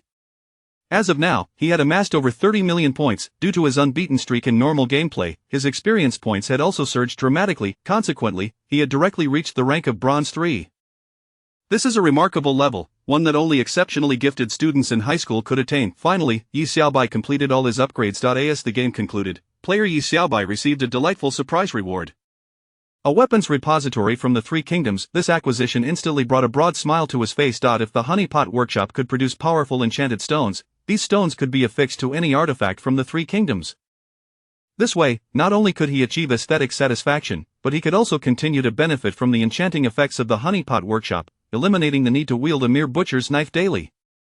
Just thinking about it felt incredibly cool. Thus, Yi Xiaobai exited the game. We congratulate student Yi Xiaobai for securing first place in this citywide joint examination. In addition to the rewards, there is another piece of good news. Congratulations to student Yi Xiaobai for earning a joint recommendation quota for direct admission to any esports university in the country. A staff member from the Education Bureau arrived in Class 4. Upon hearing this news, the classroom erupted in a chorus of envy and admiration. Yi Xiaobai scratched his head in embarrassment. However, at this moment, Gao Yang's expression froze, and he stood up, exclaiming, "I report that Yi Xiaobai's rank is likely not even sufficient for a direct admission quota." Upon hearing this, the school leaders on stage instantly turned dark in countenance. The leaders from the Education Bureau furrowed their brows and then cast a questioning glance at Yi Xiaobai. "Is what he said true? Have you not yet reached Bronze 1? They were genuinely puzzled. Logically, such an outstanding student should not have a low rank. Gao Yang smirked and tilted his head to look at him. "Yi Xiaobai, just admit it, with your results, do you still hope for a direct admission? Dream on." Instantly, Yi Xiaobai wore a blank expression. He then stood up and addressed Gao Yang, saying, "Brother, Wouldn't it be better for you to quietly play the role of a scapegoat? I see you are afraid. Yi Xiaobai candidly revealed his identity wristband. Sorry, just Bronze 3. Gao Yang was stunned. What? When did you become Bronze 3? You must have cheated. Yi Xiaobai, disinterested in engaging further, quietly sat down. Yi Xiaobai is Bronze 3? That's incredibly impressive. Having witnessed significant progress before, they had never encountered such an astonishing leap. Was he even human? How did he achieve this in just a few days? He must be using cheats. At this moment, the teachers on stage let out a collective sigh of relief. The Education Bureau leaders nodded in satisfaction upon seeing this. You are truly Bronze 3? And Yuqing gazed at him in disbelief. Yi Xiaobai smirked. How could you be so captivated by my undeniable charm? And Yuqing turned away, pondering. I understand now. I in the game unifying the three kingdoms, experiences gained through conquests, and you progressed rapidly in the early stages while maintaining an undefeated streak, hence your experience skyrocketed. Yi Xiaobai nodded in acknowledgement of her analysis. If that is the case, you should only need to attempt multiplayer battles in the future. Your leveling speed will only accelerate. Realizing this, and Yuqing suddenly shook her head. What am I thinking? How could you remain undefeated? You must have been captivated by me. And Yuqing pouted, looking at him with a speechless expression. However, her words piqued Yi Xiaobai's interest. The reasoning was sound, there was no fault in it. Let's go, Yi Xiaobai, there are reporters everywhere outside wanting to interview you. Dad said your identity is sensitive, so for safety's sake, let me take you out the back door. The back door led to a small grove. Surely, you wouldn't want to take the opportunity to fulfill your promise, would you, and Yuqing? Yi Xiaobai, you are shameless. Her cheeks flushed with embarrassment as she instinctively bit her lip. Yi Xiaobai found her adorable as she turned away, stamping her feet in frustration. Upon reaching the back door of the school, they passed through a grove and entered a narrow alley. The area was sparsely populated, ensuring that the reporters would not find such a secluded spot. However, as they walked side by side, Yi Xiaobai suddenly paused, sensing a precise intuition. Danger? Someone was following them. Instinctively, he pulled in Yuqing into a nearby courtyard, then pressed her against the wall and cautiously peered outside the alley. And Yuqing clenched her fists tightly and shut her eyes. Yi Xiaobai, we are still young. Shoo! Yi Xiaobai whispered. And Yuqing opened her eyes, puzzled. Don't speak, someone is tailing us. Could it be someone sent to protect you? Perhaps Dad arranged for bodyguards nearby? Impossible, he harbors ill intentions toward me, and Yuqing's face twitched. How can you tell if there is any malice? At that moment, a girl clad in black emerged, her red lips visible beneath the brim of her hat. She pulled out a lollipop and popped it into her mouth, appearing quite alert. There are dark guards surrounding us. My father was right, capturing him would indeed be quite difficult. However, she smirked, seemingly unfazed. That girl must be his girlfriend. With a chuckle, the girl swiftly vanished into the alley. Yi Xiaobai, are you being overly cautious? The school is surrounded by a tight security net. Who could possibly harm you here? Yi Xiaobai felt relieved as the ominous sensation dissipated. She had left Chapter 50 of the National Esports Competition. Subsequently, Yi Xiaobai did not rush home. Instead, with the assistance of Imminent, he purchased a villa with exceptionally high security and discretion. This was of paramount importance for Yi Xiaobai at this moment, as continuing to impose on Grandma Lu's hospitality was not a sustainable solution. However, given the prevailing circumstances, with lurking dangers at every corner, security was indeed crucial. In the afternoon, Yi Xiaoxiao returned home after school, and he welcomed her to their new abode. Brother, is this truly going to be our home from now on? Yi Xiaobai nodded affirmatively. We have a large air conditioner, an electric oven, and a game room. All of these belong to us. Yi Xiaobai nodded once more. Then how can you claim you're not living off me? Yi Xiaobai smirked and playfully gave her a gentle tap on the head. The admission quota Yi Xiaobai had secured allowed him to choose any university in the country without restrictions. The significance of attending university was second only to becoming a professional esports player. Esports universities impart knowledge related to gaming and nurture talent, whereas esports clubs focus on cultivating practical skills. In June each year, several nationally significant events unfold. The first is the college entrance examination, followed by the National Esports Competition and the National Esports Player Competition. Although the two competitions share almost identical names, their meanings are entirely different. The National Esports Competition tests gaming talent, while the National Esports Player Competition evaluates real-world combat capabilities. Yi Xiaobai lay quietly on his bed. Although he had graduated directly, the losses were considerable. Not participating in the college entrance examination meant missing out on a valuable gaming opportunity. It was akin to forfeiting a chance to play a game. Therefore, joining the esports club could be postponed. It would be wiser to first register for the national esports competition. While Yi Xiaobai had accumulated some assets, they were but a drop in the bucket compared to the experience points he needed. Nurturing Yi Xiaoxiao to the level of Black Iron 9 stars might just be feasible. Participants in the national esports competition were individuals from society, making it a welfare competition initiated by the state for the public, a chance for those unwilling to settle for mediocrity to strive for greatness.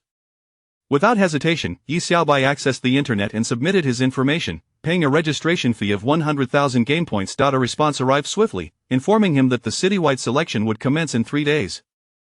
For the next 2 days, Yi Xiaobai accompanied Yi Xiaoxiao in purchasing game cards in various gaming devices, indulging in an array of minigames like Contra, Metal Slug, and Tank Wars.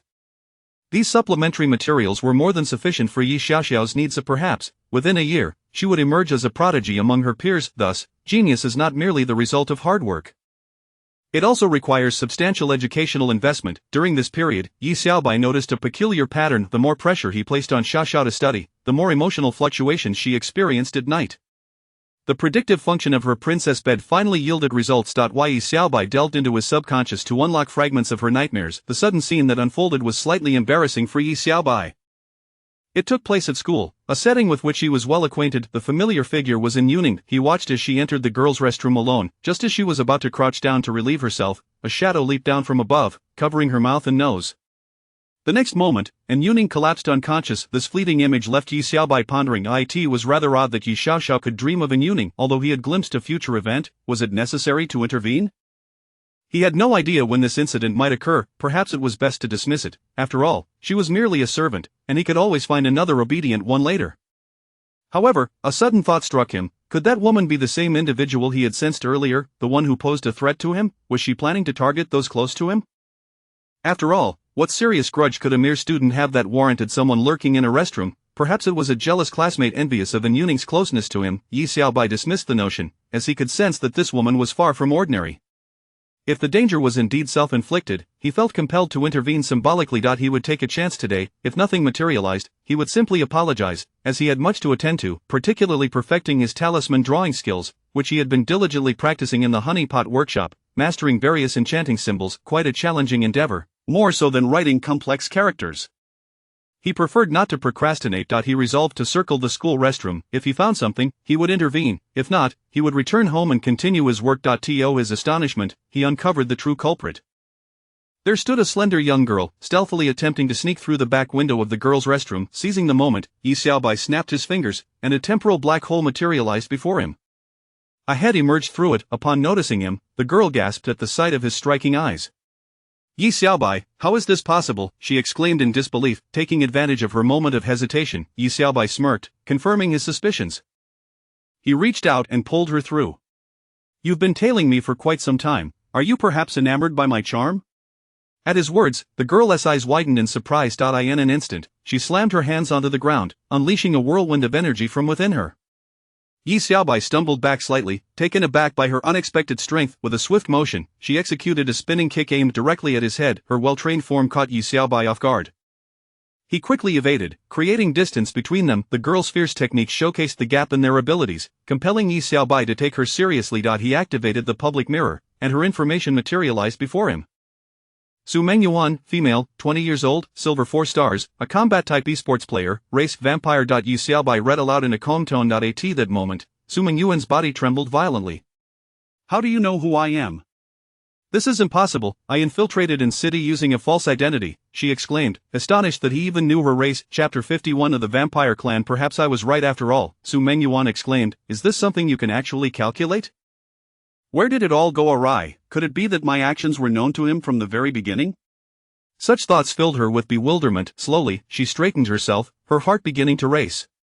She glanced around. Since Yi Xiaobai had appeared, it was evident that the shadowy guardians protecting her were also lurking nearby. The atmosphere was tense. She found herself with only one last resort: to swiftly obtain a blood sample from Yi Xiaobai and then make a hasty escape. With renewed vigor, she surged toward Yi Xiaobai. In a moment of panic, Yi Xiaobai smirked slyly and continued to use his time-space evasion, allowing Su Mengyuan to plunge into the void. Almost immediately, she descended from above, delivering a powerful blow to her waist, sending her hurtling several meters away. Yet, as Su Mengyuan landed on her toes, she charged at her once more, her eyes ablaze with murderous intent and an astonishing speed. Yi Xiaobai's eyes widened in surprise as their fists clashed violently. At that moment, the commotion drew the attention of numerous classmates in the school, who rushed over to witness the unfolding drama. The power wielded by a battle mage was formidable, akin to a powerful offensive esports player. Yi Xiaobai found himself unable to withstand her force. Just as he began to retreat, his indomitable will activated, instantly enhancing his strength 21-fold. Amidst the waves of energy emanating from the girl, Yi Xiaobai's body ignited with a crimson glow. With the added ferocity from the Dance of Fury, his power surged an additional 25 times. A tremendous shockwave erupted, sending Su Mengyuan flying. The force of the sonic blast shredded Yi Xiaobai's shirt, mask, and hat. Seizing the moment, Yi Xiaobai pursued her relentlessly, once more utilizing his spatial evasion to strike downwards at her abdomen with incredible force.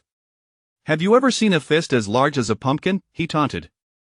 Su Mengyuan was crushed beneath him, creating a sizable crater in the ground, coughing up blood in the process. Yi Xiaobai's lips curled into a smirk as he prepared to deliver another blow. "Wait!" Su Mengyuan cried out in terror, feeling utterly overwhelmed. "I concede. Let me go," she pleaded, her eyes begging for mercy. Yi Xiaobai merely smiled indifferently. "What do you think?" Su Mengyuan's gaze sharpened, transforming from pleading to fierce. Two sharp fangs suddenly emerged from her mouth as she sprang to her feet, pouncing on Yi Xiaobai with the intent to sink her teeth into his neck. Yi Xiaobai was taken aback. He had not anticipated that her ferocity would grant her an increase in strength. Nevertheless, she could not land a single bite on him, and the two found themselves locked in a stalemate. Is Yi Xiaobai truly playing with such flair? Look at those muscles. They make me blush. Miss, do you really have fangs? Are you playing the role of a vampire? What a spectacle! I captured it all on video. The boss is engaged in a fierce battle. The ground was even left with a dent. Should we assist the boss? How can we help? I lack any skills. We are not esports players. Just then, two esports players rushed in, swiftly subduing the frenzied vampire. An injection of suppressive serum was administered, causing her to lose consciousness. Are you all right? And Yu Qing, having observed the commotion, finally approached. Yi Xiaobai brushed the dirt off his pants. Is it rare for you to worry about me? And Yu Qing frowned. Who cares about you? I merely wanted to know why you suddenly appeared at school. Boredom, I suppose, and I thought I might catch a vampire for fun. Upon hearing the word vampire, and Yu Qing's expression shifted. Could they be from the vampire clan of the Sichuan region? My father mentioned they are part of the malevolent Divine Envoy Alliance. Precisely, and Yu Qing nodded, understanding that they had come to acquire Yi Xiaobai's blood. She approached the two shadowy guardians. Please take her to the city lord's manor for custody. The guardians nodded and led her away. By the way, my father asked me to inquire why you haven't reported to the club. I didn't mention it. And Yu Qing exclaimed, What? You applied for the esports league? In the afternoon, and Yu Qing followed Yi Xiaobai closely, considering her family's interests and hoping to facilitate his entry into the club. However, upon learning this news, she was somewhat stunned. How can someone who got into university also participate in the esports league? If you must compete, it should be in the university exchange tournaments. The school deprived me of my college entrance examination opportunity, so I have to seek out avenues to play games. For 100,000, I can enjoy nearly 2 months of gaming. Isn't that a great deal?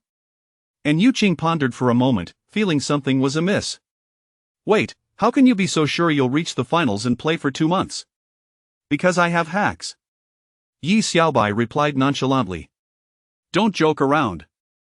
There are no hacks, she thought, but deep down, she realized that Yi Xiaobai seemed to play as if he truly had cheats, having never lost since she met him. Perhaps his talent was indeed extraordinary. Yi Xiaobai pouted, glancing at her with a lovesick expression, her face flushed, igniting a desire to tease her. Without hesitation, he pinched her cheek. Yu Qing's eyes widened in shock as she glared at him. What are you doing? Just a reminder, I am no longer a high school student. Suddenly frightened, she hurriedly fled. Yi Xiaobai, you scoundrel. The next day, Yi Xiaobai arrived at the Municipal Esports League Center. Just as he was about to collect his player card, the manager approached him with utmost respect, a broad smile on his face. You must be the esteemed Yi Xiaobai. Please, allow me to escort you to the VIP section. Yi Xiaobai nodded and took a couple of steps when 2 cheerleaders rushed over, offering him a cup of milk tea while fanning him with handheld fans. Your participation in the National Esports League is a great honor for our city, and the leaders are eager to know if you would be willing to help us shoot a promotional video. Yi Xiaobai chuckled, a promotional video?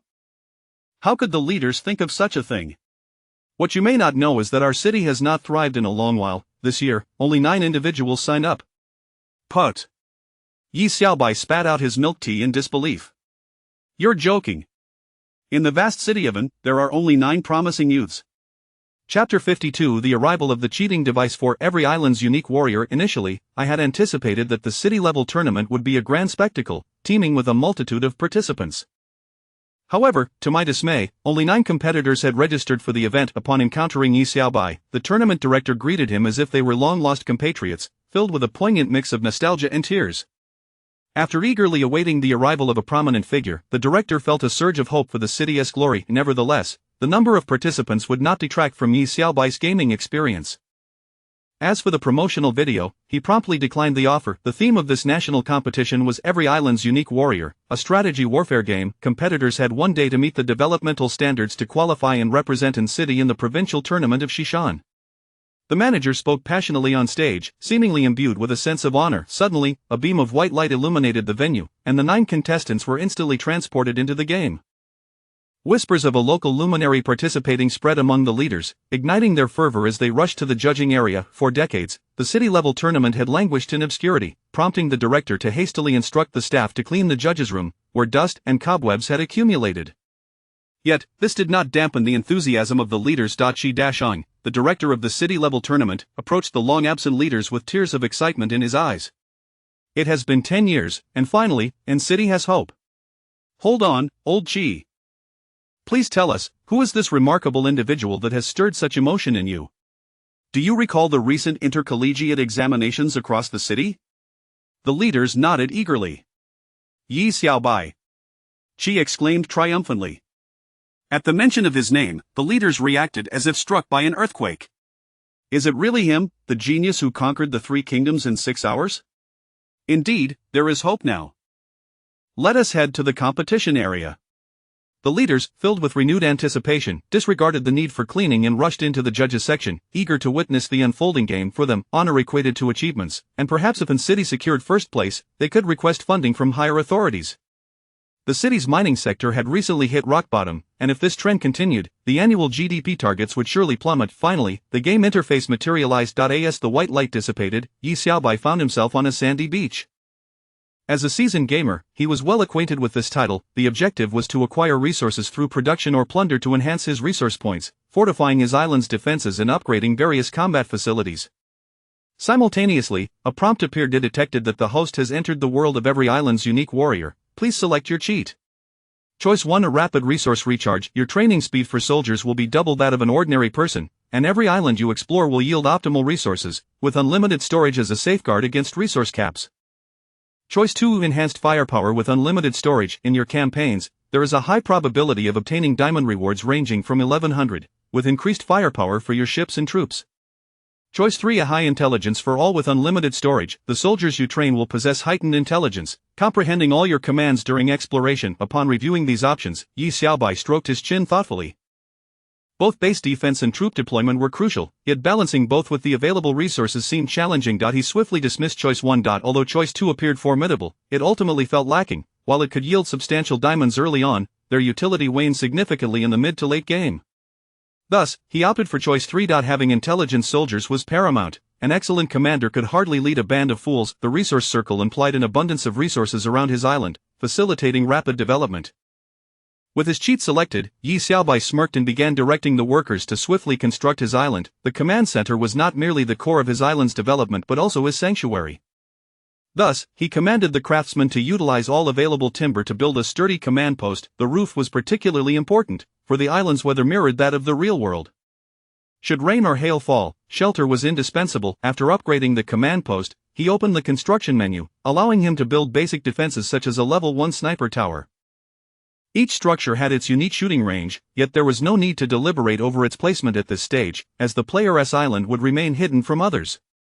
Besides, the surrounding area was rich in resources, marking the crucial part of his strategy. Next, Yi Xiaobai hurried to upgrade his landing craft and ships. Minutes later, the level 3 landing craft was ready, capable of carrying 5 soldiers, all clad in identical blue helmets. The level 3 ship was also equipped to fire 2 cannonballs. Fully prepared, Yi Xiaobai donned binoculars and set sail to explore. In his leisure moments, he engaged the indistinguishable soldiers in a game of Who is the Undercover. Remarkably, one soldier managed to act as the undercover until the very end, even deceiving Yi Xiaobai himself. Their intelligence was indeed impressive. At this moment, the ship finally discovered a new island. As Yi Xiaobai rose, the soldiers instinctively boarded the landing craft. Awaiting his command through the binoculars, he marveled at the island, observing numerous natives diligently at work. Encouragingly, the island boasted only a level 1 sniper tower, yet behind it stood 2 level 3 lumberyards and a multitude of level 1 houses. Resources seemingly offered for free. However, after 2 cannon shots, the level 1 defense tower still retained half its health, sufficient to eliminate a soldier. Losing troops immediately upon landing was hardly an auspicious sign. Thus, Yi Xiaobai devised a plan and relayed his orders to the soldiers. Chapter 53. The unusual troops of the water island. The ships reached the attack range. Yi Xiaobai first commanded the vessels to fire 2 cannonballs simultaneously, targeting the sniper tower. Meanwhile, he swiftly dispatched 5 soldiers to land. The defenders atop the tower quickly detected the intrusion of enemy forces and raised their sniper rifles, preparing to take aim. As the soldiers entered their line of sight, one shot rang out, wounding a soldier. Curiously, this soldier executed a backflip, evading the sniper's range. The sniper was left bewildered. However, he quickly redirected his aim toward another foe, only to witness the same peculiar scene unfold again. He attempted another shot but was met with failure. The sniper tower had disintegrated in an instant, eliminating the island's sole defensive structure. What remained was merely the task of harvesting. The 2 level 3 lumber mills, along with a substantial influx of gold, were claimed, and the Yi family flag was raised on the island to assert sovereignty. Congratulations to player Yi Xiaobai for conquering a luxurious resource island, earning 500 experience points and receiving an unexpected surprise, a double experience card for 1 day. Yi Xiaobai beamed with delight. How wonderful! Not only had he captured a resource island, but he also secured double experience points. After a brief reorganization of his resource island, he continued sailing in a different direction to explore further. The soldiers emerged unscathed, and once aboard the ship, their wounds healed automatically. In high spirits, they engaged in a game of Who is the Undercover, with Yi Xiaobai. Meanwhile, in the judges panel of the City Level League, all the leaders were keenly observing Yi Xiaobai's progress. Initially, there seemed to be little difference. Aside from a commendation for the aesthetics of the command center, nothing stood out. However, once Yi Xiaobai discovered a resource island boasting 2 level 3 lumber mills, astonishment swept through the panel. This Yi Xiaobai truly was a harbinger of fortune, encountering such a rare resource island. Indeed, with merely 1 level 1 sniper tower, it was practically a mere decoration. Should he occupy this resource island, Yi Xiaobai would undoubtedly gain an early advantage, even if only slightly. A minor lead is still a lead, haha. At most, he would lose 1 soldier. The island was ripe for the taking. The leaders were all aflame with excitement. Then, they witnessed Yi Xiaobai's conventional assault strategy. Though there was no suspense, it remained thrilling to watch. However, when they observed 2 mischievous soldiers executing agile backflips, they were momentarily stunned. What was this? These 2 little soldiers were rather intriguing. Were they sharing the damage? Goodness, does even a level 1 soldier possess such awareness? At that moment, the chief judge erupted into laughter. I see that it's not the soldiers' awareness that is high. It's that Yi Xiaobai has trained them well. This tactic deserves full marks, ha ha ha. Now, all the leaders were even more curious about Yi Xiaobai. He continued his voyage and eventually achieved victory with the soldiers. They all exchanged high fives in celebration. Just then, a new resource island appeared. Yi Xiaobai grabbed his binoculars to assess the situation. Yet another resource island with 2 level 3 lumber mills awaited him. The difference, however, was that this island boasted significantly stronger defenses. In addition to a sniper tower, there was also a level 1 mortar. The soldiers were prepared to charge fearlessly, though it appeared to promise a costly battle. Yi Xiaobai, however, wore a sly smile. Another luxurious resource island. Indeed, the judges marveled once more. What incredible luck to stumble upon 2 luxurious resource islands in quick succession. Yi Xiaobai truly was a champion of fortune. Yet this resource island would be challenging to conquer. With 5 soldiers, at least 1 would fall to the sniper tower, and the mortar posed a threat of area damage. Indeed, it could spell disaster for the entire unit. The key was that those 2 defenses were not to be circumvented easily. How should they proceed? Perhaps returning home to upgrade and recruit a burly black soldier would solve the problem. As the scene shifted, Yi Xiaobai began issuing commands to his soldiers. In his eyes, the sniper tower was merely a prop. The critical factor was that the mortar's attack range encroached on the command center's perimeter. Clearly, the optimal strategy was to flank and assault the command center directly. However, they could not allow the mortar to remain unchallenged, so Yi Xiaobai entrusted the most crucial task to the soldier who had recently emerged victorious. To dismantle the mortar, the burly soldier nodded repeatedly, a confident smile lighting up his face. "Rest assured, Commander, I will accomplish the task. Should you succeed, I'll reward you with half a pound of sweet potatoes." The soldier saluted, while the others drooled in anticipation. The battle commenced. Yi Xiaobai fired 2 cannonballs at the mortar. What was this? The leaders outside craned their necks, puzzled how would Yi Xiaobai proceed. Without the burly soldier to absorb damage, could the small-statured soldiers withstand the onslaught? Would Yi Xiaobai employ a flashy tactic, akin to last time? Perhaps so. He seemed adept at training soldiers. Even the dim-witted ones could maneuver so deftly. The leaders' interest piqued. They eagerly anticipated Yi Xiaobai's next move. With a command, the soldiers began to storm the resource island. 4 soldiers swiftly maneuvered towards the rear of the island, while another soldier, adopting a rather nonchalant demeanor, charged directly towards the mortar. Goodness, this soldier is employing a strategic flanking maneuver? How astute! Without guided missiles, Yi Xiaobai has somehow managed to direct their antiquated minds. Yet that soldier seemed oblivious to the plan. Ha, he must have misunderstood Yi Xiaobai's orders. They chuckled. As he barreled toward the mortar, did he truly believe himself to be brave and fearless? Meanwhile, the nonchalant soldier, amidst the mortar's bombardment, closed in on the device before halting. It is common knowledge that mortars possess 2 significant flaws: they cannot target moving objectives, nor can they strike targets in close proximity. The soldier raised his rifle, pressed it against the mortar, and commenced fire, dismantling it as if it were a pile of scrap metal. My word, this soldier is rather impressive. Chapter 54. The enigmatic resource island of Hamilmon. The leaders were somewhat taken aback initially. They believed this young soldier to be nothing more than a reckless novice. However, to their astonishment, he demonstrated an understanding of the principles behind mortars. What kind of enchantment had this Yi Xiaobai cast upon these soldiers to train them so effectively? Indeed, it's no wonder he managed to unify the 3 kingdoms in just 6 hours. All the leaders nodded in agreement. Yi Xiaobai, peering through his binoculars, surveyed the intense battle unfolding before him, nodding in satisfaction. Minutes later, the Yi family flag was raised over the resource island, and the soldiers, unscathed, erupted in joyous cheers. They had once again secured a substantial influx of resources, filling their coffers to overflowing. Congratulations to player Yi Xiaobai for successfully capturing a luxurious resource island, earning 1,000 experience points. How splendid! Following this, Yi Xiaobai swiftly redeployed the formation of the resource island and set sail once more. He resumed the game of Who is the Undercover, playfully bantering with his soldiers. Commander, how do you think I performed? I feel I could take your position. Yi Xiaobai furrowed his brow, suspecting this young man had become overly exuberant, perhaps even rebellious. Bring him out and execute him. The soldiers were instantly stunned. No, Commander, I misspoke. What I meant was, I am willing to charge into battle for you, unwavering until death. Seeing him puff out his chest with a serious demeanor, Yi Xiaobai chuckled. That is more like it, but your punishment is that the sweet potatoes are gone. The soldier immediately broke into laughter. Commander is wise. If I achieve merit, I shall not forget you. How about another pound of ergwotu? Just then, the ship discovered a new island. Yi Xiaobai lifted his binoculars to gaze at the small isle. In an instant, his eyes widened in disbelief. It was a level 7 lumber mill. However, the defensive structures on the island made him swallow hard. This one truly could not be taken, for level 5 sniper towers surrounded the command center at each corner. To capture it, he would need to dismantle 2 formidable defenses and exploit the soldiers' ranged advantages to directly assault the command center. Yet, given the current situation, even removing 1 formidable defense seemed a daunting task. Young soldiers would merely fall one after another, unable to fire a single shot. It appeared this resource island was not yet within reach. Moreover, Yi Xiaobai noticed a black flag flying above the command center. This was Hamilmon's resource island, a formidable presence akin to an early-stage boss. Consequently, Yi Xiaobai could only temporarily mark its location on the map before continuing his voyage in search of a new target. After a full 360-degree sweep, he successfully captured 7 resource islands, 3 of which were luxurious islands boasting 2 level 3 lumber mills. The remaining were merely ordinary resource islands. Alongside a significant gain in experience points, Yi Xiaobai also reaped an unexpected reward. He unlocked a new achievement: resource player, earning a reward of 50,000 vouchers. It seemed that as he continued to conquer more resource islands, even more enticing achievement rewards awaited him. This was the wisdom Yi Xiaobai had gathered throughout his extensive gaming experience in this world. Of course, with the conquest of so many resource islands, it was impossible to claim there were no losses.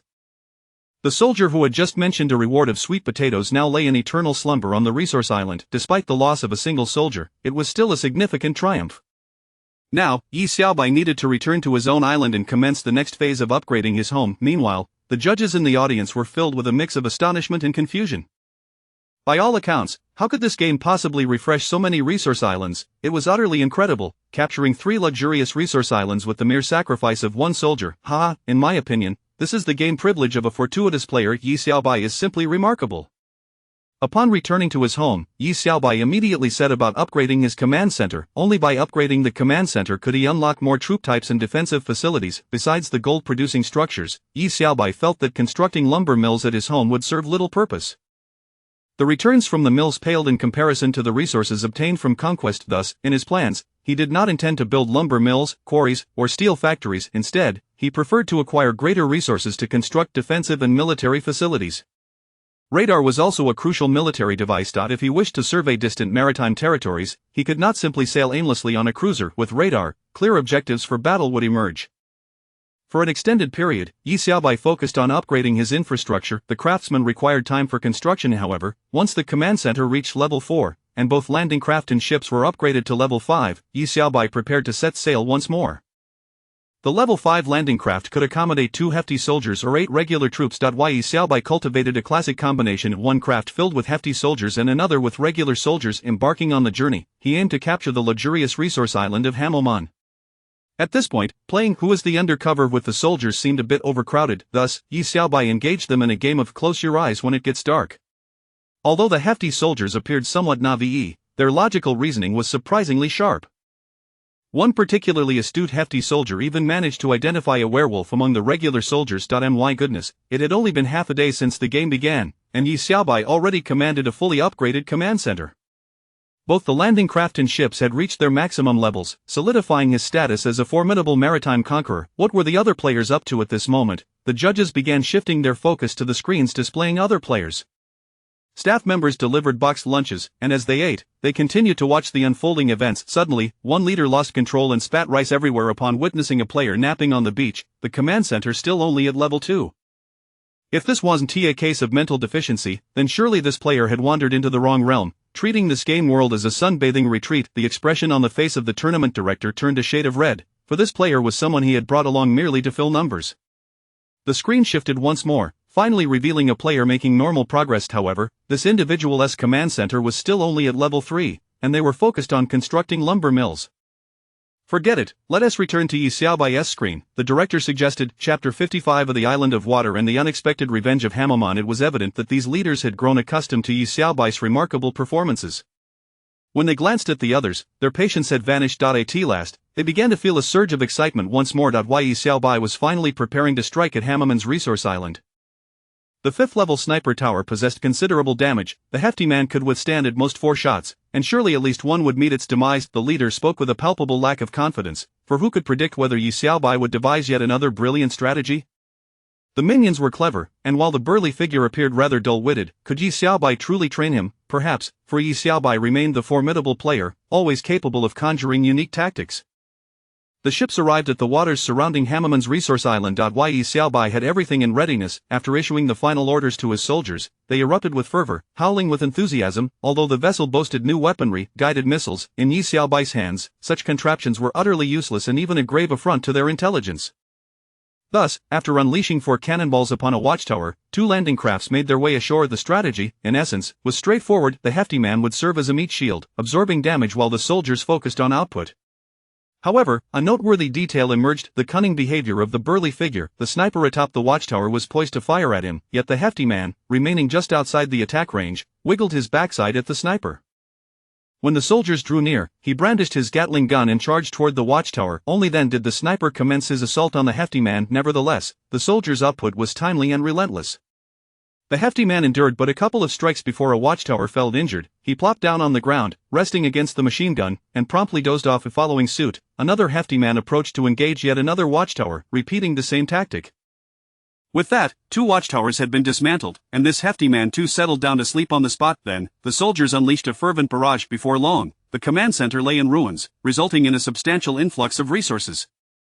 The soldiers jubilantly danced the tango. Through the lens of his binoculars, Yi Xiaobai gazed upon the newly conquered 7th-level lumberyard resource island, bursting with joy. Congratulations, player Yi Xiaobai, for becoming the first player to deal a significant blow to Hamilmon. You have been rewarded with 1,500 experience points, achievement unlocked Army of Justice, rewards of 50,000 points, a permanent 5 to strength attributes, and an item 1 training free troop card. As the rewards were received, the troop card proved to be immensely useful, allowing for instantaneous reinforcement at any given moment. Just as Yi Xiaobai reveled in the triumph of victory, a notification arrived. Please be advised, your actions have drawn the attention of Hamilmon. In 4 hours, you shall face Hamilmon's retaliation. Hamilmon's anger level 10. The higher Hamilmon's anger level, the greater the threat you face. Currently, Hamilmon is considering deploying 21 soldiers, who are en route. Upon receiving this news, Yi Xiaobai merely smiled. Retaliation? Hamilmon's vendetta is rather petty. Yet even if Hamilmon sought revenge, he had ample time to prepare. The intimidation factor of 21 soldiers was still significant. It seemed imperative to quickly secure sufficient resources, return to base, and initiate defensive constructions. Thus, he set sail once again, utilizing radar. Yi Xiaobai pinpointed the nearest resource island, one abundant with the materials he urgently required: stone, timber, and gold. The quantities were more than sufficient. His command center was also in the midst of 5th-level construction and would soon be completed. The subsequent developments would rely on stone, essential for erecting stronger fortifications. In the judge's seat, the screen displayed Yi Xiaobai launching an assault on the resource island. Just as everyone presumed it was a routine opening move, the hefty man suddenly presented his backside toward the defensive tower. This unexpected display left all the leaders wide-eyed. This hefty man certainly has a flair for the dramatic. What could this mean?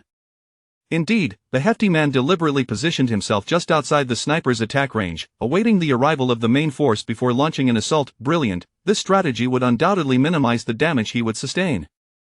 Details, it all came down to the details. As anticipated, the soldiers' output was remarkably timely. The hefty man endured minimal attacks, and soon a defensive tower was reduced to rubble. Then, to everyone's astonishment, he simply fell asleep. This hefty man could be quite lazy, or rather, this was a shrewd tactic. If he were to assault the command center, his short stature would lead him directly into the firing range of 2 snipers positioned behind the command center. Listening to the analysis from the commander-in-chief, everyone nodded in agreement, their expressions filled with admiration. It appeared Yi Xiaobai had successfully trained this hefty man to obey his every command. Shortly thereafter, Yi Xiaobai arrived at a 3rd-level quarry resource island. Through his binoculars, he assessed the enemy's defenses. The island was fortified with 4 defensive structures, 2 5th-level sniper towers, 2 heavy machine guns, and a mortar. The defensive formation was meticulously designed to counter the meat shield strategy of the hefty man. To breach the stronghold, it would be imperative to first dismantle the 2 closely positioned 5th-level defensive towers at the entrance of the command center. Under standard player tactics, 2 hefty men would need to charge in, and only after they fell would the soldiers be able to seize control of the sniper towers. Yet, beyond the sniper towers lay the heavy machine guns, which posed a severe threat to infantry. Capturing this resource island would surely incur significant losses. Therefore, players typically refrained from attacking such resource islands until they reached a 7th-level command center and acquired artillery units. However, Yi Xiaobai felt that this level of defensive equipment would not pose a challenge for him. After pondering for a moment, he issued his orders. The soldiers erupted in enthusiasm, and Yi Xiaobai commenced bombardment on those 2 formidable defenses. The soldiers landed on the resource island. Incredible! Yi Xiaobai dares to challenge such a heavily fortified resource island with this meager force? Is he not being a tad too reckless? Chapter 56, The Island of Water Warriors. The first to acquire stone resources were 2 level 5 sniper towers, 2 level 3 heavy machine guns, and a level 3 mortar. In such a configuration, without powerful artillerymen, it would be quite challenging to breach the defenses swiftly. A ship laden with infantry and another with artillerymen would be the optimal strategy for conquering such resource islands. However, circumstances were in no way favorable. Yi Xiaobai's soldiers had already landed, which caused great concern among the leaders. They were eager to witness how Yi Xiaobai would overcome the challenge. Upon landing on the island, the soldiers did not charge forth heroically. Instead, 2 rotund soldiers initiated an assault from the left flank, preparing to maneuver around to the rear. And meanwhile, the infantry, seemingly unfazed, sat on the beach playing cards. What was their intention? It dawned on me that Yi Xiaobai aimed for the 2 hefty soldiers to flank and eliminate the mortar first. Yet, even if the rotund soldiers succeeded, they would inevitably fall within the sniper tower's range of fire. How would the infantry manage to flank with heavy machine guns, the bane of foot soldiers? The leaders ceased their discussions, instead opting to silently observe Yi Xiaobai's maneuvers. Before long, the mortar was swiftly destroyed. At that moment, the infantry sprang into action, with 7 soldiers darting to the rear of the rotund soldiers. However, one particularly unique soldier charged straight towards the sniper towers. This soldier's audacity quickly captured the leader's attention. What was this soldier's intent? Was he seeking a death wish? Did he truly believe he could challenge the sniper towers? Did he consider himself a living bomb? Yet, to everyone's astonishment, this soldier dashed directly into the crossfire of the two snipers. Just as the snipers aimed, he leaped out of the line of fire, only to jump back in once more. As the snipers adjusted their aim, he repeated this dance, moving in and out of their targeting scope with remarkable agility, even performing a little rabbit hop. The two snipers were left utterly bewildered, as if they were rendered blind to his antics. It would have been more straightforward to simply give up. At the command post, the two rotund machine gunners bore the weight of their heavy weapons while the infantry relentlessly assaulted the command center. With such coordination, the command center was ultimately obliterated. In the judge's chamber, all the leaders were left speechless. Ever since witnessing that nonchalant soldier, the atmosphere had turned eerily quiet. Suddenly, the chief executive burst into laughter, exclaiming, "What a brilliant tactic! Such cunning strategy employed by a mere soldier." This one soldier captivated the attention of two snipers, effectively rendering them useless. Why are Yi Xiaobai's soldiers so astute? Surely it is due to the excellent training they receive. Without losing a single soldier, Yi Xiaobai's banner was soon planted upon the resource island, yielding a substantial influx of stone resources, along with a significant boost in experience points. Yi Xiaobai became the first player nationwide to acquire stone resources, unlocking a new achievement ahead of others. The reward release speed 10. Release speed, Yi Xiaobai pondered. It must refer to the speed of his strikes. The release speed encompasses his punching speed, as well as the speed of offensive skills and weapons. Yi Xiaobai nodded in understanding. In other words, he would soon be capable of delivering lightning-fast strikes. This reward was quite impressive. Satisfied, Yi Xiaobai recalled his soldiers and checked the time. He had over 3 hours until Harmomon would attack. The command center had just been upgraded to level 5, and now was the opportune moment to utilize the stone resources to construct a level 6 command center. Thus, Yi Xiaobai returned to his homeland, investing all the newly acquired resources into the construction of the level 6 command center. He then upgraded 3 level 5 sniper towers, 1 level 5 mortar, and 1 level 5 heavy machine gun, commencing the enhancement of all defensive equipment to their peak state. This process of successive upgrades would require more than an hour. Yi Xiaobai calculated that he could manage at least one more round of upgrades to his defensive facilities before Harmomon's arrival, necessitating a large quantity of stone resources. The level 5 command center also housed the most crucial structure, the Research Institute, which was essential for upgrading troop types and the offensive capabilities of ships. However, constructing the Research Institute would delay the progress of building defensive weapons. Weighing the options, he knew he had to make sacrifices. After completing this task, Yi Xiaobai set out once more on his quest for resource islands. Within the radar's range, Yi Xiaobai precisely identified 2 resource islands. Thus, he commenced his march toward the nearest one. Along the way, he entertained himself and his soldiers with a game of werewolf to stave off boredom. Finally nearing his destination, Yi Xiaobai took out his binoculars to survey the resource island. The majestic sight of the treasure-laden island filled with landmines was awe-inspiring. This island was replete with mines, which could annihilate a single infantryman on impact. 4 mines could easily eliminate a hefty machine gunner. What an intriguing resource island! The abundance of mines made approaching the command center exceedingly difficult. With such a dense minefield, a moment's inattention could result in total annihilation. Yi Xiaobai chuckled. However, Yi Xiaobai found the minefield to be rather straightforward. By simply destroying a few key mines with artillery fire, his soldiers could traverse the island with ease. Thus, without hesitation, Yi Xiaobai did not even deploy the hefty soldiers and effortlessly conquered the resource island, achieving the victory in record time. He received a reward, 1 hidden high explosive mine. To his delight, such a simple undertaking yielded a reward. Yi Xiaobai smiled and continued his advance toward another resource island. Shortly thereafter, the final resource island appeared within Yi Xiaobai's binoculars.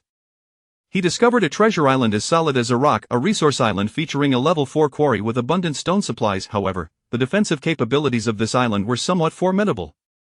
Yi Xiaobai furrowed his brow. The map of this island was quite peculiar, presenting a narrow, winding corner. For the soldiers to enter, they would first need to neutralize a line of 4 heavy machine guns. Fortunately, these machine guns were only level 2. Nonetheless, the soldiers would undoubtedly remain exposed to their fire. Moreover, there was a deadly corner, threatened by a level 6 sniper tower. How could he breach this island's defenses? Yi Xiaobai pondered deeply. Chapter 57 of the enigmatic island of water. Gunner. This resource island, although the damage inflicted by the 4 machine guns is not particularly high, the hefty individual can barely withstand it. However, the sniper tower is an entirely different matter. He cannot endure that. Indeed, it is quite possible that everyone could be drawn into the sniper's deadly embrace. In such circumstances, engaging in battle would be a futile endeavor, especially since Yi Xiaobai possesses only a limited number of troops. It's a daunting challenge. If only there were an gunner, the situation would be considerably simplified. Everyone furrowed their brows, sensing that this battle would be arduous, if not impossible. In the game, Yi Xiaobai stroked his chin, embarking on a serious analysis. If he were to employ the same strategy as before, utilizing a single soldier to divert the sniper tower's attention, it seemed rather imprudent. The previous round was primarily a test of intellect, but this time is distinctly different. The bulk of the forces would be exposed within the sniper's range for an extended period. Should that tactic fail, the losses could be substantial. The hefty individual could only withstand 3 shots, while a single bullet would take down a soldier. In a moment of realization, Yi Xiaobai conceived a solution. The 2 machine guns would hardly inflict significant damage on the hefty individual. Therefore, if he dispatched 2 hefty individuals to directly infiltrate the narrow pathway, evading the heavy machine gun's line of fire, they could then assault the command center directly. However, one question remained: who would draw the sniper's fire? Only the soldiers could fulfill that role. Without hesitation, the soldiers charged forth, shouting as they stormed the resource island. The 2 hefty individuals pressed closely to the edges, preparing to turn into the narrow passage. At that moment, 8 soldiers entered the sniper's attack range, instantly capturing the sniper's attention. Seizing the opportunity, the hefty individuals swiftly darted into the narrow passage. After rapidly escaping the sniper's range, the infantry began their retreat. The hefty individuals then plunged into the heart of the command center, commencing their assault. Although the hefty individual's attack power was not formidable, time was on their side to secure victory. Despite the loss of 2 infantrymen, the rewards were indeed substantial. The sacrifice of these 2 soldiers made an indelible contribution to the defense against the impending assault from Hamilmon. With this, the commander pondered, stroking his head. Employing hefty individuals to penetrate the heart of the enemy was undoubtedly the best solution available to him at this moment. Indeed, it seems there is a reason for Yi Xiaobai's remarkable capabilities. The leaders nodded in agreement, though some remained puzzled as to why Yi Xiaobai was so eager to attack the resource island. Wouldn't steady development be preferable, and why was Yi Xiaobai not prioritizing the construction of infrastructure, rushing instead to upgrade defensive structures? Regardless of how high the defensive structures are upgraded, it currently appeared unlikely that they would attract the attention of other players. Yi Xiaobai returned to his homeland, this time with ample resources, and began to further upgrade the defensive installations. 3 sniper towers, a mortar, and a heavy machine gun were all prepared for elevation to level 6, while also commencing the arrangement of shooting and defensive formations. The army approaching from Hamilmon would consist of 21 infantrymen.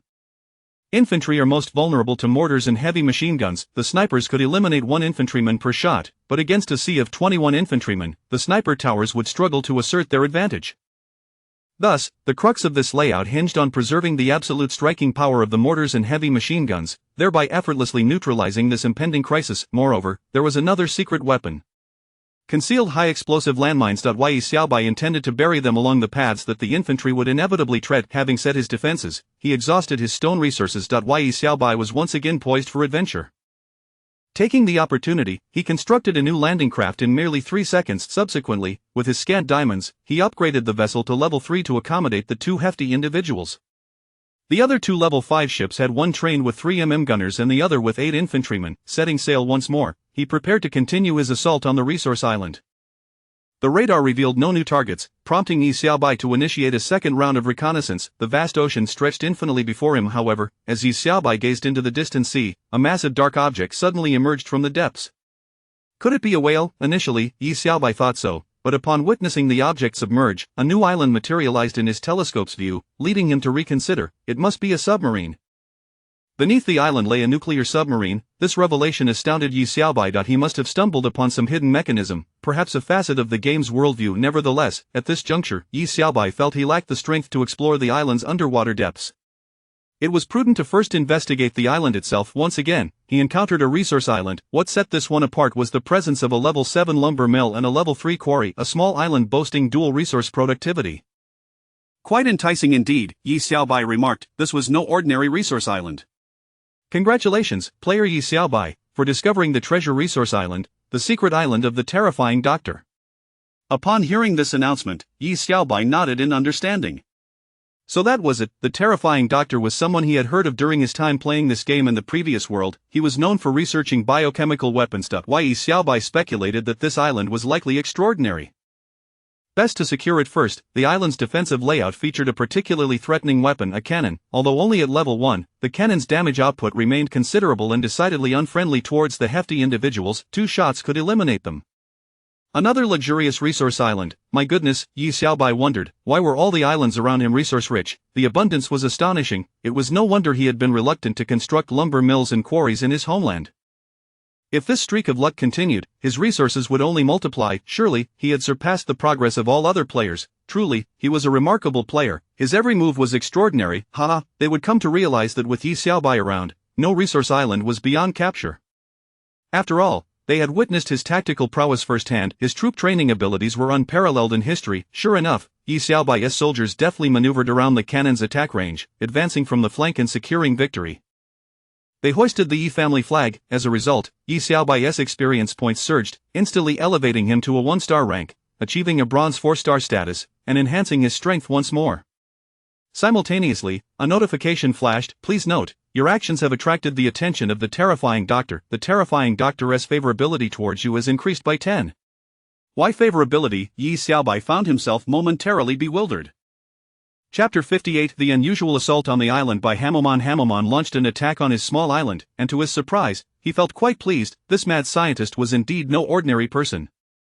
However, the unusual circumstances hinted at something sinister. Yi Xiaobai inhaled sharply, contemplating whether it had any connection to the nuclear submarine he had just seen. A slight furrow formed on his brow as he pondered the implications of Hamomon's happiness at occupying the small island. Could it signify a hidden agenda?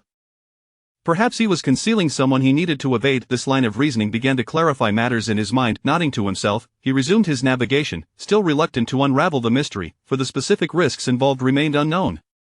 Moreover, his current strength was hardly formidable. Seated on the deck, he continued to engage in a game of werewolf with the returning soldiers. Although was a girl, her decisive thinking and lively personality elicited hearty laughter from everyone aboard. Time passed, and Yi Xiaobai completed a circuit, successfully reclaiming 3 luxurious resource islands, along with several others that, while less opulent, still offered decent resources. Ultimately, he lost 2 hefty black soldiers and 4 infantrymen. Though the losses were substantial, the resources acquired were immense. With these supplies, he could elevate his command center to level 8, a rare feat. Remarkably, Yi Xiaobai had seized so many resource islands in just one day. The resources he now possessed had likely reached impressive heights. As of now, the best national achievement stood at a level 7 command center, but its defensive system was woefully inadequate.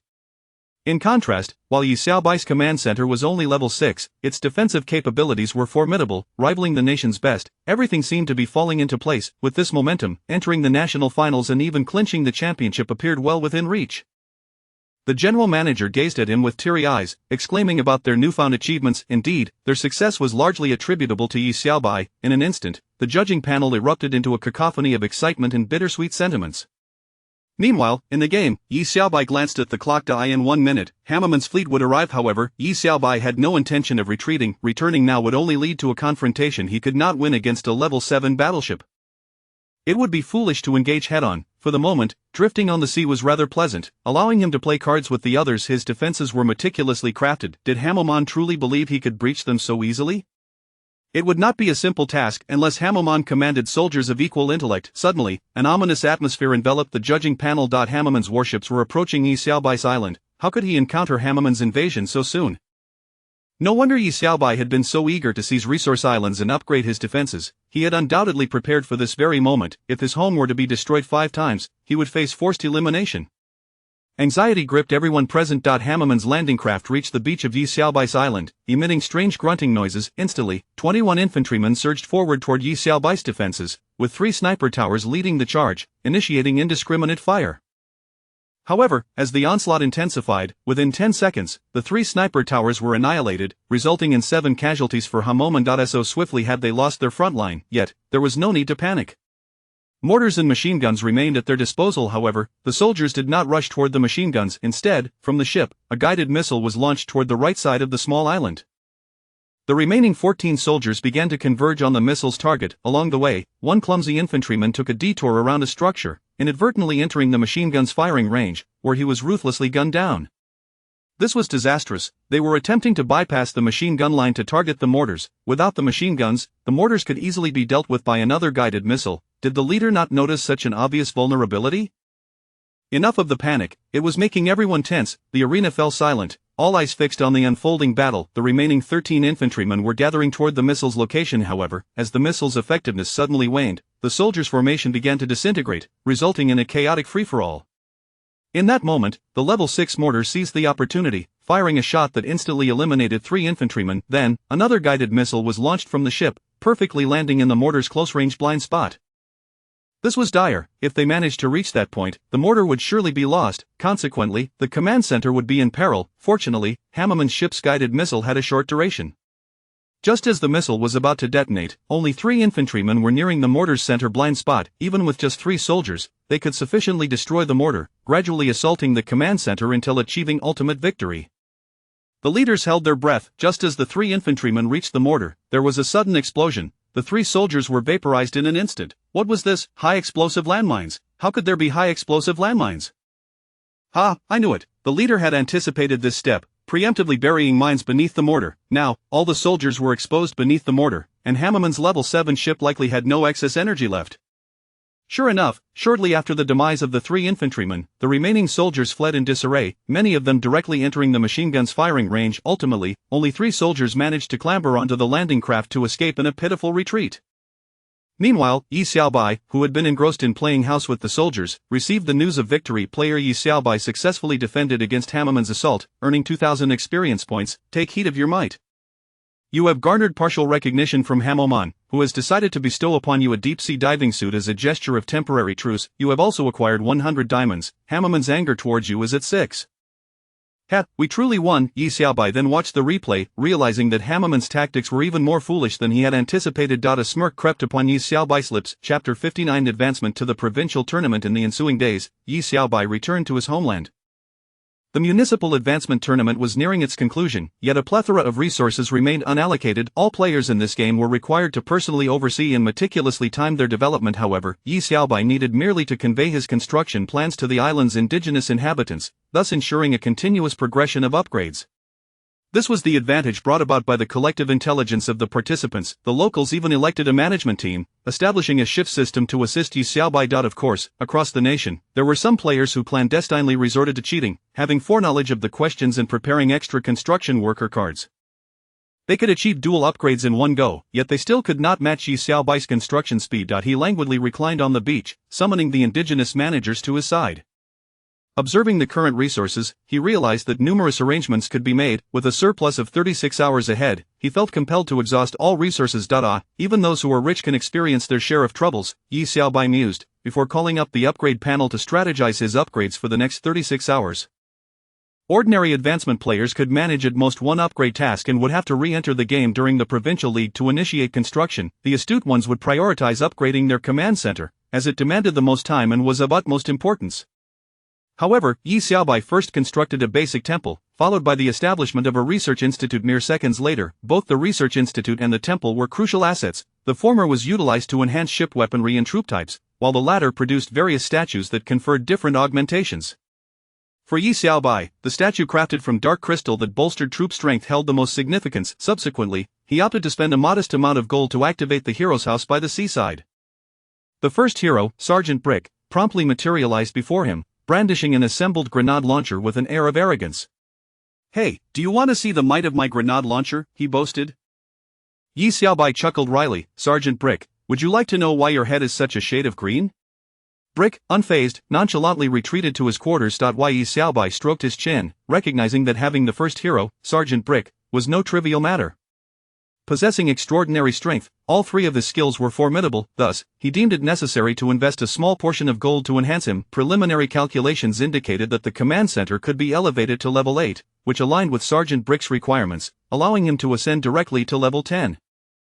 As for his skills, they required hero scrolls for upgrading. However, these scrolls could only be obtained from merchants, and it was evident that no merchant had visited his island. Next, he strategized the upgrades for the artillery infantry and the hefty gunners. The remaining gold was more than sufficient to elevate them to the highest level achievable by an 8-level command center. Following that, he planned for the upgrades of warships and landing craft, recognizing the necessity of radar as well, thus incorporating it into his plans. Upon completing these arrangements, Yi Xiaobai was astonished to discover that he had utilized merely 1/3 of the wood and stone required. His 36-hour plan was already filled to capacity. He could afford to set aside the resources for now and wait until the next provincial tournament to enhance his defensive facilities. The higher the building level, the longer the construction time required. Sighing deeply, Yi Xiaobai contemplated, "By the time the provincial tournament commences, I will be leagues ahead of the others." Then, he glanced at the diving suit gifted to him by Hammerman, eagerly anticipating the secrets of the ocean to be revealed on the day of the provincial tournament. Yi Xiaobai harbored a faint sense that the grand worldview of this game was intrinsically tied to this very ocean. Since he had entered the game, he was determined to explore it thoroughly. Perhaps he could unravel another facet of the game's lore and secure extraordinary rewards. Having meticulously planned everything, the municipal tournament concluded. Yi Xiaobai rose, a beam of white light shooting skyward as he exited the game world.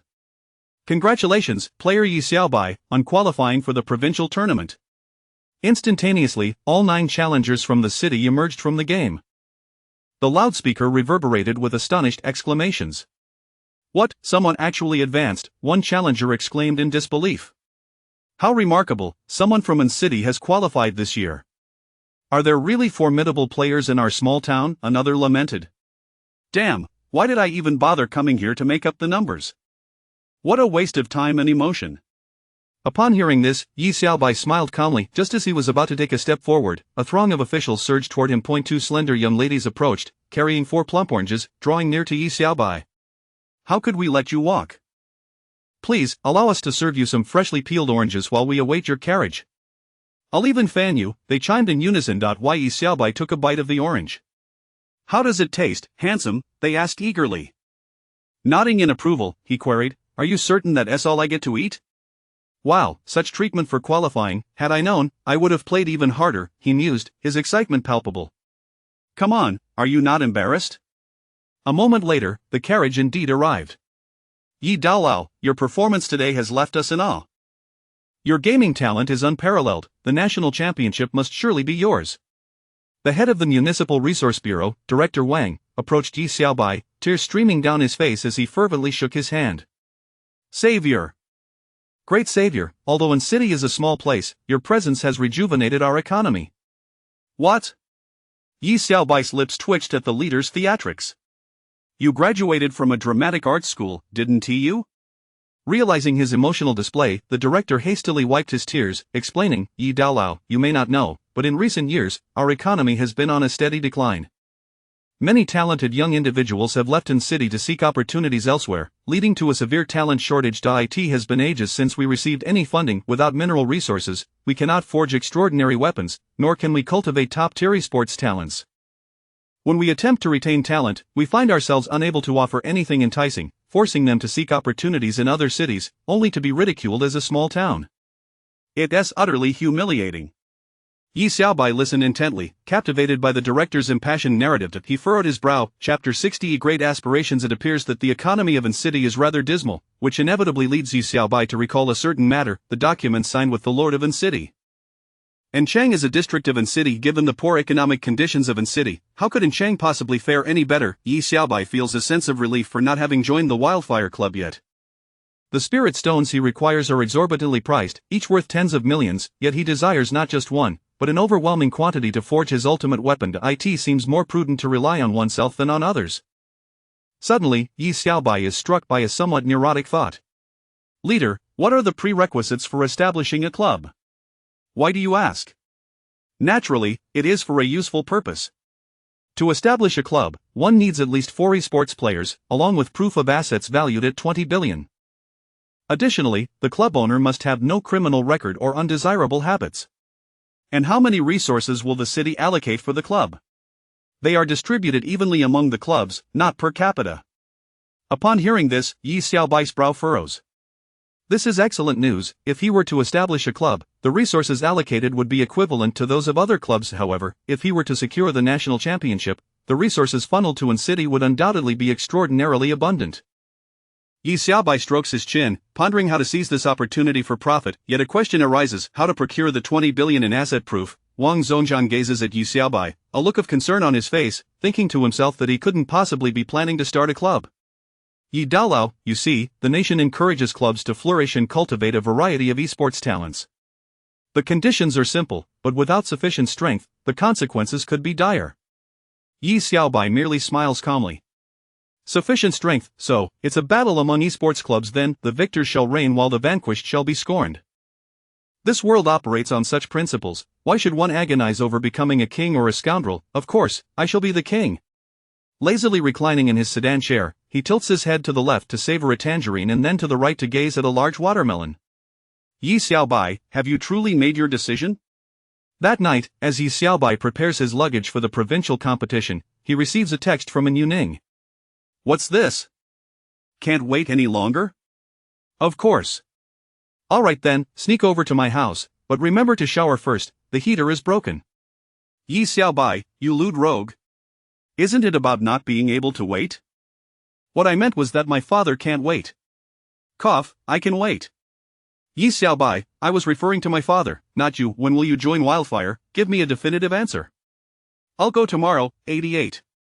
He ends the call. Yi Xiaobai ponders that no matter what, the Lord of An City is well-intentioned and aims to bring this matter to a perfect conclusion. Early the next morning, he heads directly to the Lord of An City's office. Xiaobai has arrived. The Lord of An City exclaims joyfully, discarding his work. Lord, I have come to inquire whether our document still holds validity? The Lord of An City laughs heartily, of course it does. Yi Xiaobai, with a pout of anger, demands, then I want 200 spirit stones, no discounts. The smile on the Lord's face immediately vanishes. 200? That is worth over 20 billion. Yi Xiaobai sighs and shakes his head.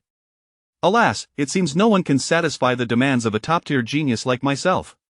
He then turns to leave. Wait. The Lord of An City licks his lips. Can you tell me what you intend to do with so many spirit stones? Yi Xiaobai glances back at the document and states, Party A shall provide any assistance to Party B without inquiry into intent. The Lord's expression darkens. Is there such a clause? Ah. Yi Xiaobai shakes his head and continues walking, his stance unmistakably clear. The Lord clenches his fists. Wait. Yi Xiaobai turns once more. He sees the Lord of An City bow his head and solemnly walk towards the corner. He opens a safe and retrieves an item, a game teleporter. This is my long-hidden cache of spirit stones, untouched and valued at 10 billion. Yi Xiaobai is taken aback. Damn, I have underestimated the situation. This is the Lord's trump card. Are you giving this to me? Yi Xiaobai asks, puzzled. I can meet your needs. Yi Xiaobai is stunned. The Lord of An City is unexpectedly generous, but this surely extends beyond mere admiration for talent. Why? Yi Xiaobai furrows his brow. Is it because of my identity? The Lord shakes his head decisively. It is my aspiration.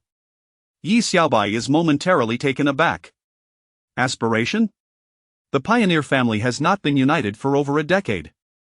I wish to retain you to assemble the next generation of the four great families and restore our former glory.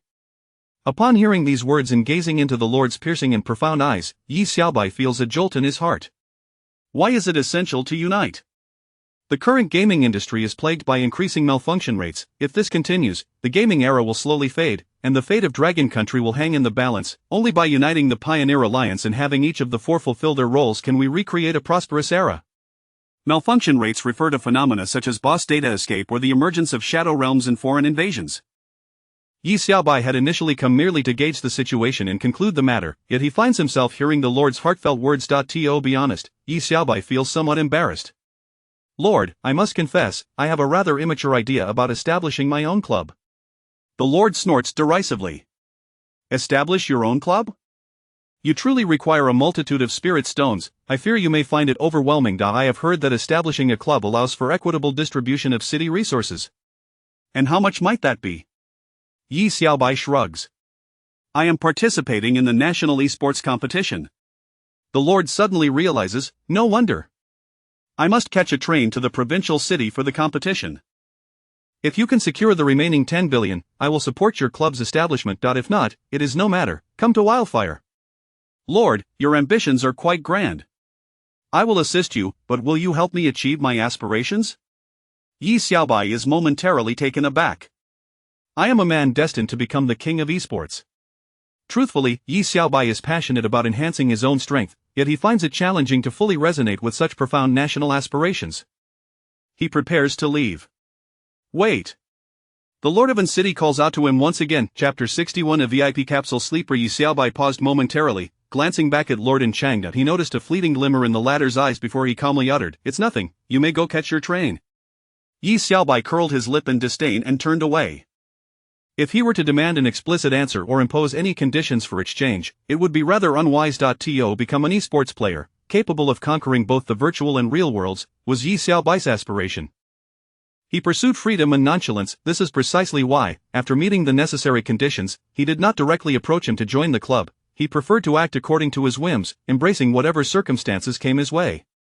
A billion, perhaps Watersea Island, might hold treasures within its game. Yi Xiaobai mused that although the game's aesthetic was somewhat juvenile, its worldview was likely vast. Such was Yi Xiaobai's outlook. Perhaps he could stumble upon a fortune, much like the unexpected gains from Three Kingdoms unification, where he never anticipated acquiring a wealth of tokens.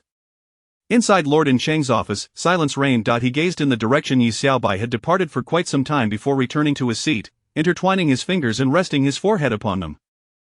The matter of Su Mengyuan, the vampire clan's holy maiden, was indeed a thorny issue. Yi Xiaobai's identity was sensitive, a consideration he had long acknowledged. The city officials were quite cooperative, swiftly assisting Yi Xiaobai in registering a new identity.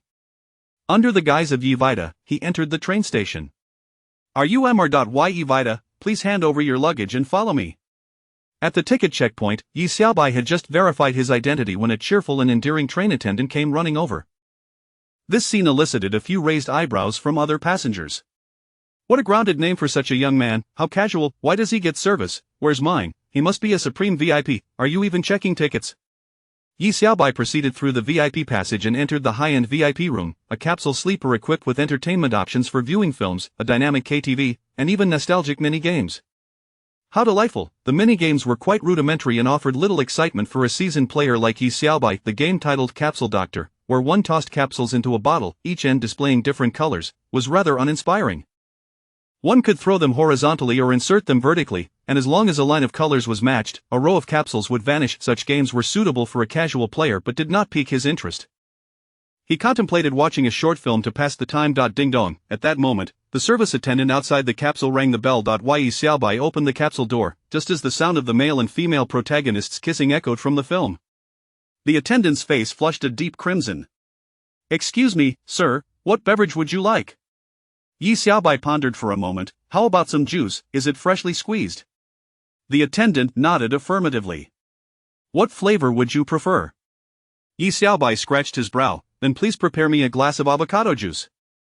The attendant awkwardly chuckled. "I'm afraid we don't have that."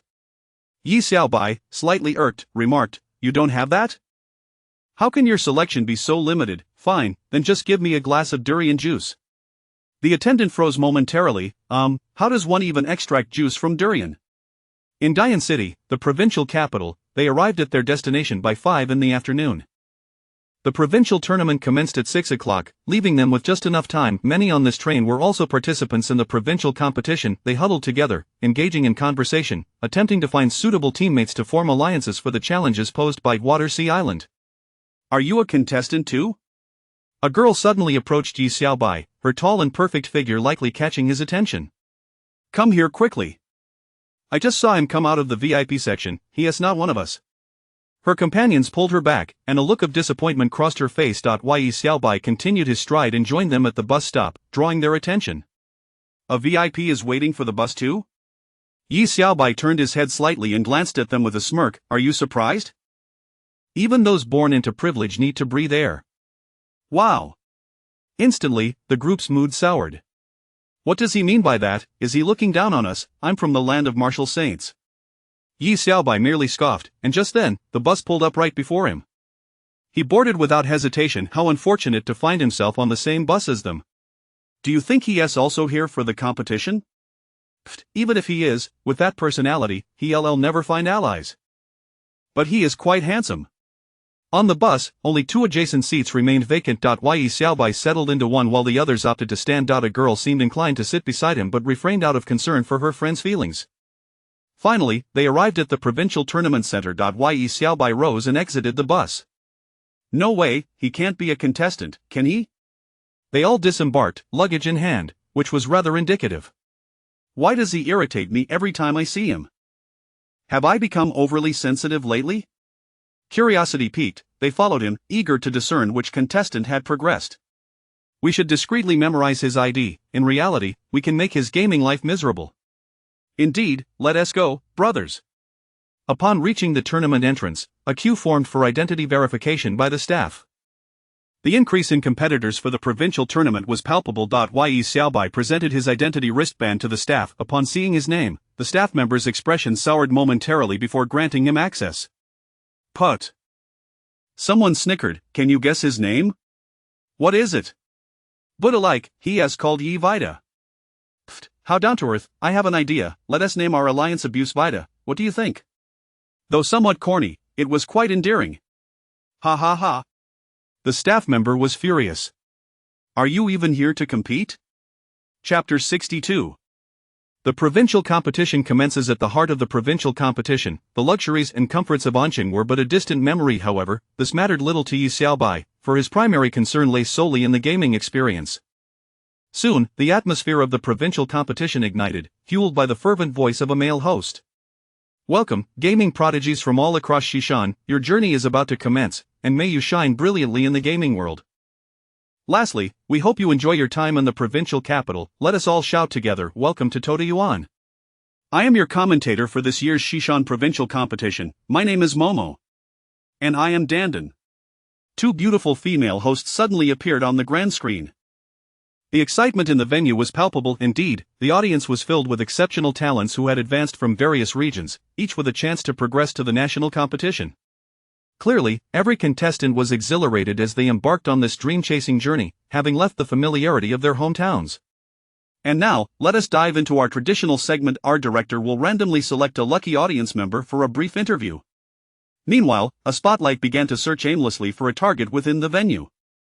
In a flash, the arena erupted with enthusiasm as attendees raised their hands, bouncing with excitement, eager to express their enthusiasm. Choose me, choose me, choose me. Yi Xiaobai, however, remained composed, arms crossed and a subtle smile playing on his lips. Suddenly, a beam of light illuminated him, and instinctively, he raised a hand to shield his eyes. Instantly, he found himself projected onto the screen. Wow, who would have thought he is such a cool and handsome young man? Indeed. I suddenly feel a desire for romance. The two female hosts swooned. At that moment, a staff member rushed toward Yi Xiaobai, handing him a microphone. Instantly, all media representatives flocked around him. The host animatedly engaged the crowd. Ah, we have a lucky handsome fellow here, please share your feelings at this moment. Yi Xiaobai cast a cold glance at the staff member before taking the microphone. Happy. The host paused momentarily, then asked, and? Yi Xiaobai remained indifferent. The host burst into laughter. I can't help but ask the cliché question, could you introduce yourself to everyone? He is Yi Vida, and his true name is Yi Vida, someone shouted out. The host chuckled. What a down-to-earth name. It seems our handsome fellow is quite popular, as someone already knows his name. Yi Xiaobai raised the microphone and coolly remarked, I have no interest in useless people. The host was taken aback, then laughed heartily. It appears our handsome gentleman has quite the fiery spirit. Allow me to ask on behalf of everyone, do you think you can advance today? Yi Xiaobai raised the microphone and coldly replied, nonsense. At this, the other contestants became visibly displeased. Wow, this Yi Vida is quite cocky. With so many people here, there are only 3 advancement spots. What gives him the right to be so confident? Even the exceptionally talented Kunkan Woon T dare say such things. He looks young and appears unseasoned. One could almost feel the impulse to teach him a lesson. The host felt a chill run down his spine. This young man truly had the audacity to speak such words. Why Yi Xiaobai continued to tap the microphone. Hey. I said we're running out of time, can we skip the chit-chat? I'm in a hurry to advance and have no time for nonsense. Upon hearing this, the venue fell into a stunned silence. The contestants glared at him with gritted teeth. The host felt as though he had entered the darkest moment of his career. How had it come to this? Yi Xiaobai lowered his gaze to check the time, then picked up the microphone to count down. 4, 3, 2, 1. In an instant, beams of white light shot into the sky, and all players were transported into the gaming world. At that moment, the two female hosts slowly regained their composure. This is not just a city-level match, no, it is the provincial esports competition officially commencing. The game Water Island Warriors is setting sail once more, and this session will last for 15 days, ultimately awarding 3 advancement spots to the national esports stage. Indeed, I apologize to our viewers. My brain momentarily short-circuited. I believe our audience can understand, as this is our first encounter with such a bold young man. If he lacks the skill, he may simply be an underdeveloped boy. Yes, being bold is not necessarily a virtue, especially considering that the team deployment mode will be launched during these 15 days. If he is unable to join a team, he will be at a loss. One can be bold, but only if they possess the means to back it up. At that moment, the director thoughtfully shifted the camera to Yi Xiaobai's island. Now, let us take a look at what our director has captured for us. On a small island, constructed from octagonal stone and featuring a statue of himself, Yi Xiaobai's command center left the two female hosts utterly astonished. They both stood up in disbelief. What, he has already reached an 8th level command center at the start? My goodness, this contestant is none other than Yi Vida, the cocky young man we just saw. Oh my, is this the result of merely a day of city-level competition? This is simply astounding. Let us analyze this contestant's performance rationally. We must thoroughly assess how he has managed to level up so rapidly. Currently, Yi Vida possesses 12 luxurious resource islands. 12, this is an astonishing number, my goodness. While it's hard to believe, if he truly has 12 luxurious resource islands, he certainly has enough materials to upgrade his command center to level 8. It seems our young man is not as naive as I initially thought. He must indeed possess the qualities of a true man with capital for his bravado. Let us eagerly anticipate his forthcoming performance. Standing on his small island, Yi Xiaobai took a deep breath of the pristine air and continued on his journey. He first approached his command center, taking a leisurely stroll around. The indigenous building manager approached him enthusiastically. Dear Commander, what do you think of the statue I erected for you? Chapter 63. The enigmatic metal crab beneath the sea. Yi Xiaobai nodded in satisfaction. Under the guidance of their high intellect, everyone had become adept at flattery without any formal training. He then continued his inspection, and as anticipated, the tasks assigned during his previous departure had been flawlessly executed. All military units had been upgraded to their current highest levels, and the newly recruited indigenous warriors had similarly reached peak status. The 4 landing crafts had been enhanced to level 9, significantly increasing the number of soldiers they could transport. His own fleet had also attained level 9 status, with artillery not only achieving the highest damage output but also newly acquired multiple rocket launchers, medical kits, and concussion grenades having received top-tier enhancements. Furthermore, Sergeant Brick and the newly enlisted Captain Eva Spark had both upgraded to their optimal states. At present, his firepower had reached a formidable zenith. Yi Xiaobai could not help but muse that with such firepower, coupled with the collective high intellect of his crew, resource islands no longer posed a significant threat. Thus, the paramount task at hand was the establishment of a robust island defense system. After advancing to an 8th level command center, he could construct numerous defensive facilities. The resources within the camp were still ample, and new supplies had been delivered.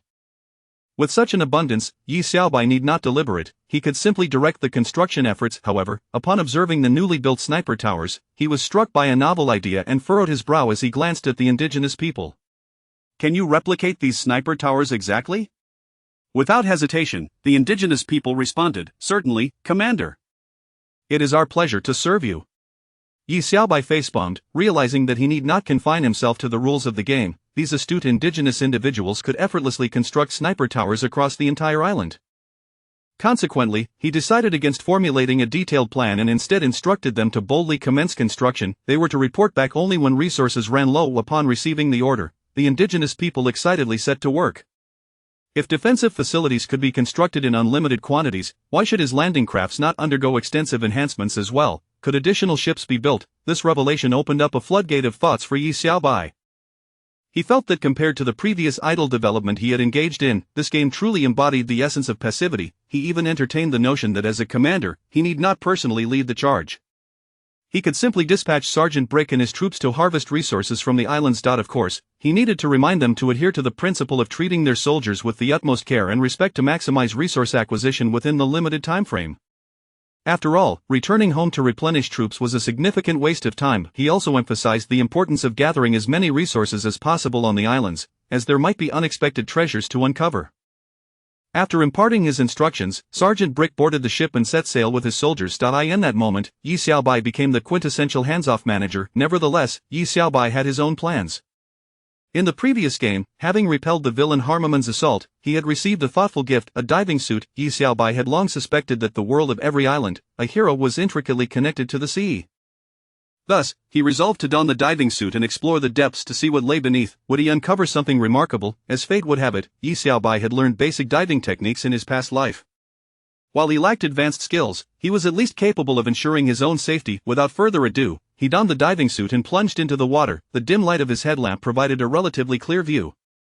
Adjusting his diving posture, he began to explore his surroundings. Occasionally, he encountered marine creatures, yet their numbers were exceedingly sparse, devoid of the vibrant, colorful world he had hoped to find.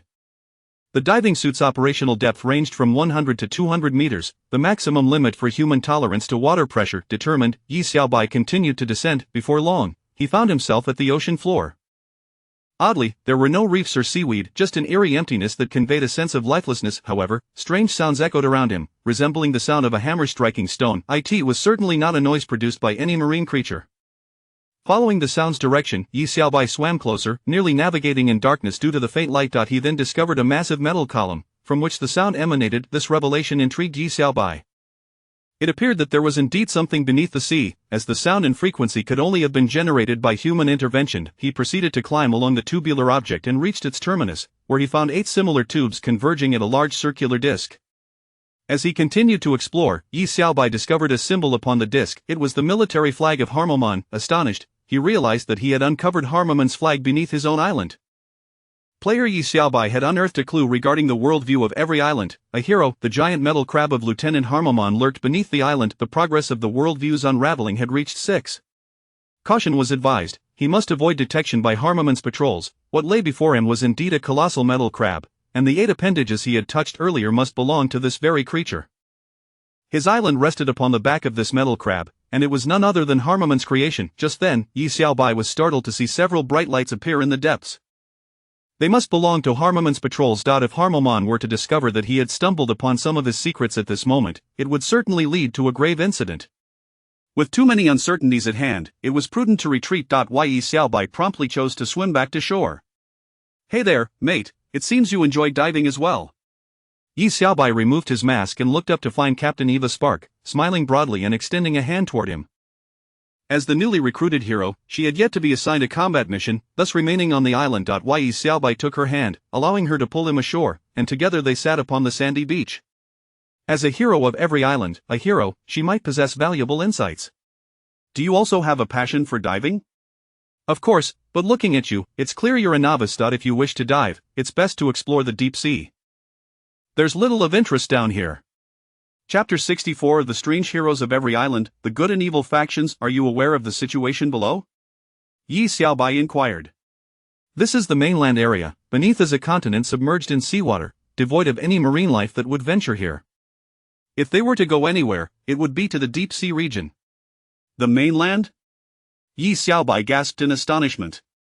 This game actually features a continent. A continent lying at the bottom of the sea. Can you distinguish between the mainland area and the deep sea region? Yi Xiaobai spread the map before him. With unwavering confidence, he traced an irregular line on the map, as if delineating its features. This area here represents the mainland, while beyond it lies the deep sea. This map is too small. There are numerous other regions. Yi Xiaobai scrutinized the mainland area he had outlined and then pointed to the location of his small island. To his amazement, he discovered that the luxurious resource islands he had previously conquered were all within the confines of the mainland area, with only a few resource islands situated in the deep sea region. For instance, the resource island belonging to the terrifying doctor was precisely on the boundary between the mainland and the deep sea. He found himself at the very heart of a continent.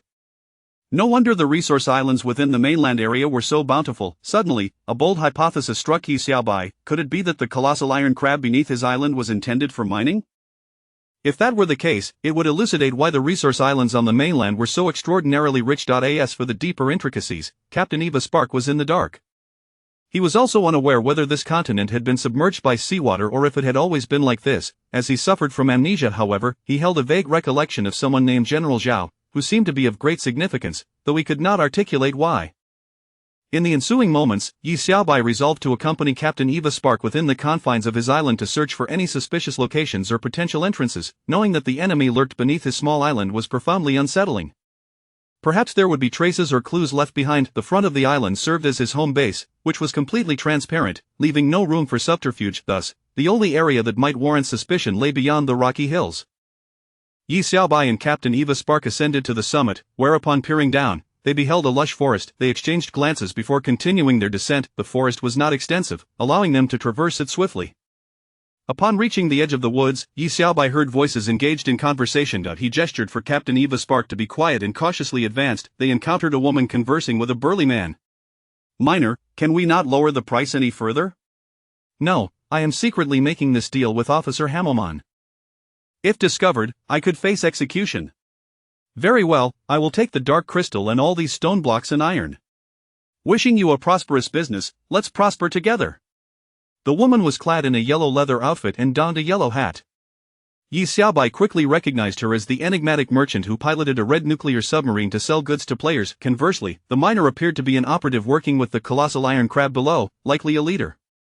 His ability to covertly sell resources to the merchant suggested he possessed a considerable intellect. This indirectly confirmed that there existed a passage between the island and the iron crabs below, even if that passage was solely utilized by the miner for resource trafficking.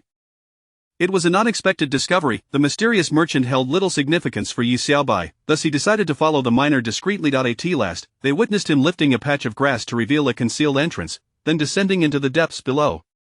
Yi Xiaobai furrowed his brow, uncertain of what awaited them below. Even knowing of the hidden entrance, he was reluctant to proceed recklessly. There was no telling what dangers might lurk inside. An awakening Hamilmon would certainly spell trouble. Patience, my friend. I can deploy mechanical minions to investigate the situation, ensuring absolute secrecy. Yi Xiaobai glanced at Captain Eva Spark and nodded. Summoning mechanical minions was one of his skills, thus it was an excellent idea. With heightened intelligence, these mechanical minions would not be prone to exposure. However, thoroughly uncovering the situation inside would not be a swift endeavor. Consequently, there was no need to linger. The two decided to return home. At that moment, Sergeant Brick arrived, laden with an impressive haul of resources. Greetings, Commander, look at the bountiful rewards from this expedition. Sergeant Brick announced, having successfully captured 3 luxurious resource islands, 2 of which were steel resource islands. The losses among the troops were minimal, marking a triumphant return. With the steel acquired, Yi Xiaobai could now plan for the indigenous people to expedite the construction of a higher-level command center. The natives grew increasingly enthusiastic, their work becoming ever more remarkable, even spontaneously crafting resounding slogans. Time is life. Of course, the most crucial aspect was the fragmented intelligence Sergeant Brick brought back. Among the resources, they discovered a torn design blueprint. The blueprint depicted an unknown weapon, with only a few words legible: cryogenic project. Yi Xiaobai found himself perplexed. The cryogenic project, he longed to discern its significance, yet felt utterly in the dark. Captain Eva Spark clutched his head, displaying signs of agony. Don't rush, take your time to think, Yi Xiaobai reassured him, stroking his chin. He was certain that the cryogenic project held some secrets. Yi Xiaobai effortlessly recalled a figure from his fragmented memory, General Zhao. These 2 clues surely bore some connection. Player Yi Xiaobai uncovered the background clues of the strange heroes of every island, revealing the mysterious plans of the Justice League. Progress in deciphering the worldview reached 17. Please be advised that your troops' widespread intelligence gathering activities have drawn Hamilmon's attention. Hamilmon has issued a warning that island was painstakingly seized from General Zhao. You best not be affiliated with him, or I assure you, you will meet a dire fate. The name General Zhao resurfaced, once more through Hamilmon's lips. It appeared that the lines between good and evil factions had become distinctly drawn. Chapter 65 of the Island of Water and the assault by players. Since his own island was lifted by a colossal crab, it stood to reason that other islands would share a similar fate. This revelation brought to mind the enormous nuclear submarine he had encountered that day. That resource island belonged to the infamous Dr. Terror. Consequently, it was reasonable to speculate that the submarine housed Dr. Terror's research facility. No wonder, Yi Xiaobai suddenly realized that after he had taken control of Dr. Terror's island, the doctor had expressed delight. If ownership of that small island shifted to him, it would effectively conceal the doctor's whereabouts. This was the only plausible explanation for the doctor's elation. With a sharp intake of breath, Yi Xiaobai felt compelled to confirm a hypothesis. For an extended period thereafter, he ventured alone aboard a speedboat to all the islands he had conquered, diving beneath the surface to investigate. As he had anticipated, beneath each continental island lay immense metallic crabs. Moreover, they were all associated with Hamilmon. Thus, could it be said that he had inadvertently hidden Hamilmon's movements? Yi Xiaobai chuckled to himself. Reflecting on the most pivotal figure in the current scenario, General Zhao came to mind. Where was he? What was the true objective behind his cryogenic plan? It seemed that only by venturing further afield could he uncover any clues. Yi Xiaobai munched on a piece of golden wheat compressed biscuit, feeling his energy surge instantly. He then returned to his homeland. Just then, Captain Eva Spark's mechanical minion returned. Under Captain Spark's translation, the intricate internal structure of the giant metal crab was illustrated in a detailed diagram.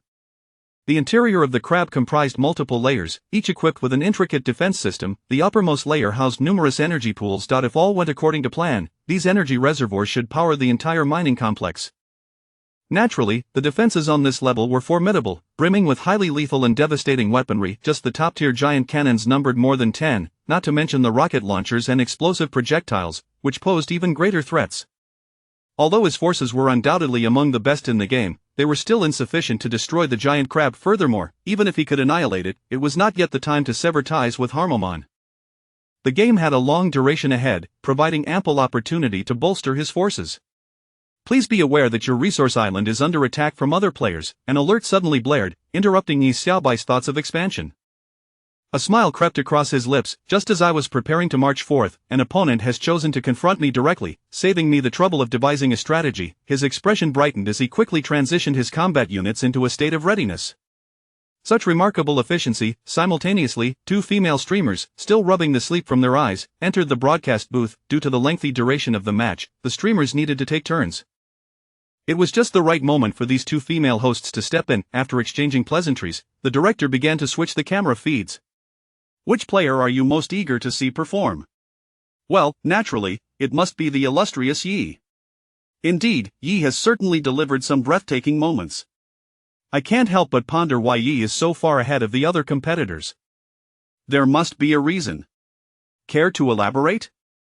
The game Island of War not only tests players' strategic capabilities but also their time management and resource allocation skills. Only by mastering these elements can one achieve a significant lead. It seems you hold Yi in high regard. After all, he is quite handsome. Finally, you're speaking the truth. However, I do believe you make a valid point. While luck is important, the ability to manage resources and details effectively is what distinguishes a genius from the ordinary. I do hope he continues to lead, but I also find myself anxious for him. I know that hubris can easily attract retaliation. The dispatch team mode is about to be released, and I sincerely hope he doesn't become the target of everyone's ire. With this, the screen shifted to live gameplay footage. A ship was attacking a resource island, which prominently displayed the Yi family banner. As fate would have it, this is Ye's resource island under assault by a player named Huang Mingming. Let us observe this battle. This resource island boasted a staggering 8 points of firepower, 3 level 2 heavy machine guns, 2 level 4 defense towers, 1 level 1 flamethrower, and 1 level 2 cannon. The resources were alluring, featuring a level 3 quarry, though it was not extravagant. Upon discovering this region and realizing it was Yi Xiaobai's resource zone, Huang Mingming initially felt exhilarated, for he was the one who had mocked Ye's name and proposed the establishment of an alliance to humiliate him. However, after surveying the island carefully, he was taken aback. Is this Yi really so affluent? He possesses so many opulent resource islands.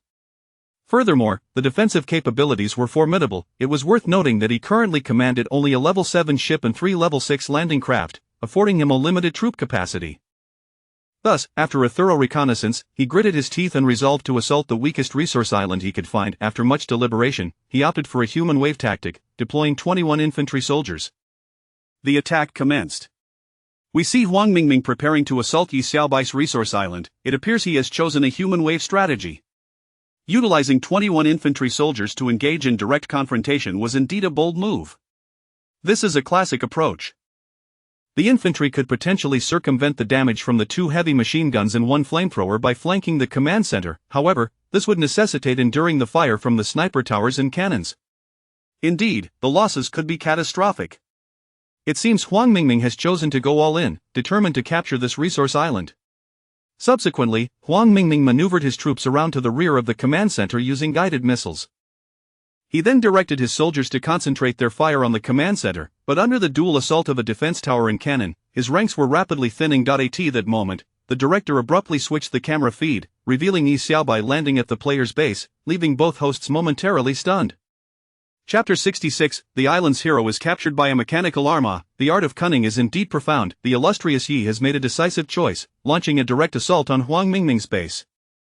Ha! At that moment, Dang Dang could hardly contain his laughter. Such a move was undeniably audacious. Yi Xiaobai scarcely needed to cast a second glance at Huang Mingming's base. He simply dispatched Sergeant Brick to harvest the spoils. Meanwhile, he engaged in the practice of Bajuanjian with a throng of minions, harmonizing offense and wellness seamlessly. In less than a minute, Huang Mingming's base, perched at level 7, was utterly obliterated. Subsequently, while assaulting a resource island, Huang Mingming received the shocking news that his home had been invaded. His body stiffened in disbelief. What? The great Yi has stolen my home. I am merely contesting a resource island. Is it truly necessary to seize my base outright? The audacity is indeed remarkable. His fists clenched tightly as he beheld the impending assault on the resource island, while witnessing the continuous attrition of his forces. His heart ached at the thought. Without a home, he lacked a source for reinforcements. Even if he were to capture this resource island, what would it matter? He promptly ordered a retreat, launching a final guided missile in a bid to preserve as many soldiers as possible. However, upon glimpsing the command center, which was left with but a sliver of health, he nearly ground his teeth in frustration. On the retreat, his infantry suffered the loss of 3 more soldiers. Ultimately, only 4 remained. Damn it, Yi, you truly are formidable. We are left with so few troops, yet Huang Mingming found solace in the fact that he still had the hero brick at his disposal. Fortunately, his base's defense system was not yet robust, and with Brick's presence, a counterattack was still conceivable. With this thought, Huang Mingming felt invigorated and chose to take a detour. After all, in his current weakened state, a direct confrontation would surely lead to his elimination. Indeed, such defenses were woefully inadequate compared to Yi Daowei's resource island. No wonder he could easily conquer it with merely Sergeant Brick. At this moment, the director switched the camera angle. As expected, the news of his home being invaded rendered Huang Mingming's efforts to capture the resource island utterly meaningless. He now faced a colossal dilemma. The absence of a homeland. Yes, without a home, the players would be left adrift upon the seas. At this juncture, they had the choice to reclaim their own home or seize others. Thankfully, Huang Mingming still had Sergeant Brick. There remained a glimmer of hope for reclaiming his homeland. Unbeknownst to him, just moments ago, Yi Xiaobai's Sergeant Brick displayed an extraordinary maneuver, unlike anything trained individuals could achieve.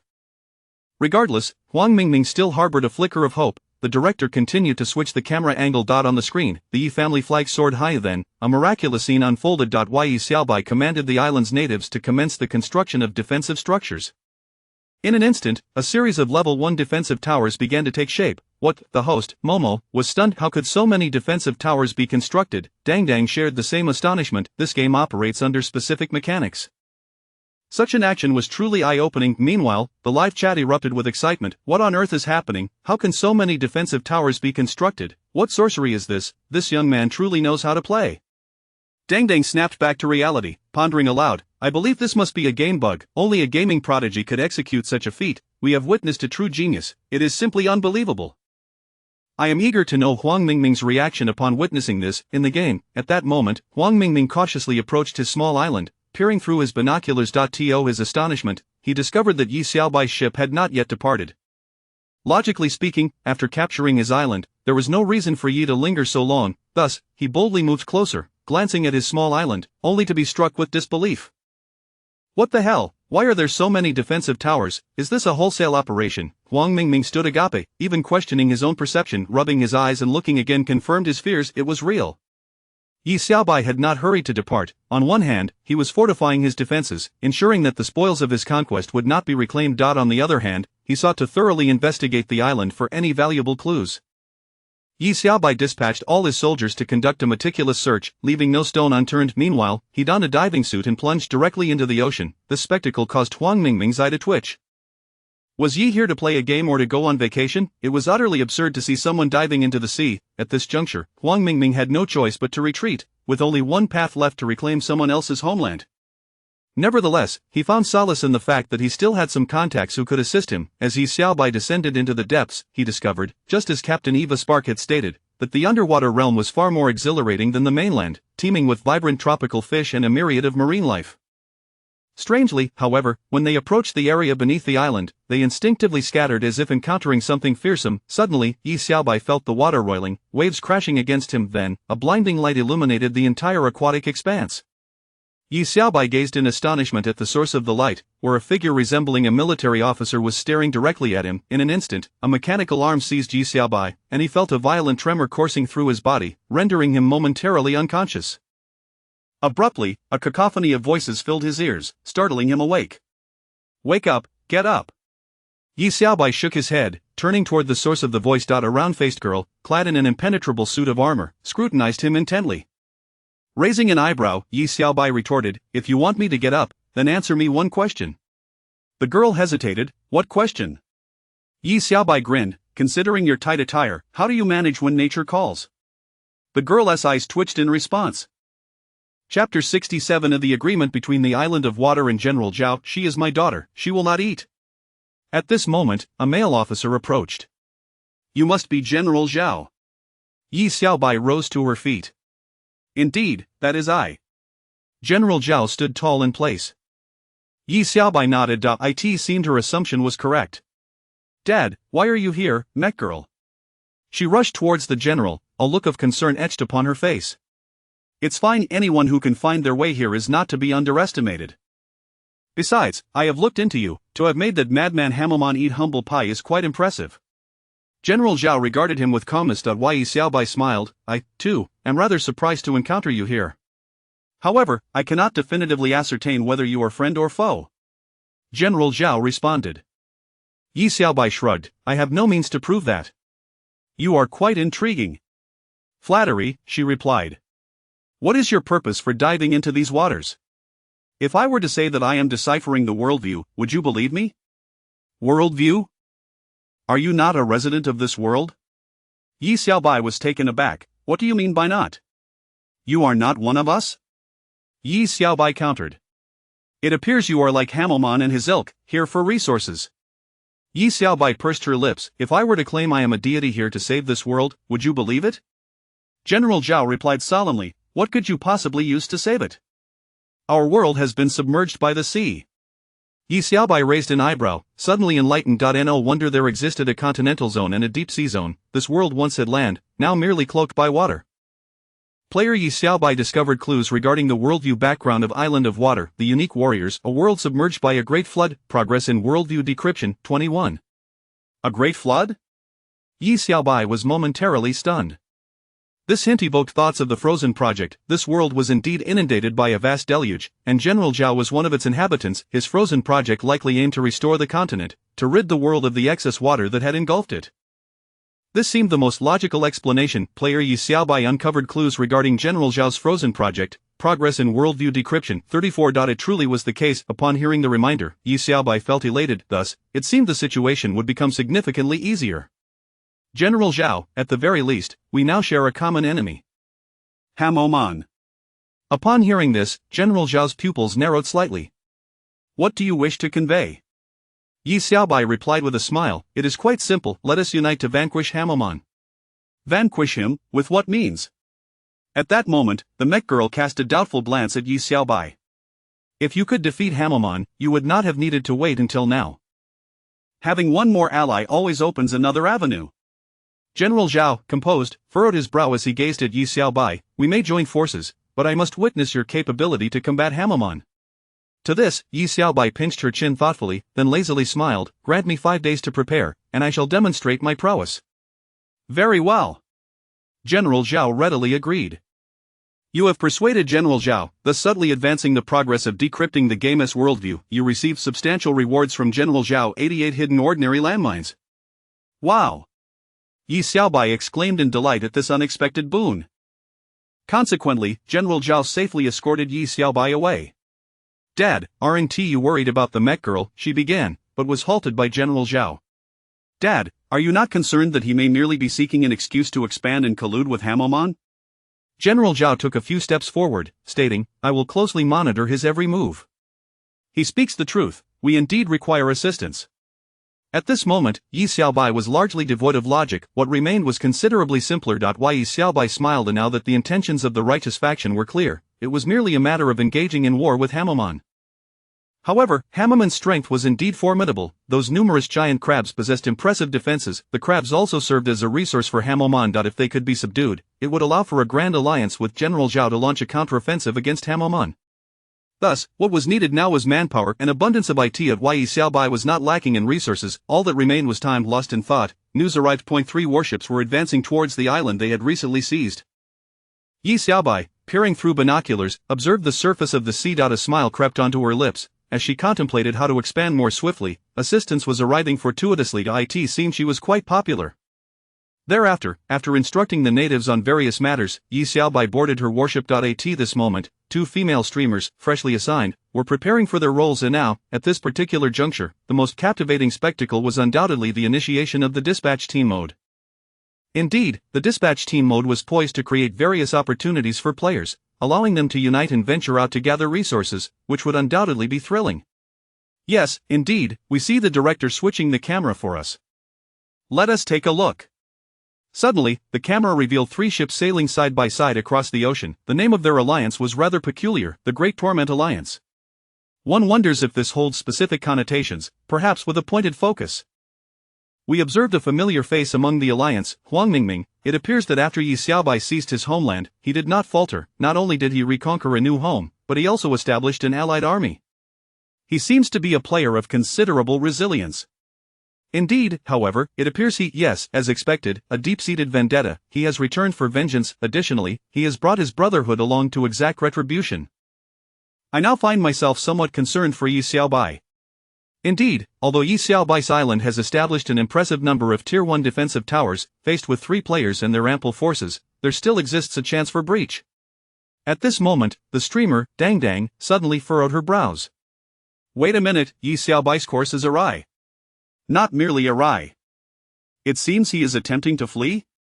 Surely not. If Yi Xiaobai could hold out with the warships for a while longer, there might still be a glimmer of hope. Chapter 68, The Island of Water's Miracles. Huang Mingming found himself once more in a state of solitude. The two streamers engaged in a fervent discussion, which ignited a wave of radical commentary in the live chat. Could it be that the Grandmaster is faltering? Is he really not resisting at all? Such a splendid homeland, and he simply relinquishes it? Initially, they had assumed he was a gaming prodigy. Perhaps Player Yi has devised an alternative strategy. In the live stream, Dang Dang proposed a hypothesis. Primarily, Player Yi's exceptional abilities left a lasting impression, instilling a deep-seated belief that he could not possibly be a coward in the heat of battle. Instantly, everyone fell into contemplation.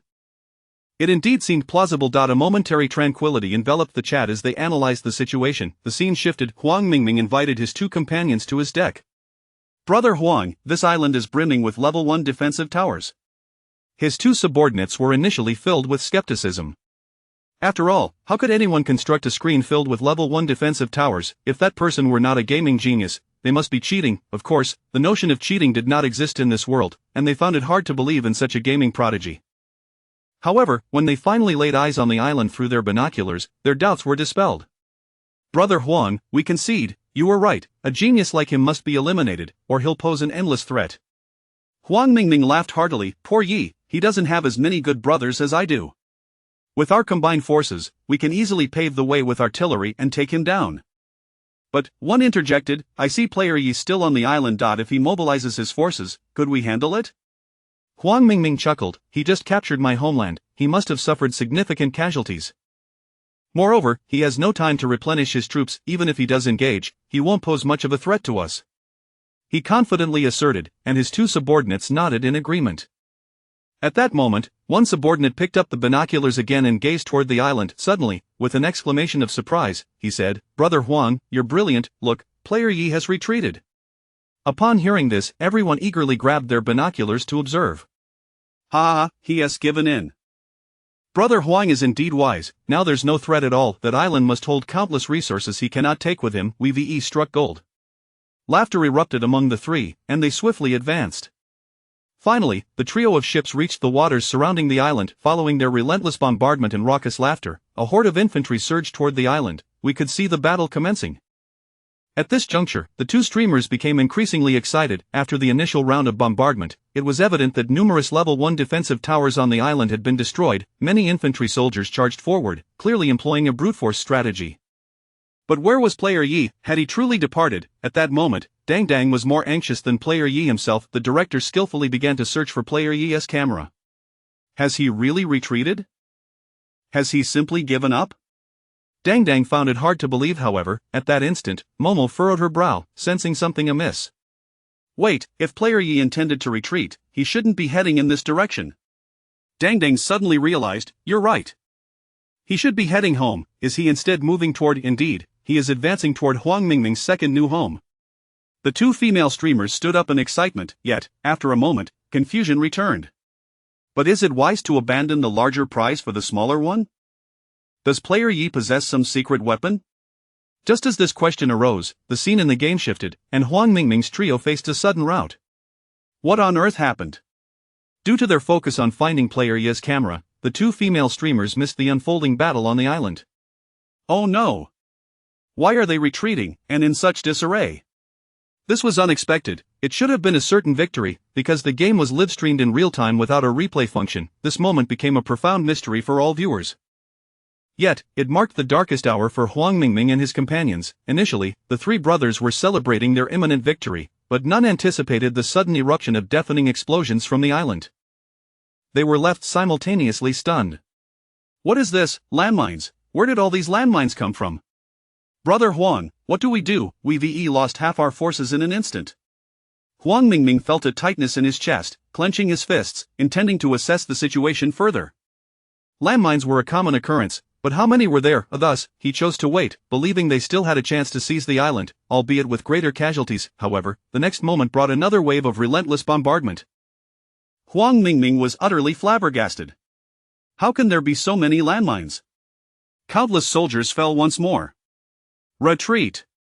Huang Mingming shouted desperately. At this point, even without landmines, their remaining forces would only meet their doom. Brother, with such significant losses, let us return to our respective homes and replenish our forces. Indeed, Brother Huang, a gentleman takes his revenge 10 years in the making. Gather more troops before confronting this genius. Let us go. Thus, Huang Mingming watched as his two subordinates fled in disarray. Wait, don't leave, he called out in disappointment, watching his brothers retreat in panic. A sense of self-reproach welled up within him, but he clenched his fists, feeling a wave of frustration. Player Yi, I refuse to believe this. Once I gather enough men, I will not be unable to deal with you. With that, he too could only retreat, humiliated, back to his newly claimed homeland. Just as he was about to reach his territory, filled with indignation, he received devastating news. He quickly pulled out his binoculars to survey his new homeland. What the hell, Player Yi, how could you possibly have stolen my home again? Can't you find someone else to challenge? Huang Mingming's face twisted in disbelief. What shocked him further was the sight of yet another island brimming with defensive towers. Player Yi, you truly are insufferable.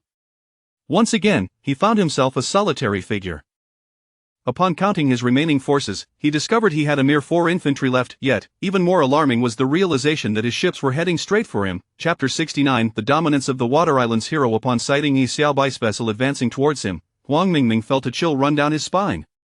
He realized he still had a chance to fight back. If his ship were to be destroyed, all hope would be lost. He promptly turned around and made a swift retreat. In truth, Yi Xiaobai was not aboard the ship, having entrusted Sergeant Brick with the continuation of the conquest. Capturing players' islands was akin to expanding his territory for Yi Xiaobai. The most immediate advantage lay in the accelerated accumulation of power. The reason he did not press further into the campaign was twofold. He needed to manage the construction plans for these islands, and dusk was fast approaching. After a long day of exertion, he certainly deserved a moment of respite. This game is a true simulation of reality, with time mirroring that of the real world. Each night, players returned to their command posts to enter a state of slumber, except, of course, for Huang Mingming, who remained on deck, braving the cold sea breeze, and Yi Xiaobai, who was deploying troops for battle. Having already occupied Huang Mingming's first island, Yi Xiaobai had issued a rotation order to his soldiers, eagerly awaiting the night when they could fully unleash their preparations. Resources were no longer a concern for Yi Xiaobai. Thus, the paramount objective was to conquer numerous player bases swiftly, thereby expanding his strength. After a day of relentless construction, his main base, the command center, had been upgraded to level 11. A new unit, the tank, had become available. Tanks boasted substantial health and formidable damage, playing a crucial role in combat. This game favored the tank-doctor combination, which was regarded as the most powerful partnership. However, Yi Xiaobai held a different opinion. He believed that the infantry-tank synergy represented the ultimate strategy for large-scale warfare. The prevalent disregard for this approach stemmed from the fact that ordinary players found tanks to be less mobile, while infantry exhibited greater agility. Often, by the time tanks arrived on the scene, infantry would have already charged in and suffered significant casualties. Yet, under Yi Xiaobai's command, where every soldier was of high intellect, achieving this feat was far from daunting. Even the tank's female gunner could coordinate perfectly. The strategies that ordinary players deemed impossible could be executed with finesse by Yi Xiaobai in this game. Before drifting off to sleep, Yi Xiaobai reviewed the intelligence gathered recently. Much of the information corroborated his suspicions, failing to unlock any deeper lore. However, one particular piece caught his attention, a message regarding the Terror Doctor. "I will prepare a grand surprise for you, General Zhao."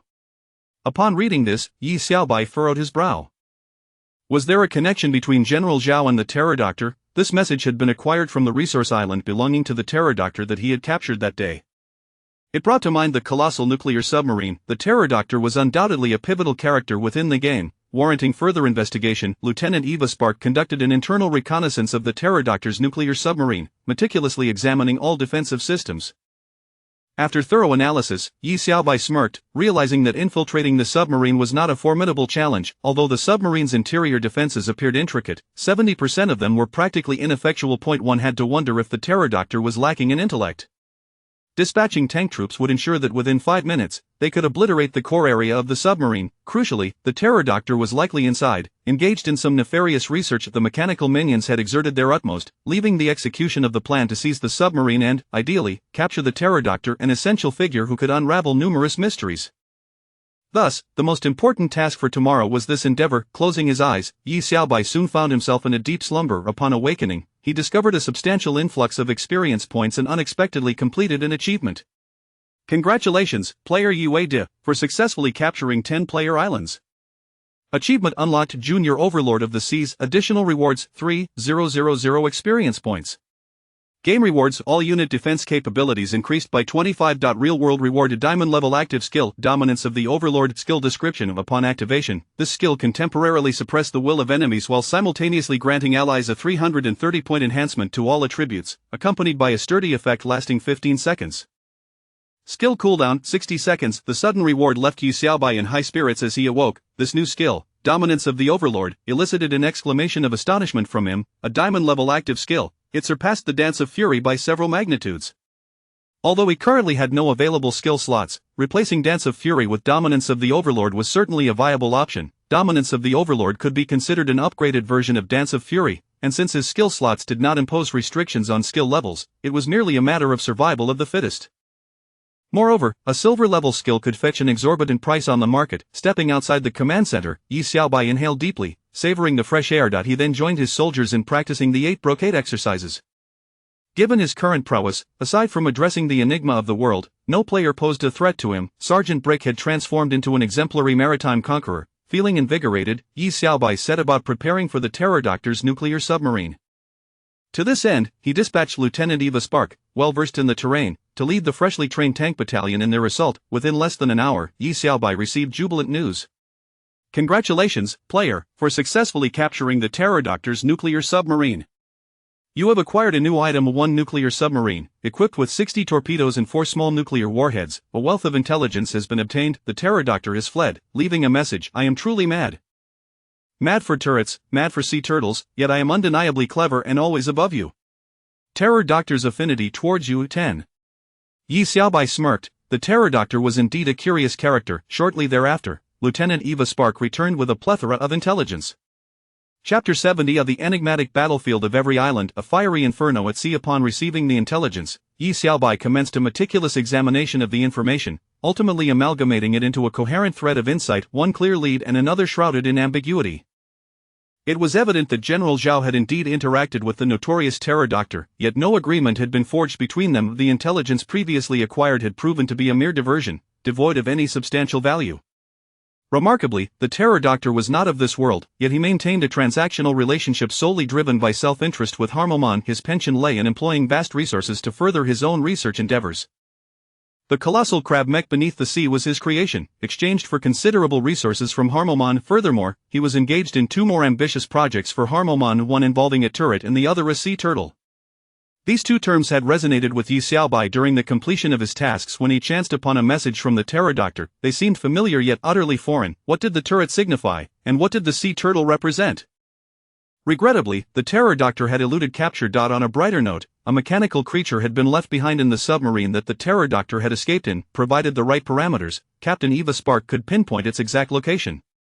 With these clues in hand, the decryption level of the worldview had reached 39, yet it was clear that the most critical information remained unsolved. However, there was no rush, time was on their side. Both Sergeant Brick and Captain Eva Spark were dispatched, simultaneously launching assaults while seeking the precise whereabouts of the pterodactyl's escape. Yi Xiaobai had more pressing matters to attend to. Each island was supported by colossal structures. In the deep sea zones, various submarines and even more peculiar mechs, such as octagonal fish, thrived. Meanwhile, the continental regions were uniformly populated with crab mechs. Perhaps other continental areas also harbored General Zhao's mechs, but none had been discovered thus far. Categorizing these 2 formidable factions would undoubtedly benefit the grand strategy for the impending conflict. Meanwhile, the 2 female hosts found themselves back on duty, following the customary opening remarks, a new day dawned, and their anticipation to witness Ye's performance remained palpable indeed. Ye's prowess had far surpassed everyone's expectations. It was almost inconceivable, such a contestant was truly a treasure, particularly with his striking good looks. "Goodness, you're brazenly positioning yourself as the public enemy," they exclaimed. "What's wrong with that? If you like it, you should voice it loudly." They then returned to the topic at hand and asked the director to switch the screen. At that moment, the director shifted the focus directly onto Yi Xiaobai. Upon viewing his remarkable achievements, the two hosts were left speechless. "Heavens, am I seeing this correctly? You are not mistaken, Yi currently commands 10 home islands. When did he conquer them? Was it at night? No wonder 2 eliminated players were found sleeping in the venue this morning. Given his current possession of 10 home islands, he undoubtedly held the best record across the network. This is the Yi we know, consistently delivering unexpected performances. Such a gem, I wish I could be like him." They laughed just then. The director's camera shifted once more. A perfectly aligned fleet of 15 aircraft carriers sailed across the ocean. Another dispatch team, once again familiar, torturing the Great Alliance. It was Huang Mingming. "Ha, this contestant's resilience is truly commendable. If the game were a test of tenacity, he would surely take first place. Indeed, I remember yesterday, he was sailing alone in the vast sea, nearly frozen by the sea breeze. In an instant, he had rallied so many players together. They were clearly planning something grand." As the map revealed, Huang Mingming and his comrades were making their way directly toward Yi Xiaobai's main base. On board Huang Mingming's warship, 15 comrades gathered, chanting slogans to take down the Great Yi, advancing with formidable momentum toward Yi Xiaobai's primary stronghold. "Come, brothers, let us toast." Suddenly, everyone raised their glasses. Huang Mingming downed his drink in one go. "By God, I, Huang Mingming, have such wonderful brothers. Today, if we do not topple the Great Yi, I shall not consider myself a man." "Ah, well said, Huang. The Great Yi's strength is too formidable. Allowing him to remain is a grave peril. We shall rid the world of this menace. Moreover, his resources are incredibly abundant. Once we seize his main island, we shall have a continuous influx of resources to fortify our position and systematically dismantle him. He would never anticipate that we would dare to launch a direct assault on his main island. By the time he realizes, our 15 warships will have him quaking in fear." As Yi Xiaobai was engrossed in his classification tasks, he suddenly received news. 15 warships? Yi Xiaobai smirked, sensing their intention to assault his main base. Shaking his head, he acknowledged that Sergeant Brick and Captain Eva Spark were already deployed and moving in the opposite direction. Thus, urgent reinforcements were out of the question. Nevertheless, Yi Xiaobai remained unperturbed. While the warships might be absent, he still had nuclear submarines at his disposal. Without delay, he entered the nuclear submarine and launched 10 tracking torpedoes, returning to his previous endeavors. The tracking capability of the torpedoes was formidable, yet due to the considerable distance, they required some time to reach their target. Just as the torpedoes approached the vicinity of Yi Xiaobai's main island, displaying their formidable prowess, a massive conflagration erupted on the ocean's surface. Congratulations to the player for destroying 15 warships, achieving the accomplishment. Strike first, reward of 1500 experience points. Yi Xiaobai smirked, realizing that this victory would elevate his rank. He had now attained the rank of bronze 5 stars, and with an additional 4050 experience points, he would ascend to the next tier. Completing his current tasks, he once again boarded the nuclear submarine, heading back to his homeland. At that moment, the livestream fell into a brief silence. Just as the two female hosts passionately discussed the Alliance's military exploits, they were suddenly taken aback by the fiery spectacle before them. What is happening? The two hosts were momentarily speechless. Viewers flooded the comments section. Wow, is it possible they got too close and caused the fuel tank to explode? Haha, that's absurd. Can naval vessels really explode like this in the game? This must be a glitch. Incredible, is this the work of some supernatural force? Ultimately, the great player seemed to have such fortuitous luck. Back in the game, as Yi Xiaobai returned to his homeland, he once again received feedback. Chapter 71 of the Mysterious Island of Water and the Enigmatic Doctor. The whereabouts of the terrifying doctor had been ascertained. He boarded a submarine and descended to an inaccessible location beneath the sea. This rendered Captain Eva Spark unable to conduct reconnaissance, compelling her to return to their homeland. Yi Xiaobai understood that there must be far greater secrets lurking there, likely connected to the turret turtle that the doctor had mentioned. Fortunately, a mechanical creature remained in the process of scouting. With this advantage, Yi Xiaobai took Captain Eva Spark along to the designated location. However, before they could arrive, they encountered numerous security measures. To avoid drawing attention, Yi Xiaobai dispatched Eva Spark to dive ahead and retrieve the mechanical creature first. Half an hour later, Captain Eva Spark resurfaced, having navigated through a plethora of security.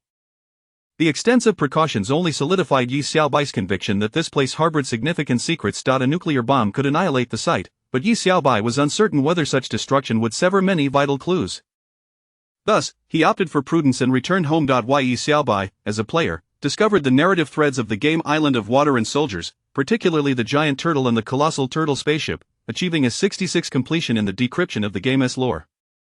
Listening to Captain Eva Sparks' report, he noted a further refresh in the understanding of the game's universe. Upon learning of the formidable firepower and abundant resources stored within the giant turtle, Yi Xiaobai concluded that it was indeed the vessel utilized by Harmomon to pilfer resources.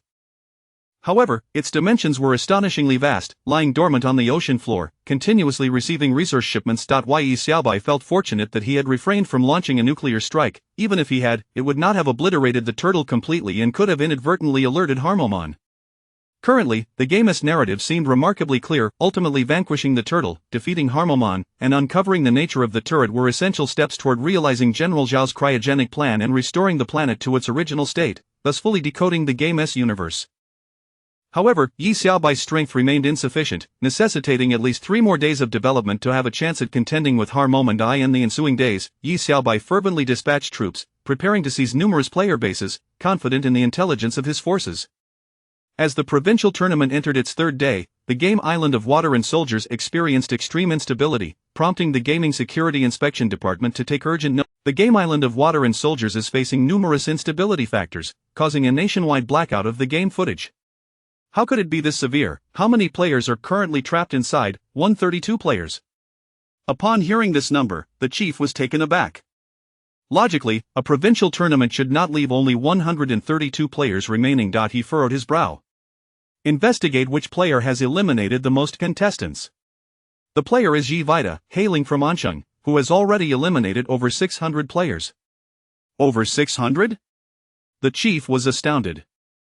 Such a terrifying elimination count was unfathomable. His surname is Yi? With a sigh, the chief lamented that if old Yi were present, the matter would be easily resolved. He pondered whether this Yi Vida could be related. However, he dismissed the thought, recalling that old Yi's children were still in high school and would undoubtedly not participate in the national esports tournament. What should we do? The chief scratched his head. First, we must stabilize the current situation. I will think of a solution afterward. His only course of action was to seek out members of the 4 prominent families, though he was uncertain whether he could locate anyone from the Yi family, as they had been elusive. The Yi family was of paramount importance, with the entire world searching for them. Just as the chief was deep in thought, exiting the building, he encountered a flamboyantly dressed woman with heavy makeup and cascading hair standing at the entrance.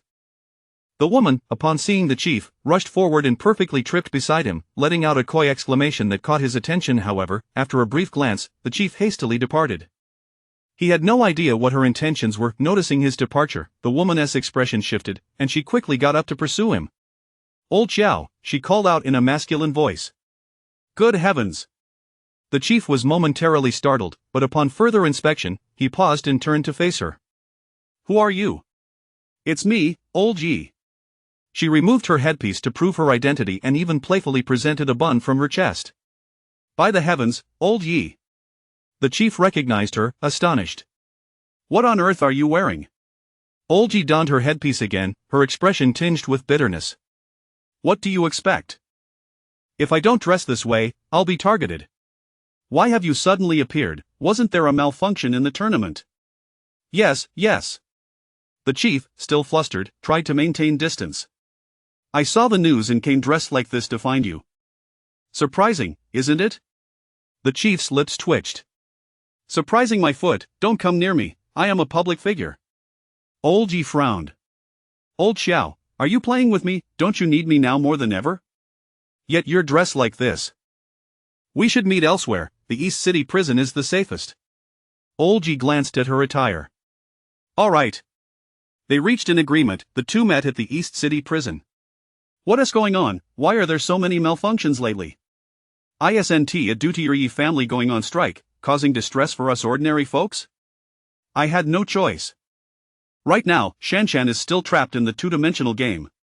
Preliminary assessments indicate that a player named Yi Vida has eliminated over 600 contestants. How many? Over 600, are you joking? It's true. Would I lie to you? If my son were that capable, I'd boast about it for a lifetime. Think of a way to resolve this. Send me into the game, I'll confront this Yi. What was it again? Yi Vida. What a ridiculous name. It's worse than calling him Little Black. Chapter 72 The Battle of the Islands approaches. In the game, when a certain balance is disrupted, there exists a probability for uncontrollable events to arise.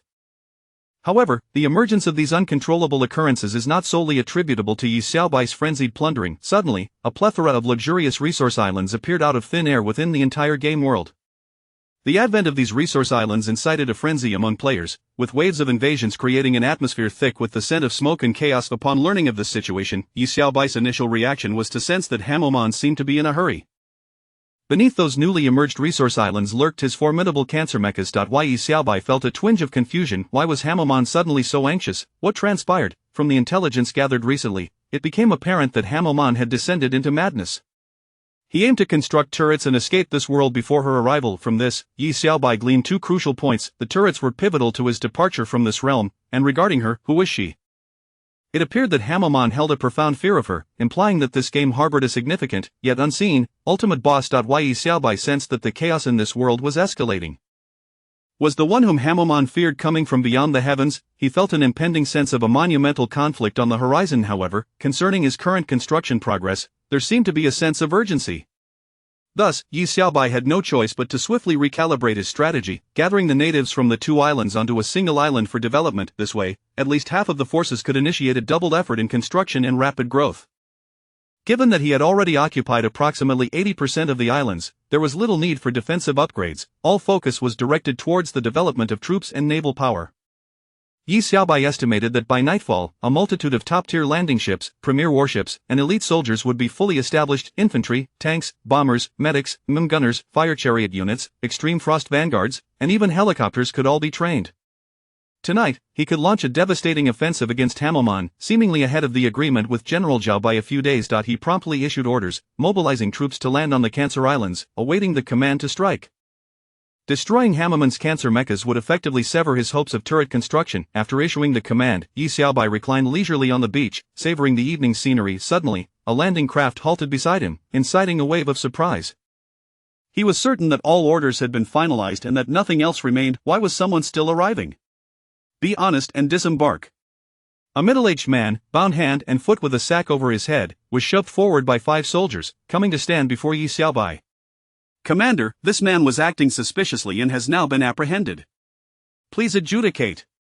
Could he possibly be a spy? Observing the man's physique, which bore signs of indulgence, Yi Xiaobai mused that he did not resemble a character from the game. He appeared more like a player, albeit perhaps a bit too aged for that role.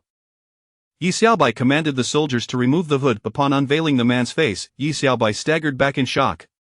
What the dad? Indeed, it was his father. Old Yi nodded vigorously, desperately shaking his head, his mouth stuffed with socks. The soldiers, exhibiting keen awareness, helped remove the socks. Son! Old Yi exclaimed, tears streaming down his face. Yi Xiaobai felt a pang of embarrassment, glancing at the soldiers.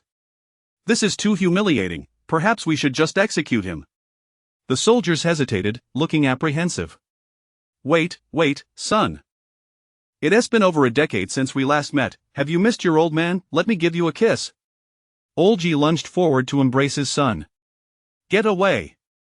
Yi Xiaobai pushed his greasy father aside. How did you end up here? Old Yi replied, I was wondering the same, son. How did you come to participate in the National Esports Tournament? You haven't gone astray and started mingling with the wrong crowd, have you? Let me check if you've lost your virginity. How on earth do you check for that? Yi Xiaobai's face flushed with mortification. Answer my questions first. Old Yi chuckled, why am I here? Well, as he spoke, his eyes began to flicker. Yi Xiaobai smirked, could it be that there's an issue with this game, and you came to handle it? Old Yi nodded, his complexion paling as he exclaimed, wait, how did you guess all this? Isn't it because our abilities are special? You think you can hide this from us forever? Old Yi froze, realizing the implications. Oh no, if your mother finds out you know about this, I'll never hear the end of it. Yi Xiaobai rolled his eyes. Was this fool truly his father? Perhaps he should just eliminate him for convenience's sake. Since I entered the game, I've been monitoring it, and it seems someone is attempting to breach the worldview. Son, this place is dangerous, I must get you out. Yi Xiaobai chuckled, then who did you find attempting to breach the worldview? Old Yi replied, someone named Yi Vida. He is audacious enough to try and break the worldview of such a large online game. There's no saving him. You're still young, you don't understand the complexities of this. I am Yi Vida. Old Yi laughed, stop joking, son. Suddenly, he froze, shock washing over him as he exclaimed, wait, it's actually you trying to breach the worldview. Seeing his father's incredulous expression, Yi Xiaobai rolled his eyes and decided it was best to put an end to this. Soldiers, keep him bound and return him to where you found him. Yi Xiaobai commanded. Yes, Commander. Wait, son. I believe you. I still possess the charisma of my youth, just tell me where you need my assistance, and I'll obliterate this trivial worldview. Bind him. Yi Xiaobai felt a headache coming on. The soldiers lunged at Old Yi. Don't worry, son, Dad supports you. With me around, you can shatter the worldview effortlessly. The soldiers stuffed socks back into Old Yi's mouth. Yi Xiaobai facepalmed, giving him one last glance. You go do what you need to do, and don't create any more trouble. Since the game had manifested uncontrollable events, he needed to take responsibility for ensuring the players who had not exited the game were safely evacuated. Yi Xiaobai turned to gaze at the setting sun. The night was about to descend, war was about to commence. A smirk crept across Yi Xiaobai's lips. Chapter 73, The Water Island's unlikely heroes strike down Hamilton as night deepened. The only sound that filled the air was that of the waves crashing against the shore. Yi Xiaobai glanced at the time. The countdown had begun at 3, 2, 1. That he then quietly closed his eyes, awaiting the inevitable. On every island, soldiers rapidly assembled under the command of their officers. They donned their gear and the soldiers, each a seasoned veteran, exhibited remarkable intelligence and tactical prowess. Though the enemy's defensive apparatus appeared impenetrable, the seamless coordination among the various branches of the military allowed them to exploit weaknesses with near perfection. In an instant, the entire sea lit up with warning signals. Hamilton's fury surged uncontrollably, yet he found himself devoid of any viable strategy to counter this crisis. Even now, deploying the entirety of the Dark Legion to the battlefield would be futile. He could only listen to the frantic rescue calls echoing from various fronts, his rage spiraling out of control. Who is this Yi? He has managed to obliterate all my crabmechs in an instant, more troublesome than General Zhao. Hamilton slammed his fist on the table, his brow furrowing. I can no longer afford to wait. If Gilhard arrives, all my years of effort will be rendered meaningless. She's a maniac for war. He immediately commanded, erect the turrets and order everyone into the Sea Turtle. No sooner had the command been issued than a soldier approached with urgent news. Sir, our Sea Turtle is under nuclear attack. What? Hamilton's expression contorted with rage. Our Sea Turtle is colossal. Even nuclear weapons cannot obliterate it entirely. Get the turrets up and activate the Sea Turtle immediately. Unbeknownst to him, Yi Xiaobai had already conveyed his intentions to strike Hamilton to General Zhao, including the location of Hamilton's Sea Turtle. At this moment, General Zhao dispatched a fleet of nuclear submarines towards the Sea Turtle. Suddenly, a massive tempest erupted on the ocean's surface, swirling violently. This was not the result of nuclear weaponry, but rather a gargantuan steel structure rising rapidly into the air, reaching astonishing heights. The fleet of warships commanded by General Zhao faced intense turbulence, rocking violently all over the towering iron structure. Artillery emplacements were being installed. Before the warships could stabilize, a barrage of shells began to rain down. The ocean was soon filled with the cries of the wounded and the blinding light of explosions. Damn it, Hamilton has another trick up his sleeve. General, let's launch nuclear strikes to destroy it. General Zhao gritted his teeth. Moments later, several fighter jets took off, initiating a relentless assault on the turrets. Gradually, the tide of battle began to shift, yet, at this critical juncture, an enormous disc-shaped vessel began to rise from the sea, centered around the turrets. That massive Sea Turtle ship. Hamilton dares to attempt to seize our resources. General, our forces are insufficient to take it down. What should we do? Just then, Yi Xiaobai's fleet of helicopters was en route to the Sea Turtle, carrying tens of thousands of soldiers ready to board its surface. My father's army, he commanded, order the troops to provide full artillery support, but be cautious not to harm our allies. Yes. In an instant, thousands of formidable soldiers, shielded by a barrage of artillery fire, initiated a large-scale offensive. In the blink of an eye, chaos ensued. The ascent of the Sea Turtle slowed as its energy sources were systematically dismantled, eventually halting mid-air, resembling a suspended continent. Yi Xiaobai had long since familiarized himself with the Sea Hence, this battle had been meticulously planned, allowing for a remarkably smooth execution. Reclining languidly on the beach, he reveled in the warmth of the sun, gazing at the suspended continent, already aware that Hamilmon would surely be captured. Despite the sea turtle's size and formidable defenses, knowledge of its layout unveiled numerous secret passages, enabling them to strike directly at its control center. Time was of the essence. Any delay could result in the ship's escape, nullifying their efforts. Impressive! General Zhao exclaimed, unable to suppress his admiration. To seize the sea turtle's command center so swiftly, this level of military prowess is exceptional. Capturing Hamilmon without executing him was imperative.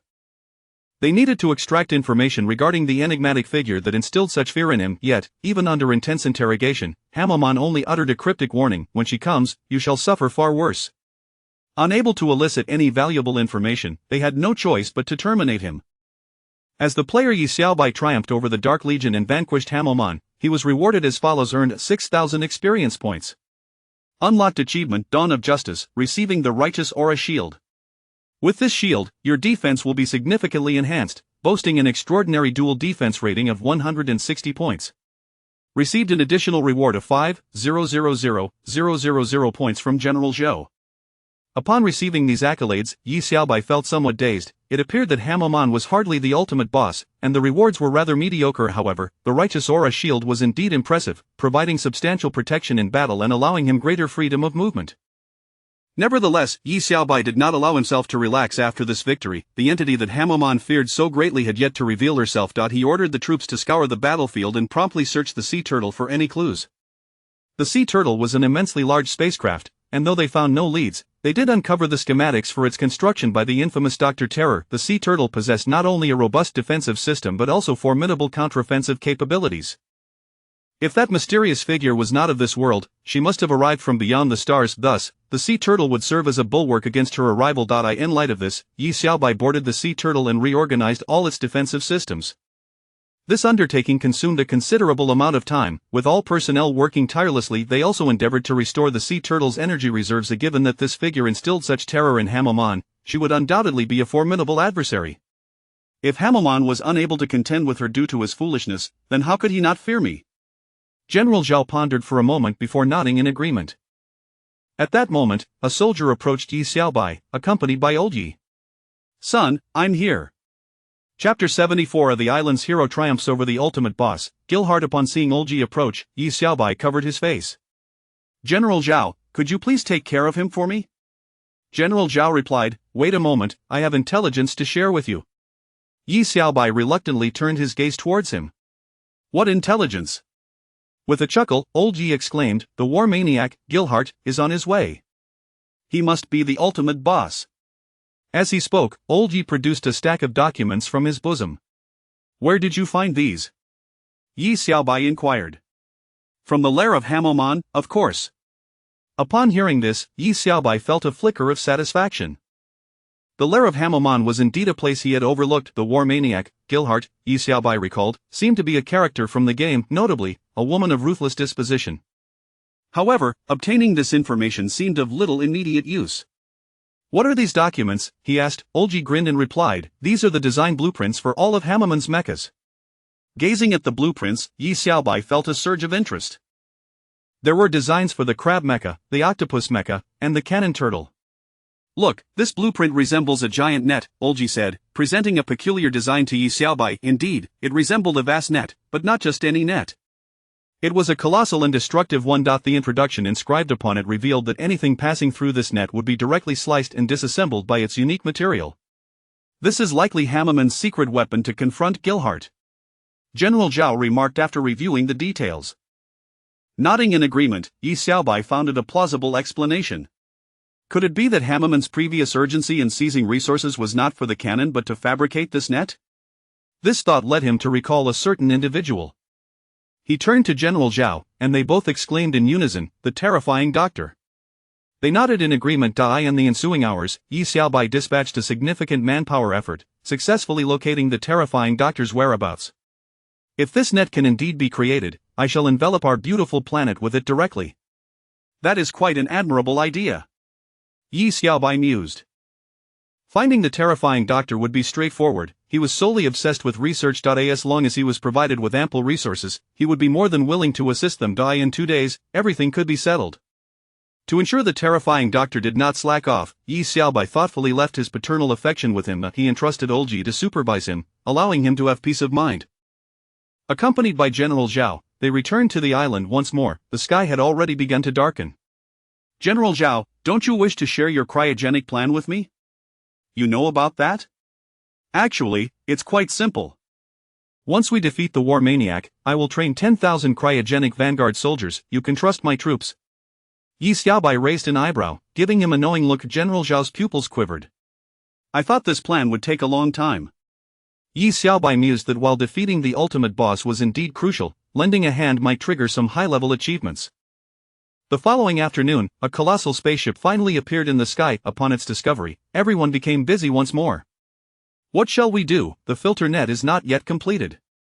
Then let's have the turtle take the first strike. Yi Xiaobai declared with determination.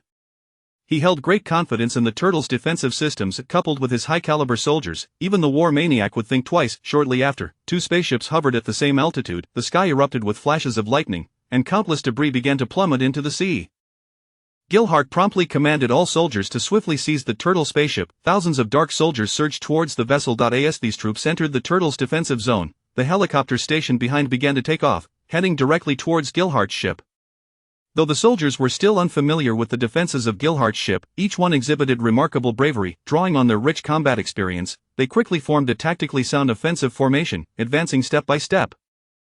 Within half a day's time, Gilhart recognized the impending crisis. She began to mobilize her entire army, yet at that moment, Yi Xiaobai's soldiers opted for an orderly retreat, engaging in combat as they withdrew. Seeing this, Gilhart finally wore a mocking grin. These soldiers are indeed formidable, but when faced with my army of war maniacs, they have to retreat immediately? With her arms crossed, she began to relish her anticipated victory.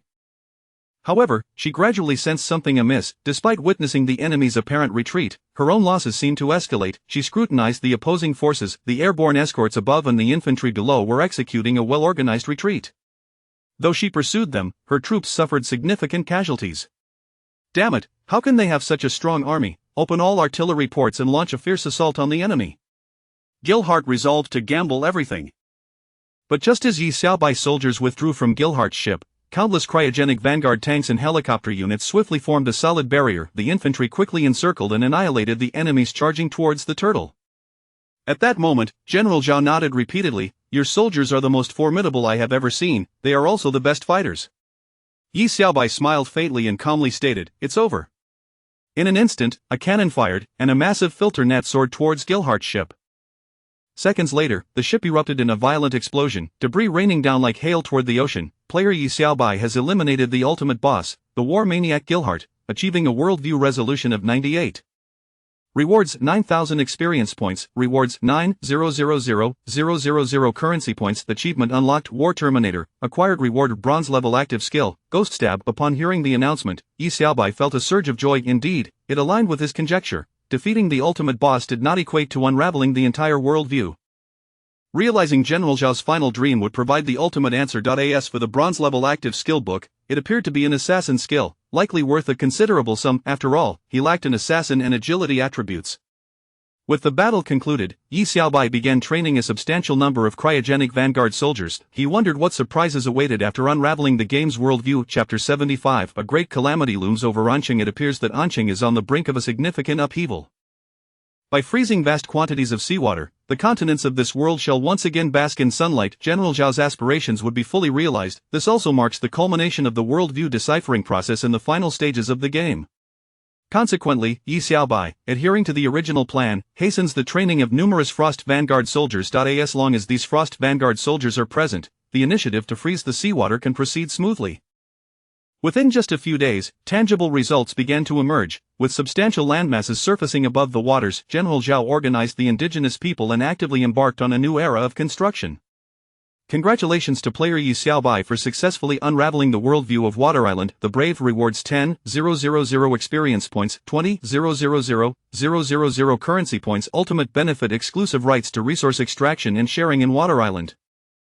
The brave Yi Xiaobai was overjoyed. What does this mean? Does it imply that he would possess infinite resources? In a strategy-based tower defense game, he had inadvertently unlocked the concept of resource sharing.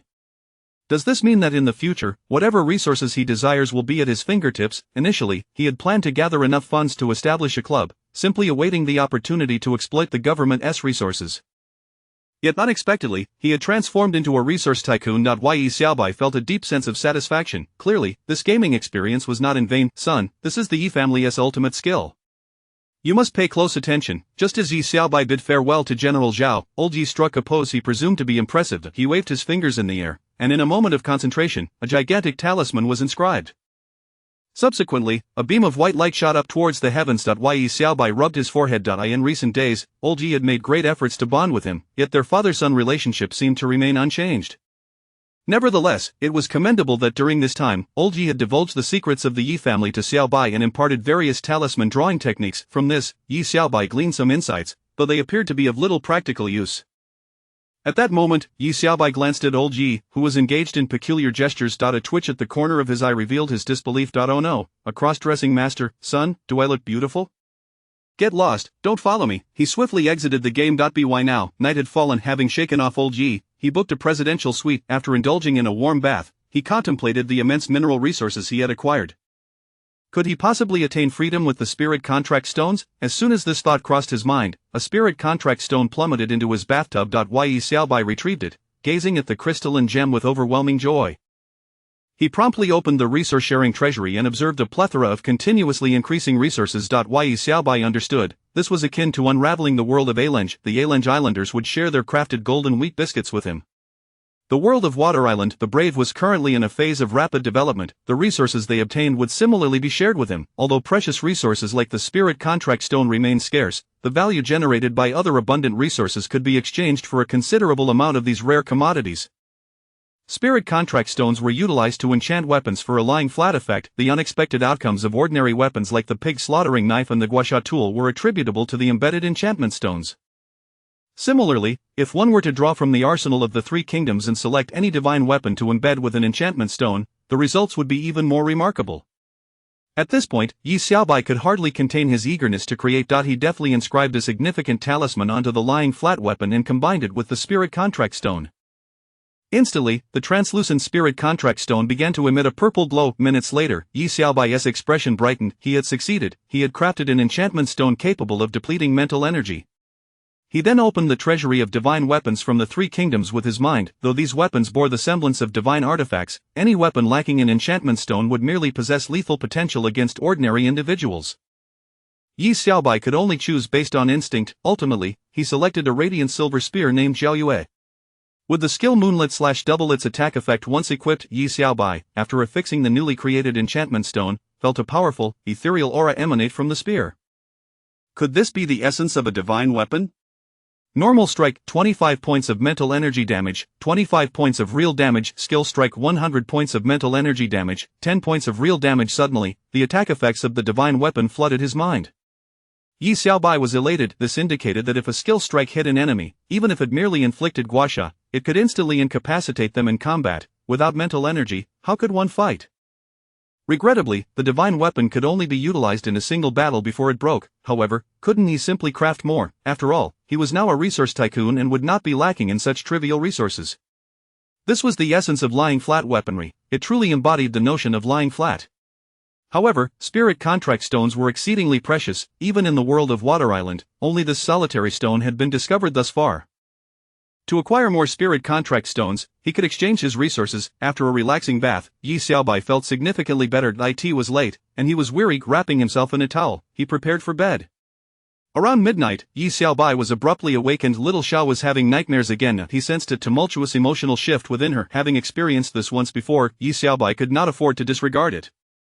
He rose to drink a glass of water and then summoned the fragments of Little Xiao's nightmare. The scene was familiar to Yi Xiaobai. It was the office of the Anqing Lord. He watched as the Lord appeared somewhat flustered, returning to his desk and hastily scribbling a few lines. A corpulent man with a disdainful expression approached him. After several attempts at resistance from the Lord, the man's sharp nails swiftly severed his throat. Yi Xiaobai jolted awake, swallowing hard. It was no wonder little Zhao's emotional upheaval had been so intense, even he would feel uneasy after experiencing such a dream. One thing was certain, the Anqing Lord was in peril. How audacious for someone to dare attempt to assassinate the Lord within his own office. A great calamity was indeed looming over Anqing. Yi Xiaobai felt an unsettling premonition. An Yuning was still preoccupied with her college entrance exams, and informing her of this matter would serve no purpose. Given the gravity of the situation, Yi Xiaobai could not afford to be negligent. He promptly called the Anqing Lord. Chapter 76. The leader of the vampire clan. Xiaobai, what prompted you to call me? Whether you believe it or not, I sense a dark omen surrounding you. There is surely a calamity looming. Upon hearing these words, the city lord was momentarily taken aback. Xiaobai, did you call me late at night simply to discuss this matter? Of course, you promised that as long as I gathered the remaining 10 billion, you would support me in establishing the club. Then I must ask, would you be willing to inherit my aspirations? Well, that is worth considering. After all, establishing a club requires 4 esports players. Is it really happening this quickly? To be honest, my lord, I am not deceiving you. You truly are in grave danger. Yi Xiaobai asserted with unwavering conviction. This was indeed a difficult matter to believe. However, Yi Xiaobai could discern that the city lord was clearly beginning to realize something, which was why his speech was so fragmented. Very well, I understand. I shall take measures to fortify my defenses. After hanging up, Yi Xiaobai felt he had said all he could for now. He had an early train to catch the next day. The city lord must not meet a tragic end. What significant event is about to unfold in An City? Early the next morning, Yi Xiaobai hurriedly made his way to the train station, racing back to An City. It was now midday. Although the dream did not provide a timeline, the angle of sunlight streaming into the room suggested it was around noon. Yi Xiaobai rushed towards the city lord's office. Just as he arrived on the scene, the alarm began to blare. With a swift motion, Yi Xiaobai slipped into the city lord's office, where he caught sight of the city lord intently scribbling something down, exactly as in his dream. The only difference was that he appeared to have sustained severe injuries. My lord! Yi Xiaobai called out. The city lord abruptly looked up, astonished. Xiaobai, what are you doing here? At that moment, Yi Xiaobai's ears were filled with the sounds of fierce combat. His gaze sharpened as he turned towards the entrance, just in time to see a portly, middle-aged man burst through the door. What is this, a child? The man cast a disdainful glance at Yi Xiaobai. The city lord, enraged, rose to his feet.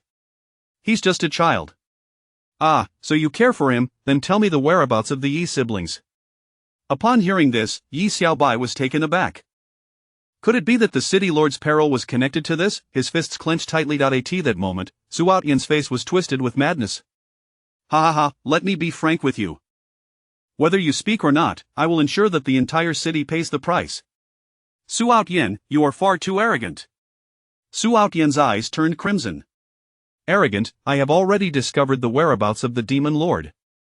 If I cannot capture them, I shall bring ruin upon this entire city. As Su Outyan reveled in his derangement, Yi Xiaobai seized the opportunity, drawing forth the bright moon-silver gun and unleashing the moonlight slash directly at his head.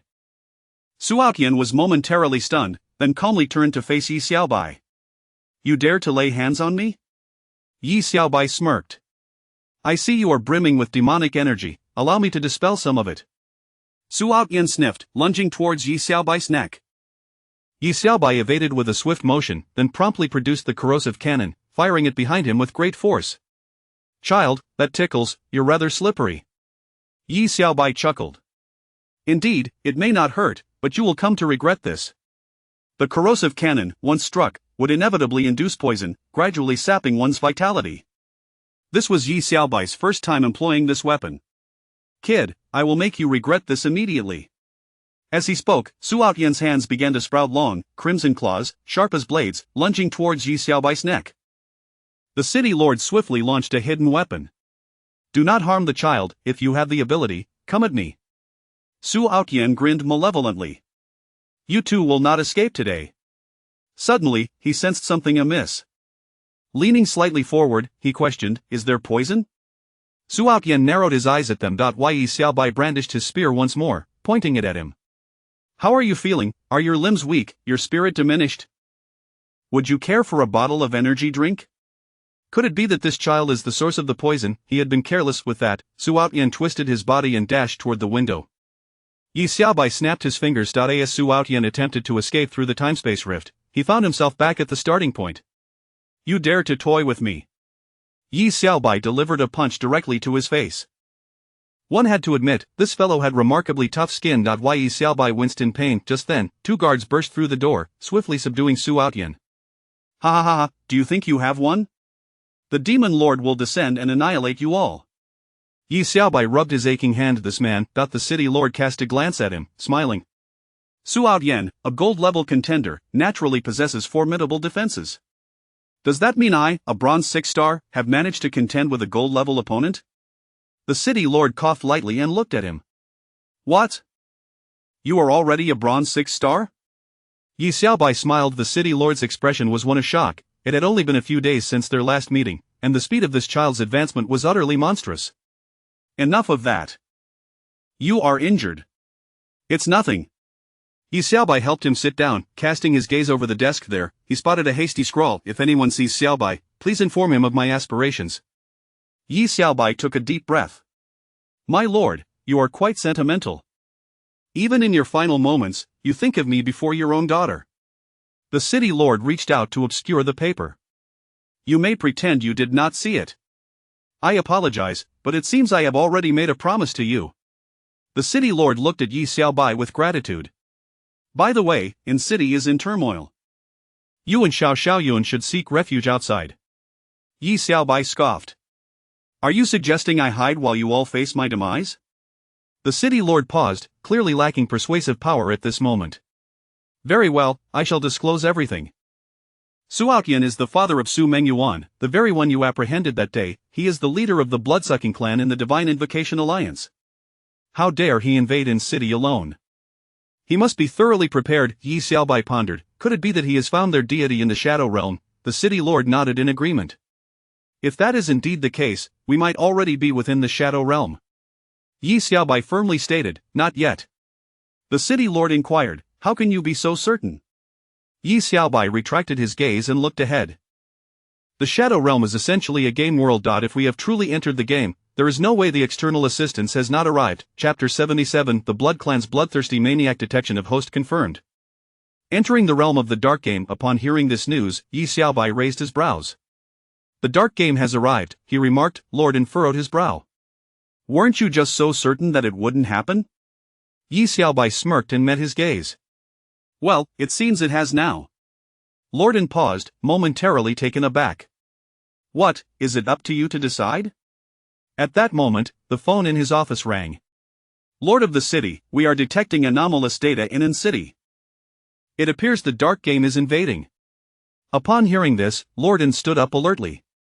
Immediately notify all esports players in the city to enter a state of alert. He then hung up the phone.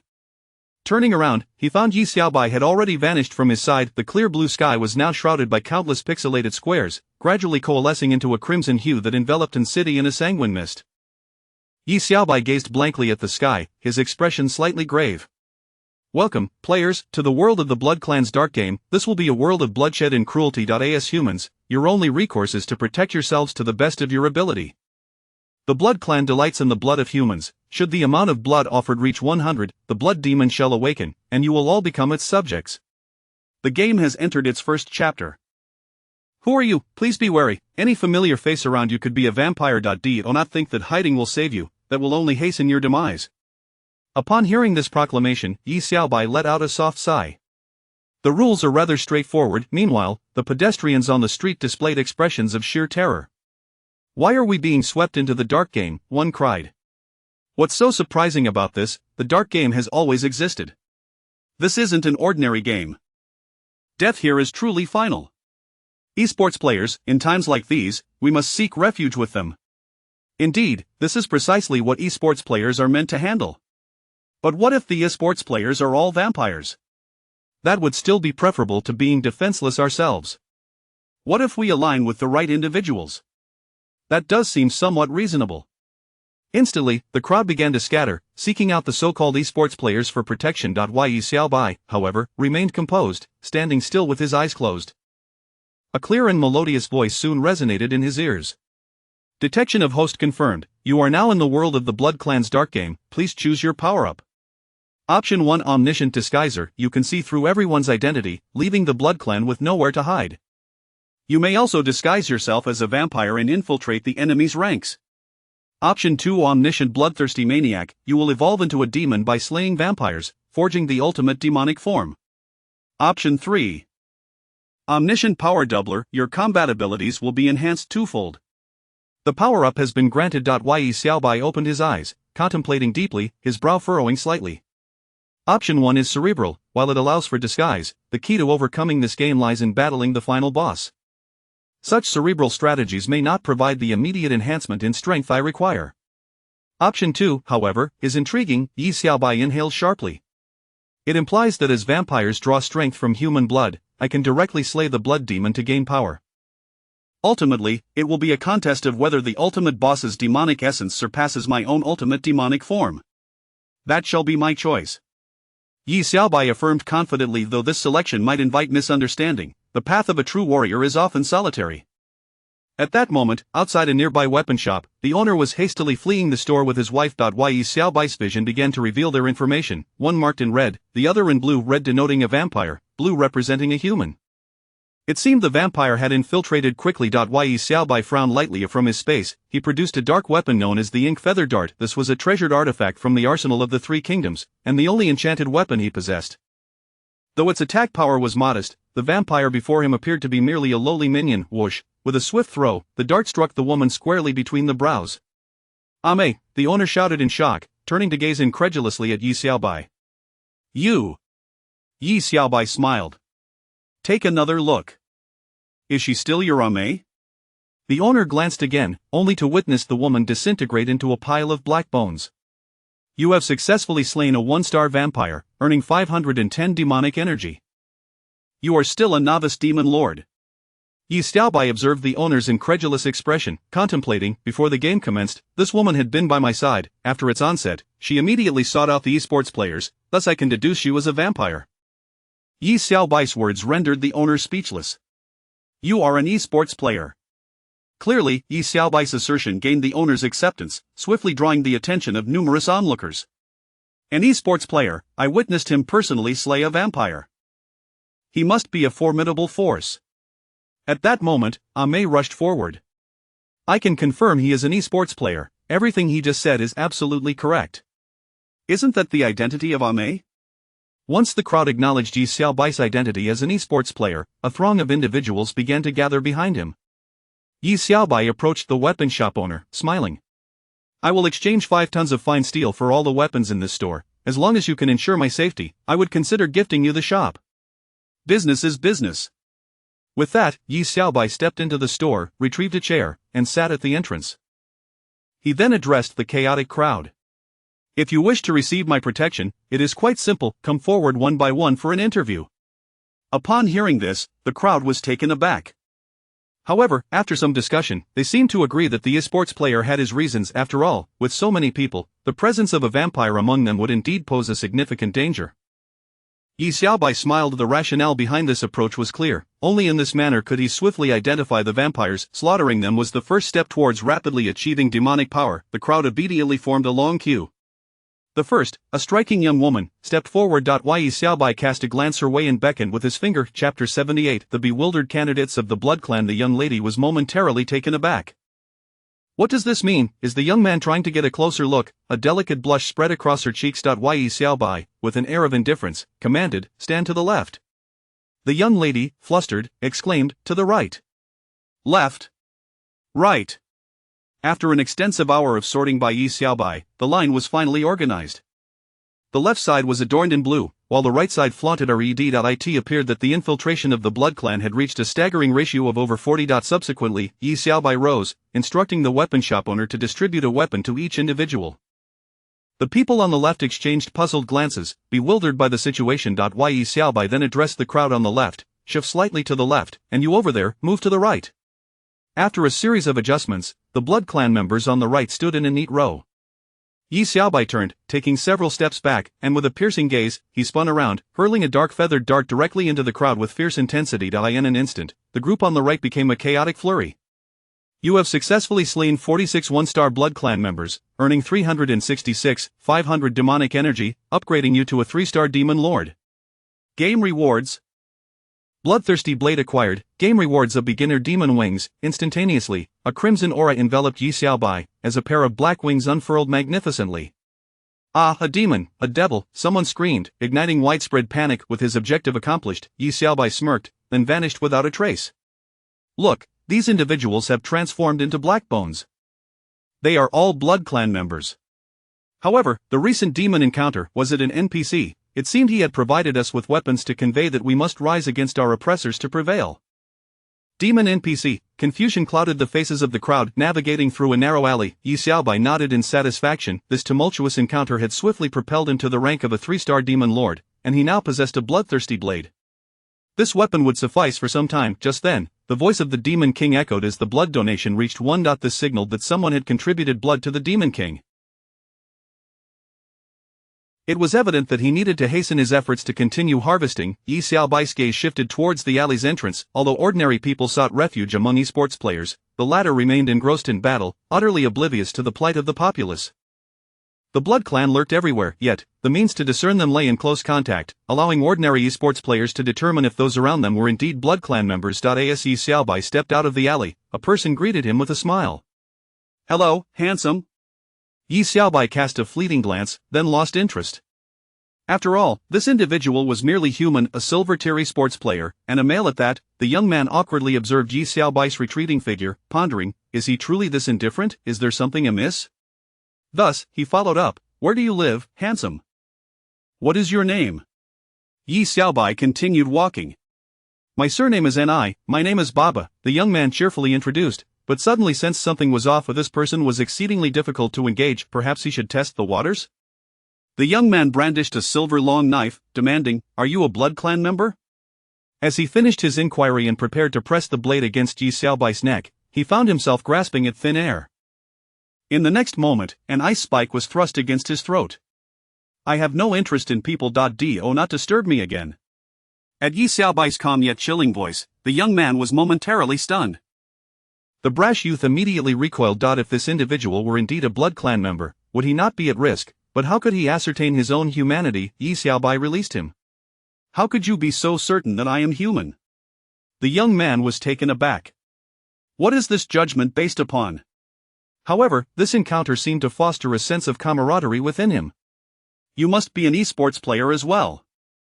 "My name is Imminent. Isn't it easy to remember? We should team up for mutual support." Yi Xiaobai maintained his disinterest. "Suit yourself." Just then, a scream pierced the air. "Help!" Drawn by the sound, Yi Xiaobai felt a sense of urgency.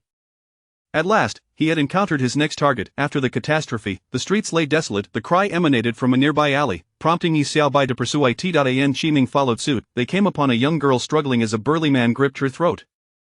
Instinctively, Shiming sensed something was amiss with the assailant. "Leave this trivial matter to me."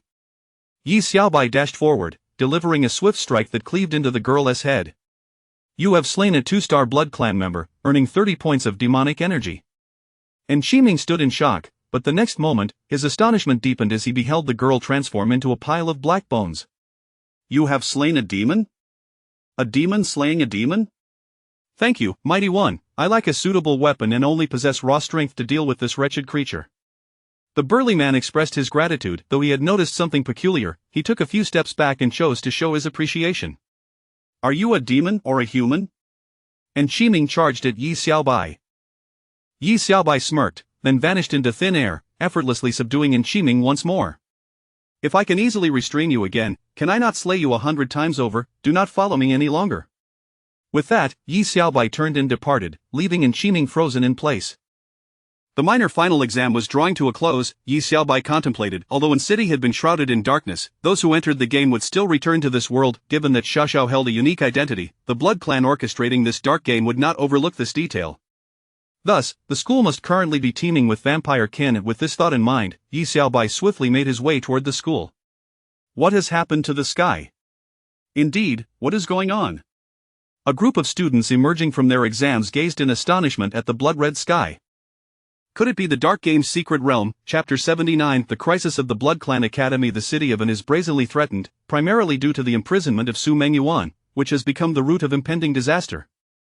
Previously, and Yuning, in a moment of whimsy, had confined Su Mengyuan within the city lord's mansion, with the straightforward intention of aiding Yi Xiaobai in uncovering some clues. Little did they anticipate that this act would inadvertently arouse the suspicions of certain individuals.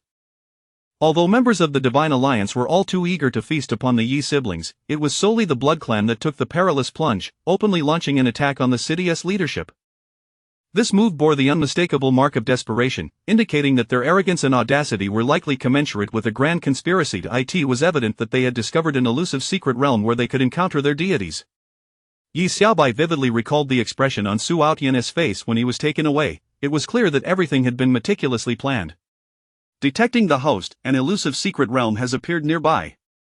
Secret realm detection in progress.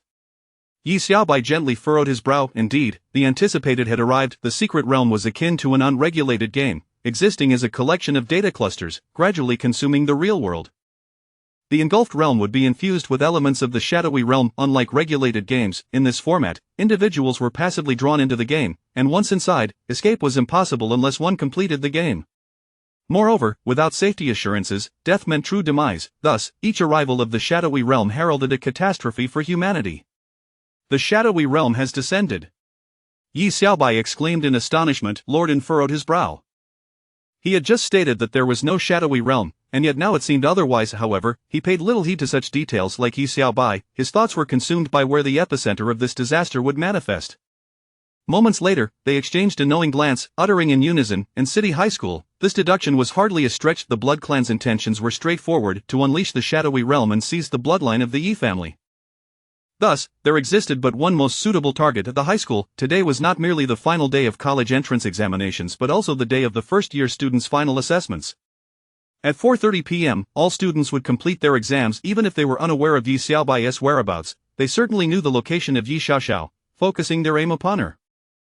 Both glanced at the time of her 29 p.m. There was no way they could arrive in time. They must have meticulously timed their approach. In response, Lorden calmly dialed a phone number to report the situation to the relevant authorities.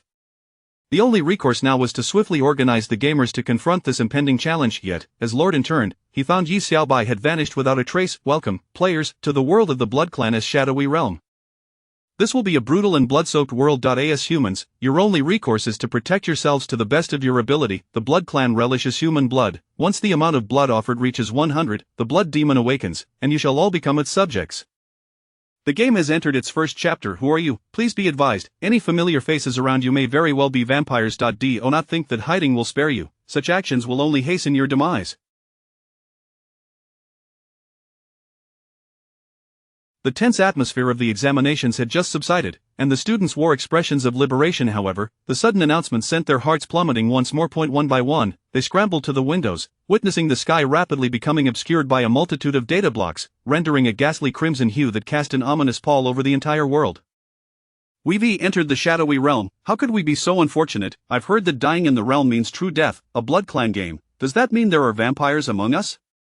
Upon utterance of these words, a flicker of terror crossed every student's face. Yet, being amidst a gaming metropolis, the children retained a semblance of vigilance and rationality, preventing the situation from spiraling out of control despite the magnitude of the crisis. In Class 4 of the senior year, An Yuning quietly retrieved her four-symbol bow, gripping it tightly. Suddenly, a thought struck her. Xiaoxiao, the shadowy realm might be targeting her. Without hesitation, she bolted from the classroom, racing towards the first-year classrooms.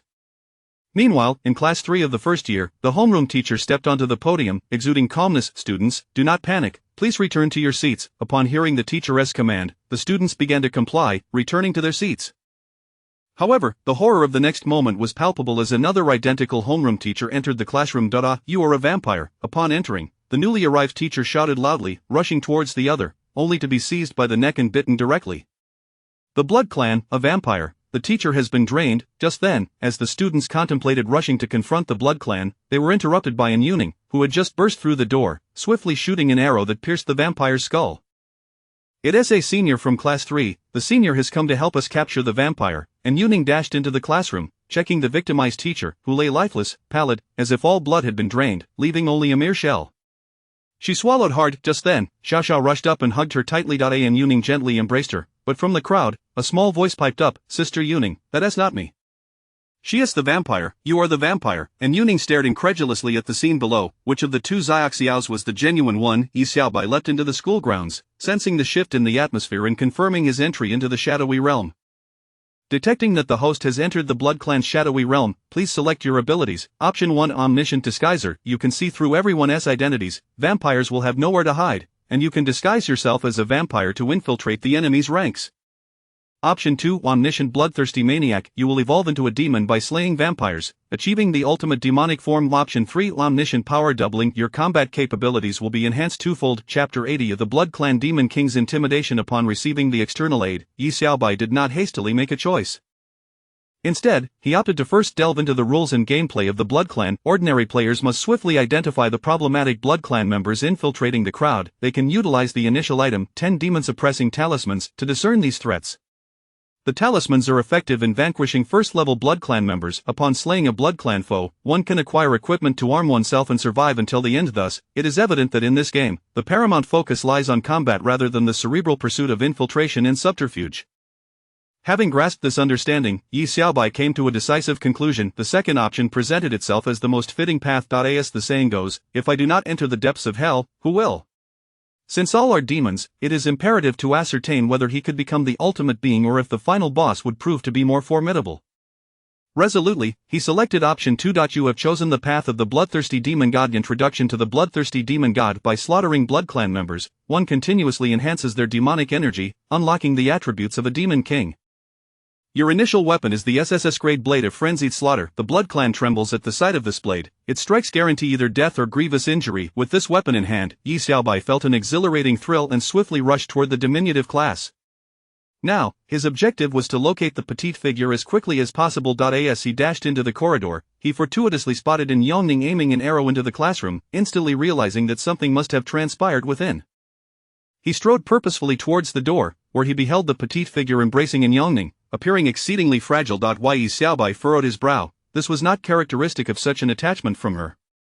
With a smirk, he discerned the truth upon hearing another small voice. Without hesitation, he advanced decisively, wielding his blade for a swift strike. Slaying a first-level blood demon grants 20 points of demonic energy and bestows the first skill.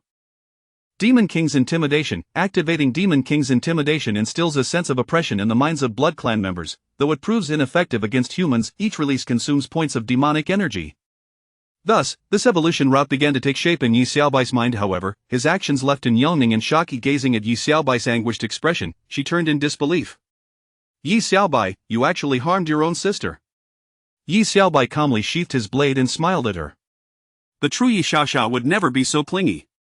And Yongning, momentarily taken aback, redirected her gaze to discover that the figure in her arms had transformed into a pile of blood and bones. So it was a blood demon. A wave of dread washed over her. At that moment, Yi Xiaoxiao rushed forward, exclaiming, "Brother, how did you get here?" A hint of worry graced her features. Yi Xiaobai pouted. This was indeed the typical response of a younger sister. "Xiaoxiao, is he your brother? Is he an esports player? How could he be so powerful, dispatching a blood demon with a single blow?" Yi Xiaoxiao's brow furrowed in confusion.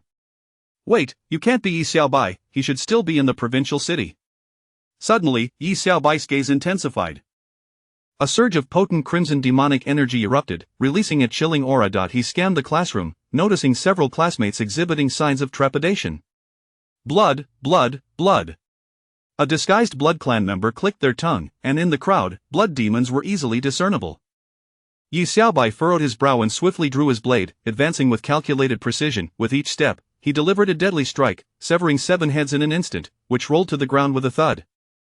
The notifications of his kills echoed incessantly, and Yi Xiaobai's demonic energy surged significantly. Employing Demon King's Intimidation indeed consumed substantial demonic energy, and he realized that the more forcefully he unleashed his skills, the faster his energy depleted. Therefore, utilizing the skill once and reaping multiple rewards proved to be the optimal strategy. The entire class stood in stunned silence as they watched their former deskmates and friends fall lifelessly. None dared utter a word. Yi Xiaobai sheathed his blade with a sharp, echoing sound. After a prolonged moment, the bodies transformed into piles of blood and bones. My goodness, they were all blood demons. Where has my true deskmate gone? Exclaimed one student. Brother Xiaobai's blade is incredibly swift. Shock was etched on the faces of his classmates. Yin Yongning stared blankly at Yi Xiaobai as he approached. She felt disoriented, questioning whether this was the genuine Yi Xiaobai or an imposter. Furthermore, his aura felt strangely peculiar. Although Demon King's intimidation had no mental attack effect on humans, its presence was distinctly palpable. How have I become more handsome, leaving you in such astonishment? And Yangning's lips twitched in surprise.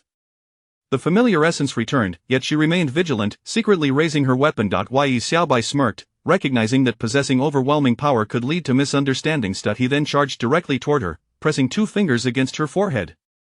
And Yangning gasped, only to relax her guard moments later. In her mind, the symbol appeared vividly. You truly are Yi Xiaobai, she affirmed, believing in him now, for no Blood Clan member, regardless of disguise, could replicate that symbol. Finally, he playfully pinched her tender cheek. That's a punishment. And Yangning pouted, Yi Xiaobai, you scoundrel, let go. After locating Xiao Xiao and acquiring some weapons and equipment from the recently slain Blood Clan members, he distributed them among his classmates. Healing himself with the attributes of the Demon King, he found no need for protective gear. In a short while, the chaos within the school intensified, with the crowd growing increasingly dispersed. This disarray unsettled Yi Xiaobai, as his Demon King's intimidation worked best in densely populated areas. Nevertheless, he could still harvest a few Blood Clan members amidst the scattered populace, especially with his secret weapon, the Princess Mirror, which could unveil all disguises. Though cumbersome, it allowed for discreet usage. At that moment, Yi Xiaobai's gaze shifted toward the flagpole at the center of the playground, and he pondered a brilliant strategy. Chapter 81 The collective slaughter of the Blood Clan. Ordinary players seeking to discern the Blood Demon must continuously engage with familiar individuals, embarking on a painstaking process of identification. This cautious and vigilant approach significantly hampers the player's progression in leveling up. Some players, due to a singular erroneous decision, find themselves lamenting their fate in the Northwest, falling victim to the machinations of the Blood Clan. Yi Xiaobai pondered the possibility of a public trial for the Blood Clan. Such an event would undoubtedly draw a considerable crowd. With a multitude present, the release of demonic intimidation could facilitate a substantial harvest in one fell swoop. This strategy appeared remarkably efficient. Before long, Yi Xiaobai had his sights set on a blood demon and charged forward. Yuning, accompanied by Xiao Xiao, closely followed in his wake. Sister Yuning, has my brother truly become this formidable? He seems to consistently vanquish blood demons along the way. Upon hearing this, and Yuning's lips curled slightly, she was as perplexed as anyone about how Yi Xiaobai accomplished such feats. In any case, she felt somewhat numbed. If not for the knowledge that he was indeed Yi Xiaobai, one might suspect he was a ruthless demon. In a small pavilion within the park, a couple stood in confrontation. The male gazed intently at the girl before him. Su Yuan, can you recall when we shared our first kiss? This inquiry exemplified the necessity of identifying the Blood Clan through those closest to us, as at least they would be familiar with each other's backgrounds. Failing to answer would certainly raise suspicions. Su Yuan furrowed her brow gently. Yang Wei, why should I answer you? Do you even remember our first ice cream date? Yang Wei's brow furrowed slightly in concentration. June 18th. As he spoke, he had already drawn a talisman for subduing demons. How is it possible that you remember that? What about our first ice skating? May. The girl could no longer contain herself, and a mischievous smile crept onto her lips as she prepared to reveal her sharp teeth. Little sister, run. At that moment, Yi Xiaobai seized her and made a swift getaway. Yang Wei stared in confusion at the two retreating figures, utterly bewildered. What is happening? Are they stealing my kill? Is this how it's played? Following closely behind were Yuning and Xiao Xiao, equally perplexed. Why has my brother suddenly changed tactics? Who knows what scheme Yi Xiaobai is up to now? Sister Yuning, aren't you jealous that he took a girl away? And Yuning retorted dismissively, jealous, why would I be, it's simply strange. The two hastily pursued him. Yi Xiaobai led the young girl to the flagpole on the playground. After casting a curious glance his way, the girl's lips curled into a sly smile. Compared to before, this prey appeared even more enticing, and she seemed somewhat naive. Thank you for saving me, big brother. Yi Xiaobai smirked. What, are you thinking of offering yourself in return? The girl paused, softly replying, that wouldn't be out of the question. In response, Yi Xiaobai flashed her a charming smile. Big brother, you. The girl pressed herself tightly against the flagpole, displaying a hint of timidity, yet her heart raced with excitement. His blood must be particularly delectable, she mused. As Yi Xiaobai's actions unfolded naturally, he skillfully bound her to the flagpole. All done, he declared, clapping his hands. What are you planning, Yi Xiaobai? And Yuning inquired, her brows knitting together. Isn't it obvious? And Yu Ning's gaze shifted to the bound girl, her expression darkening. Yi Xiaobai, you are shameless. Yi Xiaobai merely chuckled, ignoring her reproach, and turned to the girl. Tell me, would you prefer deep-fried blood demon, or perhaps roasted blood demon? The girl froze momentarily, her expression gradually morphing into one of ferocity as her eyes turned red and sharp fangs sprouted from her mouth. She struggled vehemently. A first-level blood demon, and her intelligence is on par with her level, Yi Xiaobai remarked. You already knew she was a blood demon, why not just kill her outright? What kind of twisted amusement is this? And Yu Ning scolded. Yi Xiaobai shook his head and began to call out to the gathering crowd. Fresh blood demon for sale, hot off the press, come one, come all, don't miss out. As his voice rang out, and Yu Ning and the others were momentarily stunned. Hey, I identified her first, what right do you have to sell her? Yang Wei rushed over, his face contorted in disbelief. Just as he took a step forward, Xiao Xiao cleverly tripped him, sending him sprawling to the ground.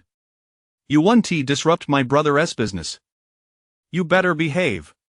Sister Yu Ning, could you help me out here? And Yu Ning felt an odd sense of complicity in this chaotic situation. Yang Wei was flabbergasted. Is there really someone assisting in stealing kills now? Where can I even argue my case? Yi Xiaobai laughed. This is my dear sister. He flashed a grin and surveyed the throng of onlookers, who began to converge towards him. What is going on? Are we tying up the Blood Clan for slaughter? Is there such a delightful occurrence in the game? Could this man be an NPC? Was it a hidden plot, a benevolent twist? A multitude approached, questions swirling in their minds. Yi Xiaobai? ISNT, that the infamous Yi, what is he doing at school? Several students recognized him, astonished. Indeed, he was given a directed mission. I thought I would never see him again. What sort of mischief is he up to now? The crowd swelled, particularly with senior students eager to catch a glimpse of Yi Xiaobai. Among them were two young men, their brows furrowed and teeth clenched. We can actually see him, it's truly Yi Xiaobai. One was Gao Yang, the other Yu Qinghao. Both had suffered at Yi Xiaobai's hands in the game, their dignity shattered by his prowess. Seeing Yi Xiaobai ignited their fury. Everyone, don't fall for this charade. How could Yi Xiaobai possibly be here? He must be a fake. He is definitely a blood demon. Let us take him down together. Gao Yang rallied the crowd, followed by Yu Qinghao's fervent support. Yi Xiaobai, noticing their antics, smirked. Drawing the crowd together was precisely his intention. What are these insignificant pests? They pose no real threat. He then unleashed a wave of demonic intimidation, a powerful aura crashing into the assembly, leaving them momentarily dazed. A vast surge of demonic energy radiated from Yi Xiaobai, distinguishing between the human and the blood demon with clarity. With a sly grin, he raised his large blade and began to weave his way through the crowd. Students were momentarily blinded, yet the chilling sound of blades cleaving through bone filled the air around them. Chapter 82 Blood Clan. Feng Mingxue slays a level 1 blood demon in an instant. Dozens of level 1 blood demons were mercilessly reaped by Yi Xiaobai amidst the crowd. The demonic energy surged rapidly, soon reaching an astonishing figure. Yi Xiaobai reveled in the moment as he navigated through the throng. Moments later, the students began to open their eyes, only to find an eerie stillness enveloping them. My goodness, there are so many blood bones, they exclaimed. These are the corpses of blood demons. I was surrounded by blood demons, and I nearly lost my mind. What on earth just happened? Where is the Great One? At that moment, someone looked towards the flagpole, but Yi Xiaobai was nowhere to be seen. As the crowd searched, they discovered Yi Xiaobai standing behind them, coldly sheathing his sword. The Great One is here. Could it be that all these blood demons were reaped by him? His power is truly terrifying. Among the crowd, Gao Yang and Yu Qinghao were equally taken aback. Such a powerful aura, this cannot be real, he must not be Yi Xiaobai. Yet just then, the demonic energy points reached the threshold for advancement, initiating the evolution into a mature demon king. Activating skill. Wings of the Demon King. Sharp feathers not only slashed at foes but also enhanced his speed, enabling swifter and more precise kills. Instantly, Yi Xiaobai felt his demonic energy swell rapidly, an overwhelming aura surging from within him. Ha ha ha. He could not help but throw his head back in laughter, a resounding voice echoing through the air. Has this Great One gone mad? To have slain so many blood demons, he must be utterly invincible now. In comparison, we are mere fledglings. Upon hearing the crowd's chatter, Gao Yang sneered, what nonsense, he must have some issue, there's no way he is the real Yi Xiaobai. With that, Gao Yang grasped a magic sealing talisman in one hand and a massive sword in the other. Seizing the opportunity while Yi Xiaobai had his back turned, he charged forward. Clang! Gao Yang abruptly froze in place. The previous strike had been so swift that he could only feel a chilling breeze brushing against his head. No, this is not on the same level. Ha, he's bald now. Ha, the Great One has slain so many Blood Clan members, and yet there are still people who think he is the Dark Overlord. This person must be a fool, unable to see the situation clearly. It's like an egg colliding with a rock. Gao Yang's mouth twitched as he reached up to feel his suddenly bald head.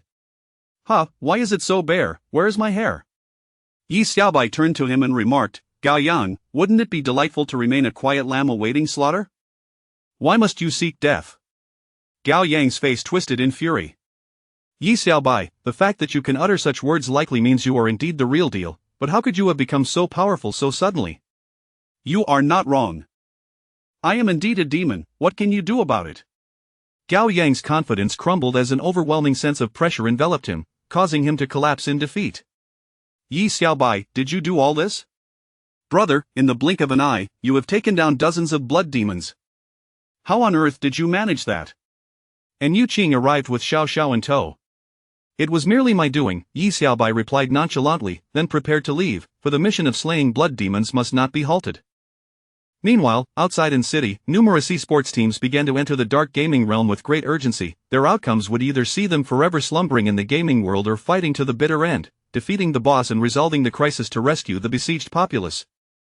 They had dedicated themselves to being esports warriors, disregarding life and death. Uncle Lin, you are injured. A fair-skinned girl approached the city lord, who was supervising the front lines. Turning to her, the city lord replied, Mingxue, my injuries are of no concern. It has been quite some time since I last saw you, what brings you here? With a bright smile, Feng Mingxue responded, when one side is in trouble, all sides come to aid. I heard that this dark gaming realm contains blood demon elements, so of course, I had to come and lend my skills. The city lord chuckled softly, I almost forgot Mingxue, you are now a young lady, aren't you? 19, right? Yes, 1 year older than Yu Qing, he nodded. Feng Mingxue, the eldest daughter of the Feng family, one of the 4 great clans, was a talented artist who enhanced the aesthetics of gaming. Such ability should not be underestimated. Without her touch, unrefined and unpolished games would struggle to gain acceptance, especially those with horror elements, which could severely diminish player experience. The dark gaming realm was essentially a data cluster that had not been properly compressed into a game. As the daughter of an artist, she had matured into a skilled esports player while also recognizing the potential in confronting this dark crisis. Most importantly, and Yu Qing was a dear friend, prompting her to volunteer to support in city. However, upon seeing Mingxue, the city lord's thoughts began to wander. Mingxue, have you considered? Stop right there. Mingxue interrupted. I know you want to recruit me, Uncle Lin, but considering that old curmudgeon in my family, I'd rather pass. The city lord's lips curled in a frown. I understand, but I do possess a secret weapon to deal with him. Mingxue looked surprised. Uncle Lin, are you serious? Of course. Haven't you always wanted to be with Yu Qing? What secret weapon? That's for me to keep under wraps for now. Mingxue chuckled, Uncle Lin, you can be quite cheeky.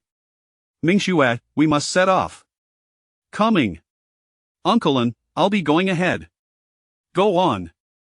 In the midst of the dark gaming realm, Yi Xiaobai continued his relentless slaughter.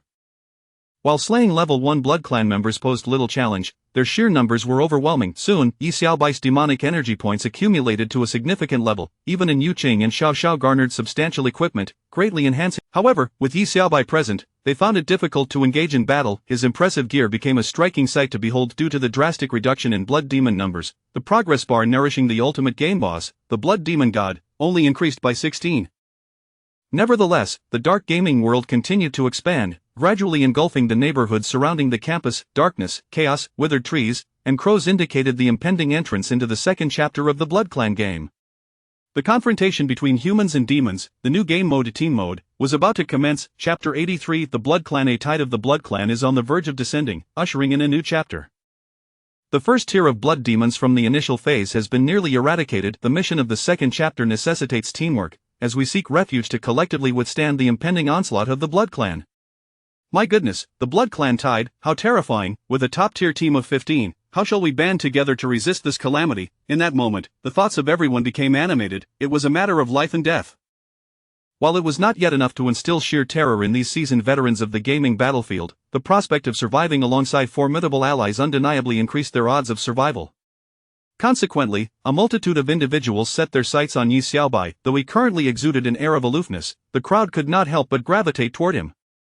"Master, I have admired you for a long time. Could you take me under your wing?"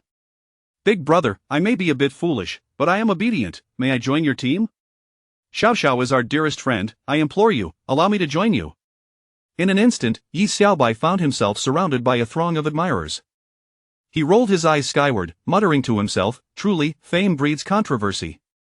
Simultaneously, a significant number of professional esports players entered the game. Each team comprised 4 members, with a designated captain leading them. Upon entering, they promptly issued commands to their subordinates. The foremost priority was to recruit the trapped populace, striving to reach full capacity. The realm of dark exploration was where professional gamers excelled, and their average skill level had reached a peak akin to that of bronze. Notably, the synergy among professionals often resulted in an even greater display of strength. "Fear not, Captain, this hardly qualifies as a task. I doubt we will struggle to find recruits," Wang Kai of the Qingfeng team remarked casually to his captain, Lu Chuan. The captain, unperturbed, turned his gaze toward Feng Mingxue, who was adjusting her attire, and chuckled, "With Mingxue's beauty, we shall attract even more people." Mingxue chuckled softly, "Captain, you jest." Observing her smile, Lu Chuan's lips curled into a warm grin. "Ah, Mingxue, you are our club's great beauty." "Take care not to fall for anyone," teased the other 2 teammates. Mingxue calmly responded, "You all are overthinking it. If we speak of beauty, it is my best friend who surpasses all." "Are you referring to An Yuning?" Mingxue nodded. Lu Chuan then remarked, "Mingxue, you too are quite lovely." Mingxue chuckled lightly, choosing not to respond further as she departed to prepare for the mission. At that moment, Wang Kai nudged Lu Chuan, saying, "Captain, what are you waiting for? Go after her." Lu Chuan scratched his head, chuckling. 16 teams were dispatched to assist in the crisis at the In-City's secret realm, each hailing from various districts within In-City. As the first wave of reinforcements entered the dark exploration, more teams from other regions were en route. The area consumed by the dark exploration would only continue to expand. The frontline command post of the city lord had relocated to a relatively secure rear. "My lord, please eat something." "You are still recovering from your injuries," the city lord's aide said, presenting him with a boxed meal. The city lord accepted the meal, but upon opening it, he found his appetite lacking, though he still managed a few bites. "The level of disaster in dark exploration is escalating. 16 teams are far from sufficient," the aide continued. "My lord, the teams from Lin City are already en route. Do not worry too much," the aide reassured. The city lord nodded. 16 teams could protect a maximum of 171 individuals, yet the school housed over 1,000, many of whom were the hope for the future. This reality weighed heavily on him, rendering him numb to his own pain. Suddenly, he thought of Yi Xiaobai. For some inexplicable reason, he felt certain that Yi Xiaobai would stir the winds of change. After all, based on his performances in the national esports competition and the inter-school examinations, the term genius seemed inadequate. Monstrous talent was far more fitting. Just the thought of him eased some of the anxiety within the city lord. "Yi Xiaobai truly was remarkable," the aide, overhearing his muttering, inquired, "Yi Xiaobai?" At that moment, Yi Xiaobai was still surrounded by a throng of people, all clamoring for protection. The esports players approached the crowd, calling out, "We are the esports team sent to protect everyone." Yet, there was no response. "What in the world is happening? Why are these people ignoring us?" one of the esports players exclaimed. If one did not know better, they might think they had stumbled into a fan support event. "What is going on? Who is at the center of this?" another asked. "Hey!" The esports teams were baffled. Peering into the crowd, it appeared they were seeking assistance from a certain individual of great renown. Mingxue remarked, "It seems they are looking for someone." Wang Kai added, "A certain master?" "These students cannot be under some spell. We are the true professionals here." Lu Chuan realized that their first task. Chapter 84, The Blood Clan's Decimation of the Vampires. "Rest assured, my classmates, the demon has been vanquished," exclaimed one of the gamers with a bright smile. Yet, in the next moment, a voice rose in protest, "Hey, what are you all doing? Where's our leader? Do any of you possess a semblance of decency? Who will account for these losses?" Another chimed in, "It's not us who need you. Our leader is clearly the strongest."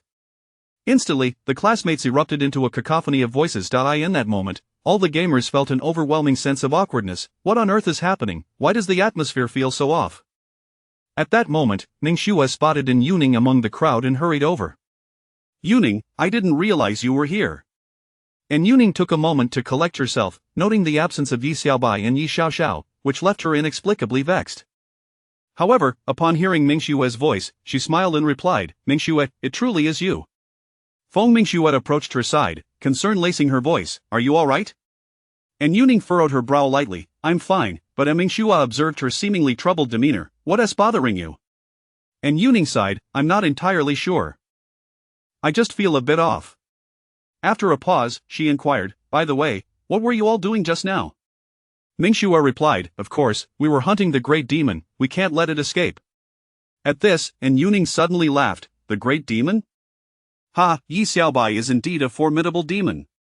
Mingxue frowned, are you saying that person was human? And Yuning responded, a rather annoying individual, let us not speak of him. Mingxue was taken aback, that person was human? Yet how could his aura be so overwhelmingly powerful? Upon receiving this information, she quickly relayed it to Luchuan. Impossible, how could a student possess such a formidable aura? Even I, a silver level, felt overwhelmed. It's true. Mingxue asserted with conviction. Wang Kai, hearing this, smirked, well then, I'm quite eager to witness whether this player truly possesses extraordinary talent. Luchuan paused, in that case, let us return to our duties without delay. They had responsibilities to fulfill and dared not slacken their efforts. Luchuan organized a team, the capacity for protection among 4 individuals was exceedingly limited however, given the shortage of gamers, they could only recruit students to meet the full quota of 3 teams within the game. With gamers present, the students felt a heightened sense of security, though many were still preoccupied with finding Yi Xiaobai. At least it did not impede their work. Captain, there are only half an hour left until the Blood Clan's onslaught. There are numerous defensive items in the street area, should we not gather some? Wang Kai scoffed, Mingxue, do we really need to scavenge for items? Mingxue replied earnestly, our strength may suffice, but they are still students lacking in combat experience. Acquiring an additional item offers an extra layer of assurance and alleviates some of our burdens.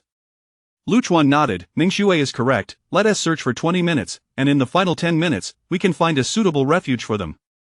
Upon hearing their captain's directive, Wang Kai acquiesced with a nod.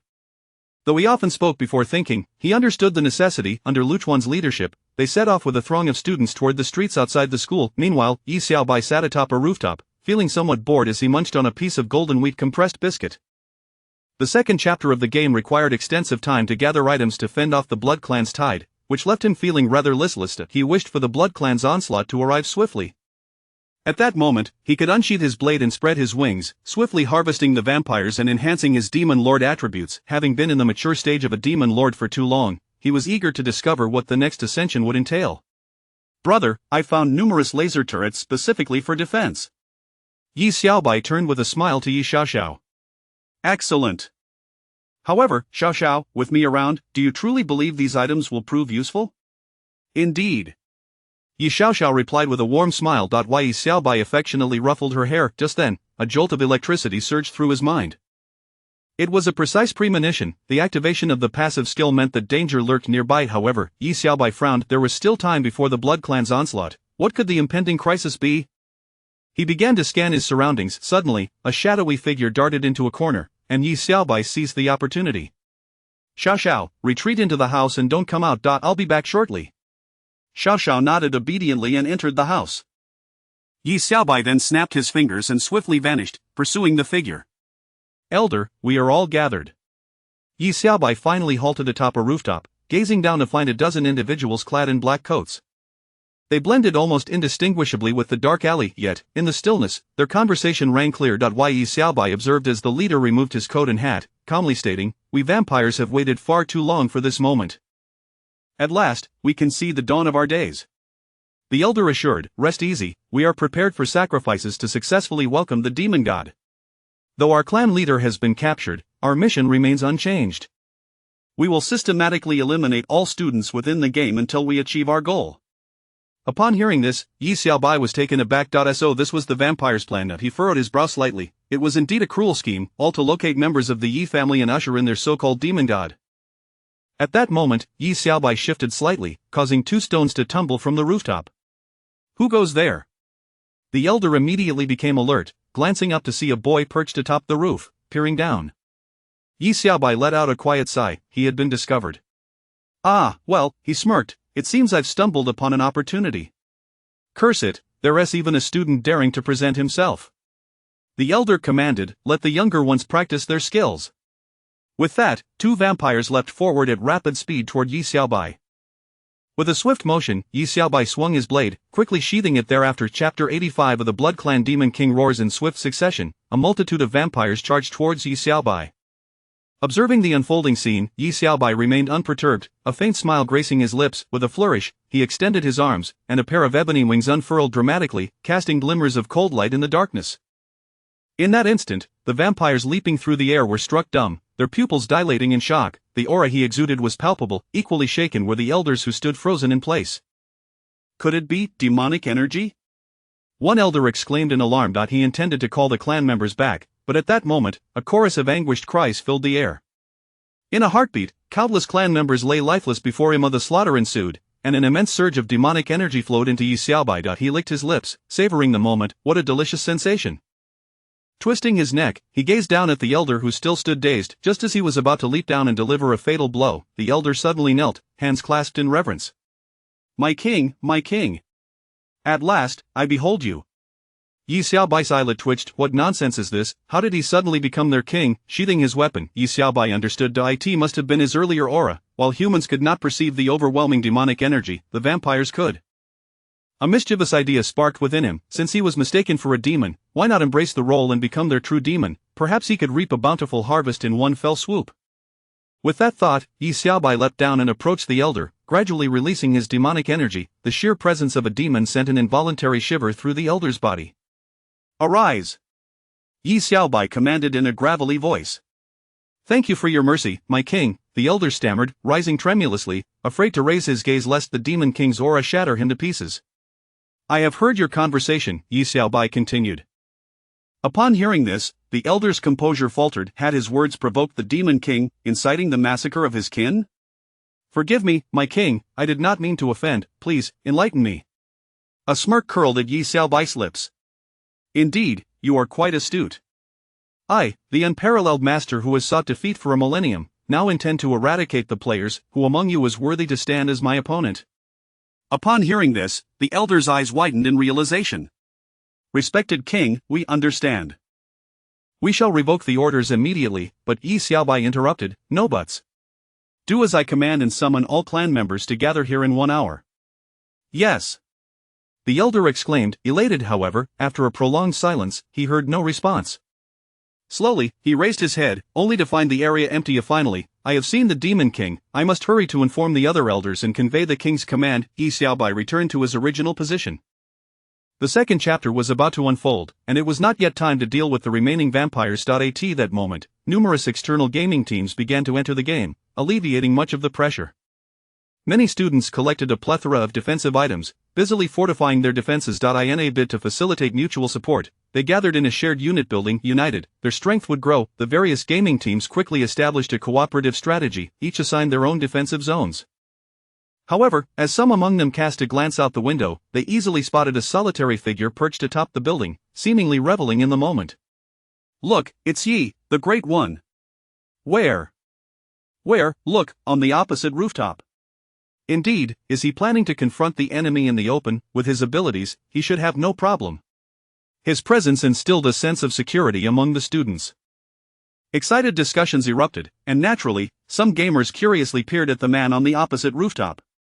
Is that the so-called Great One? He seems quite ordinary, one remarked. Wang Kai chuckled. Perhaps he possesses some extraordinary skill. It appears he is also a high school student, another observed. That is Yi Xiaobai, the one I mentioned. And Yu Ning scowled at Ming Shui. Ming Shui shot her a glance before turning her attention back to him, smiling. You seem rather concerned, and Yu Ning. And Yu Ning furrowed her brow. What are you talking about, Ming Shui? Why would I care about him? You don't understand how wicked Yi Xiaobai truly is. Ming Shui stifled a laugh. Wang Kai, grinning, turned to Yu Ning. Little sister, a man without a hint of mischief is simply unlovable, right? Perhaps you should fall for someone like me. And Yu Ning shot him a glare and ignored him. Wang Kai, I suggest you cease your pursuit of my sister. She is already taken. And Yu Ning snapped. When did I ever say I was taken? Ming Shui retorted. At that moment, a commotion erupted from downstairs. Everyone, quiet, the Blood Clan is here. All fell silent. Why hasn't he come inside? Ming Shui asked, her voice barely above a whisper. You'll understand shortly, and Yu Ning replied confidently. Ming Shui smiled faintly. Suddenly, a thunderous crash reverberated through the air as a winged, blood-red demon burst through the window. Everyone, remain calm and hold your positions. On the streets below, blood demons surged forth like an unstoppable tide, their ranks now at level 2. Defensive weapons began to fire furiously. Yi Xiaobai gazed down, witnessing the horde of blood demons scaling the building, encircling it completely. At last, they have arrived. Yi Xiaobai grinned mischievously, then spread his wings and dove downwards, brandishing his weapon to slay. The accumulation of demonic energy had reached the threshold for advancement. The mature Demon King was evolving into the complete Demon King, activating the skill of Demon King's Roar. Unleashing the power of the Demon King's Roar released an even more formidable wave of demonic energy, capable of shattering the hearts of the Blood Clan or inflicting Chapter 86. The Blood Clan evolves again. What malevolent force has descended upon us? The thunderous roar reverberates through the air. Even the most formidable esports competitors can only cover their ears, their eyes wide with trepidation as they peer out the window. They all assume that beneath such an overwhelming aura, a nefarious being must have arrived, akin to a winged demon bellowing in rage. Look at those blood demons, they are exploding in place. What on earth is happening? It appears this is not a demon. Then what could it be? Is it the Yi Xiaobai that Yu Ning mentioned, the very same formidable figure? Are you suggesting he is vanquishing the blood demons? How astonishing! How can there exist a player with such extraordinary prowess? No wonder the students refer to him as a boss. I finally comprehend the reason. He is indeed quite exceptional. Is this aura emanating from him a manifestation of... It must not be a conventional skill. He has surely uncovered some hidden gameplay that has rendered him so powerful. Yet, why does he evoke the image of a demon in my mind? The esports players are clamoring to communicate, simultaneously making their way to the windows to gaze below. Amidst the cacophony of roars, countless blood demons burst apart, leaving the ground below in disarray. The air is thick with the scent of blood. At this moment, Yi Xiaobai gradually returns to his senses. As the game prompt has appeared, the Blood Clan has been utterly annihilated.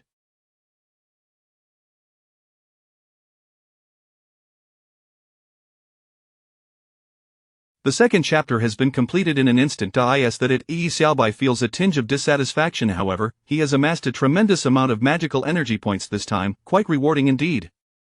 Returning to his original position, Yi Xiaobai retracts his wings. Brother, you are nearly deafening me. He playfully thumps Xiao Xiao on the head. What just transpired? And Yu Ning snaps back to reality. The game has concluded. What? The Blood Clan surge, how could it have ended so swiftly? Ming Shui chuckles. Of course, it's all thanks to your ridiculously impressive crush. And Yu Ning, in a daze, responds, are you referring to Yi Xiaobai? Pfft, he is certainly not my crush. Keep denying it, Yu Ning. That he is undeniably strong, perhaps I should get to know him better. This remark prompts Lu Chuan to interject, Ming Shui, I can't help but feel he is not quite ordinary. It's best to err on the side of caution, Wang Kai adds, he doesn't seem like an ordinary person. And Yu Ning retorts, are you all envious of him? Why is Yi Xiaobai not considered a normal person? Wang Kai grits his teeth, sister, don't be so naive. While there are theories of hidden mechanics in the game that can empower certain players, the odds of encountering such a phenomenon are so slim that even our seasoned captain has never experienced it. Remaining skeptical is for your own safety. What if he turns out to be the ultimate boss? And Yu Ning scoffs, ready to argue, but Ming Shui halts her. You still claim you don't like him? I am merely stating an objective fact. And Yu Ning insists. Ming Shui furrows her brow, how can you be so certain? In a moment of urgency, and Yu Ning leans closer to Ming Shui and whispers a secret. Ming Shui, taken aback, gazes at Yu Ning with newfound understanding. So that's why Uncle An mentioned he possesses a secret weapon against Dad. It is him. With this revelation, Ming Shui confirms Yi Xiaobai's identity. She turns to Wang Kai and counters, if you believe he is the ultimate boss, then why is he slaughtering his own kind? Wang Kai is momentarily speechless. Perhaps he is doing so to prevent players from leveling up. Then why not confront us directly if he is so powerful? Wang Kai's eyes twitch as Ming Shui retorts, why are you so sharp-tongued? The conclusion of the second chapter signals the imminent beginning of the third. In the previous chapter, there were virtually no casualties, leaving the boss's progress stalled at 16. This peculiar situation unsettles the Blood Clan. The Elder has gathered all clan members in a dark alley as per the King's directive. Elderly, is it true? Have we truly encountered the Blood Demon Sovereign, our king? Would I deceive you? I still vividly recall the king's aura. After such a lengthy duration in the game, the king's blood consumption has only reached 16. We must present our sincerity to the king by hunting more fresh blood. Indeed, this pace is unusually slow. Did you hear that sound just now? I did. Upon hearing it, I was paralyzed with fear. My legs felt weak. Could it be that the king is enraged? Stop speculating, let us wait quietly for the king to arrive. I advise you all, when he comes, do not look up at him. Of course not. We are not worthy to gaze upon the king's visage. Listening to their conversation, Yi Xiaobai sits atop the building, unable to suppress a chuckle. These Blood Clan members are truly obedient, it's somewhat endearing. Yet, paths of righteousness diverge. He swiftly activates his skill, Demon Lord's Intimidation. His entire being radiates magical energy, unleashing a formidable aura that bears down upon them. The Blood Clan members kneel, reverently extending their hands. Then, a pair of wings unfurl, and with a swift motion of his blade, he navigates among them, effortlessly reaping their lives. Thus, the vampire clan within the game is completely annihilated by Yi Xiaobai. Sheathing his sword, he revels in the substantial influx of magical energy. His magical energy points have reached the threshold for advancement, complete evolution into a super demon lord, activating the skill of Furious Cross Slash. The more magical energy consumed, the more boundless the power unleashed. Not bad, Yi Xiaobai beams with delight. After all, the third chapter of the game is about to commence, heralding the arrival of the Blood Clan Lord, a foe of considerable strength. Shortly after Yi Xiaobai departs, in the dark alley, two young men and a middle-aged man enter. Have they all perished? The three gaze in shock, removing their hats. Dad, who could have done this? The middle-aged man, portly and balding, is none other than Su Aotian, the leader of the vampire clan. The young man to his left, calling him Dad, is Su Mengyuan. The deep-eyed youth on the right is renowned for his agility. The vampire chapter 87 O Blood Clan Su Aotian, the clan leader, observed the peculiar positions in which the deceased lay, resembling that of worshippers in prayer. Upon hearing this, he stepped inside and crouched down, realizing that their deaths were indeed quite bizarre. Are they not in the posture of worship? Su Mengyuan suddenly exclaimed, could it be that they have encountered the divine being? Do not speak such nonsense, Su Aotian rebuked sharply. For the Blood Clan, the Blood Demon Lord was their unwavering faith. Clan leader, they all perished from a single strike. The power possessed by such individuals is truly terrifying. Su Aotian nodded at Xiao Yu's words. To it appeared that a formidable force was at play within this game. He then turned to Xiao Yu, you are the genius of our clan. I entrust you with the task of infiltrating the crowd to investigate this matter. Xiao Yu dutifully nodded. Yes. After Xiao Yu departed, Su Aotian's expression grew grave as he scrutinized the game progress. Thus far, 2 chapters had been completed, and the progress had only reached a meager 16. Daughter, despite our considerable losses, we shall adhere to our original plan. A slaughter. At the mention of slaughter, a glimmer of delight flickered in Su Mengyuan's eyes. Rest assured, father, no matter how strong those gamers may be, they are merely at the peak of the bronze level. As a silver tier player, none can match me. As for those students, they are even less of a concern.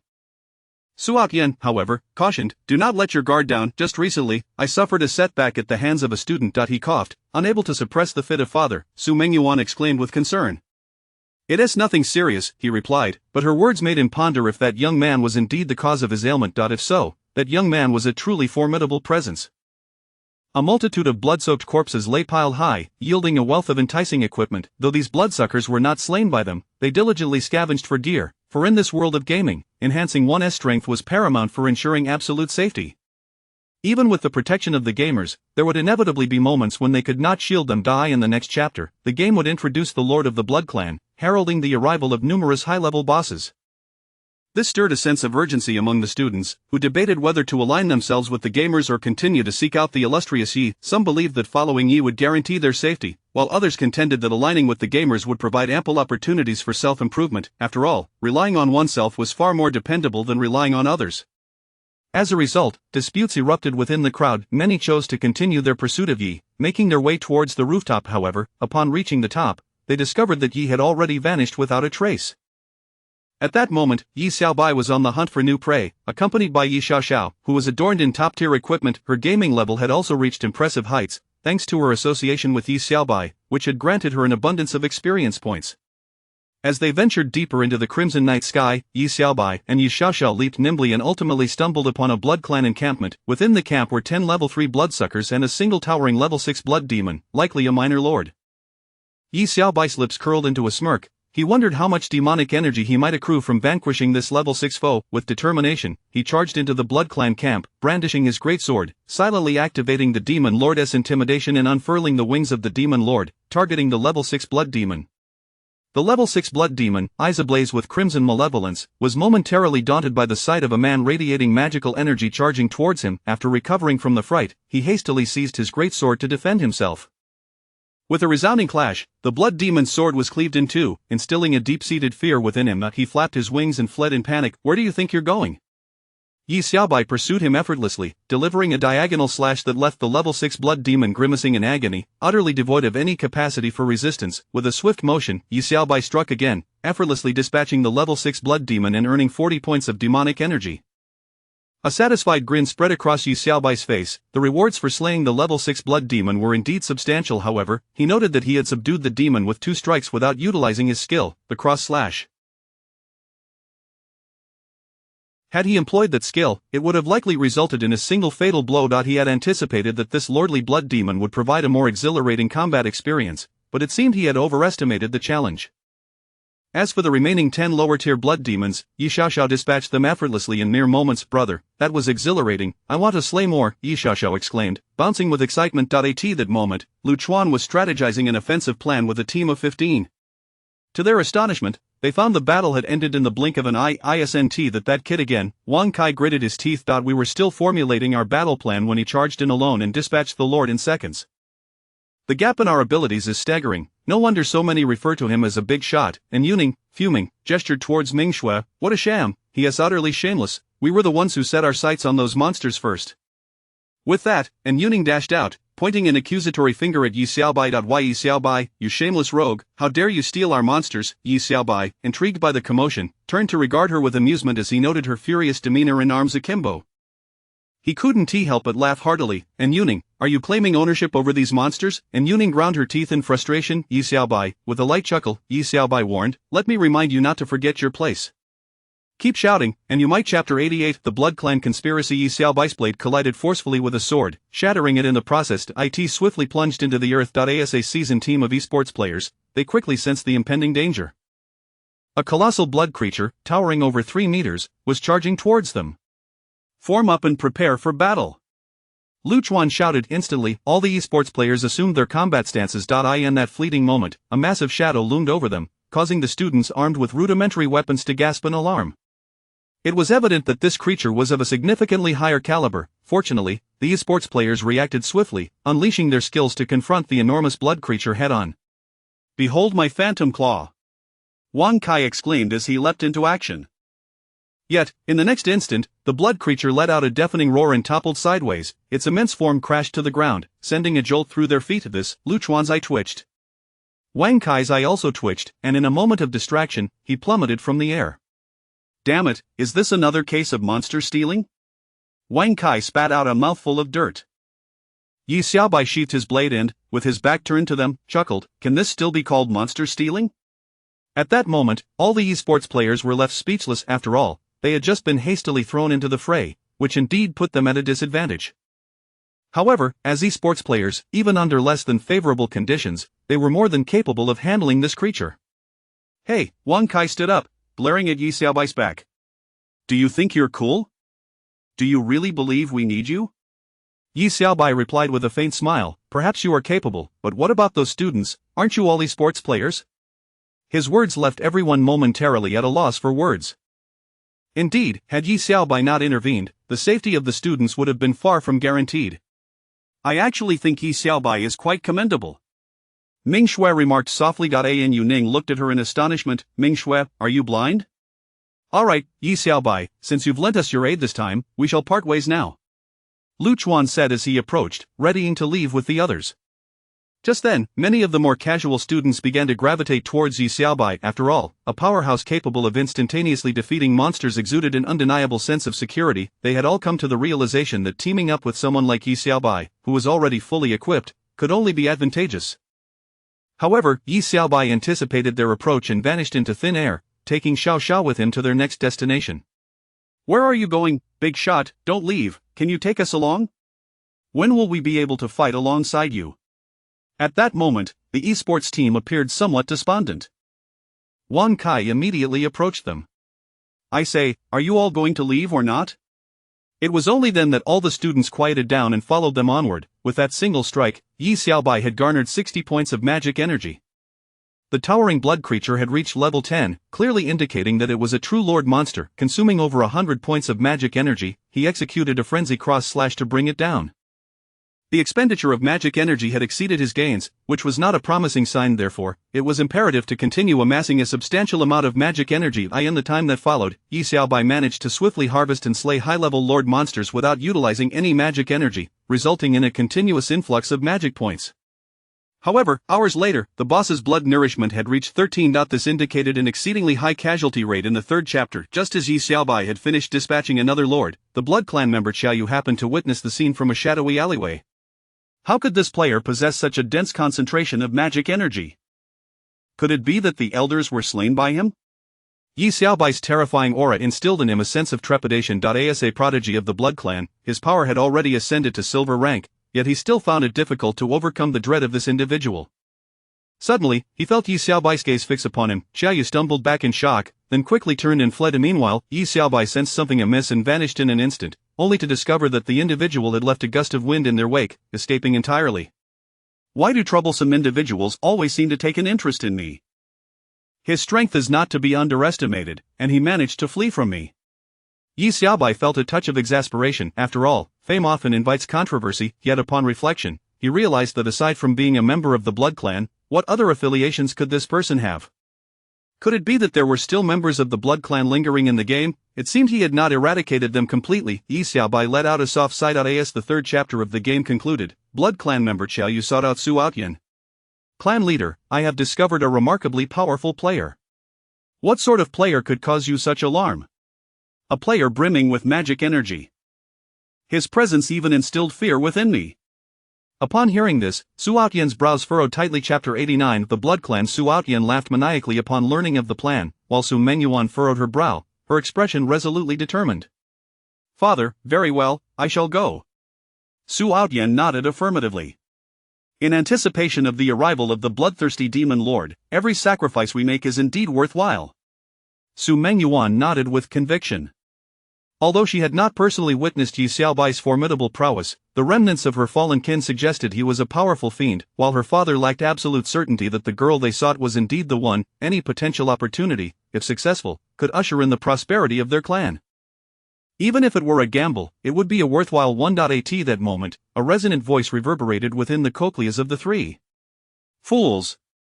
They instinctively covered their ears. What was that sound? They exclaimed in unison, confirming they had all heard it. Su Outyan pondered carefully before realizing, it is the voice of the demon lord. The three promptly knelt in reverence. Their clandestine endeavor was orchestrated to welcome the demon god, so it was not surprising to establish communication with him. In fact, they felt an unusual excitement. The dark journey had progressed through 3 chapters, yet the mastermind behind it harbored intense dissatisfaction. Simultaneously, he sensed a man imbued with potent demonic energy, posing the greatest obstacle to his emergence. Upon detecting that some clan members were conspiring a foolish plan, he felt compelled to communicate with them through a voice transmission. As the supreme boss of this dark expedition, he wielded the power to orchestrate the scheme. He currently possessed a sustenance value of 17, representing the entirety of his magical energy, which was also the only resource he could command. Despite having countless bloodkin, most remained unawakened. Thus, he relied solely on these devout vampires, who were fundamentally of the bloodline. After Su Outyan and his companions humbly knelt, they suddenly perceived a change within their bodies. It is the demonic energy, they exclaimed joyously in unison. This was the ability they had longed for. Father, the demon lord has bestowed upon us his demonic energy. Chieftain, I can feel that I seem to have grown stronger. Su Outyan laughed maniacally. We were already of silver rank. Now, with the addition of demonic energy, it is time for us to unleash a massacre. Father, since the demon lord himself is wary of that girl's strength, we ought not to provoke her. Let us first deal with others, and then we shall orchestrate a great slaughter. He clenched his fists as he spoke. Chieftain, a direct assault would provoke fierce resistance, which would be disadvantageous for us. Rather, we should stir the waters and infiltrate the enemy's ranks to dismantle their team one by one. This would be far swifter. Su Outyan listened intently, finding Xiao Yu's reasoning highly persuasive. So be it, he declared, and with that, the three dispersed to commence their actions. At this moment, the game officially entered its fourth chapter. The fourth chapter would confront them with a multitude of swift and agile bloodkin. Although these vampires were not particularly powerful, their incessant harassment could exhaust an entire team, resulting in significant casualties. Lu Chuan led his team into a building, sealing the doors and windows, barely securing a moment of respite. However, outside the windows, countless flying vampires continued their relentless search for prey. Damn these flying bloodkin, they torment us mercilessly, not allowing a moment's rest. Wang Kai complained breathlessly, collapsing onto the ground. Feng Mingxue retrieved a bottle of water and offered it to Wang Kai. It seems the fourth chapter will persist for quite some time. We must replenish our fluids. Mingxue, do you have more? I want some too. And Yangning exclaimed, her eyes wide with longing. At that moment, everyone was drenched in sweat, parched and famished. I have more. Mingxue promptly produced several bottles of water and a supply of compressed biscuits, handing a portion to Yangning. The others watched eagerly, swallowing hard after ensuring everyone received a share. Mingxue finally opened a bottle for herself, chewing on the crumbly compressed biscuit. Suddenly, Yangning fell silent, as if struck by a thought. If only Yi Xiaobai were here, his compressed biscuits are truly remarkable. A small piece could restore one's strength instantly. A small piece? How compressed must that be? Even the king of biscuits wouldn't dare boast like that. Wang Kai scoffed. And Yangning frowned at his remark, but I've eaten one before. Pfft, Wang Kai shook his head. Yet, outside the window, a cacophony of slashing sounds erupted with astonishing rapidity, instantly alerting everyone. They turned to gaze outside, witnessing a chaotic swarm of flying bloodkin colliding violently in the air, as if encountering something dreadfully terrifying. What is Chapter 90? The young man of the Blood Clan possessing dark energy. The young man of the Blood Clan drained Wang Kai's blood. Xiao Yu assumed Wang Kai's appearance and then entered the building. Wang Kai, was that you calling out just now? What is going on? Lu Chuan inquired with astonishment. Xiao Yu calmly replied, nothing much, just took a sudden turn and stumbled upon a corpse of a Blood Clan member. Upon hearing this, Lu Chuan's brow furrowed slightly. Are you afraid of corpses? It was a sudden shock, after all. Lu Chuan nodded in acknowledgement. Mingxue continued to inquire, what is the situation outside now? Xiao Yu paused for a moment. He was unaware of what the original Wang Kai had gone out for. Only after hearing her question did he quickly respond, there is no danger, just corpses. Mingxue's left brow furrowed slightly. He doesn't quite resemble Wang Kai anymore, there's an air of depth about him. And Yu Ning whispered softly in her ear, Mingxue, something feels off. Mingxue also sensed something was amiss. Logically, even if he had gone outside to scout, he shouldn't have returned so swiftly. At that moment, Lu Chuan stood up.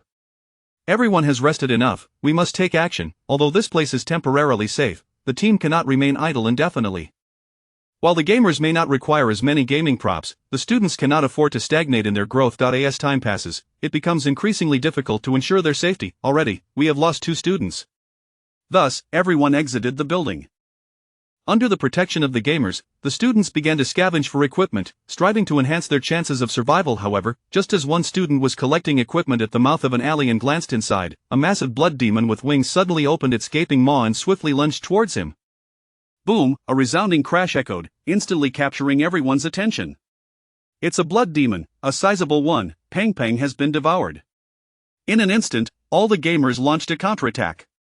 This is a Lord-level blood demon. We must work together. Lu Chuan focused intently and charged towards the blood demon. As the captain, he possessed formidable power skills: the bronze-level skill, Shattering Palm, and the silver-level skill, Mountain Collapse. Undoubtedly, these could inflict fatal damage upon the blood demon. However, if his strength was merely used to confront the blood demon head-on, the effectiveness would be severely diminished. Damn it, Wang Kai, what are you doing? Wang Kai's skill was a thrust, ideal for delivering the initial burst of damage. Striking while the blood demon was unprepared and following up with his powerful skills would maximize the effect. This was their well-honed synergy, yet, Wang Kai failed to launch an attack ahead of him, inciting Lu Chuan's fury. He swiftly leaped back, temporarily retreating from the unfavorable situation, and quickly scanned for Wang Kai's whereabouts. The scene was chaotic, with everyone engaged in a desperate struggle. Captain, Wang Kai definitely has an issue. Ming Shui utilized her brush to inflict a wound upon the blood demon.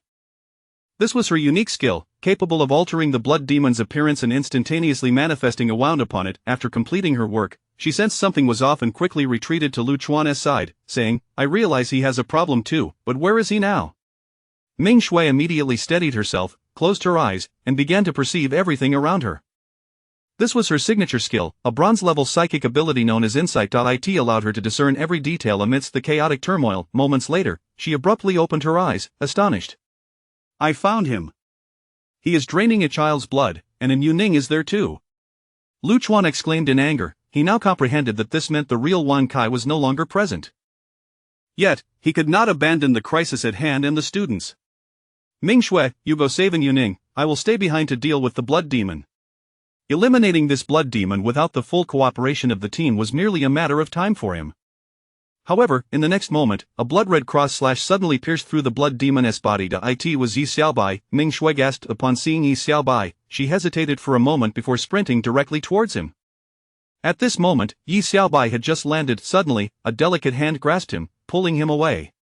"Hey, what is going on?" Yi Xiaobai queried, somewhat bewildered. "Save Yu Ning." Ming Shui turned her head, revealing an anxious gaze directed at him. Yi Xia Chapter 91. The Blood Clan Olji is heading to the city of Sin, and Ming Shui suddenly chuckles, glancing at Yangning. "Indeed, it was he who saved you just now." And Yangning shoots a startled look at Ming Shui, then furrows her brow at Yi Xiaobai, reluctantly uttering a word of thanks. Observing the shift in Yangning's mood, Ming Shui grins awkwardly. "Seeing him has certainly lightened your spirits," and Yangning stares at her in disbelief. "Ming Shui, surely you aren't misunderstanding something." Ming Shui rolls her eyes dismissively. Yi Xiaobai interjects with a smile, "Let us not misconstrue things. After all, a master saving a servant does make sense." "Yi Xiaobai, silence yourself." And Yangning huffs. "Servant?" Ming Shui's mouth drops open, her expression one of realization. "You two are quite the playful pair." "It's not what you think." "Ah." And Yangning sighs deeply. The death of Wang Kai has dealt a heavy blow to the team. Currently, what was once a group of 15 has dwindled to merely 10. Such a casualty rate is alarmingly high, leading to a pervasive sense of despondency among the members. However, the more terrifying aspect is the sheer volume of blood the current boss has amassed, which has suddenly surged to 69. This signifies that the losses in this chapter of the game are devastatingly severe. In the real world, at the frontline command center, Lorden is in a state of utter disarray. As the disaster level continues to escalate, the significant reduction in personnel has instilled a sense of panic among the populace. After all, many within the Dark Realm are still but children, hope for the nation's future. Moreover, numerous citizens are contemplating forming teams to venture into the Dark Realm to lend a hand. Their intentions are commendable, yet they have been quelled. When will reinforcements from other provinces arrive? Lorden anxiously inquires of his attendant. Furthermore, the weather in the city is swelteringly hot. He removes his outer garment and steps out of the command center. "The earliest arrival will be in 30 minutes, he exclaims. "What of aid from various sectors?" "A batch of superior equipment has already been delivered. We are merely awaiting assistance from the provinces." 20 minutes. This time frame leaves him exceedingly uneasy. The casualty ratio in the Dark Realm is alarmingly high, and it's only a matter of time before a boss emerges. At that point, the losses will undoubtedly escalate. The only recourse is to deploy more forces to mitigate the casualties. In the midst of Lorden's agitation, a staff member rushes to his side. "My lord, there is a lady outside the barrier, clamoring to see you." Upon hearing this, Lorden frowns. "I shall not see her." What chaos does she intend to stir up at such a critical moment? "Hey, Anzi." A deep voice from the crowd reaches Lorden's ears, followed by a whistle. He momentarily pauses, as the voice seems oddly familiar. Turning, he scans the crowd. "What the?" A tall, middle-aged woman, shouting in a raspy voice, jumps and waves her hands. The sight of her causes Lorden to furrow his brow. After a few moments of scrutiny, he suddenly gasps in shock.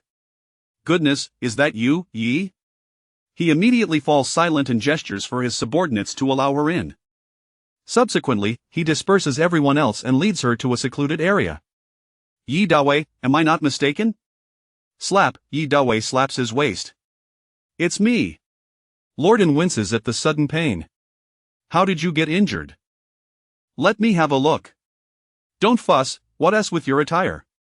Isn't it obvious?" Lorden nods, acknowledging the truth. "And Shan?" Yi Dawei replies, "She is in a two-dimensional game, perfectly safe." You all have truly endured much. Not at all. I heard about the situation in city. Is it really that dire?